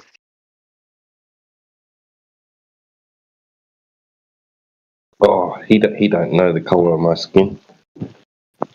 Oh, yeah. I like how you guys say blackie. What's more offensive, blackie or N-word? Is T-Dub an Aboriginal?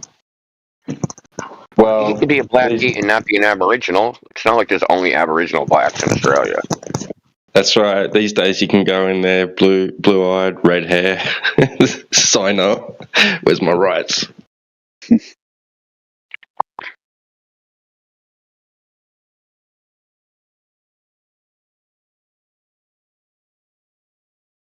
Yeah, pretty much just have to show that there's ancestry, and you can go appeal to the government. Then you get a government check. Is that how it works? Pretty much, yeah. Sort of benefits and Canada. stuff. Yeah, yep. It's always been my dream to be a Centerlink bogan. Well, you know about Centrelink. I just heard some Australians talking about it.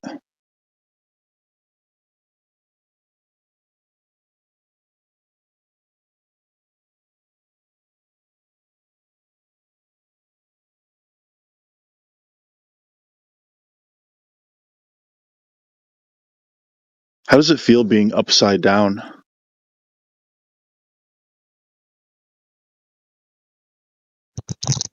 Well, you could always try it.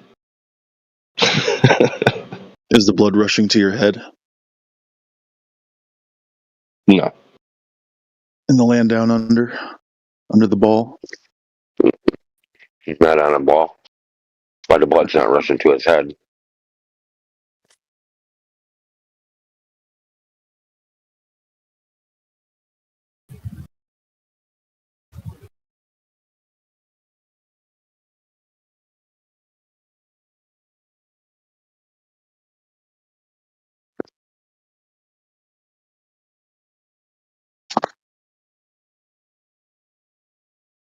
You know, before Newton, the people that thought the Earth was a ball, how did they think everybody stuck to it?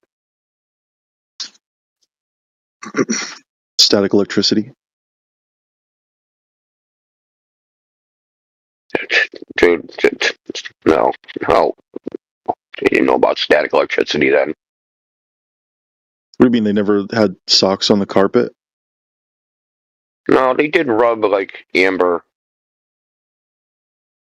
You knew that amber rubbed on like wall would create a spark. They didn't have a name for it like static electricity. They didn't know about any of the attraction stuff. That's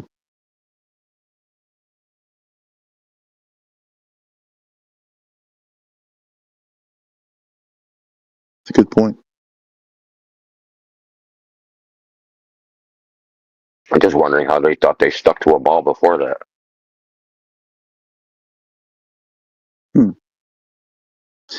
Yeah, why did it take? Didn't come along. There must have been like, hooray! Finally, someone came up with some bullshit.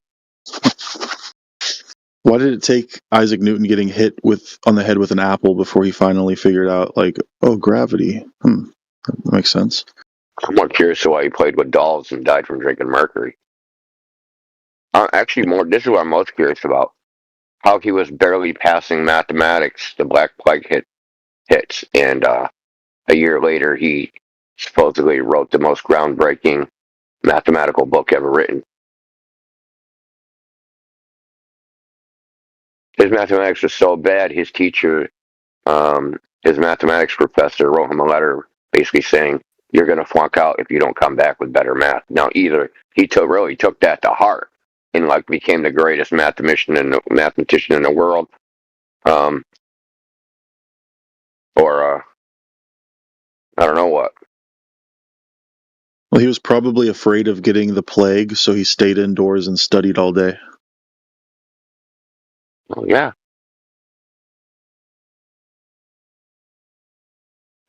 I mean, studying all day and didn't just have, like, a brilliant mathematical insight and invented calculus. Could happen. His wife was a physicist. She helped write those books. That's silly, dude. He died a virgin. Are you a feminist? Wait, who are you talking about? Newton. Not Einstein. Oh. Einstein married his cousin. Yeah, who was a mathematician. He divorced his cousin, didn't he? And then he married some other chick. Or was it the other way around? But yeah, I have heard that his wife was the one that actually did the mathematics. Wouldn't surprise me. Einstein was a plagiarist. Einstein patented a blouse. Oh, wow. And he wore women's shoes. Huh.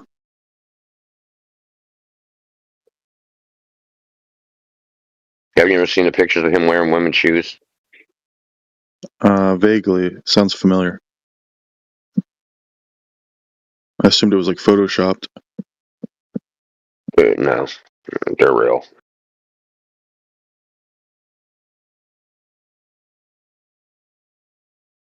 It's crazy.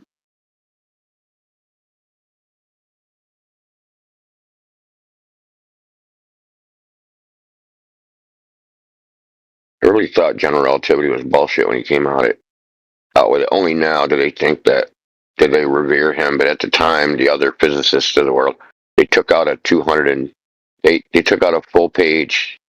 They wrote a letter, an open letter, and posted it in, I think it was the New York Times. It's 200 co-signed or undersigned by 220 physicists, saying this is a bunch of gibberish bullshit. Yeah, and Einstein stole E equals MC square from an Italian physicist named Olinto di Prato and didn't give him any credit. He didn't give anybody any credit in anything. The electrodynamics of moving bodies has 0 citations in it. He got to give 0 credit to anybody. Yeah. What an asshole.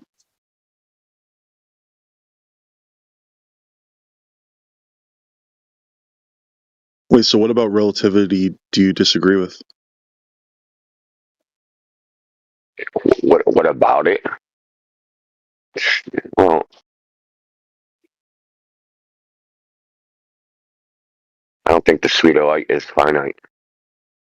Really? I don't think it's a constant. I think that's horseshit. And that wasn't Einstein's original formulation. His original formulation was that there's a variable speed of light in that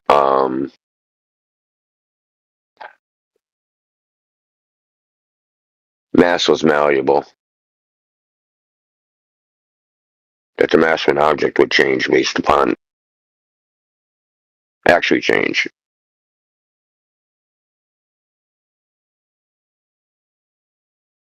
Yeah, Yeah, according to relativity, the faster you travel, the slower you age, I guess. Yeah. Accelerate. Yeah, you think that's true? Acceleration. No. Because apparently they did Someone like can an show me atomic that. clock. No, someone needs to show me that in a chemistry experiment. Okay? Show me that in a chemistry experiment. Take a chemical reaction that takes a known time. Do whatever it is you think slows time down. And let's see the chemical reaction take some other fucking time. Show me that. Yeah, they claim that they put an atomic clock on a satellite and it ticks slower than the one on Earth. Yeah, that's nonsense. Depends on what you use for your. It's just a reference frame bullshit. You're playing mathematical reference frame games. I mean, this is kind of exposed by a guy named Ron Hatch, who's like in there's like a GPS Hall of Fame. He's in it. He said GPS satellites don't account for time dilation because the simple argument is that because of an elliptical orbit, okay, so you're accelerating the fastest.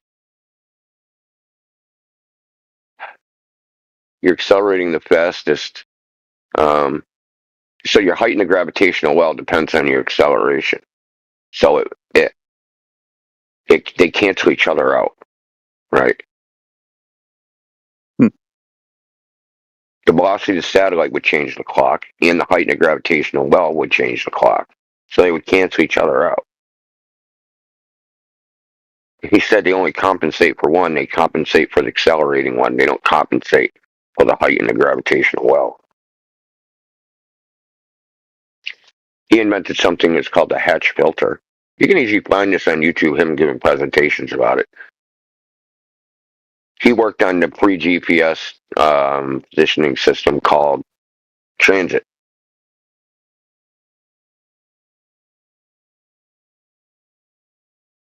He invented the Hatch filter that basically would filter out some Doppler shift or something. And he said he never had to design his filter to account for the gravitational well redshift, the Doppler shift being at any height in the gravitational well, which would have to be necessary if there was a change in the speed of light based upon the height in the gravitational well.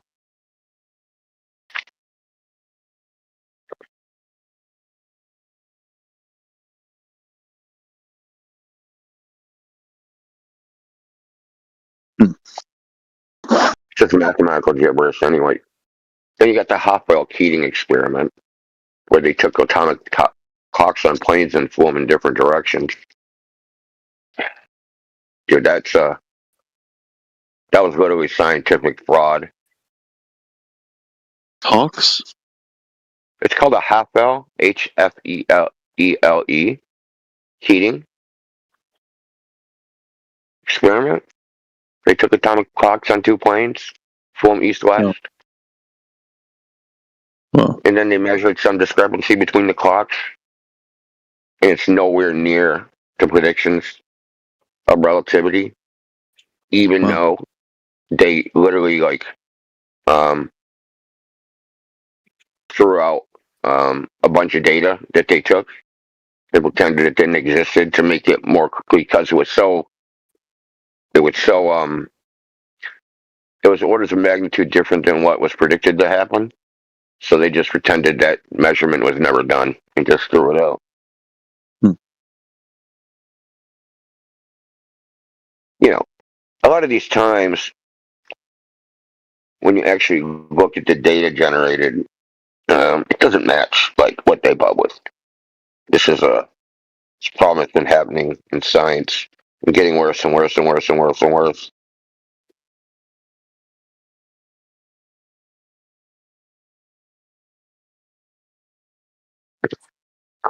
because you take a bunch of data, you're going to get anomalous data points, right? And in some cases, it's justified to go, well, that was a measurement error.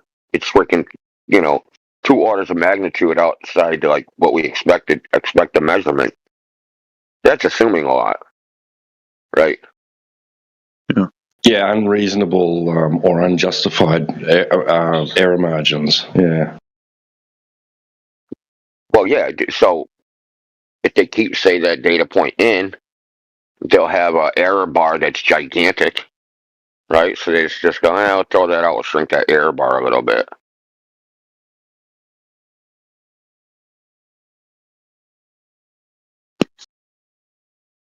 You have heard of the replication crisis, right? No, what's that? Okay. A lot of these, something like 90% up here was reviewed research is wrong. That none of these experiments can be replicated. Oh no, I haven't heard that. It's called the replication crisis. Zero Hedge just published an article about it's even gotten to another level of like made up bullshit. Yeah. Did you hear about the president of Stanford? No. A couple years ago? Okay, so this is a guy, he's a neuroscientist. And he published a bunch of papers, and he was like a breakthrough in neuroscience and blah, blah, blah. And it took like a decade and a half, but he ended up leveraging that into being the president of Stanford. And turns out he fabricated it all with all a bunch of bullshit. Some Harvard professor just got busted doing basically the same thing. So, scientific fraud.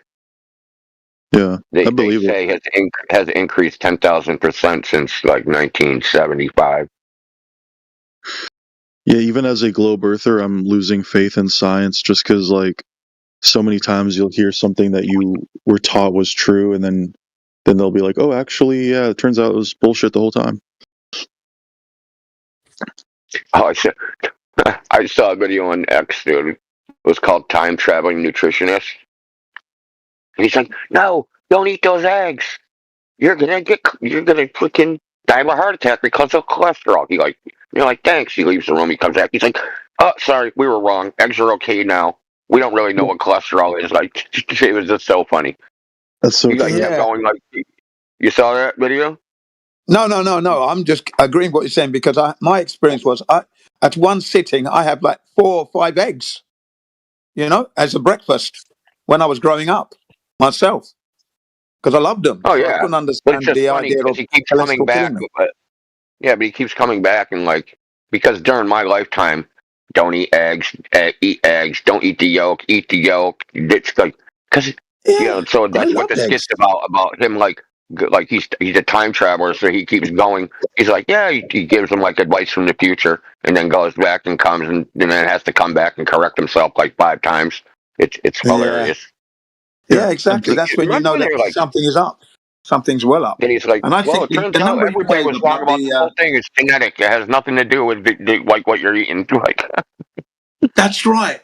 The number you gave with the scientific fraud, the dates. I think you have to go back and include the Apollo missions because there's a lot of scientific fraud going on there. Come on now. I don't consider that science, though.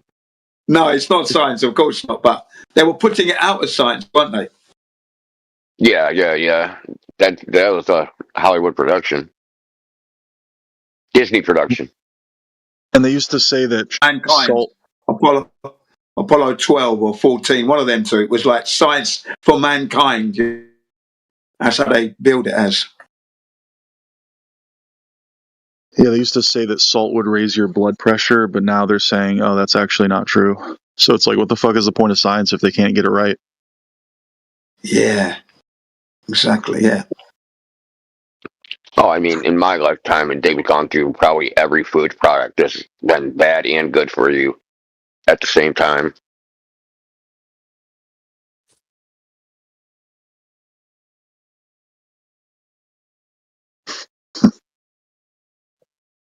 But you also you've have to really got. wonder how much of that is Sorry. done by the industries themselves.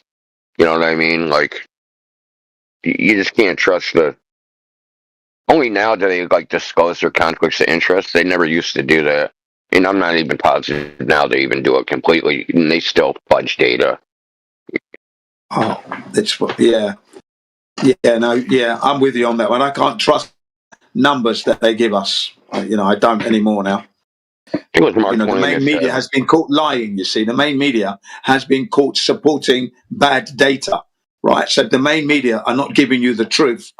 Well, how can you trust? You can't trust the organisations that are saying that they're compiling this data. Can't even trust that now. Yeah. Does that make sense to you guys? "Well, it was that dude in Britain during the pandemic, right? The guy, Yeah. the guy that came out with the like 20 million people are going to die in Britain, right? And what's he doing yeah. personally? He's out freaking smashing girls, right? He's out partying and shit. Like, what the Oh hell? yeah. Yeah. He didn't, Yeah. he didn't believe anything that he said, right? Sorry. Yeah. It wasn't Andrew Auld.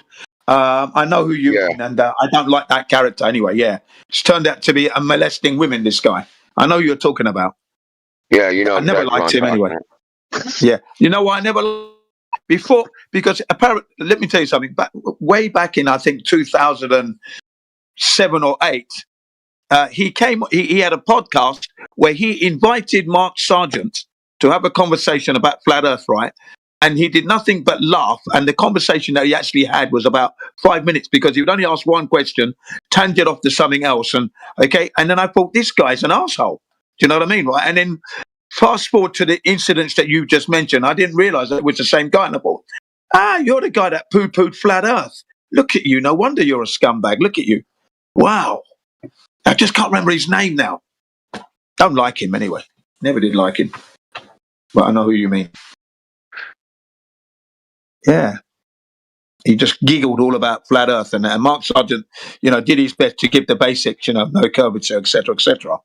But they didn't take it seriously. He was on a podcast with his colleagues.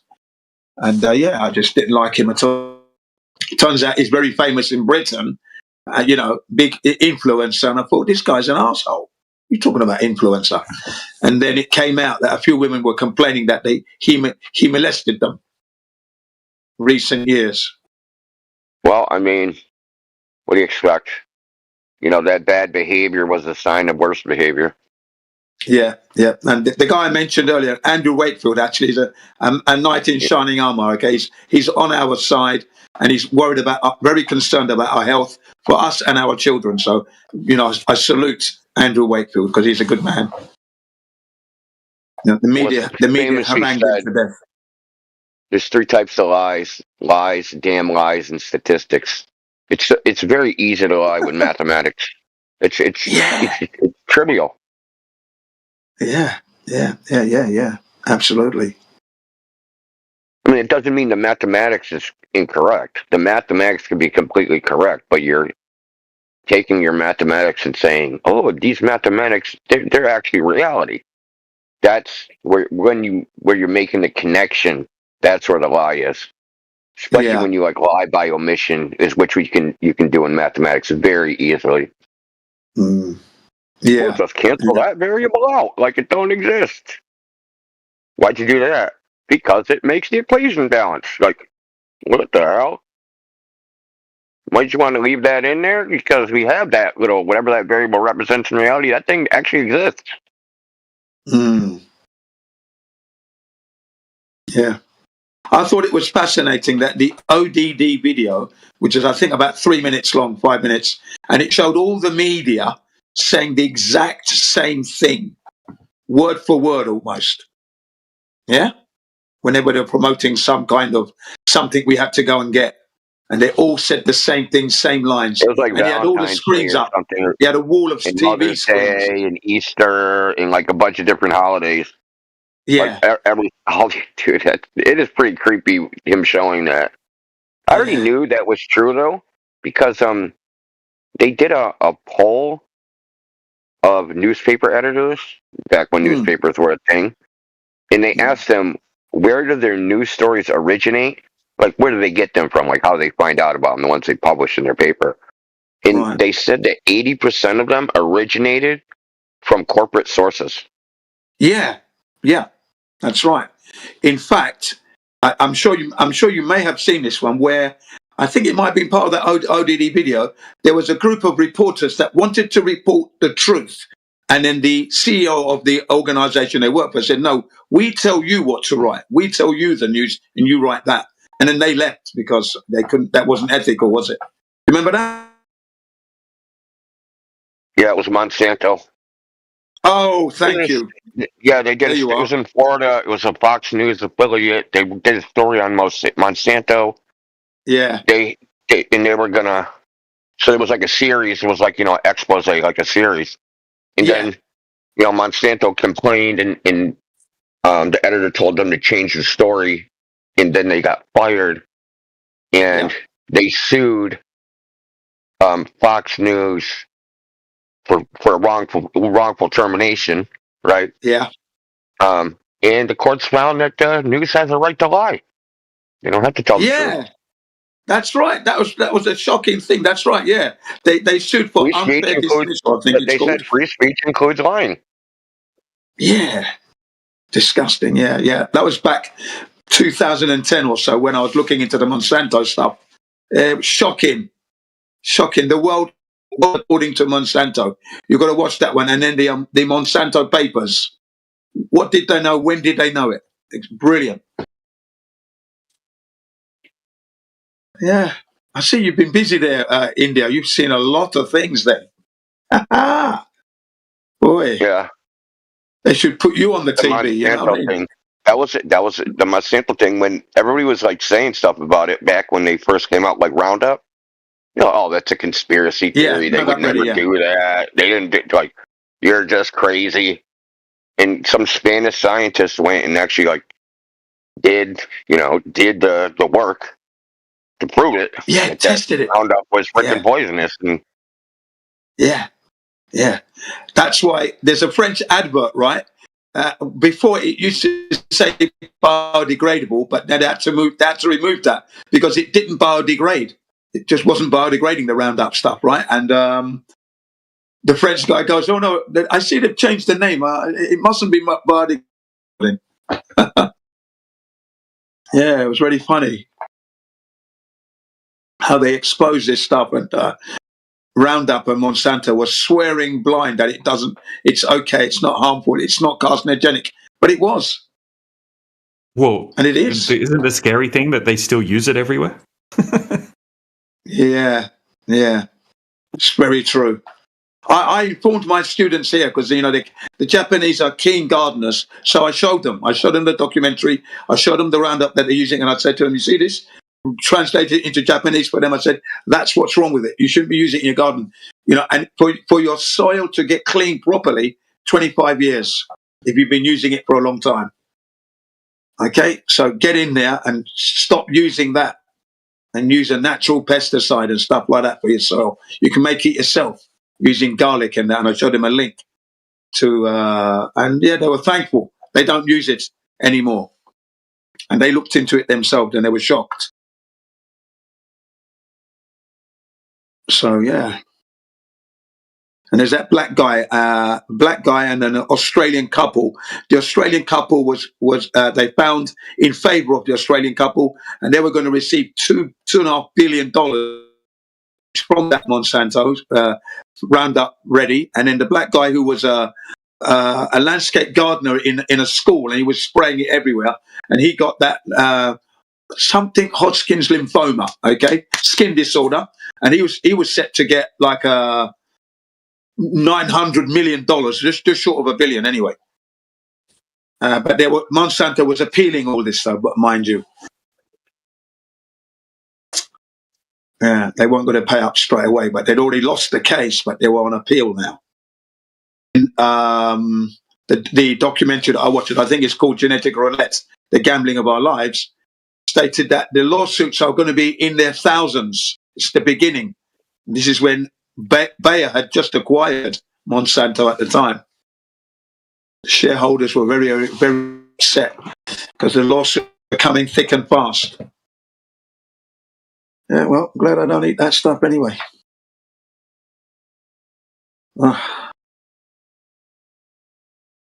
That's not to say I haven't been eating other stuff, but I'm glad I was aware of that. I would love to know what's in my body, actually. I would love to know what kind of chemicals are in there.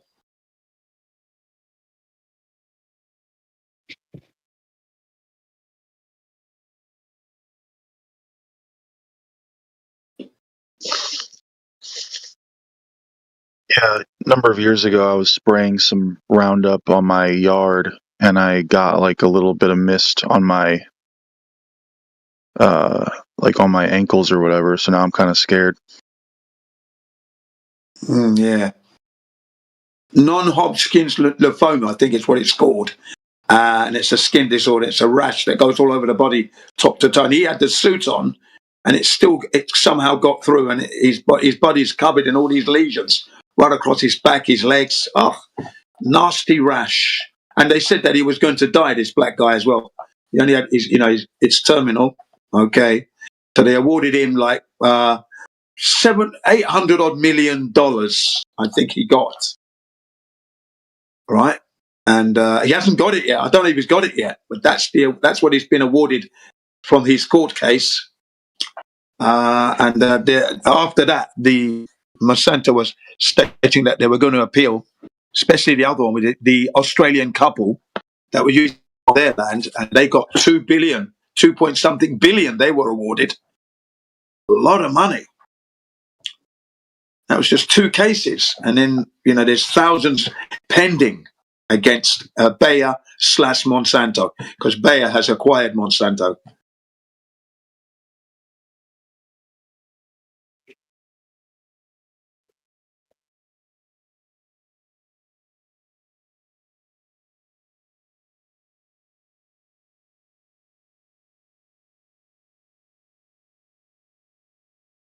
I think they acquired them for like $60 billion or something. Yeah, I think they acquired Monsanto for like 60 billion or something like this, right? But then when you're getting 2 billion lawsuits that you've got to pay, wow, compensation payments. Yeah, it was a bad investment for them.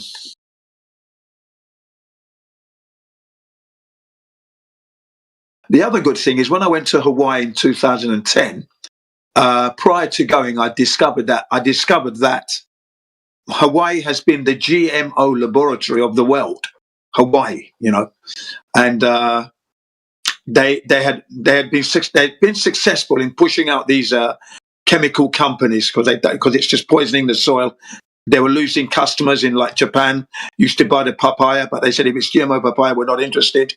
So they had to clean up the land. But that's not going to happen for another 20 years odd. But they've moved the companies away now.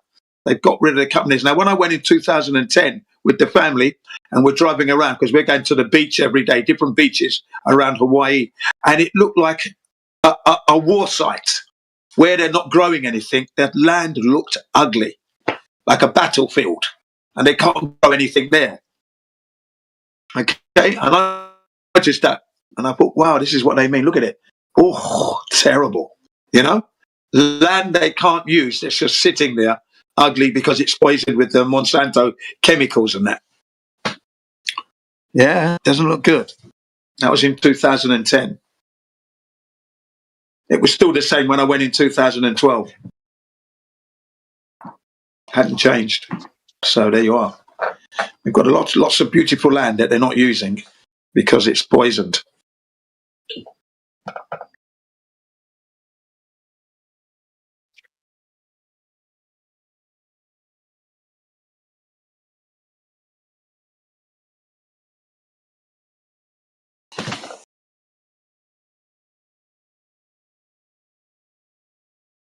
To get active and never run. Keep the rulers, my niggas ain't scared of none. Ain't no rules, you got rest, you can get it. Yeah, I'm not really keen on that type of music, and I love my music, but that kind of stuff, I'm just still doesn't float my boat, really. Not my style.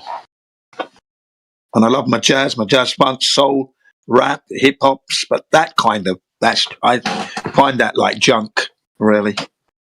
Maybe it's an age thing, but nah. Doesn't rock my feet. I'm not starting to bop or anything. I just see that as junk. Noise. Irritating noise. But then you see the youth with their pants hanging down the back of their ass, see the cracks of their ass and that, and their shoes are not laced up properly, and they're giving it, doing the bop, spinning on the back of their head, spinning on their hair, on their nose, and they're getting into it. But no, I can't get into that shit. There you are. Must definitely be an age thing, because I don't think that's music. It's just noise.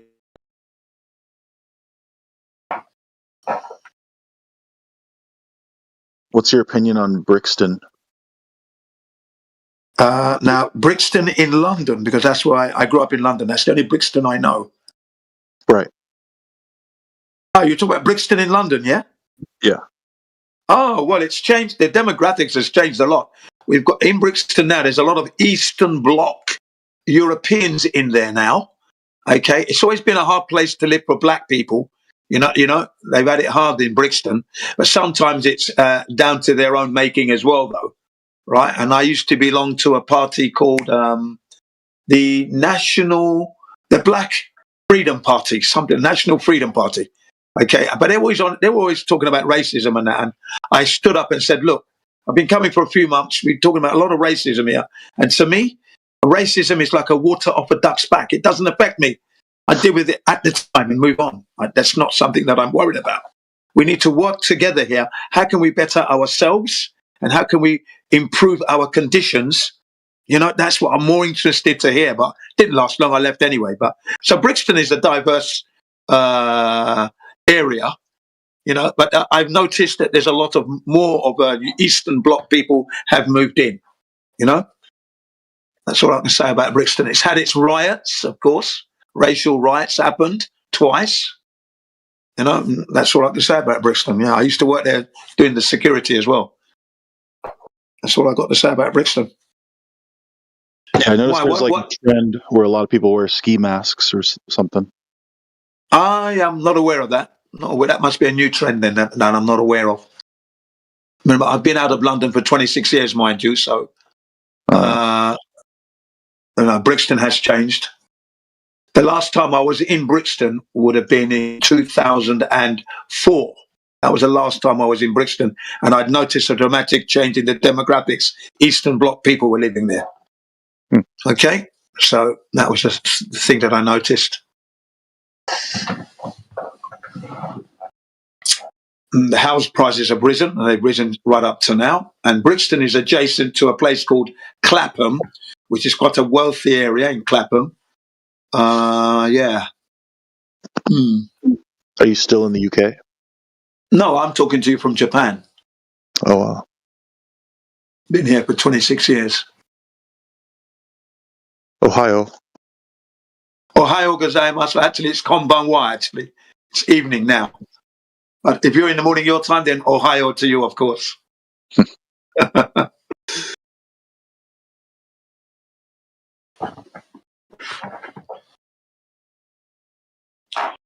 But yeah, I used to go to Brixton a lot. I used to go there for my karate practices and tournaments, Brixton.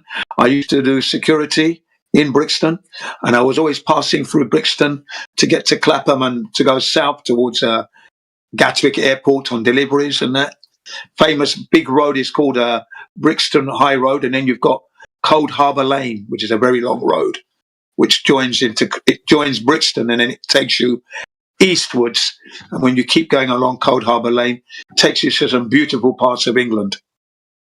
So yeah, now Brixton's it's a smelting hub of different nationalities, but it had its riots twice against the police and oppression and racism. Yeah. During the 80s. Yeah, I just know of it from a hip hop song about it. Yeah. It used to be mostly reggae, you see. Main force was reggae in Brixton. And then, of course, as time changes, rap and hip hop starts to emerge.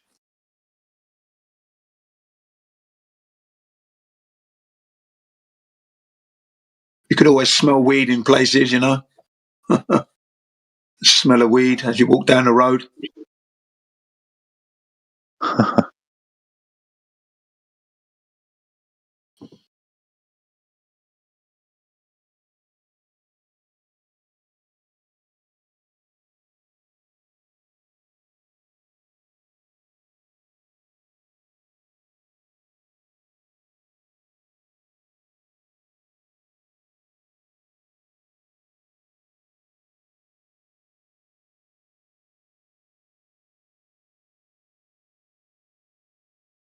Yeah, I also used to go there because myself and my brother, we were members of the Nation of Islam. Nice. Yeah. Yeah, well, no, it wasn't nice actually. I didn't really enjoy it because again, they were always talking about the white man this, the white man that, the one which I'm fully aware what's going on. But again, I want to see how we can improve ourselves and move forward because we're living in the white man's land if that's the case. So you've got to get on with that. And I grew up in East London, so my experience has been more mixing in with the whites, the Irish, the Greeks. So I'm fully rounded in that sense. But these guys grew up in a black community only. So I can understand the psychology, but I had to say, you've got to get out of that hole you're in.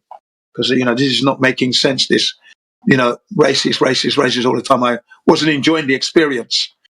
And then I decided to leave, really, because I could see the hierarchy was very much talking down to you, right? I don't want to be talked down to.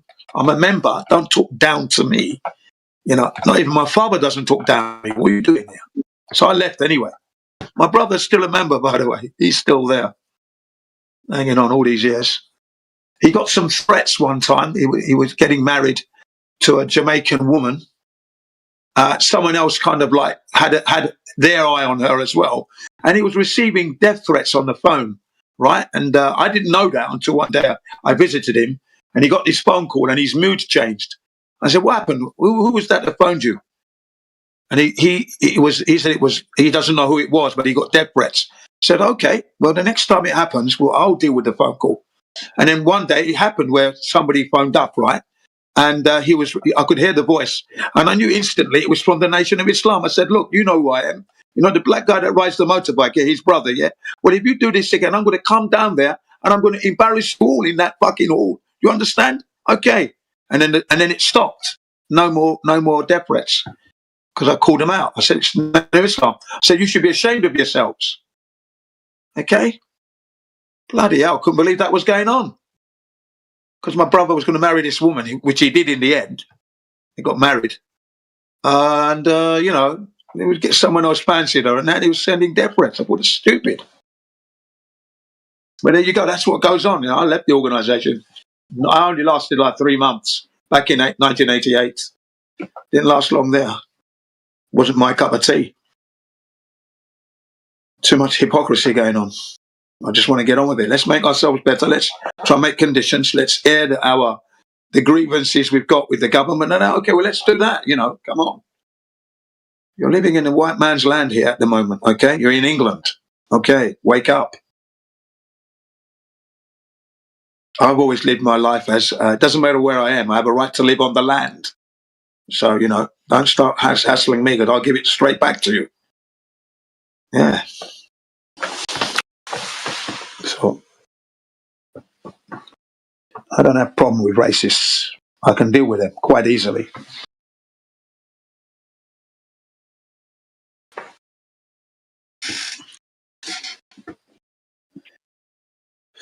But yeah, that's why I used to go to Brixton a lot, you see. Because the head office was in Brixton. Wow.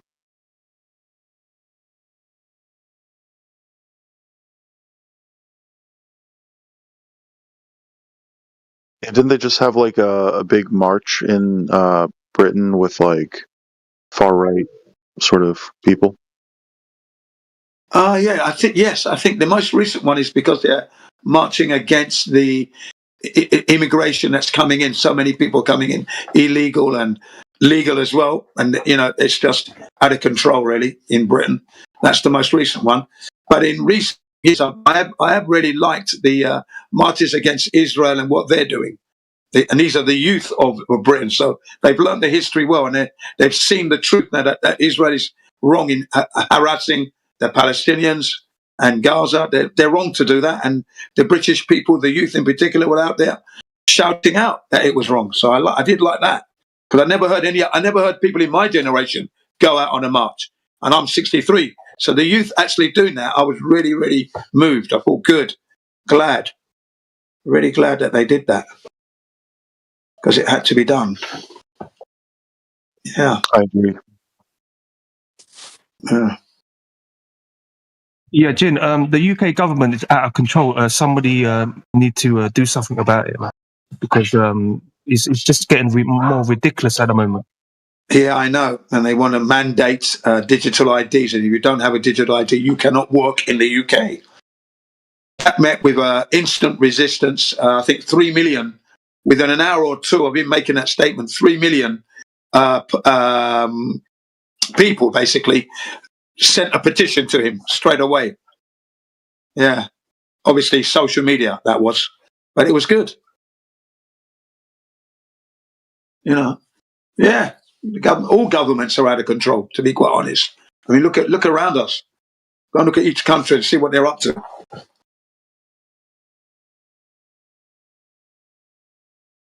I was very pleased to see that the Nepalese pushed back against their prime minister, shutting down their social media. They burnt his house down, smashed his car up, and smashed him up as well. Good. Deserve what you get, and he's no longer the prime minister. And that's the Nepalese people, who are very placid, very quiet. They don't say boo to a dog or a cat. But there you are. You know, you shut down their lifeline. This is what you get. So, you know. Yeah, Jin, I wonder why all the reports of what happened in Nepal, you don't hear much about it over here in England, because they don't want people to rise up against the government. That's right. They don't want people to get the same idea. Of course, the government's frightened of that. Of course. That's what I'm shouting out on. Like when I go to these UK servers and that, and I don't, you know, they want to talk about drugs and crime. I go, no, look, whilst they're talking about drugs, the government's pissing down the back of your neck, shitting in your mouth, literally. And this is what you want to do with this medium you got here. When are you going to have an intelligent conversation and actually address what's actually going on in Britain? Because it's out of control, and it's people like you who are letting it happen. You know, you're not standing up, you're not organising yourselves in marches. You are the product of this rip-off Britain. That's what you are. Drugs, alcohol, and nightclubs. That's all it's about. Jin, we need a great leadership. That's what needs to happen. Somebody needs to stand up and then lead the people towards tyranny and dictatorship. Yeah, against tyranny. Yeah. Lead them towards, lead them against tyranny, because that's what's going on. I agree, but, you know. What happened in Nepal? Oh, Nepal. Sorry, yeah. Well, in Nepal, the prime minister shut down the social media because he said that these platforms hadn't registered themselves correctly or something, right? Hadn't registered properly, so they shut them down until they get themselves registered. And of course, now you're cutting the lifeline of the Nepalese people, you know, your business, your social connections. When you sever that, look at Nepal, it's a quiet place, right? You know, they went mad. They totally went berserk, and they said they burnt down the prime minister's house and threw out the prime minister from his office. Yeah, he's no longer the prime minister. Yeah, Jen, that's correct. The Nepalese government, they're trying to deprive their people of their right to employment and the right to work. They need social media to communicate with people. Right. You know, that's their lifeline now, because prior to having this system come in, life was very, very slow in Nepal. Okay, very slow indeed. And now they've been hit with this social media platform. They've had it for years, of course, and they've got accustomed to it.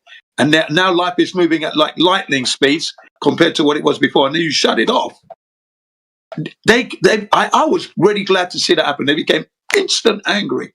So it goes to show you that, yeah, you push the wrong buttons, you could lose your life and your home and your car if you're one of them politicians. In Nepal, anyway. Yeah, I'm very proud. I'm very glad to see that they did that. That's what I want to see across the whole earth. Actually, grabbing these individuals by the neck and throwing them out of office. Yeah, Jen. When I watched that video of the revolution, I couldn't believe it because I've never seen that before. Yeah, it was nice. I was really. That's what I like to see. I don't want to see people dying. I just want to see the rights that the people in office are not doing their jobs. You step down, or we'll throw you down. It's simple. We're not going to kill you, but you will not be working anymore because you're not representing me. I'll do the job. Thank you. Let me do the job. Say getting money and you're not doing anything, and the money you're getting didn't earn it. They don't even earn the money. That's the annoying thing. They don't earn money because they're not doing anything. The person who's paying the tax, he's working. He's worked, and a portion of his salary has gone to tax. He has worked. He has sweated blood to do that. But the people in the office, in the government now, they're sitting there, arse getting fatter, body getting fatter, the money's pouring in, right? How do they earn money? What do they do that they earn money? That's what really annoys me. Really annoys me, man. They don't earn their money whilst ruining everyone else's lives. Yeah, that's why they call the police a thin blue line, because, like, if 1 million people rise up, what are the police going to really do about it, Yeah, they're not, yeah. And in recent years, let's go back, 15 years now, yeah, the police have been fully educated by the public, by those who are on social media, as to their duties. And their duties are, when you go to work every day, you're meant to sign the oath, which states that you are to protect the king, at the time, the Queen's subject. Okay, so that's anyone in all the citizens of Britain. You sign an oath to protect them, not corporate.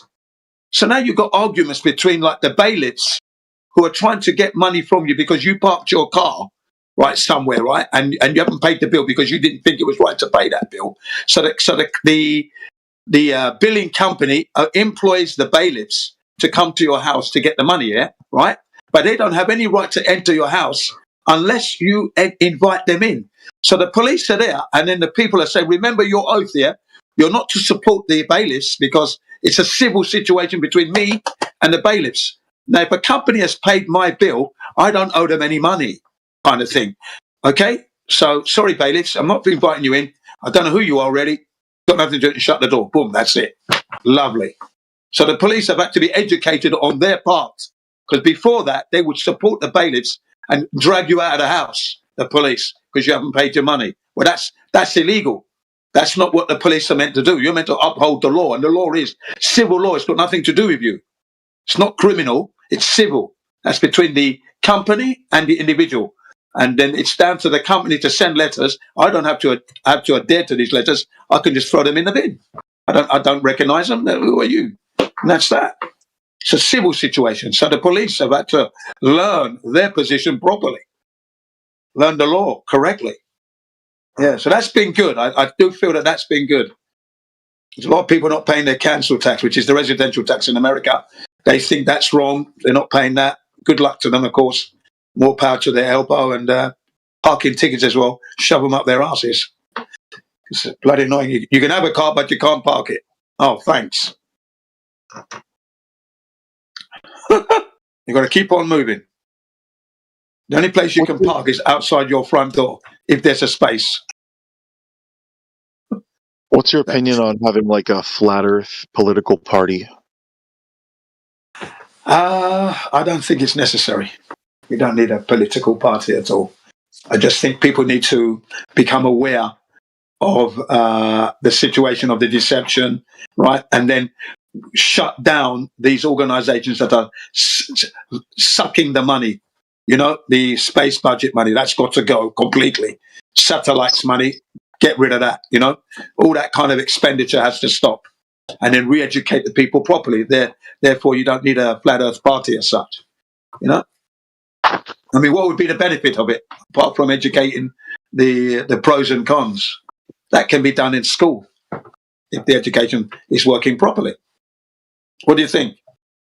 Well, the current political parties, right, they're invested in the globe model, so they need to be replaced. if the flat Earth is true. Okay. Yeah. I can see your point.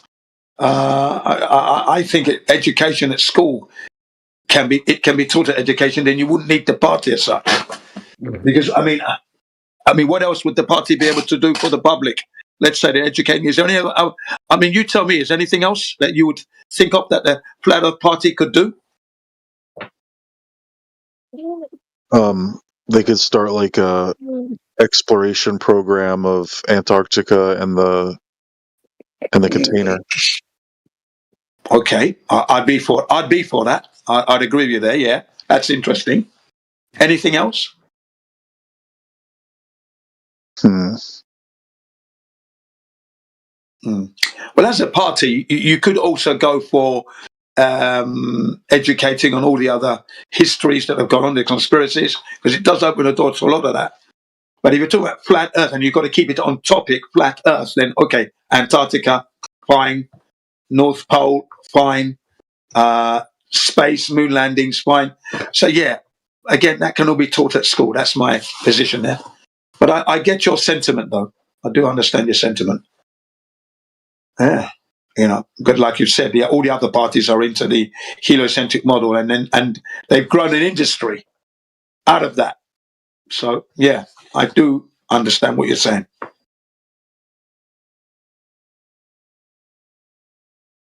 I just want to see how it can benefit society on the whole, everything, all the lives, taxation, all that stuff, medical, food, health.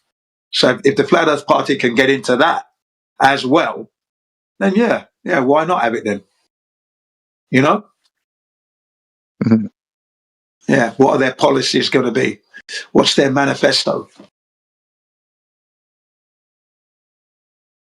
So I'm not completely dismissing it. Don't get me wrong. Like I said, I like the idea of the Antarctic thing and that. I think it's a place that every human being should be allowed to go to.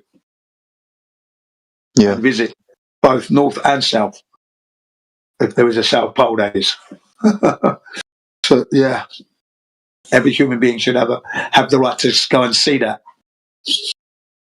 Yeah. Somehow I feel it will make you whole and a better understanding of this creation. And then you begin to ask those questions. What made it? Who made it? How did they make it? Look at this thing. It's amazing, isn't it? Yeah. How did all that ice form? Yeah. Come on, the so-called ice wall, all that massive ice. How did it get there?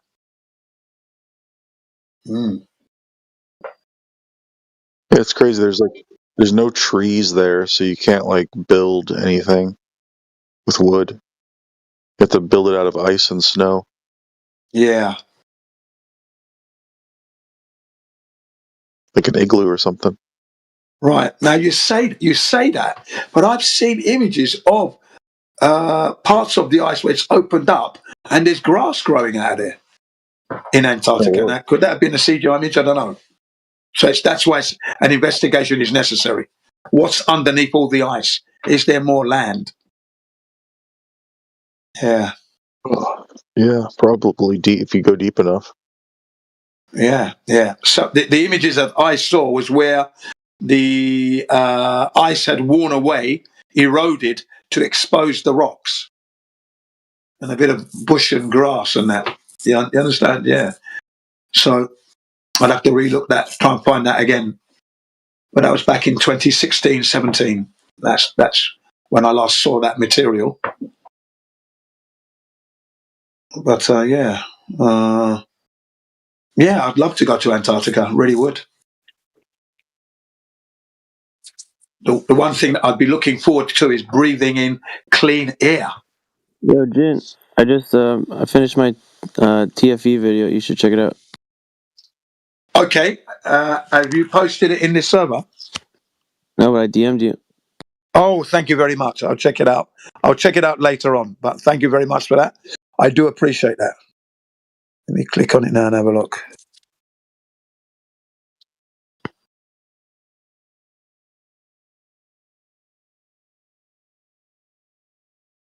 Okay. Thank you very much. I've seen it there.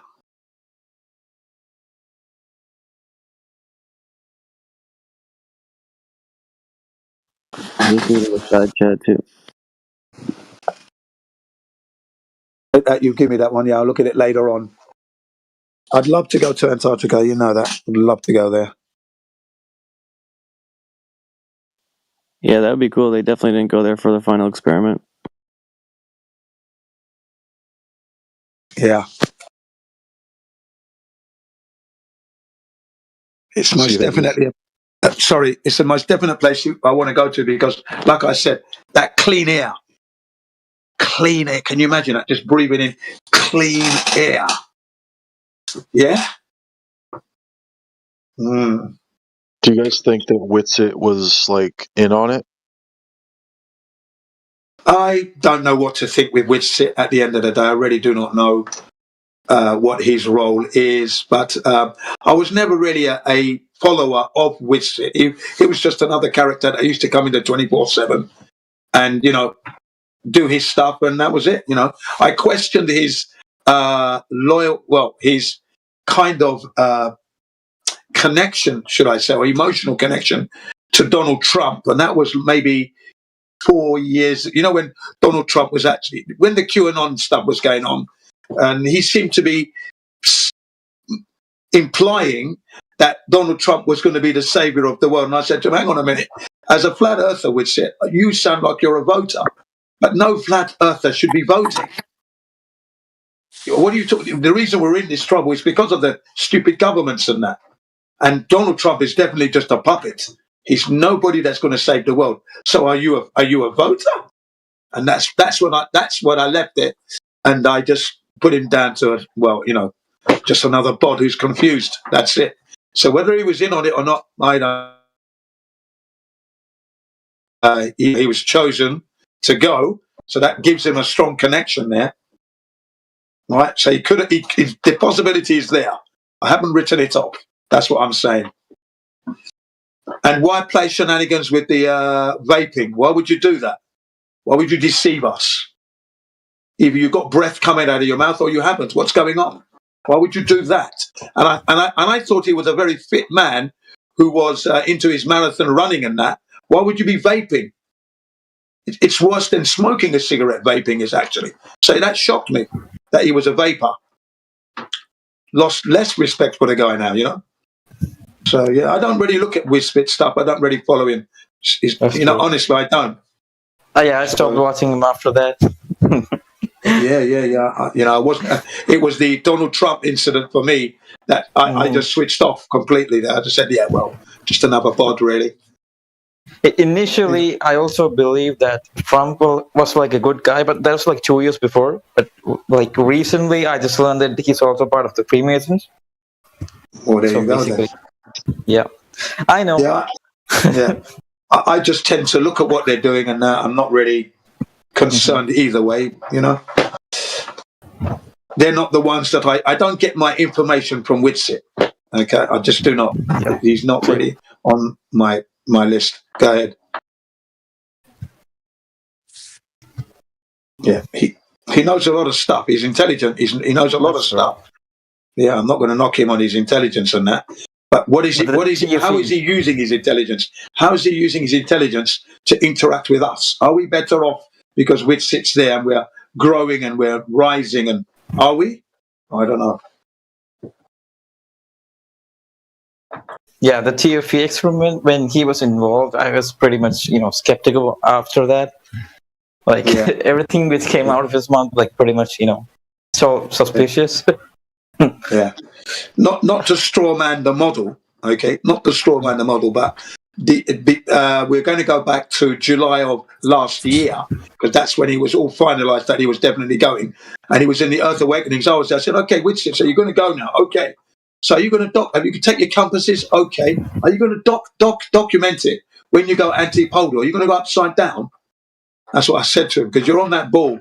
You've got to go upside down, man. You want to document it? And he says, no, it's not. I'm not going to go upside down. So you're saying it's going to be flat then? Yeah, Jin, it's going to be flat. I'm a flat. It's flat. It's not going to be okay. All right, we'll wait and see then. You know. And then we get to October, and then I was locked out of my account from October until January this year. Okay, so I had to watch the final experiment on YouTube, but I couldn't interact on the Discord because I was locked out. Yeah. A funny thing had to happen to me in October. I lost my account on YouTube was shut down. I got locked out of Discord. Okay, and then Skype was behaving silly as well. It was stopping me posting certain material. Okay, couldn't send my material and link up with people. So I had a cyber attack. I felt I've been picked on, you know. It could be a phishing attack, right? Yeah, some kind of attack. Yeah, but it affected the Skype, the YouTube, and then the Discord as well. So I was locked out for like 3 months off of Discord, and then I got back in January. Yeah, I managed to keep the account and used my son's email address on that. It wasn't allowing me to verify. That was my problem. Couldn't verify my account. Okay. But I managed to get it done, and I'm still here. It happened right after I was talking about the 6 million number. Yeah, that's what I was saying there. Right? Yeah. So, were you getting internet access during that 3 months, or is it just Discord, YouTube? It was just Discord. I had internet access. It was just Discord, and what it was, right? My YouTube account, I couldn't get into all my saved materials, all my videos and that stuff. But you know what I did with YouTube? I actually contacted them and said, "Why is it I can't get into my account?" Then they put forward this video where I commented on it, and I said, "But that was back in 2017." So the statute of limitation, and then they give me my account the next day. Oh. Next day I got it back. Yeah. So I lost it. Okay. Lost the account just for 2 days, whilst I queried it. Yeah. I think they have some kind of algorithm they can literally shadow ban you, because I remember when I was commenting on a YouTube video, I mentioned Eric Dubay, and the next moment that comment got deleted instantly. Yeah. All the time. I've been shadow banned since 2017 anyway, because during for the Flat Earth live tours and that, and you know the actual Flat Earth movement. And when I comment on these videos, I comment, but no one sees what I say. Oh. Okay. And I got a couple of Flat Earthers to check for me, and yeah, Jin, you're shadow banned. So I'm shadow banned because I'm very vocal in the comments. When they start calling me retard, I start giving them some of those F-bombs as well. I can do them really good, you know, really put the psychological screws in their heads. So obviously someone complained, obviously, and then of course they shadow ban you, don't they? Yeah. So I've been shadow banned for a long time, but I'm not shadow banned now because I've checked, and my comments are staying up. Okay, So that's good. cool. But I haven't dropped any serious F-bombs anyway, so that's okay. Yeah, because these our opponents get butt hurt. That's what it is. You see, they're not able to do it like me. They can't. They cannot. You want to do insults? Let me show you how you do it. This is how you do it. Bang, bang, bang. Send. Oh, you're gonna. And I had a battle with one person for like 3 months in the comments, and it was over the Van Allen radiation belts. Okay. Right, and I said the astronauts could never have gone through. And do you know what happened? After 3 months, this guy concedes and then drops in my lap a lot of information that we need to confront those who believe that they went to the moon. And I was so glad, but I was scratching my head. What's happened there? I mean, this guy conceded, and now look at him, it's his dumbs. I clicked on the link, and it was like the mother load. I went, wow, sort of like thank you kind of thing. And I'm still using the material today. Okay, and that was after a 3 months battle with this individual. Yeah. That was weird. That was. That's too long. That's too long. Yeah. My persistence and that bore fruit because the guy conceded and then gave me all this material. And I'm using it now. Still using it all the time. Some of the material questions, for example, some of the material it questions what happens to aluminium when radiation passes through, you see. Okay? And apparently when aluminium is not the material to use to go to that environment, if you were to go there, you can't use aluminium because, especially thin sheets of it, because it passes through. And as the radiation goes through, it intensifies the radiation. It gives the radiation a boost on the inside where the astronauts are. And the article was asking NASA for the dosages that the astronauts had because the data they've got doesn't match. You know, it doesn't make sense what NASA is saying. Can you give us some more data, please? And NASA wasn't giving the data, for example. Yeah. That was one piece of the information. Another article stated that NASA would have required 6 feet of shielding to contend with the cosmic ray particles, which travel at almost the speed of light. And for every square centimeter, you get 4 particles striking the side of the spacecraft per second all the time. So it's like flying in rain, if you will, of cosmic ray particles, which would have shredded the spacecraft because it wasn't thick enough. And they didn't have 2 meters thick, 6 feet thick of shielding. They didn't have that shielding. So they could never have gone. That kind of material. I'm really glad I got it. Oh, yeah. You said like the Mark Sargent interview, someone was actually trying to, frame him in the 2000, right? Was he Jesse Lee Peterson that you're talking about? Could you repeat that just one more time? Sorry? You said that Mark Sargent was invited to an interview in 2006 or 7. Was the guy, is his name Jesse Lee Peterson? Not Jesse Lee Peterson, no, because he was an English guy. Okay. Just can't remember the bloody name of him now. He's been. He was. I thought it was him. Yeah. No, it's not him. No. He was. This character eventually got attacked by the media because he was pushing against the jab as well. So he was highlighting the jab as being a dangerous thing to do. Okay. And then so the media kicked him off basically, and then he ended up on podcast and that. I just can't remember the bloody name of him now. I thought like it was Jesse because like Jesse has hosted an interview recently, and Flat Dave was with him, and he was basically mocking him like the entirety of the video. We probably saw that video. Yeah, I don't think I've seen that one. Okay. Oh, maybe I have. You'd have to maybe send a link like, to it. I'll tell you. Yeah, like Dave was, trying to convince that there was no curvature, and all he kept asking was like, "But do you know that? Do you believe that Earth is completely flat?" Like he just kept asking that question. Yeah. Completely mocking him. Yeah. With the Mark Sargent one they'd ask Mark Sargent a question. Mark Sargent would answer it, and then these guys would tangent off on something completely different. Giggling and laughing, and then asking Mark Sargent another question. So in all respect, he only spoke for like 5 minutes, Mark Sargent. Okay. But that 5 minutes was stretched over the 30, 40-minute podcast. So he was sitting there like a spare one, and then the question would be asked, and they were giggling and laughing. Just kept on jumping on good different questions. Yeah, and just giggling and laughing. But what an insult to the man, Fucking hell, what a horrible fucking situation that was. But yeah, and I didn't know that this particular guy was famous in Britain because I hadn't been in Britain for like 26 years now, so I wasn't aware of who he was. And it was only because he was being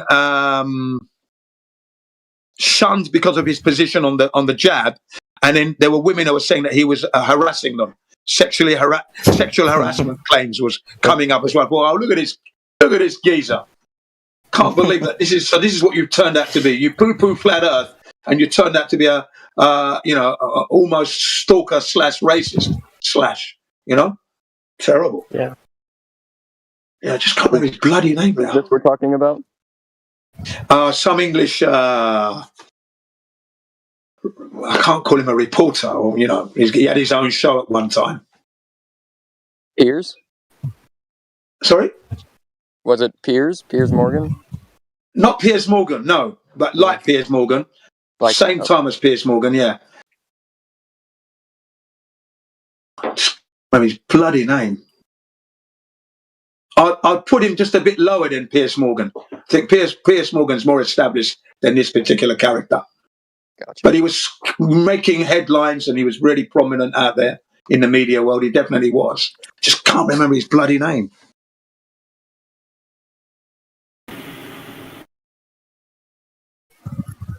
Yeah. Never did like him anyway. Didn't like his style, his fashion. He just seemed to be a guy that was just out of control for me. But he was very articulate and, he did hit the points where it's necessary. But he just poo-pooed flat earth. The first time I met this character, he poo-pooed flat earth. And then I didn't see him until like recent years. And I thought, you're the one that poo-pooed flat earth with Mark Sargent. And now look at what you've turned out to be. No wonder I didn't like you in the beginning. No wonder I didn't like you in the beginning. What an iffy character you are. But anyway, just can't remember. Sorry about that. It's totally gone out of my head.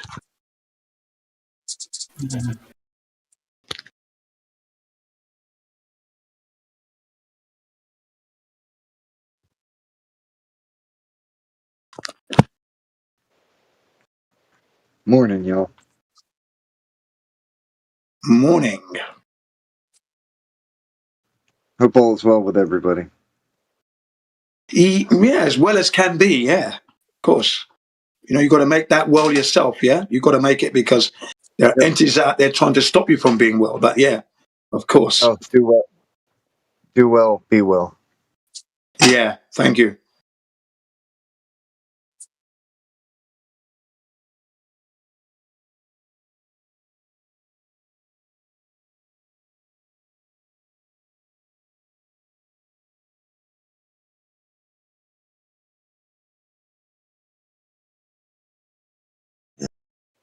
Quiet this morning.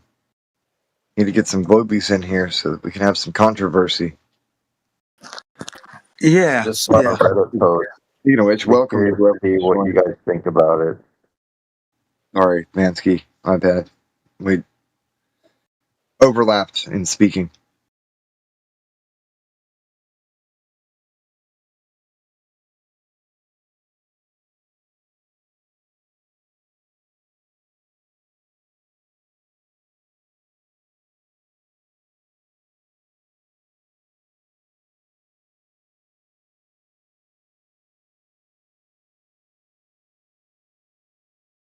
Welcome to 24/7 Flat Earth Discord. Please try to remain civilized and cordial. Gravity is not a force. The outward force is fictitious because in our Earth frame of reference it doesn't exist.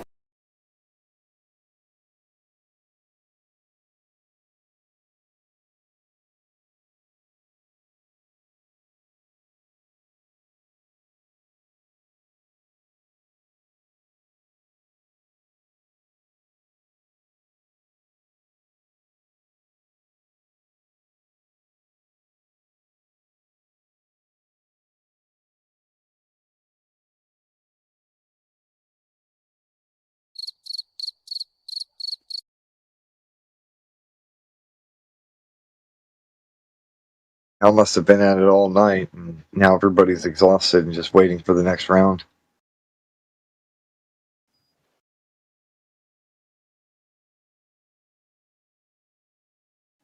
Quiet people.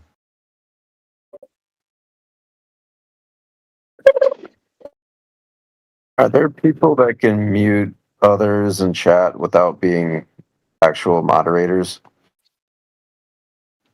There's no.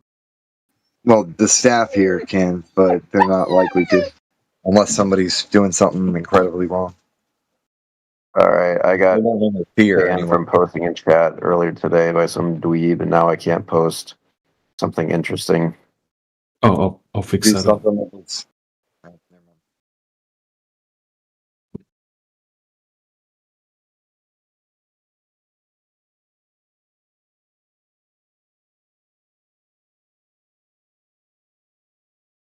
I know.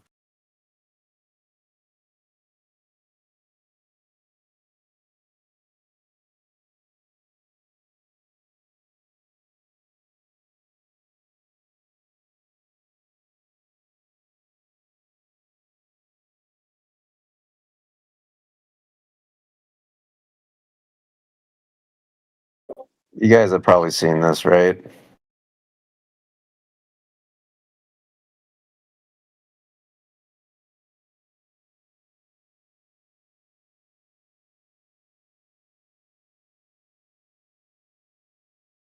Yeah, I've seen I've seen like other flat earthers presented as flat earth proof, so probably one of those that's not really going to get anywhere. Yeah. And I would say there's a difference between evidence and proof, and the claims being made about such things are often ridiculous. It's non sequitur. The shadow is associated to a light in the sky, which is non sequitur to the ground to begin with. So it's a neat phenomenon optically, and it helps explain other things, but as far as the ground itself, it doesn't prove anything.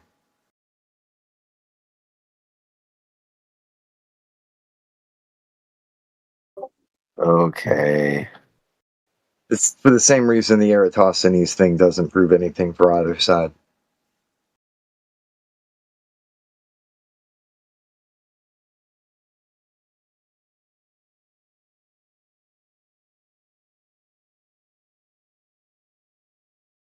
It is a cool video, though. So thanks for sharing that.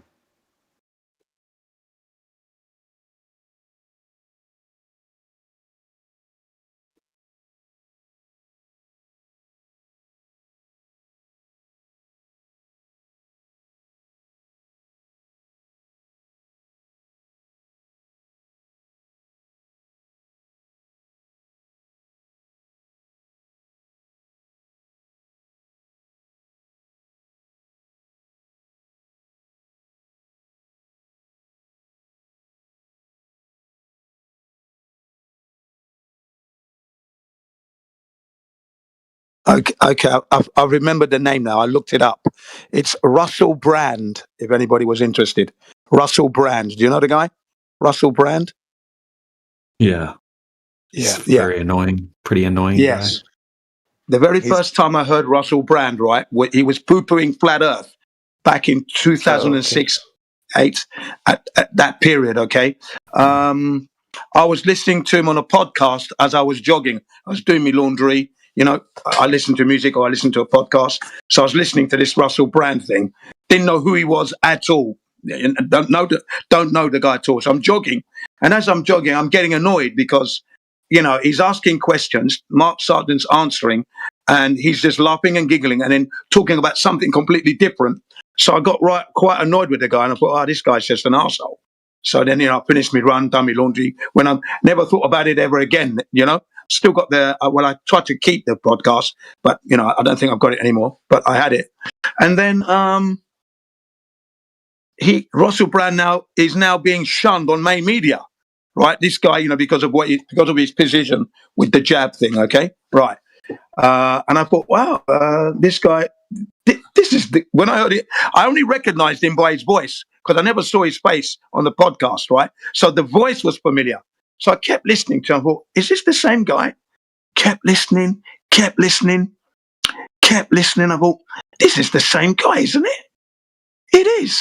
Let me check. So I checked Flat Earth podcast, Russell Brand, and he came up. I thought, you're the CUNT that's bloody taking the piss out of Flat Earth. Now look at you, right? He gets shunned off main media and then he's getting shunned for sexual harassment as well. I thought, no wonder I didn't like you. What a scumbag you are, you know. And I didn't like him because of the way he behaved in front of Mark Sargent and that with the podcast. Somebody just joined in. Welcome to whoever that was. Sorry. Yeah. Carry on, Jim. Yeah, welcome, whoever that was. And if you've got any questions related to the topic matter of Flat Earth, please don't hesitate to ask. You've arrived. You've made it here. Make it count. Okay? I'm sure I'd have to wait to hear the topic. Okay, that's fine. It's Flat Earth. And basically, we're telling you that the Earth is indeed flat and not an oblate spheroid hurtling through the supposed universe at 2.2 million miles per hour, covering 19.2 billion miles in a year, supposedly, with all the constellations in the same place. Okay? That'll be the heliocentric model. Just a brief summarization. What say you?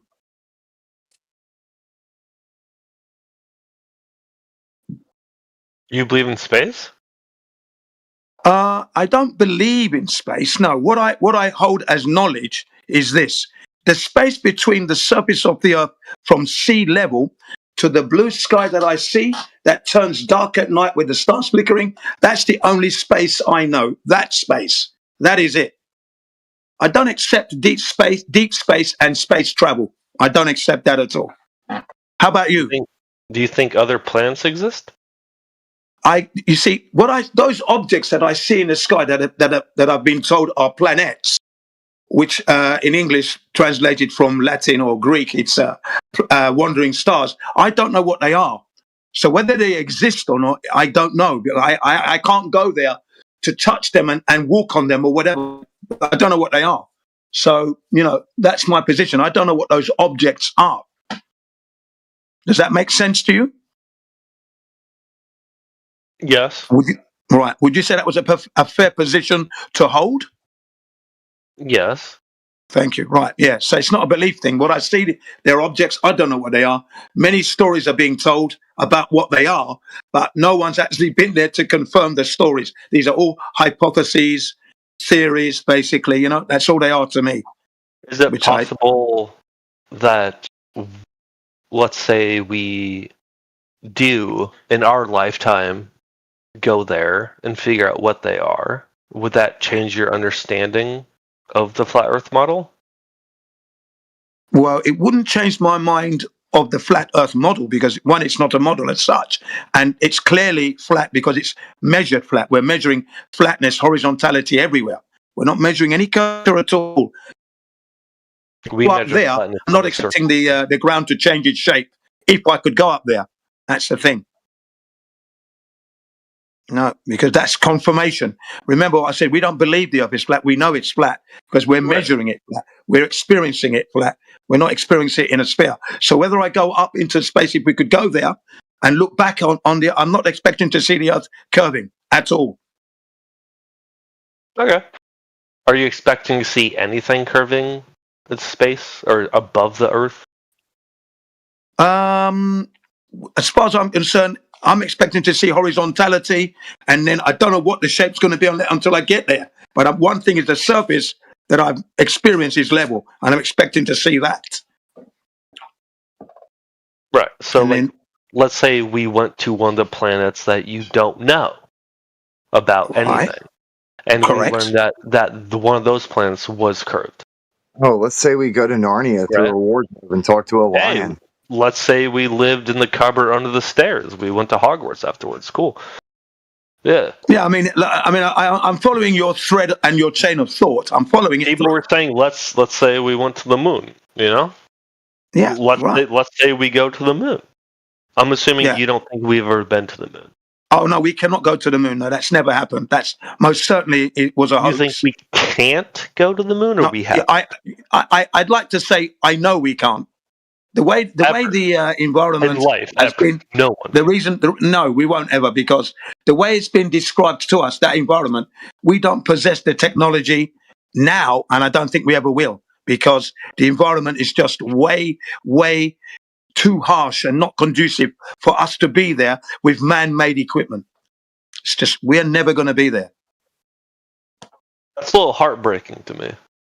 We went from nothing to fire to horses to cars to satellites, you don't think humans can ever be smart enough to ever figure it out? No, because again, you've said satellites there, and that's a begging the question fallacy because the Earth isn't being this globe, right? So the idea of having a satellite in the vacuum of space is an impossibility. If you can put satellites, that means you can go to the moon. They didn't go to the moon, so you can't really put satellites up there. There are things that satelloons, don't get me wrong. There are satelloons, that's equipment attached to helium balloons that are up there, but physical equipment with solar panels, geostationaries, that's not happening. That's not true. Can I ask you the distance difference of, like, say, HBO's or like Dish Network's satellite compared to the moon? Again, we as human beings do not know the distance to the moon, right? They give us the number of 238,000 miles. How would we be able to validate that? I do not know the distance to the moon, so I couldn't really answer that question for you, could I? I don't know the distance to the moon. Don't know it at all. And then with the communications we have, what I'm aware of is that we have fiber optic cables that are under the ocean. There are currently 460 bundles of these cables, and they cover 700,000 miles of the seabed. Okay, now that apparently takes up 95% of our communications to date. 95%, and each day, for example, 10 trillion financial communications happens through these fiber optic cables. Our satellites, internet, email, TV, cable TV as well. And then the remaining 5%. If you look how thick those cables are, it'd blow your mind. They're very thick, but then they've got thinner cables in the bundle. Yeah, it's a cable and the cable and the cable and the cable for like 100 cables. Yeah. Yeah, or so, yeah. And then they bundled up as a bundle. Yeah. Yeah, that's what we're using now. Right, because it's under the ocean. Now, I want to go back to what you said earlier, that we don't know and we won't be smart enough. Do you really feel that less, or like that, what's the word, of humanity, that we will never be able to figure it out? Like, you're just okay with when I look across the earth from an aeroplane, I'm already wowed that I'm in a piece of technology that's enabled me to see the ocean and the land at 600 miles per hour. I'm amazed at that already. So I don't think humanity is dumb or less. What I'm saying to you is that we will never have that technology that's going to take us to the moon. We can't do that. The environment is just too harsh. We're smart. Okay, I'm not saying we're not smart. Of course, Can I ask you what the environment is that makes it too harsh? Okay, let me explain it as I understand it from the experts. I'm now quoting the experts here. There are phenomena, for example, known as the outgassing phenomena. Now, in the US, it's called degassing. If you're in university and you learn it, it's degassing. Okay, what do I mean by that, for example? Okay, it means that if you are to subject material into a vacuum, the material begins to break down, separate, and turn into gas. Okay, so if you put a spacecraft, let's say, into space, the aluminium would begin to separate, turn into gas. Thus, the structural integrity of that spacecraft would be compromised. The occupants inside, with the air they have, would explode that spacecraft out, for example. That's the outgassing phenomena. Okay? So we know the bad things. We know what not to do. Wouldn't that prove? Well, it's unavoidable, wouldn't that isn't help it? us to figure out how to do it properly? No, we can't. We can't at the moment. We cannot do that. Can. Yes, we can. No, we can't. We can't. The outgassing phenomenon. What have we not figured out? Look how far humanity is. Now you're wishing. Look, you're wishing. You asked me to tell you, but you're wishing now. That's just wishing. I'm telling you the facts as it is now. Okay? That we don't have any material that can withstand the outgassing phenomena. Okay?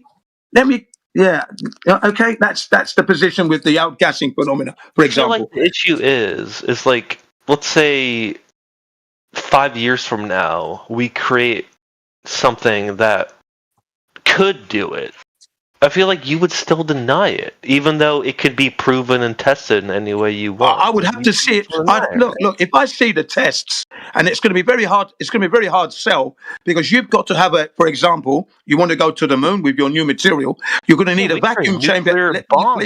Please let me explain to you, because you seem to think that I'm a denier. No, that's not my position. My position is this: if you've made something, you've created a material, some kind of polymer type material that you're saying can withstand space, you would have to test it here on Earth in a vacuum chamber that is the equivalent of what you're going to experience in space. Now, if you go to the moon, they say that the torr value, the vacuum value, is 10 to the minus 11 torr on the lit up. Please allow me to finish. Yeah, Can but you not allow me? Look, you said I'm talking to you. They are. You are interrupting me. Can you not do that? Who they are. The experts. They would be the experts. I just want to know who they are. Yeah, they are the experts. Cosmologists, theoretical physicists, scientists. Yeah, those experts. I'm pretty sure they say otherwise. Astronomers, okay, cosmologists. Those experts describe to us what space is like.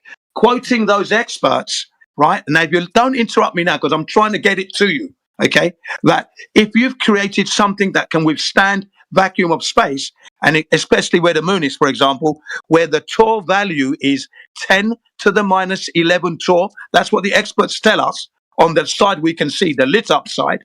Then on the dark side of the moon, or the far side, it's 10 to the minus 12 torr, so the torr's changed, okay? Now, you would need to have a vacuum chamber that can at least test to that level. None exists on Earth currently. The highest we have is 10 to the minus 6 torr. So you may have made this material, you've got to test it. You won't be able to test it, will you? You understand? Because you don't have the vacuum chamber to be sure that it can withstand the 10 to the minus 11 torr. You see what I mean, yeah? Can you see the problem you have there? Because you've got to test it before you send it out there. Okay, does that make any sense to you now? Because you're not speaking. I think he left. Oh, okay. Well, never mind. That's a shame, but that's the situation. So if man is going to make something that can withstand those torr values, you've got to test it. Okay, test it, and then what you want to do is improve on that, because things can still go wrong. So you want this thing to have your product, your machine, your spacecraft to have at least a 10 to the minus 17 torr value. You're only going to the moon, mind you. You want to go further, you've got to improve that. We can't go there. We don't have that technology. We don't have any material that won't outgas. Such is the power of the vacuum. It doesn't matter what you put in there, it's going to outgas, deteriorate. It's a fact. It's just it's natural law. Hello, is that my son? Oh, sorry, guys, my son has just come in, so I shall have to leave for a second. Interrupting you guys. Say that again. Go forth. Take care of your fatherly duties, sir. Yeah, my son is saying sorry for interrupting. He said. Stay blessed. Stay blessed. All right, welcome. I was saying stay blessed to Jin because he's leaving. So, yeah.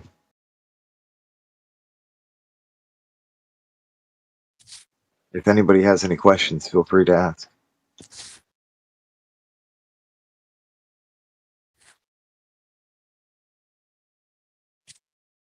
Yeah, I have a question. For who? It's just a statement, really, I guess. All right, like if a glober comes in here, and most of the globers that come in here think that flat earthers claim that the Earth is a disc-shaped planet flying through space. And quite often they leave here still thinking that the Earth is a disc-shaped planet going through space, and that's a problem on our end, right? And wondering why they're not taking any talking points seriously. Because nobody bothers to clear up that claim some crazy shit that would be completely retarded to claim. So the globe is not taking anything that we say seriously because they think we're retarded for claiming retarded things. And it's so rare that people clear that up when people come in here. I'm just gobsmacked by that on a daily basis. Last guy, for example. Crazy. So. Yeah.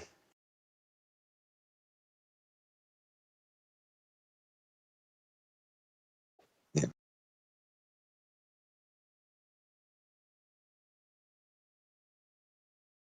You're right. That's something that should be addressed immediately at the beginning of the conversation.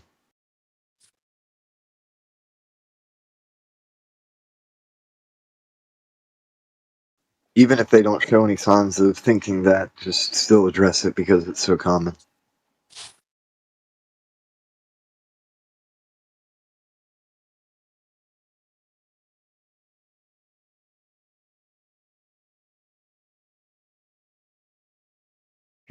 Go ahead and burn any of the strawman fallacies that may be lingering in the room. And welcome to who just joined. Hi.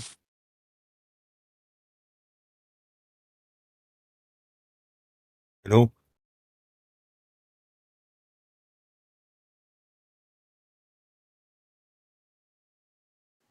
Word.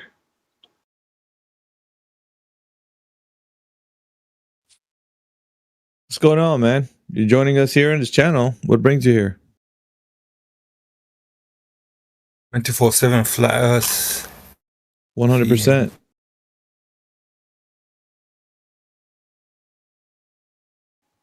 Do you have any questions about the topic of this room? Or can we challenge you? Please challenge me. Please challenge All right. Do you think the Earth is a globe, sir? Yes, I do.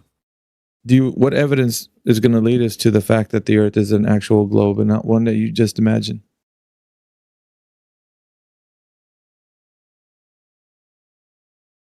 Science.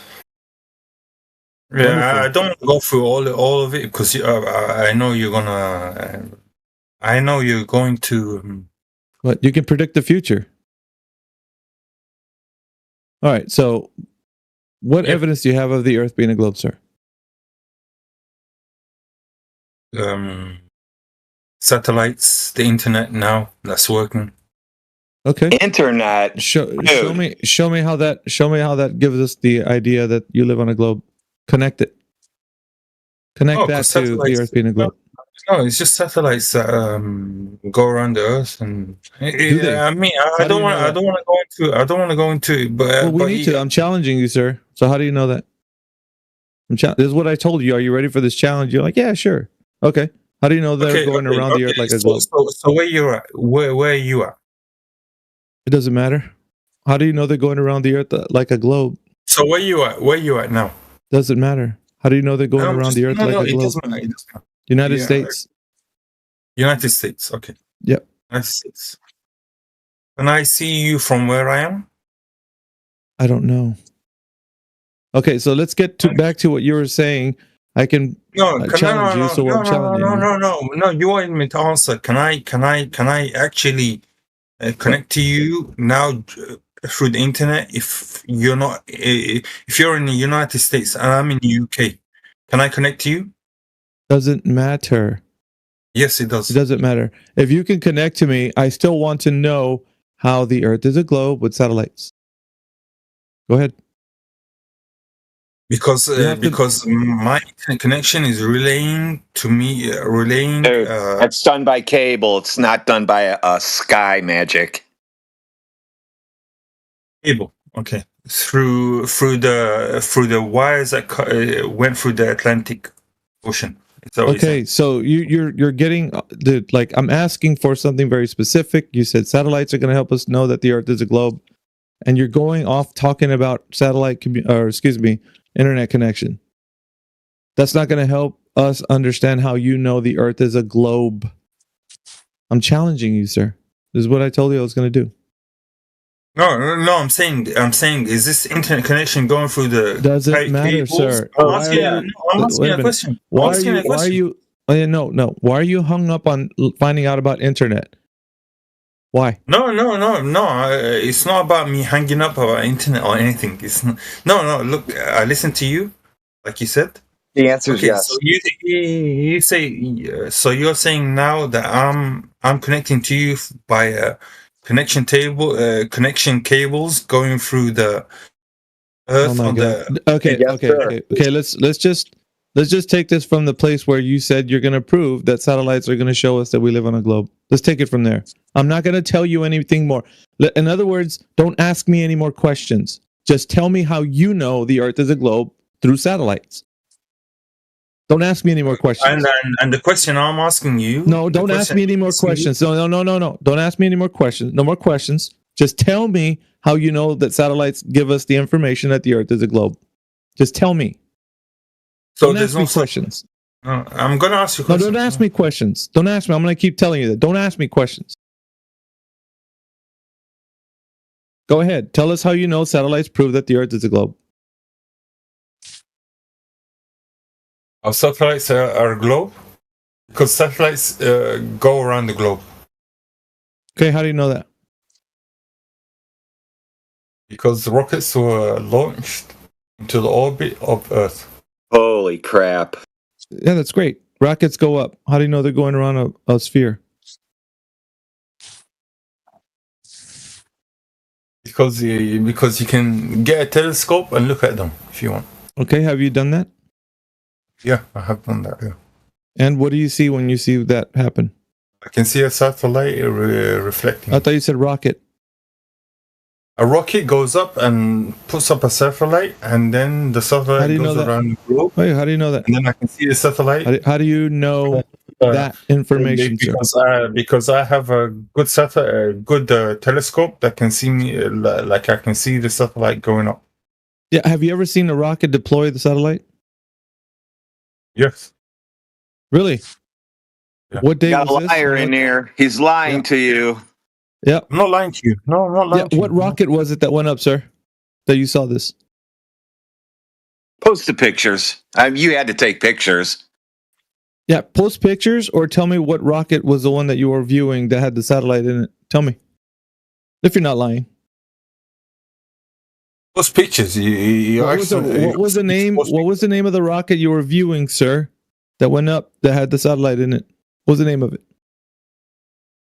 I mean, you're not lying, right? So tell me the name of the rocket.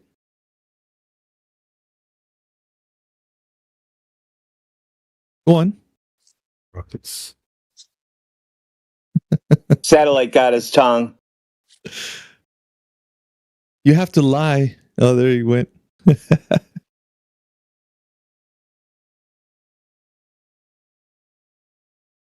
What up, dudes?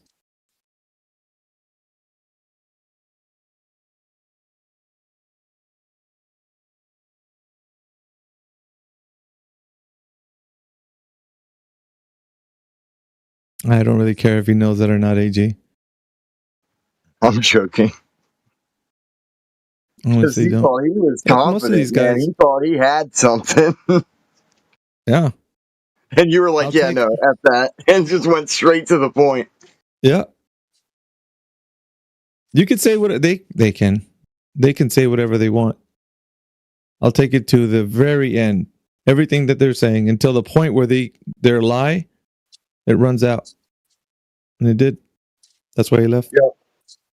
It was a pompous bluff to begin with. And everybody could see it except for him.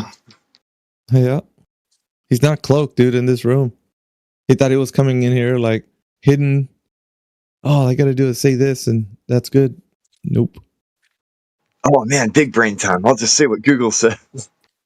And then he doesn't even Google it. He didn't even Google it. He didn't even fucking Google it.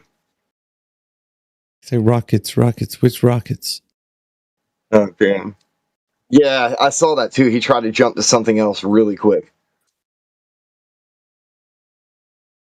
That didn't work. Then he ended up cornered and he ran away. Yep.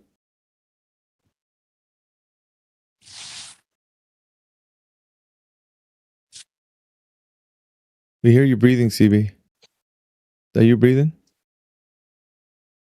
I think CB fell asleep at the wheel. Still got the Something, mic on. man. Yeah, he left his mic on. Yeah. And welcome to What's- whoever just joined in. That's so friendly, I think. It's me, guys. Hey, for those of you interested, I posted a whole bunch of resources on the pitch data, the pitch problem, the gyro compasses, the inertial reference system technology that these airplanes use. It's in the mod back chat. Thank you, Yoder. You're welcome. There was a, I don't know how far you guys went. I know that Eli was championing this argument, but did he kind of change his perspective with that? Because he did. Yeah, I was more of the mind that when you said that it was incomplete because it wasn't the raw data, like that stood out as a sore thumb. It's like we can't speak to it if it's not, Yeah, it's not complete. Essentially, what AI was talking about. It's absolutely right. If I can simplify the argument, why this is not a good argument. Yeah, like if you don't want to get into the technical specifics, it's easy to just say, yeah, we don't have complete data. We have processed data. So there's no way to tell either way. And that's a fact. You can go a level deeper than this, though, because what you essentially need that the data is not showing is an absolute reference frame from which the rotation is occurring. So a 3-degree upward pitch or a 3-degree downward pitch, whatever pitch you have, that pitch is only being registered instantaneously at every moment. You don't have any other reference frame than that moment's down vector, which means it doesn't prove anything either way. Now, the burden of proof is still on the glober to show us it's curving. We're kind of going beyond that. We're actually doing some of their homework for them and doing all this research on how these systems work and why it's problematic for them. But yep, what you need basically is to establish a level at a point of departure and then register your rotation, your angular rotation from that moment that you set and initialized, that initial horizontal reference plane. That is not in the data that we have. That's missing. The data is potentially available, and it's left to be seen, from what's called the Air Data Inertial Reference Unit. This is a black box, it's a sealed item. There are only 2 companies in the world that produce these. And there are specific National Transportation Safety Board memos describing why they do not release this information. Number 1, they say it's proprietary to the company. And number 2, there may even be national security concerns. They purposefully do not release the full data set. And if you want access to it, you need to submit a FOIA, you need to submit a letter, you need to have a compelling reason for them to give it up. And based off of my own research, it's never been given up. So it's safe to say that this is just information that's relayed to people as like this is what the data would show, but it's not the raw data. I mean, it's kind of like a what is it? An assumption? How would you phrase it? Like, what information do we have that everybody sees, like that pitch data that goes around with that image? Like, what is that like? And concerns to what? How close is that to the data that would be the raw data? Well, it's first off, it's lacking the initialized horizontal reference frame. Secondly, it is giving us, I would call it downstream post-process, post-filtered data. Okay. It's probably 4 degrees, 4 levels of separation. Based off of what I researched, 4 levels of separation from the raw, uncompensated, unprocessed gyro data from the airframe. You're seeing a first degree of data from a second system. There are at least 3 levels of data upstream on the initial or the first system that is sealed up and we don't have access to it. So there are two systems. There's the airframe gyro, part of the inertial navigation system. It's a fiber optic gyro that is hooked up to all kinds of software. This is the black box that we don't have access to. It itself provides initial physical measurements of the airframe, its rotation in space, and applies filtering, processing of that information so that it can feed it to systems like navigation systems to conform it to maps. We don't have access to any of that. What comes out of that is pitch data, and that pitch data is itself processed and only reflects the airplane's attitude at every instant in time. It does not provide an absolute frame of reference showing angular change over time with reference to an absolute frame of reference. It's only instantaneous. So this is kind of like if I were to hold up a level and bring it on board an airplane like D-Marble and plop it down on that flight tray and just fly with it and expect, like, am I expecting the level, the little bubble inside, to start shifting around with the curvature of the Earth? No, that's not what the Glober thinks is happening.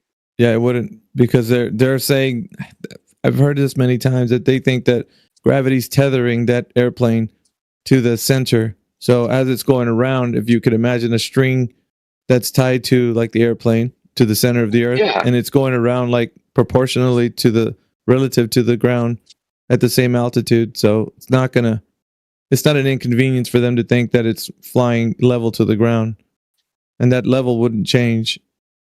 You know what I mean? Because exactly. Yeah. Exactly. Gravity's always perpendicular to the tangent. The gravity vector is always down on a ball, perpendicular. That's a fact, of their cosmology. I was gonna say we know that they say that, but even in their own paradigm, there's ways that they describe it not being like lumpy gravity, like it's not exactly. Right. Yeah, so there's a lot of factors when we get into the minutia of like what they're discussing about it that doesn't add up, but that's neither here nor there. When it comes to this specific topic, you're basically saying it's not a hill to die on, and concerns to it just being put out exactly the way it's being. Welcome. Yeah, might need to mute. Hold steady, folks. Hold the line. Yeah, exactly. Yeah.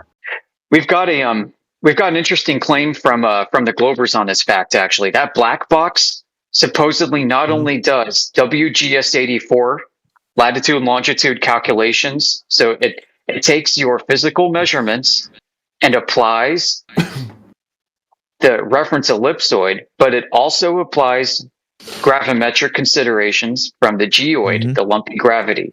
It's supposedly offering corrections for that. I'm dead serious. That's what they claim it does. Good.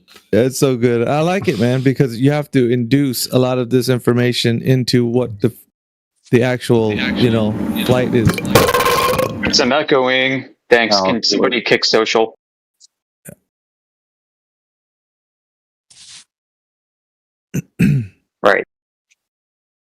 Right. It's it kind of reminds me of all these conversations we have with industry experts who are like, oh, I would love to provide you the absolute bang on proof we have of the globe, but I can't. It's proprietary. Yeah. This is exactly that. It's like you hear that every time. Josh is coming in here saying that very same thing. It's like, I would show you all this information that the satellite actually has the raw data, but I just can't.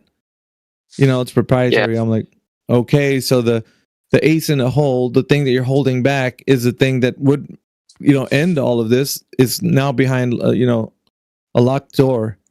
We can't get to it. We should not, as a community, should not show any interest in wanting anybody to divulge anything that they're not allowed to.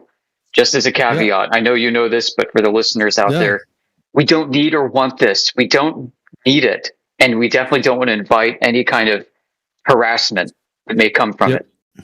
So the question to ask is, if this is all proprietary and locked up and it's proof for you, then what evidence went into the development of that technology before it became proprietary so that we can examine it? there has to be something that was made public before this became something that the company said, okay, so we've specialized this thing to do this one other action. So now that we've made it, it belongs to the company. So, but before that, they had to use information according to the Earth being what they claim that it is in order for, like, yeah, you're right. Before it got to the point where it was locked behind the door. I've got And some that- insight into the history of that. Sure. Like, you talking about all companies or just like why they? Yeah. So before this secret data came to be with this inertial reference system, they used mechanical gyros, and they would put the gyros on corrective weights, and the weights would update the gyro with the gravity vector at all moments, so that they destroyed ever having that absolute reference frame from which to measure the angular change over time and distance for the globe.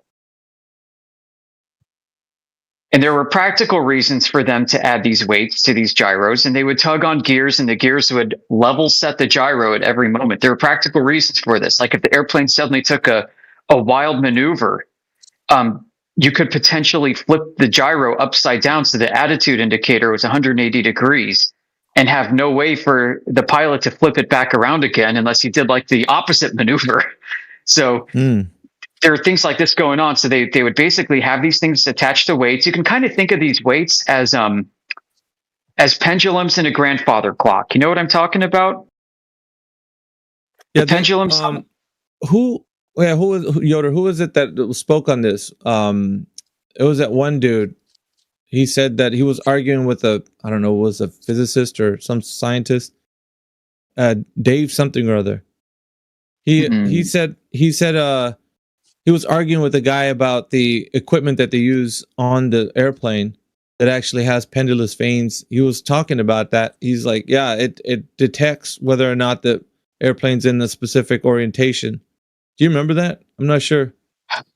I've been party to these conversations. That one specifically, no, but yeah, at a simple rudimentary mechanical level, they don't do much detection. They're passive. They're just weights that hang down. So there's not like they're not compensating for something to deal with anything of the Earth being a globe. It's just like an orientation correction.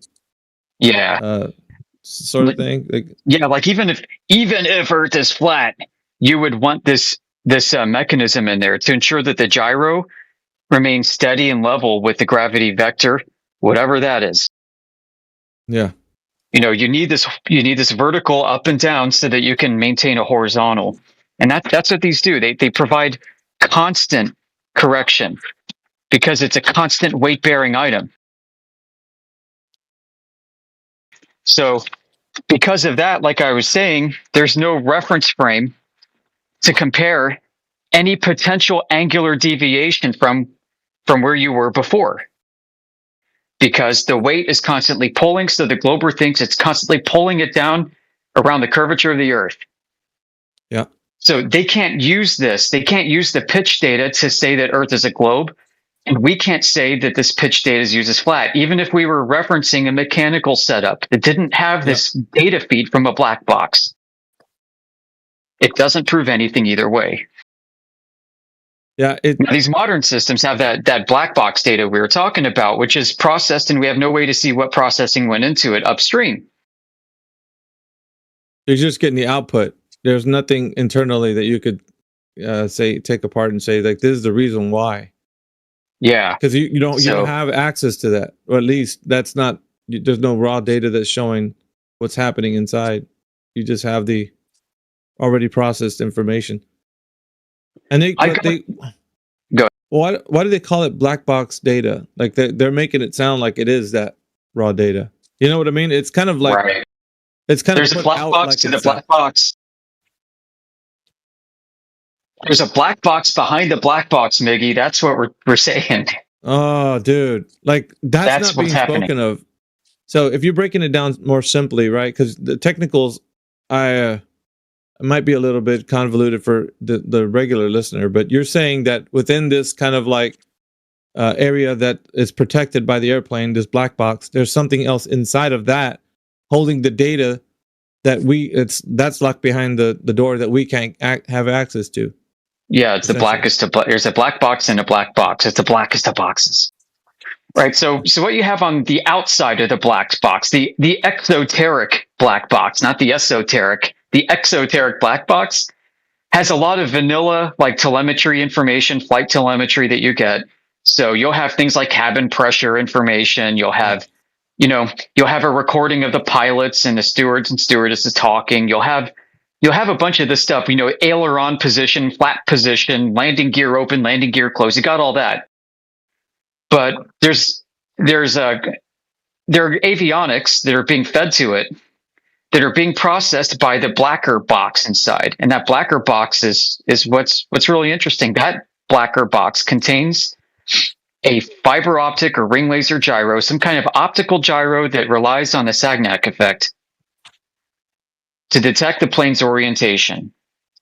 And that thing is hooked up to computers galore. I've got the black box information that the NTSB provided from this flight.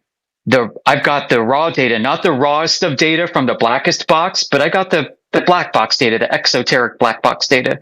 It's a 460 some odd megabyte Excel spreadsheet.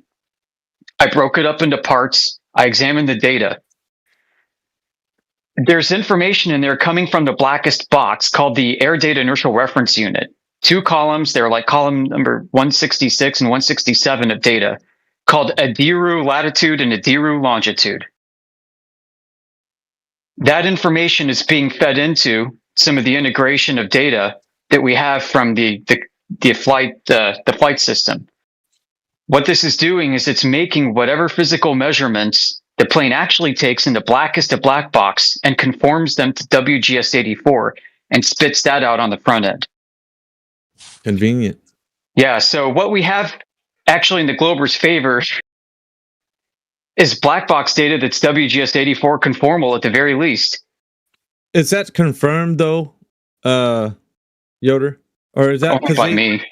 What was there another? Because I heard of like a more recent model that they're adhering to as well. WGS84 is like, I think one that was. Is it like an industry standard, or is it like? I was looking this up one time. And yes, I knew called ARINC. There might be another one that's like a bit more above that one. Not above it, but yeah. So there's a standard for all of this, for the data and how it's transmitted and its structure, called part of it's encapsulated in what's called the ARINC standard, Air Radio Incorporated. I think that's what it stands for, ARINC, ARINC. And they standardize how all this black box data is supposed to be recorded. So there is like something that most every airplane that's commercial, perhaps, or in the same vein, they use this specific type of technology. You're saying it's almost all the same? Standardized.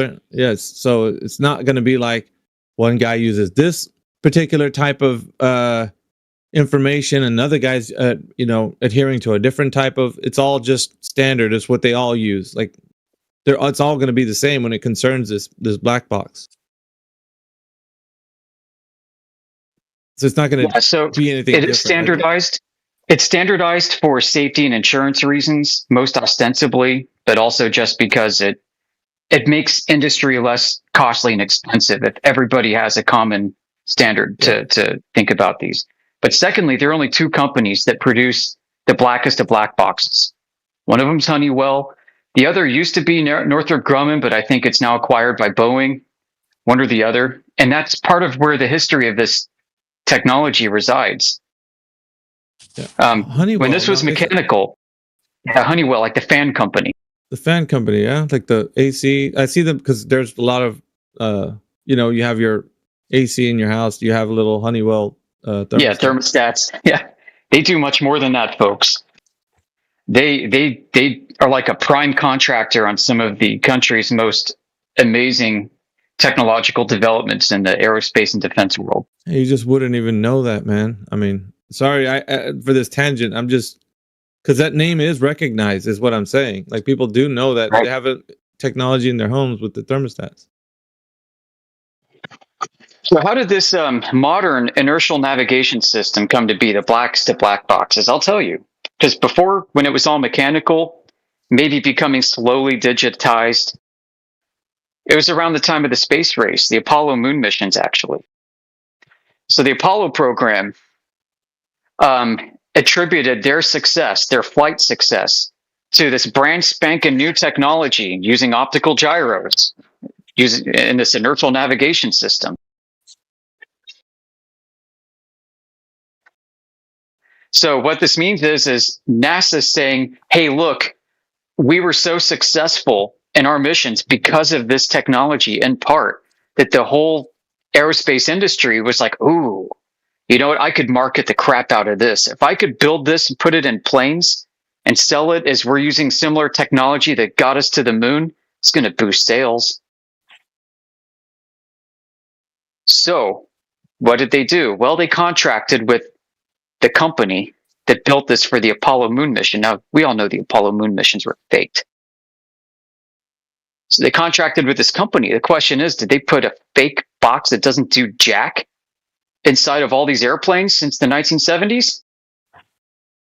Is that what the big thing is? If we were to open it, was there like nothing inside but a freaking clown face jack in the box?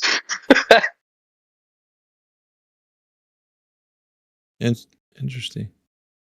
I mean, so we've got testimony from pilots. I've got this one. I can share it. I shared this in the mod back chat. Testimony from pilots. There's a guy, Boeing 777 senior captain, who was notified by the in-flight check. Somebody said, "Hey, look, your inertial navigation system's busted. This component inside your black box, the blackest of black boxes, is busted. We're going to go swap it out for you." And he's like, okay, cool. Why don't you go take care of that so you can get this plane off the ground? Well, the technicians came back, said, sorry, sir, we don't have one. We don't have a spare. So he started radioing like his union rep and everybody else, whatever, saying, hey, what do I do? And I guess the tower informed him, or somebody informed him, hey, you're just going to have to rely on your good old navigation skills from flight school. Shouldn't be a problem. There are plenty of other devices that you can rely on your avionics suite, on your dashboard, that can get you from point A to B. So he's like, oh, okay, I guess so. I guess you're right. Because he's over-reliant on these modern systems. Well, so the story goes is he's fully expecting, because the main fiber optic gyro for the airframe is not even present in the aircraft, that things like an attitude indicator is going to start rolling upwards as he goes over the curvature of the Earth. This is kind of like what the Dutch pilot started talking about, who started having questions from KLM, if you remember her. So his story goes is that he did this flight. I forgot from where to where. It might have been from like the Netherlands to New York or something like this. And the story goes is nothing changed. Nothing changed. In fact, it didn't change so much that he was puzzled, because he was absolutely certain that this mission critical piece of hardware, the blackest of black boxes, was absolutely necessary for him to engage with modern systems and have an accurate flight path. But it wasn't present in his system. So anyway, this led to him asking around other pilots if they knew anything about this thing. And you get all kinds of answers, right? People BS. They say they do and they really don't. And then you got people who are honest and say they don't. So he started asking around. Finally, he discovered through his research, through his questioning, which company actually builds this thing. And he wouldn't say who in this testimony, but I know who. I already mentioned. And he called this company, and he said, I'm used to being, he told everyone in his testimony, look, I'm a pilot. I'm used to having the red carpet rolled out anytime I visit these aerospace companies. It's kind of like doctors who have the red carpet rolled out by Big Pharma anytime they show up. So he's used to being treated like a celebrity, but not for this office. He traced down who manufactured this exact unit, the exact office. They gave him the cold shoulder, would not talk to him, just dismissed him, wouldn't set an appointment, didn't want to hear anything of him. And he thought that was weird. and he's describing like this black box is sealed. There are like national security stickers on there, warnings if you open this, penalty of imprisonment and all this other stuff. I mean, if you've ever put in a VHS tape and seen like the FBI warning on penalties of duplicating this movie, or threats of fines and imprisonment, it's kind of the same deal here. If you open this box, basically all hell's going to rain down on you. Yeah. And he never got anywhere with it. He's like, I still to this day have no idea what this box even does. The fact that it was missing from my aircraft and nothing changes makes me really curious. And he said, and this is why I started looking into flat Earth. That black box is what is missing from the pitch data that is being presented as the ultimate flat Earth proof. But it's also missing from anything that globies need in order to describe that planes provide the ultimate globe proof. Because it's behind closed doors. It's not going to be available to people to scrutinize in that open fashion. It's not going to be able to. And the funny thing is we've got evidence that it doesn't do anything.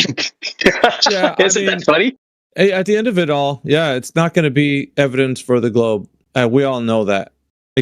We can rest assured on that information, for sure.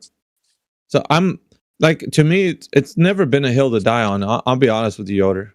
That whole argument, because it's going to come down to where even if, right, we got access to that for some reason, I don't really care about it, but if we do, it's not going to show the information that supports that the Earth is an actual globe. It's not going to. It's going to be anticlimactic, dude. They're going to open it up and be like, "Oh, that's it." It's going to be just a big letdown. We really wanted to know this information all the way down just so we could find out that it's just going to confirm what we already knew. Dude. It's almost as if it either doesn't do anything or it just provides a pass-through circuit that does a feedback loop to the rest of the systems. Yeah. Which induces the fact that you are flying over the oblate spheroid, that they are saying that it's not and if it some people just, when you see that information, be like, yeah, that's cool. It's, maybe 3 or 4 steps removed from us actually getting to the raw data. That has to be acknowledged, though. It can't be just no, this is it. We have it. That's not a hill to die on, I don't think. You know what I mean? Fine if you think that, but if you can support what I'd say, if you have knowledge about this being the truth, the raw data, then present that. If not, if you, like you said, the counter right now is that it's not the actual, blackest of black boxes. So then you can't say this is the raw data. Right. It's not the raw data, number one. Number two, even if it was, we have to establish what the data means. Does it provide an initialized horizontal reference plane from which to compare angular deviation over time and distance? If the answer is no, in both the front end of the pitch data we see and the back end of the blackest of black boxes, suppose we do get our hands on it, then it doesn't provide proof of anything either way, except for providing evidence that it's taking physical measurements of the plane and using software to calculate globes for the pilot screen. Yeah. We have evidence of that. And we have evidence, too, that it doesn't take any physical measurements, as testified by this 777 pilot. And I find that pretty hilarious, honestly. And when you look at the history that comes out of the Apollo program. Yeah, that's a smoking gun right there. The absence of evidence can be a smoking gun. When you consider that the Apollo program is what birthed this device, and if that thing is a huge, gigantic hoax, then what is this thing actually doing? It is very possible that it doesn't do anything at all. And that would be just freaking delicious. That would be freaking hilarious. Chef's kiss, right? Because you'd be like, okay, well then that undoes the Apollo program. It's like the little thread that's poking out of the sweater. You just pull it and then everything comes undone. You're just like, this is it right here. Because what year was it when he testified? Recently, within the past 10 years. He either testified on Mark Sargent's show or Taboo Conspiracy. Yes, Mark Sargent's show. Yeah, a lot of people don't see. lot of people don't see his show like Mark Sargent because he regulated him to like, you know, more of like a beginner friendly, you know, flat earther kind of like into the topic. But then you get like these little nuggets of wisdom that, you know, either Mark Sargent or someone spoke to these guys based on that they're more prolific than just like what we're doing in here. So he would encounter those individuals, right? And like we wouldn't. Yeah. So I have no problem with Mark Sargent. And shout out to you, buddy. If you want to hang out with us, you're welcome anytime. yeah, it's just I don't know what he did come to the stream one time, join us. Oh yeah, that was cool. We talked to him. Yeah, I remember that. But I feel like he has his own way of doing things. It's just, I mean, everybody does it their way. Yeah. We'd like for there to be some sort of way that we can like get the arguments in a better position for these for the audience, but we can't do it for everybody who's already built an audience for the like the Mark Sargent and you know people of that type. We can provide like their next level of education and training. If they would allow, I don't know. It almost seems like there has to be a sort of level of humility, even in here, bro. When you hear something that we were always been saying, and it, like we find out that no, it's something like opposite. Like we're not actually speaking on. Because I'd like to, like when you're examining our arguments, like DJ was doing, like going through and you and like, are these good arguments that we have for them? Yeah, let's take a critical approach and examine them. Why not? We can self-examine, and we should be able to self-reflect on ourselves and others. You know, like, Mark Sargent is not an enemy of 24/7, and neither was Bob Nodell. He used to hang out with us, and I remember, like, it might have been weeks before he passed. He came into 24/7 and hung out with us a few hours. I spoke to him. And yeah, I mean, and we all had this feeling that something was wrong because he was so absent from his shows. I mean, it was almost like a dog that gets suddenly so compassionate and warm and changes its attitude completely, like an angry dog that turns very nice and cuddles up to you right before it passes. You know, he knew something was wrong. He didn't want to tell anybody, and he wanted to spend some of his last moments in this community with us. And I thought that was really nice. We've had Yoder. You wouldn't even believe, dude. We've had so many people already done that in our group. Pass away. Yeah, pass away. Like Skiba, we had him. There was a guy. Even like I said, I mentioned it yesterday. He was a pilot, and he came on our show on. Superfly. Yeah, you remember him? I remember him. He was there when I was new. Bro, like we've encountered so many people that have given their last moments to being a part of our. Like I don't know if that's something to be proud of. Like, and that's why I think we should strive for excellence. Because of that, like people have given up their last moments to be a part of what we're doing here. That's something. Dude, I don't know. You might think it's not something. I think it's something, bro. I think it's something to be said. Like I don't care if I step away from this channel like for a week or two. If I have downtime, I never forget what we've created here. Never.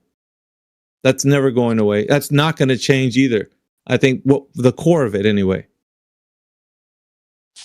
That's never going to change. Talk about a standard to hold yourself to. You hold yourself to such a high standard that people who are passing would like to hang out with us. Like, yeah. Did you hear about Lil Witch? No, did he pass too? Oh yeah, she passed. She was a Lil Witch. She was silver. She's been around a long time. She co-hosted a server with DJ. She passed this week from a brain tumor. Yeah. That happened to the first person that we've encountered that ever occurred was Flat Smacker's Playlist. It was a tearjerker, bro. I'm telling you. Like he came onto the show and he said, you know, these are my final days. I'm gonna give you. Was that Mac Parhar or something? I didn't know his real name though.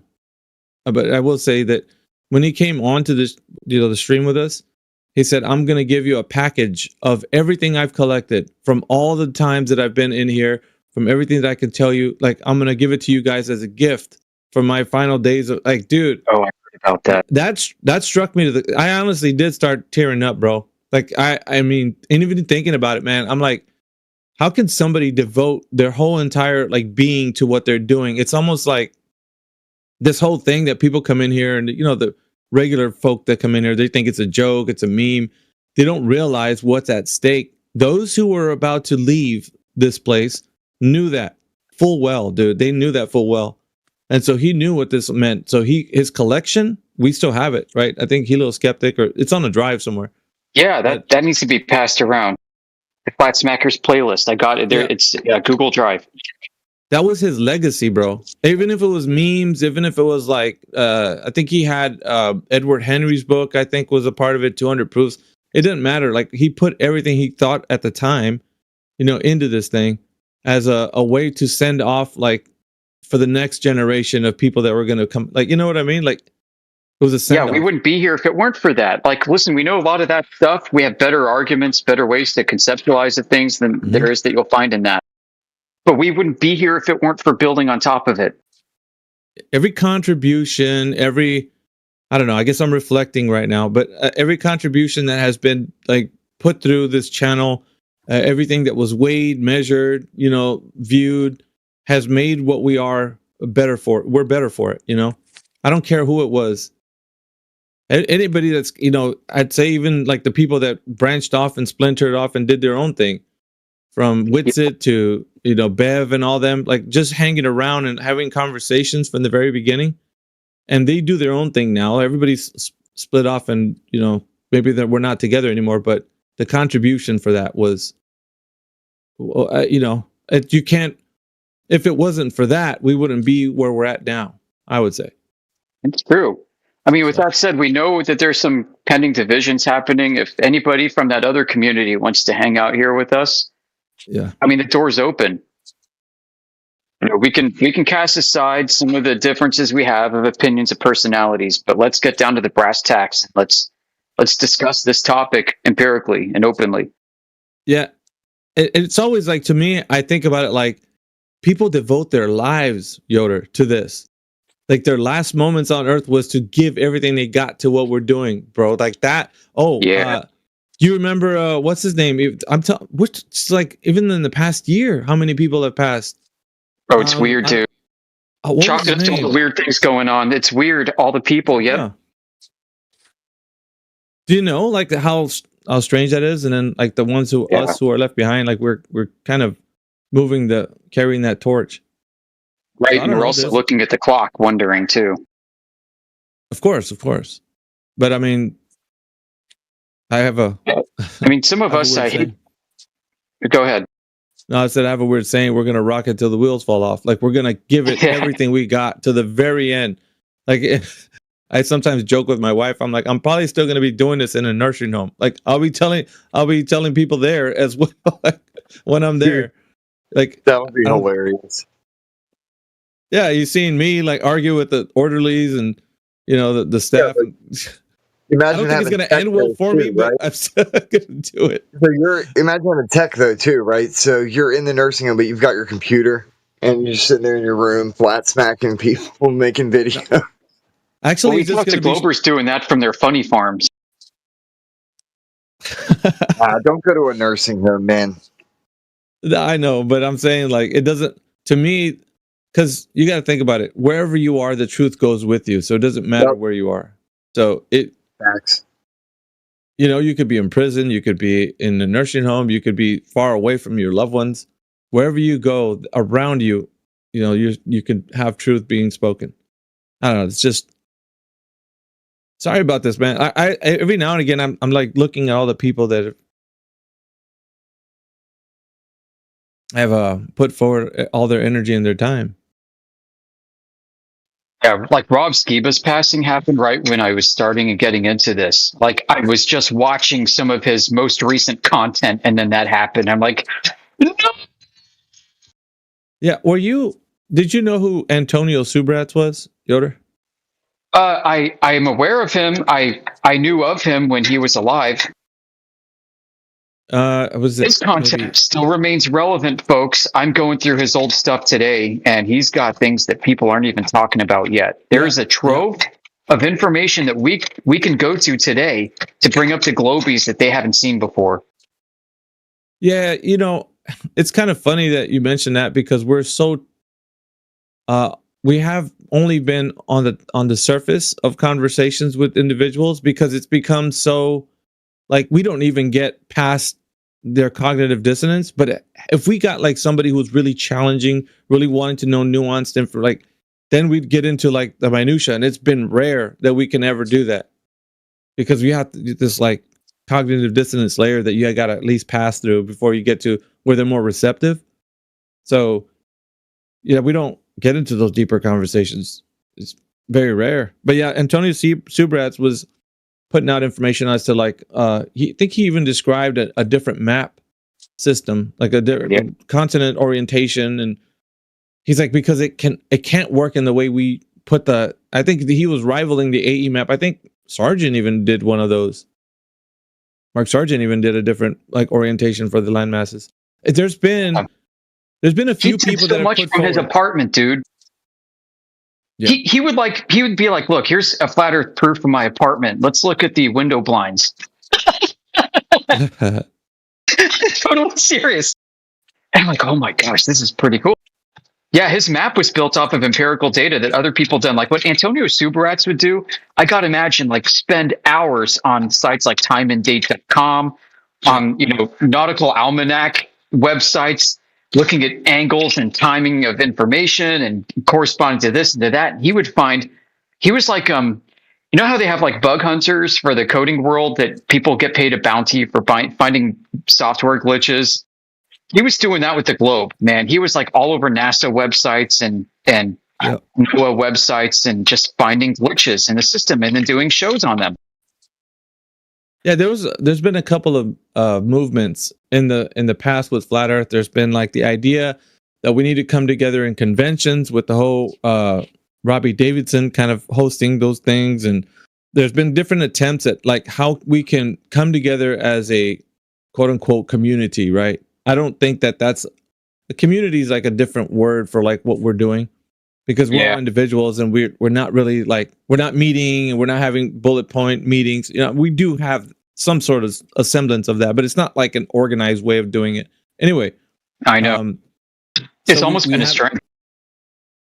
Yeah, I was gonna get into like how weird that is. But you had Robbie Davidson trying to attempt to do like conferences and everybody getting involved with that, and D-Marble and all that at those days, when that was happening. And so everybody thought that was the way, we should get on these conventions and come together as, That's what I thought too.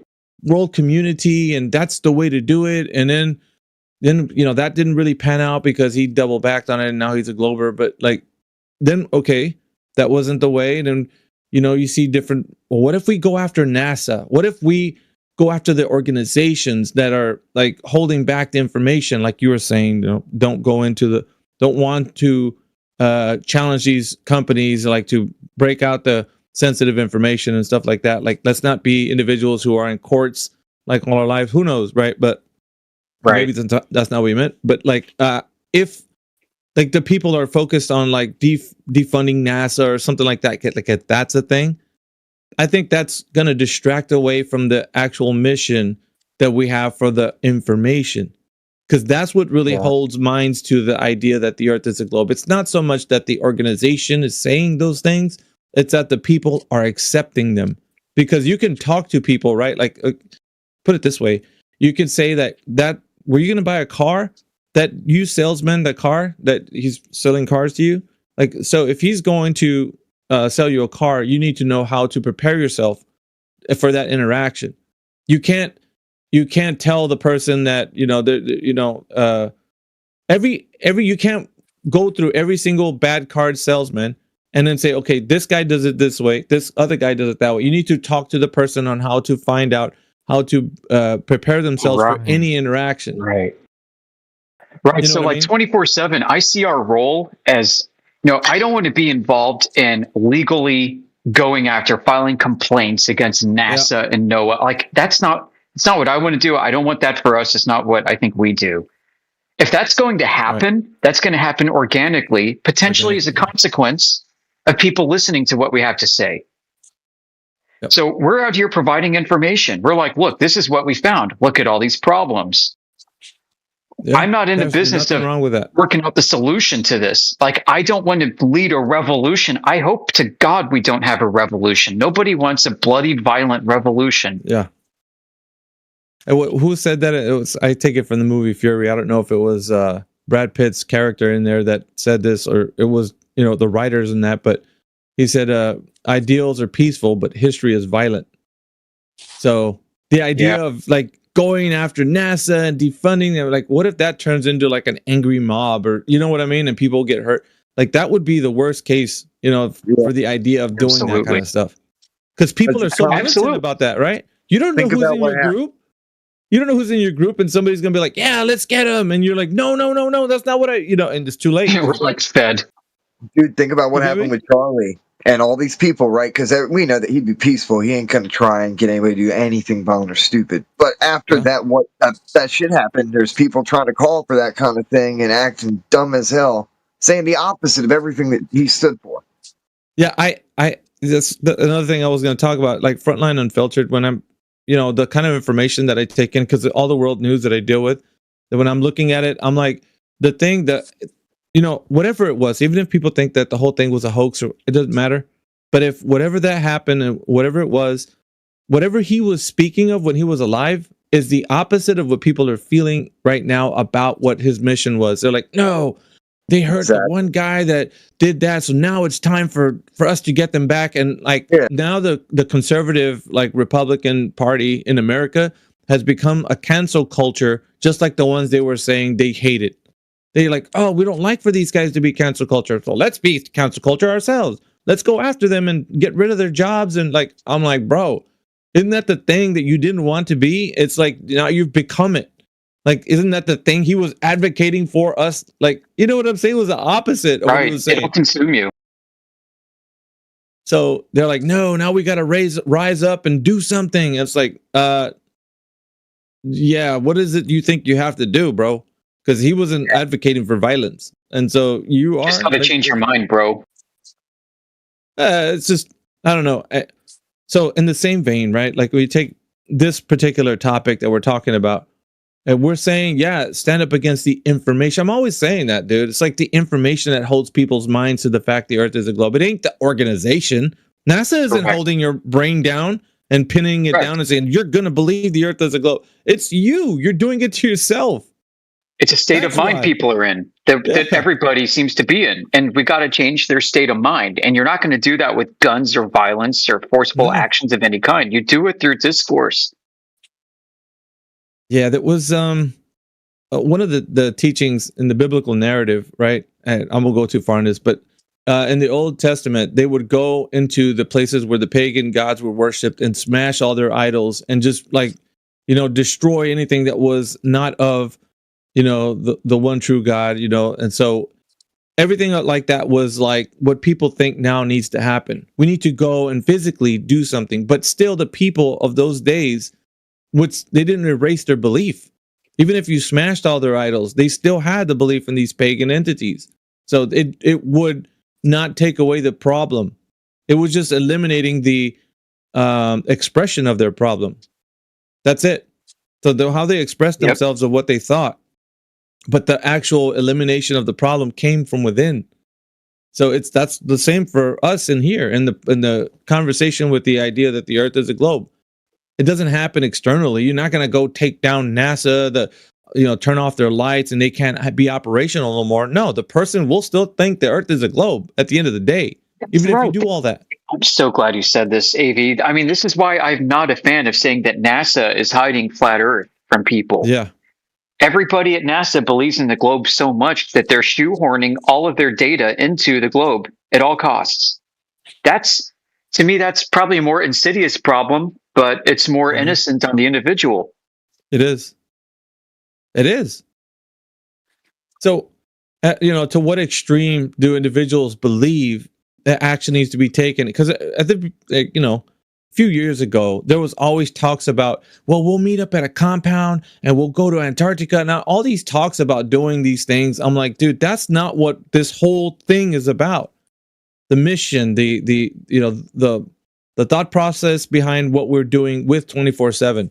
It's never been about like, okay, we're going to meet up at Yoder's house and we're going to talk about what to do there. We're going to make a plan of action. Dude, relax. Like you're not going against flesh and blood, bro. There's ideas that you're actually fighting against. You can't use weapons against that. The only thing you can use is critical thinking. What is it that they're saying? And if you take that information in and believe it to be true, that's the problem. Not the actual brick and mortar that's out there that you can go knock over. That's not the problem. Yeah, dude. Like that's what we need to have compassion for people that are in the delusion. You know. Yeah.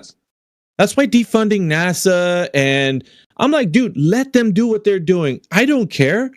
They can do whatever they want. It's you that's accepting that to be true. You are the issue, not that organization that's telling you the information about what you're accepting.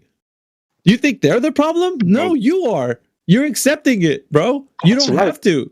It's like, man, I tell you what, if I still want NASA to exist after the Flat Earth Awakening, because I want somebody to have the technology and resources to explore what the heck is going on up there. Yeah. But even if that is the case, Yoder, like all that stuff, like the mission kind of gets kind of a bit obscured by those who start looking internally to like their own, like we're just trying to find the best way to put the information out as critically thoughtful as possible. You know, like what we're doing in here, examining the arguments, and then it seems like, no, we need to stick to like only doing it a certain way. And that might have been my character before, but like I said, every day is a new day, man. You can wake up in the morning and take stock of what you're doing and just maybe change a few things. You know, I don't know, self-reflection. And once you do, you're like, hey, we can go out about it a different way. Maybe we don't have to be like, okay, the Earth looks like. Say again. Sorry, I'm just announcing I have to step away from the mic. I have things I need to do. I'm going to be listening, but if anyone wants to step up to the mic too and have a chat with Alpha here, I mean, we can carry on the discussion. So have a good day, and I'll be around. All right, Yoda, appreciate you, bro. God bless, man.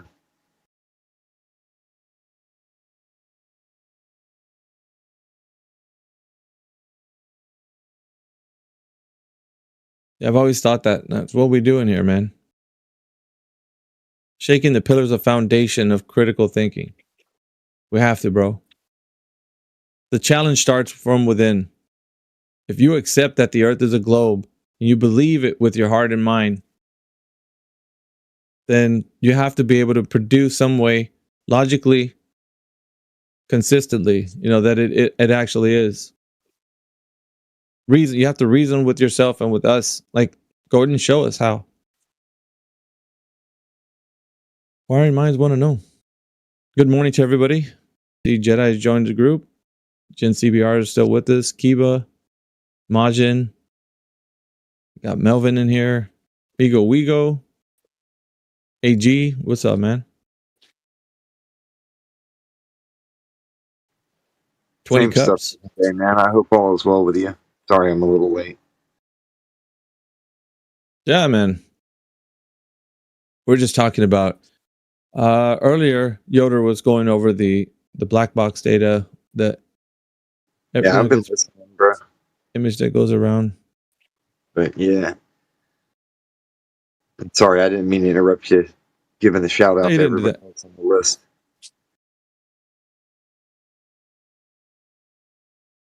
It's kind of cool, man. Like getting people involved with like what it is that we're trying to do. Like people might ask us, "Oh, what's your mission?" At some point, what's the end game here for you guys at 24/7? Or do you want to start a revolution? Do you want to get people together like at a conference meetings? And I just went over all that. It's like we saw all of those things in the humble beginnings of like this group that we have here, a group of friends. It's like that never really fit what we were trying to do. Like it's fine. I don't mind it. I don't mind like someday thinking like we're gonna meet each other somewhere and maybe have some dinner. What it doesn't matter. That to me, that's good. But it's not like let's have a convention of 24/7 and let's make that a point and meet here. Like some big public event where we make a big spectacle of it. But Yeah. no, we need to do that. I just think, if you meet somebody in here, you go visit them, or that's fine. Like, that's okay. But the goal here is to transfer information of how to think. Yep. That's what I was thinking, is that the whole purpose here is just to encourage people to think. That's it. While you still can. Yeah. Think while it's still legal. Yep. Because apparently what's on the horizon is that might not be legal. The social credit system is being installed. Jedi is going to have to be faced with a lot of new laws and regulations.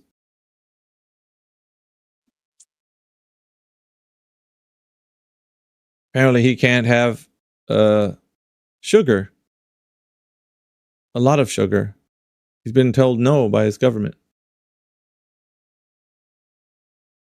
Stuff like that. Just identify as a woman, insist that you're pregnant, and tell them that you're you're consuming sugar for 2. Let me. It's not state regulated, so it can't happen, bro. It needs to be state regulated. Yeah. Everybody's got to try to manage somebody else's life. Let's switch over to Flat Earth. And if does anybody have any points to bring up about our conversation of all the arguments, bad arguments? I mean, on the same vein, this whole week's been about kind of taking stock of the arguments that we've had over the years. Is there any other bad arguments? I said from the list that Yoda provided, I was adding a few of them at the end of that. I added rockets working in a vacuum. And it's funny that I said that because yesterday we discussed the very thing that I said was a bad argument. Oh my gosh, dude. Sorry, I'm back. I had to. Yeah, I mean, and with Adamsto or AK, nonetheless, and all he does is anytime you bring up any counter argument, it's never good enough. Yeah. It's never good enough. Oh, that just doesn't. That's not good enough for me. Oh, that doesn't really prove anything. Oh, you really think that that's going to prove anything? Oh, I don't believe you. You're going to have to pull up more evidence. Or he says that makes sense, and then just continues on like that was like you never yeah, like it was never said. He didn't agree that it just made sense and explained his problem. Crazy man. Well, I've dealt with him in the past. He's been with us for like a few years, yeah. So he's given at least a peer into his mind of what his position is. He is, according to him, on both sides. He's not a glober. He's not a flat earther. He's just in between. What he says he does, he examines the arguments if they're good or bad. And I put it to him before. I say it to everybody who says that. I'm like, what is your standard? What is it that you're putting the information we're saying against to say this is correct or incorrect? You have to have some sort of baseline. You can't just be like, well, that's a good way to think about it if you don't know what good is. You need to at least have some way to think of what right is and wrong is. Like, well, that's incorrect. Okay, what makes it incorrect? Tell me how. You know, what doesn't help with his credibility is he comes off as a really strange guy. Like, he's hard to pin down. He doesn't seem to have any opinions. If you were to search for his username in our home server, discord.gg/flatearth, go search his username, his user ID, you're going to find like 7 to 8 years of this same behavior. Yes. It's very strange. It definitely is.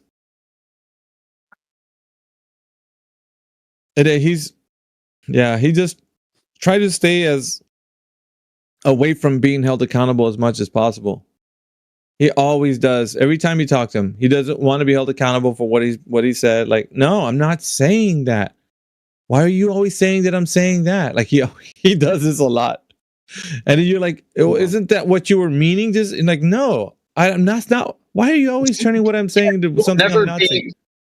Dude, totally. Like, you will never be able to successfully summarize what his thoughts were. He's going to always correct you. Yep. And then if you go back to his correction, you're like, okay, so this is what you're saying? How did you get that wrong? Why are you putting words in my mouth? You're like, bro, I'm just still manning you. Like, he won't let you. So, yeah, AK has been one of those guys. otherwise known as Pickle Rick, that will just continue. Oh, yeah, Pickle Rick. Continuously, like, he wants to just be a distraction in this. I think of it that way too. Because you can't get anywhere with them. He doesn't. People that are reasonable will hold a position. They're like, yeah, this is what I'm saying. I'm telling you right here, and then you could actually either discuss what they're talking about, or maybe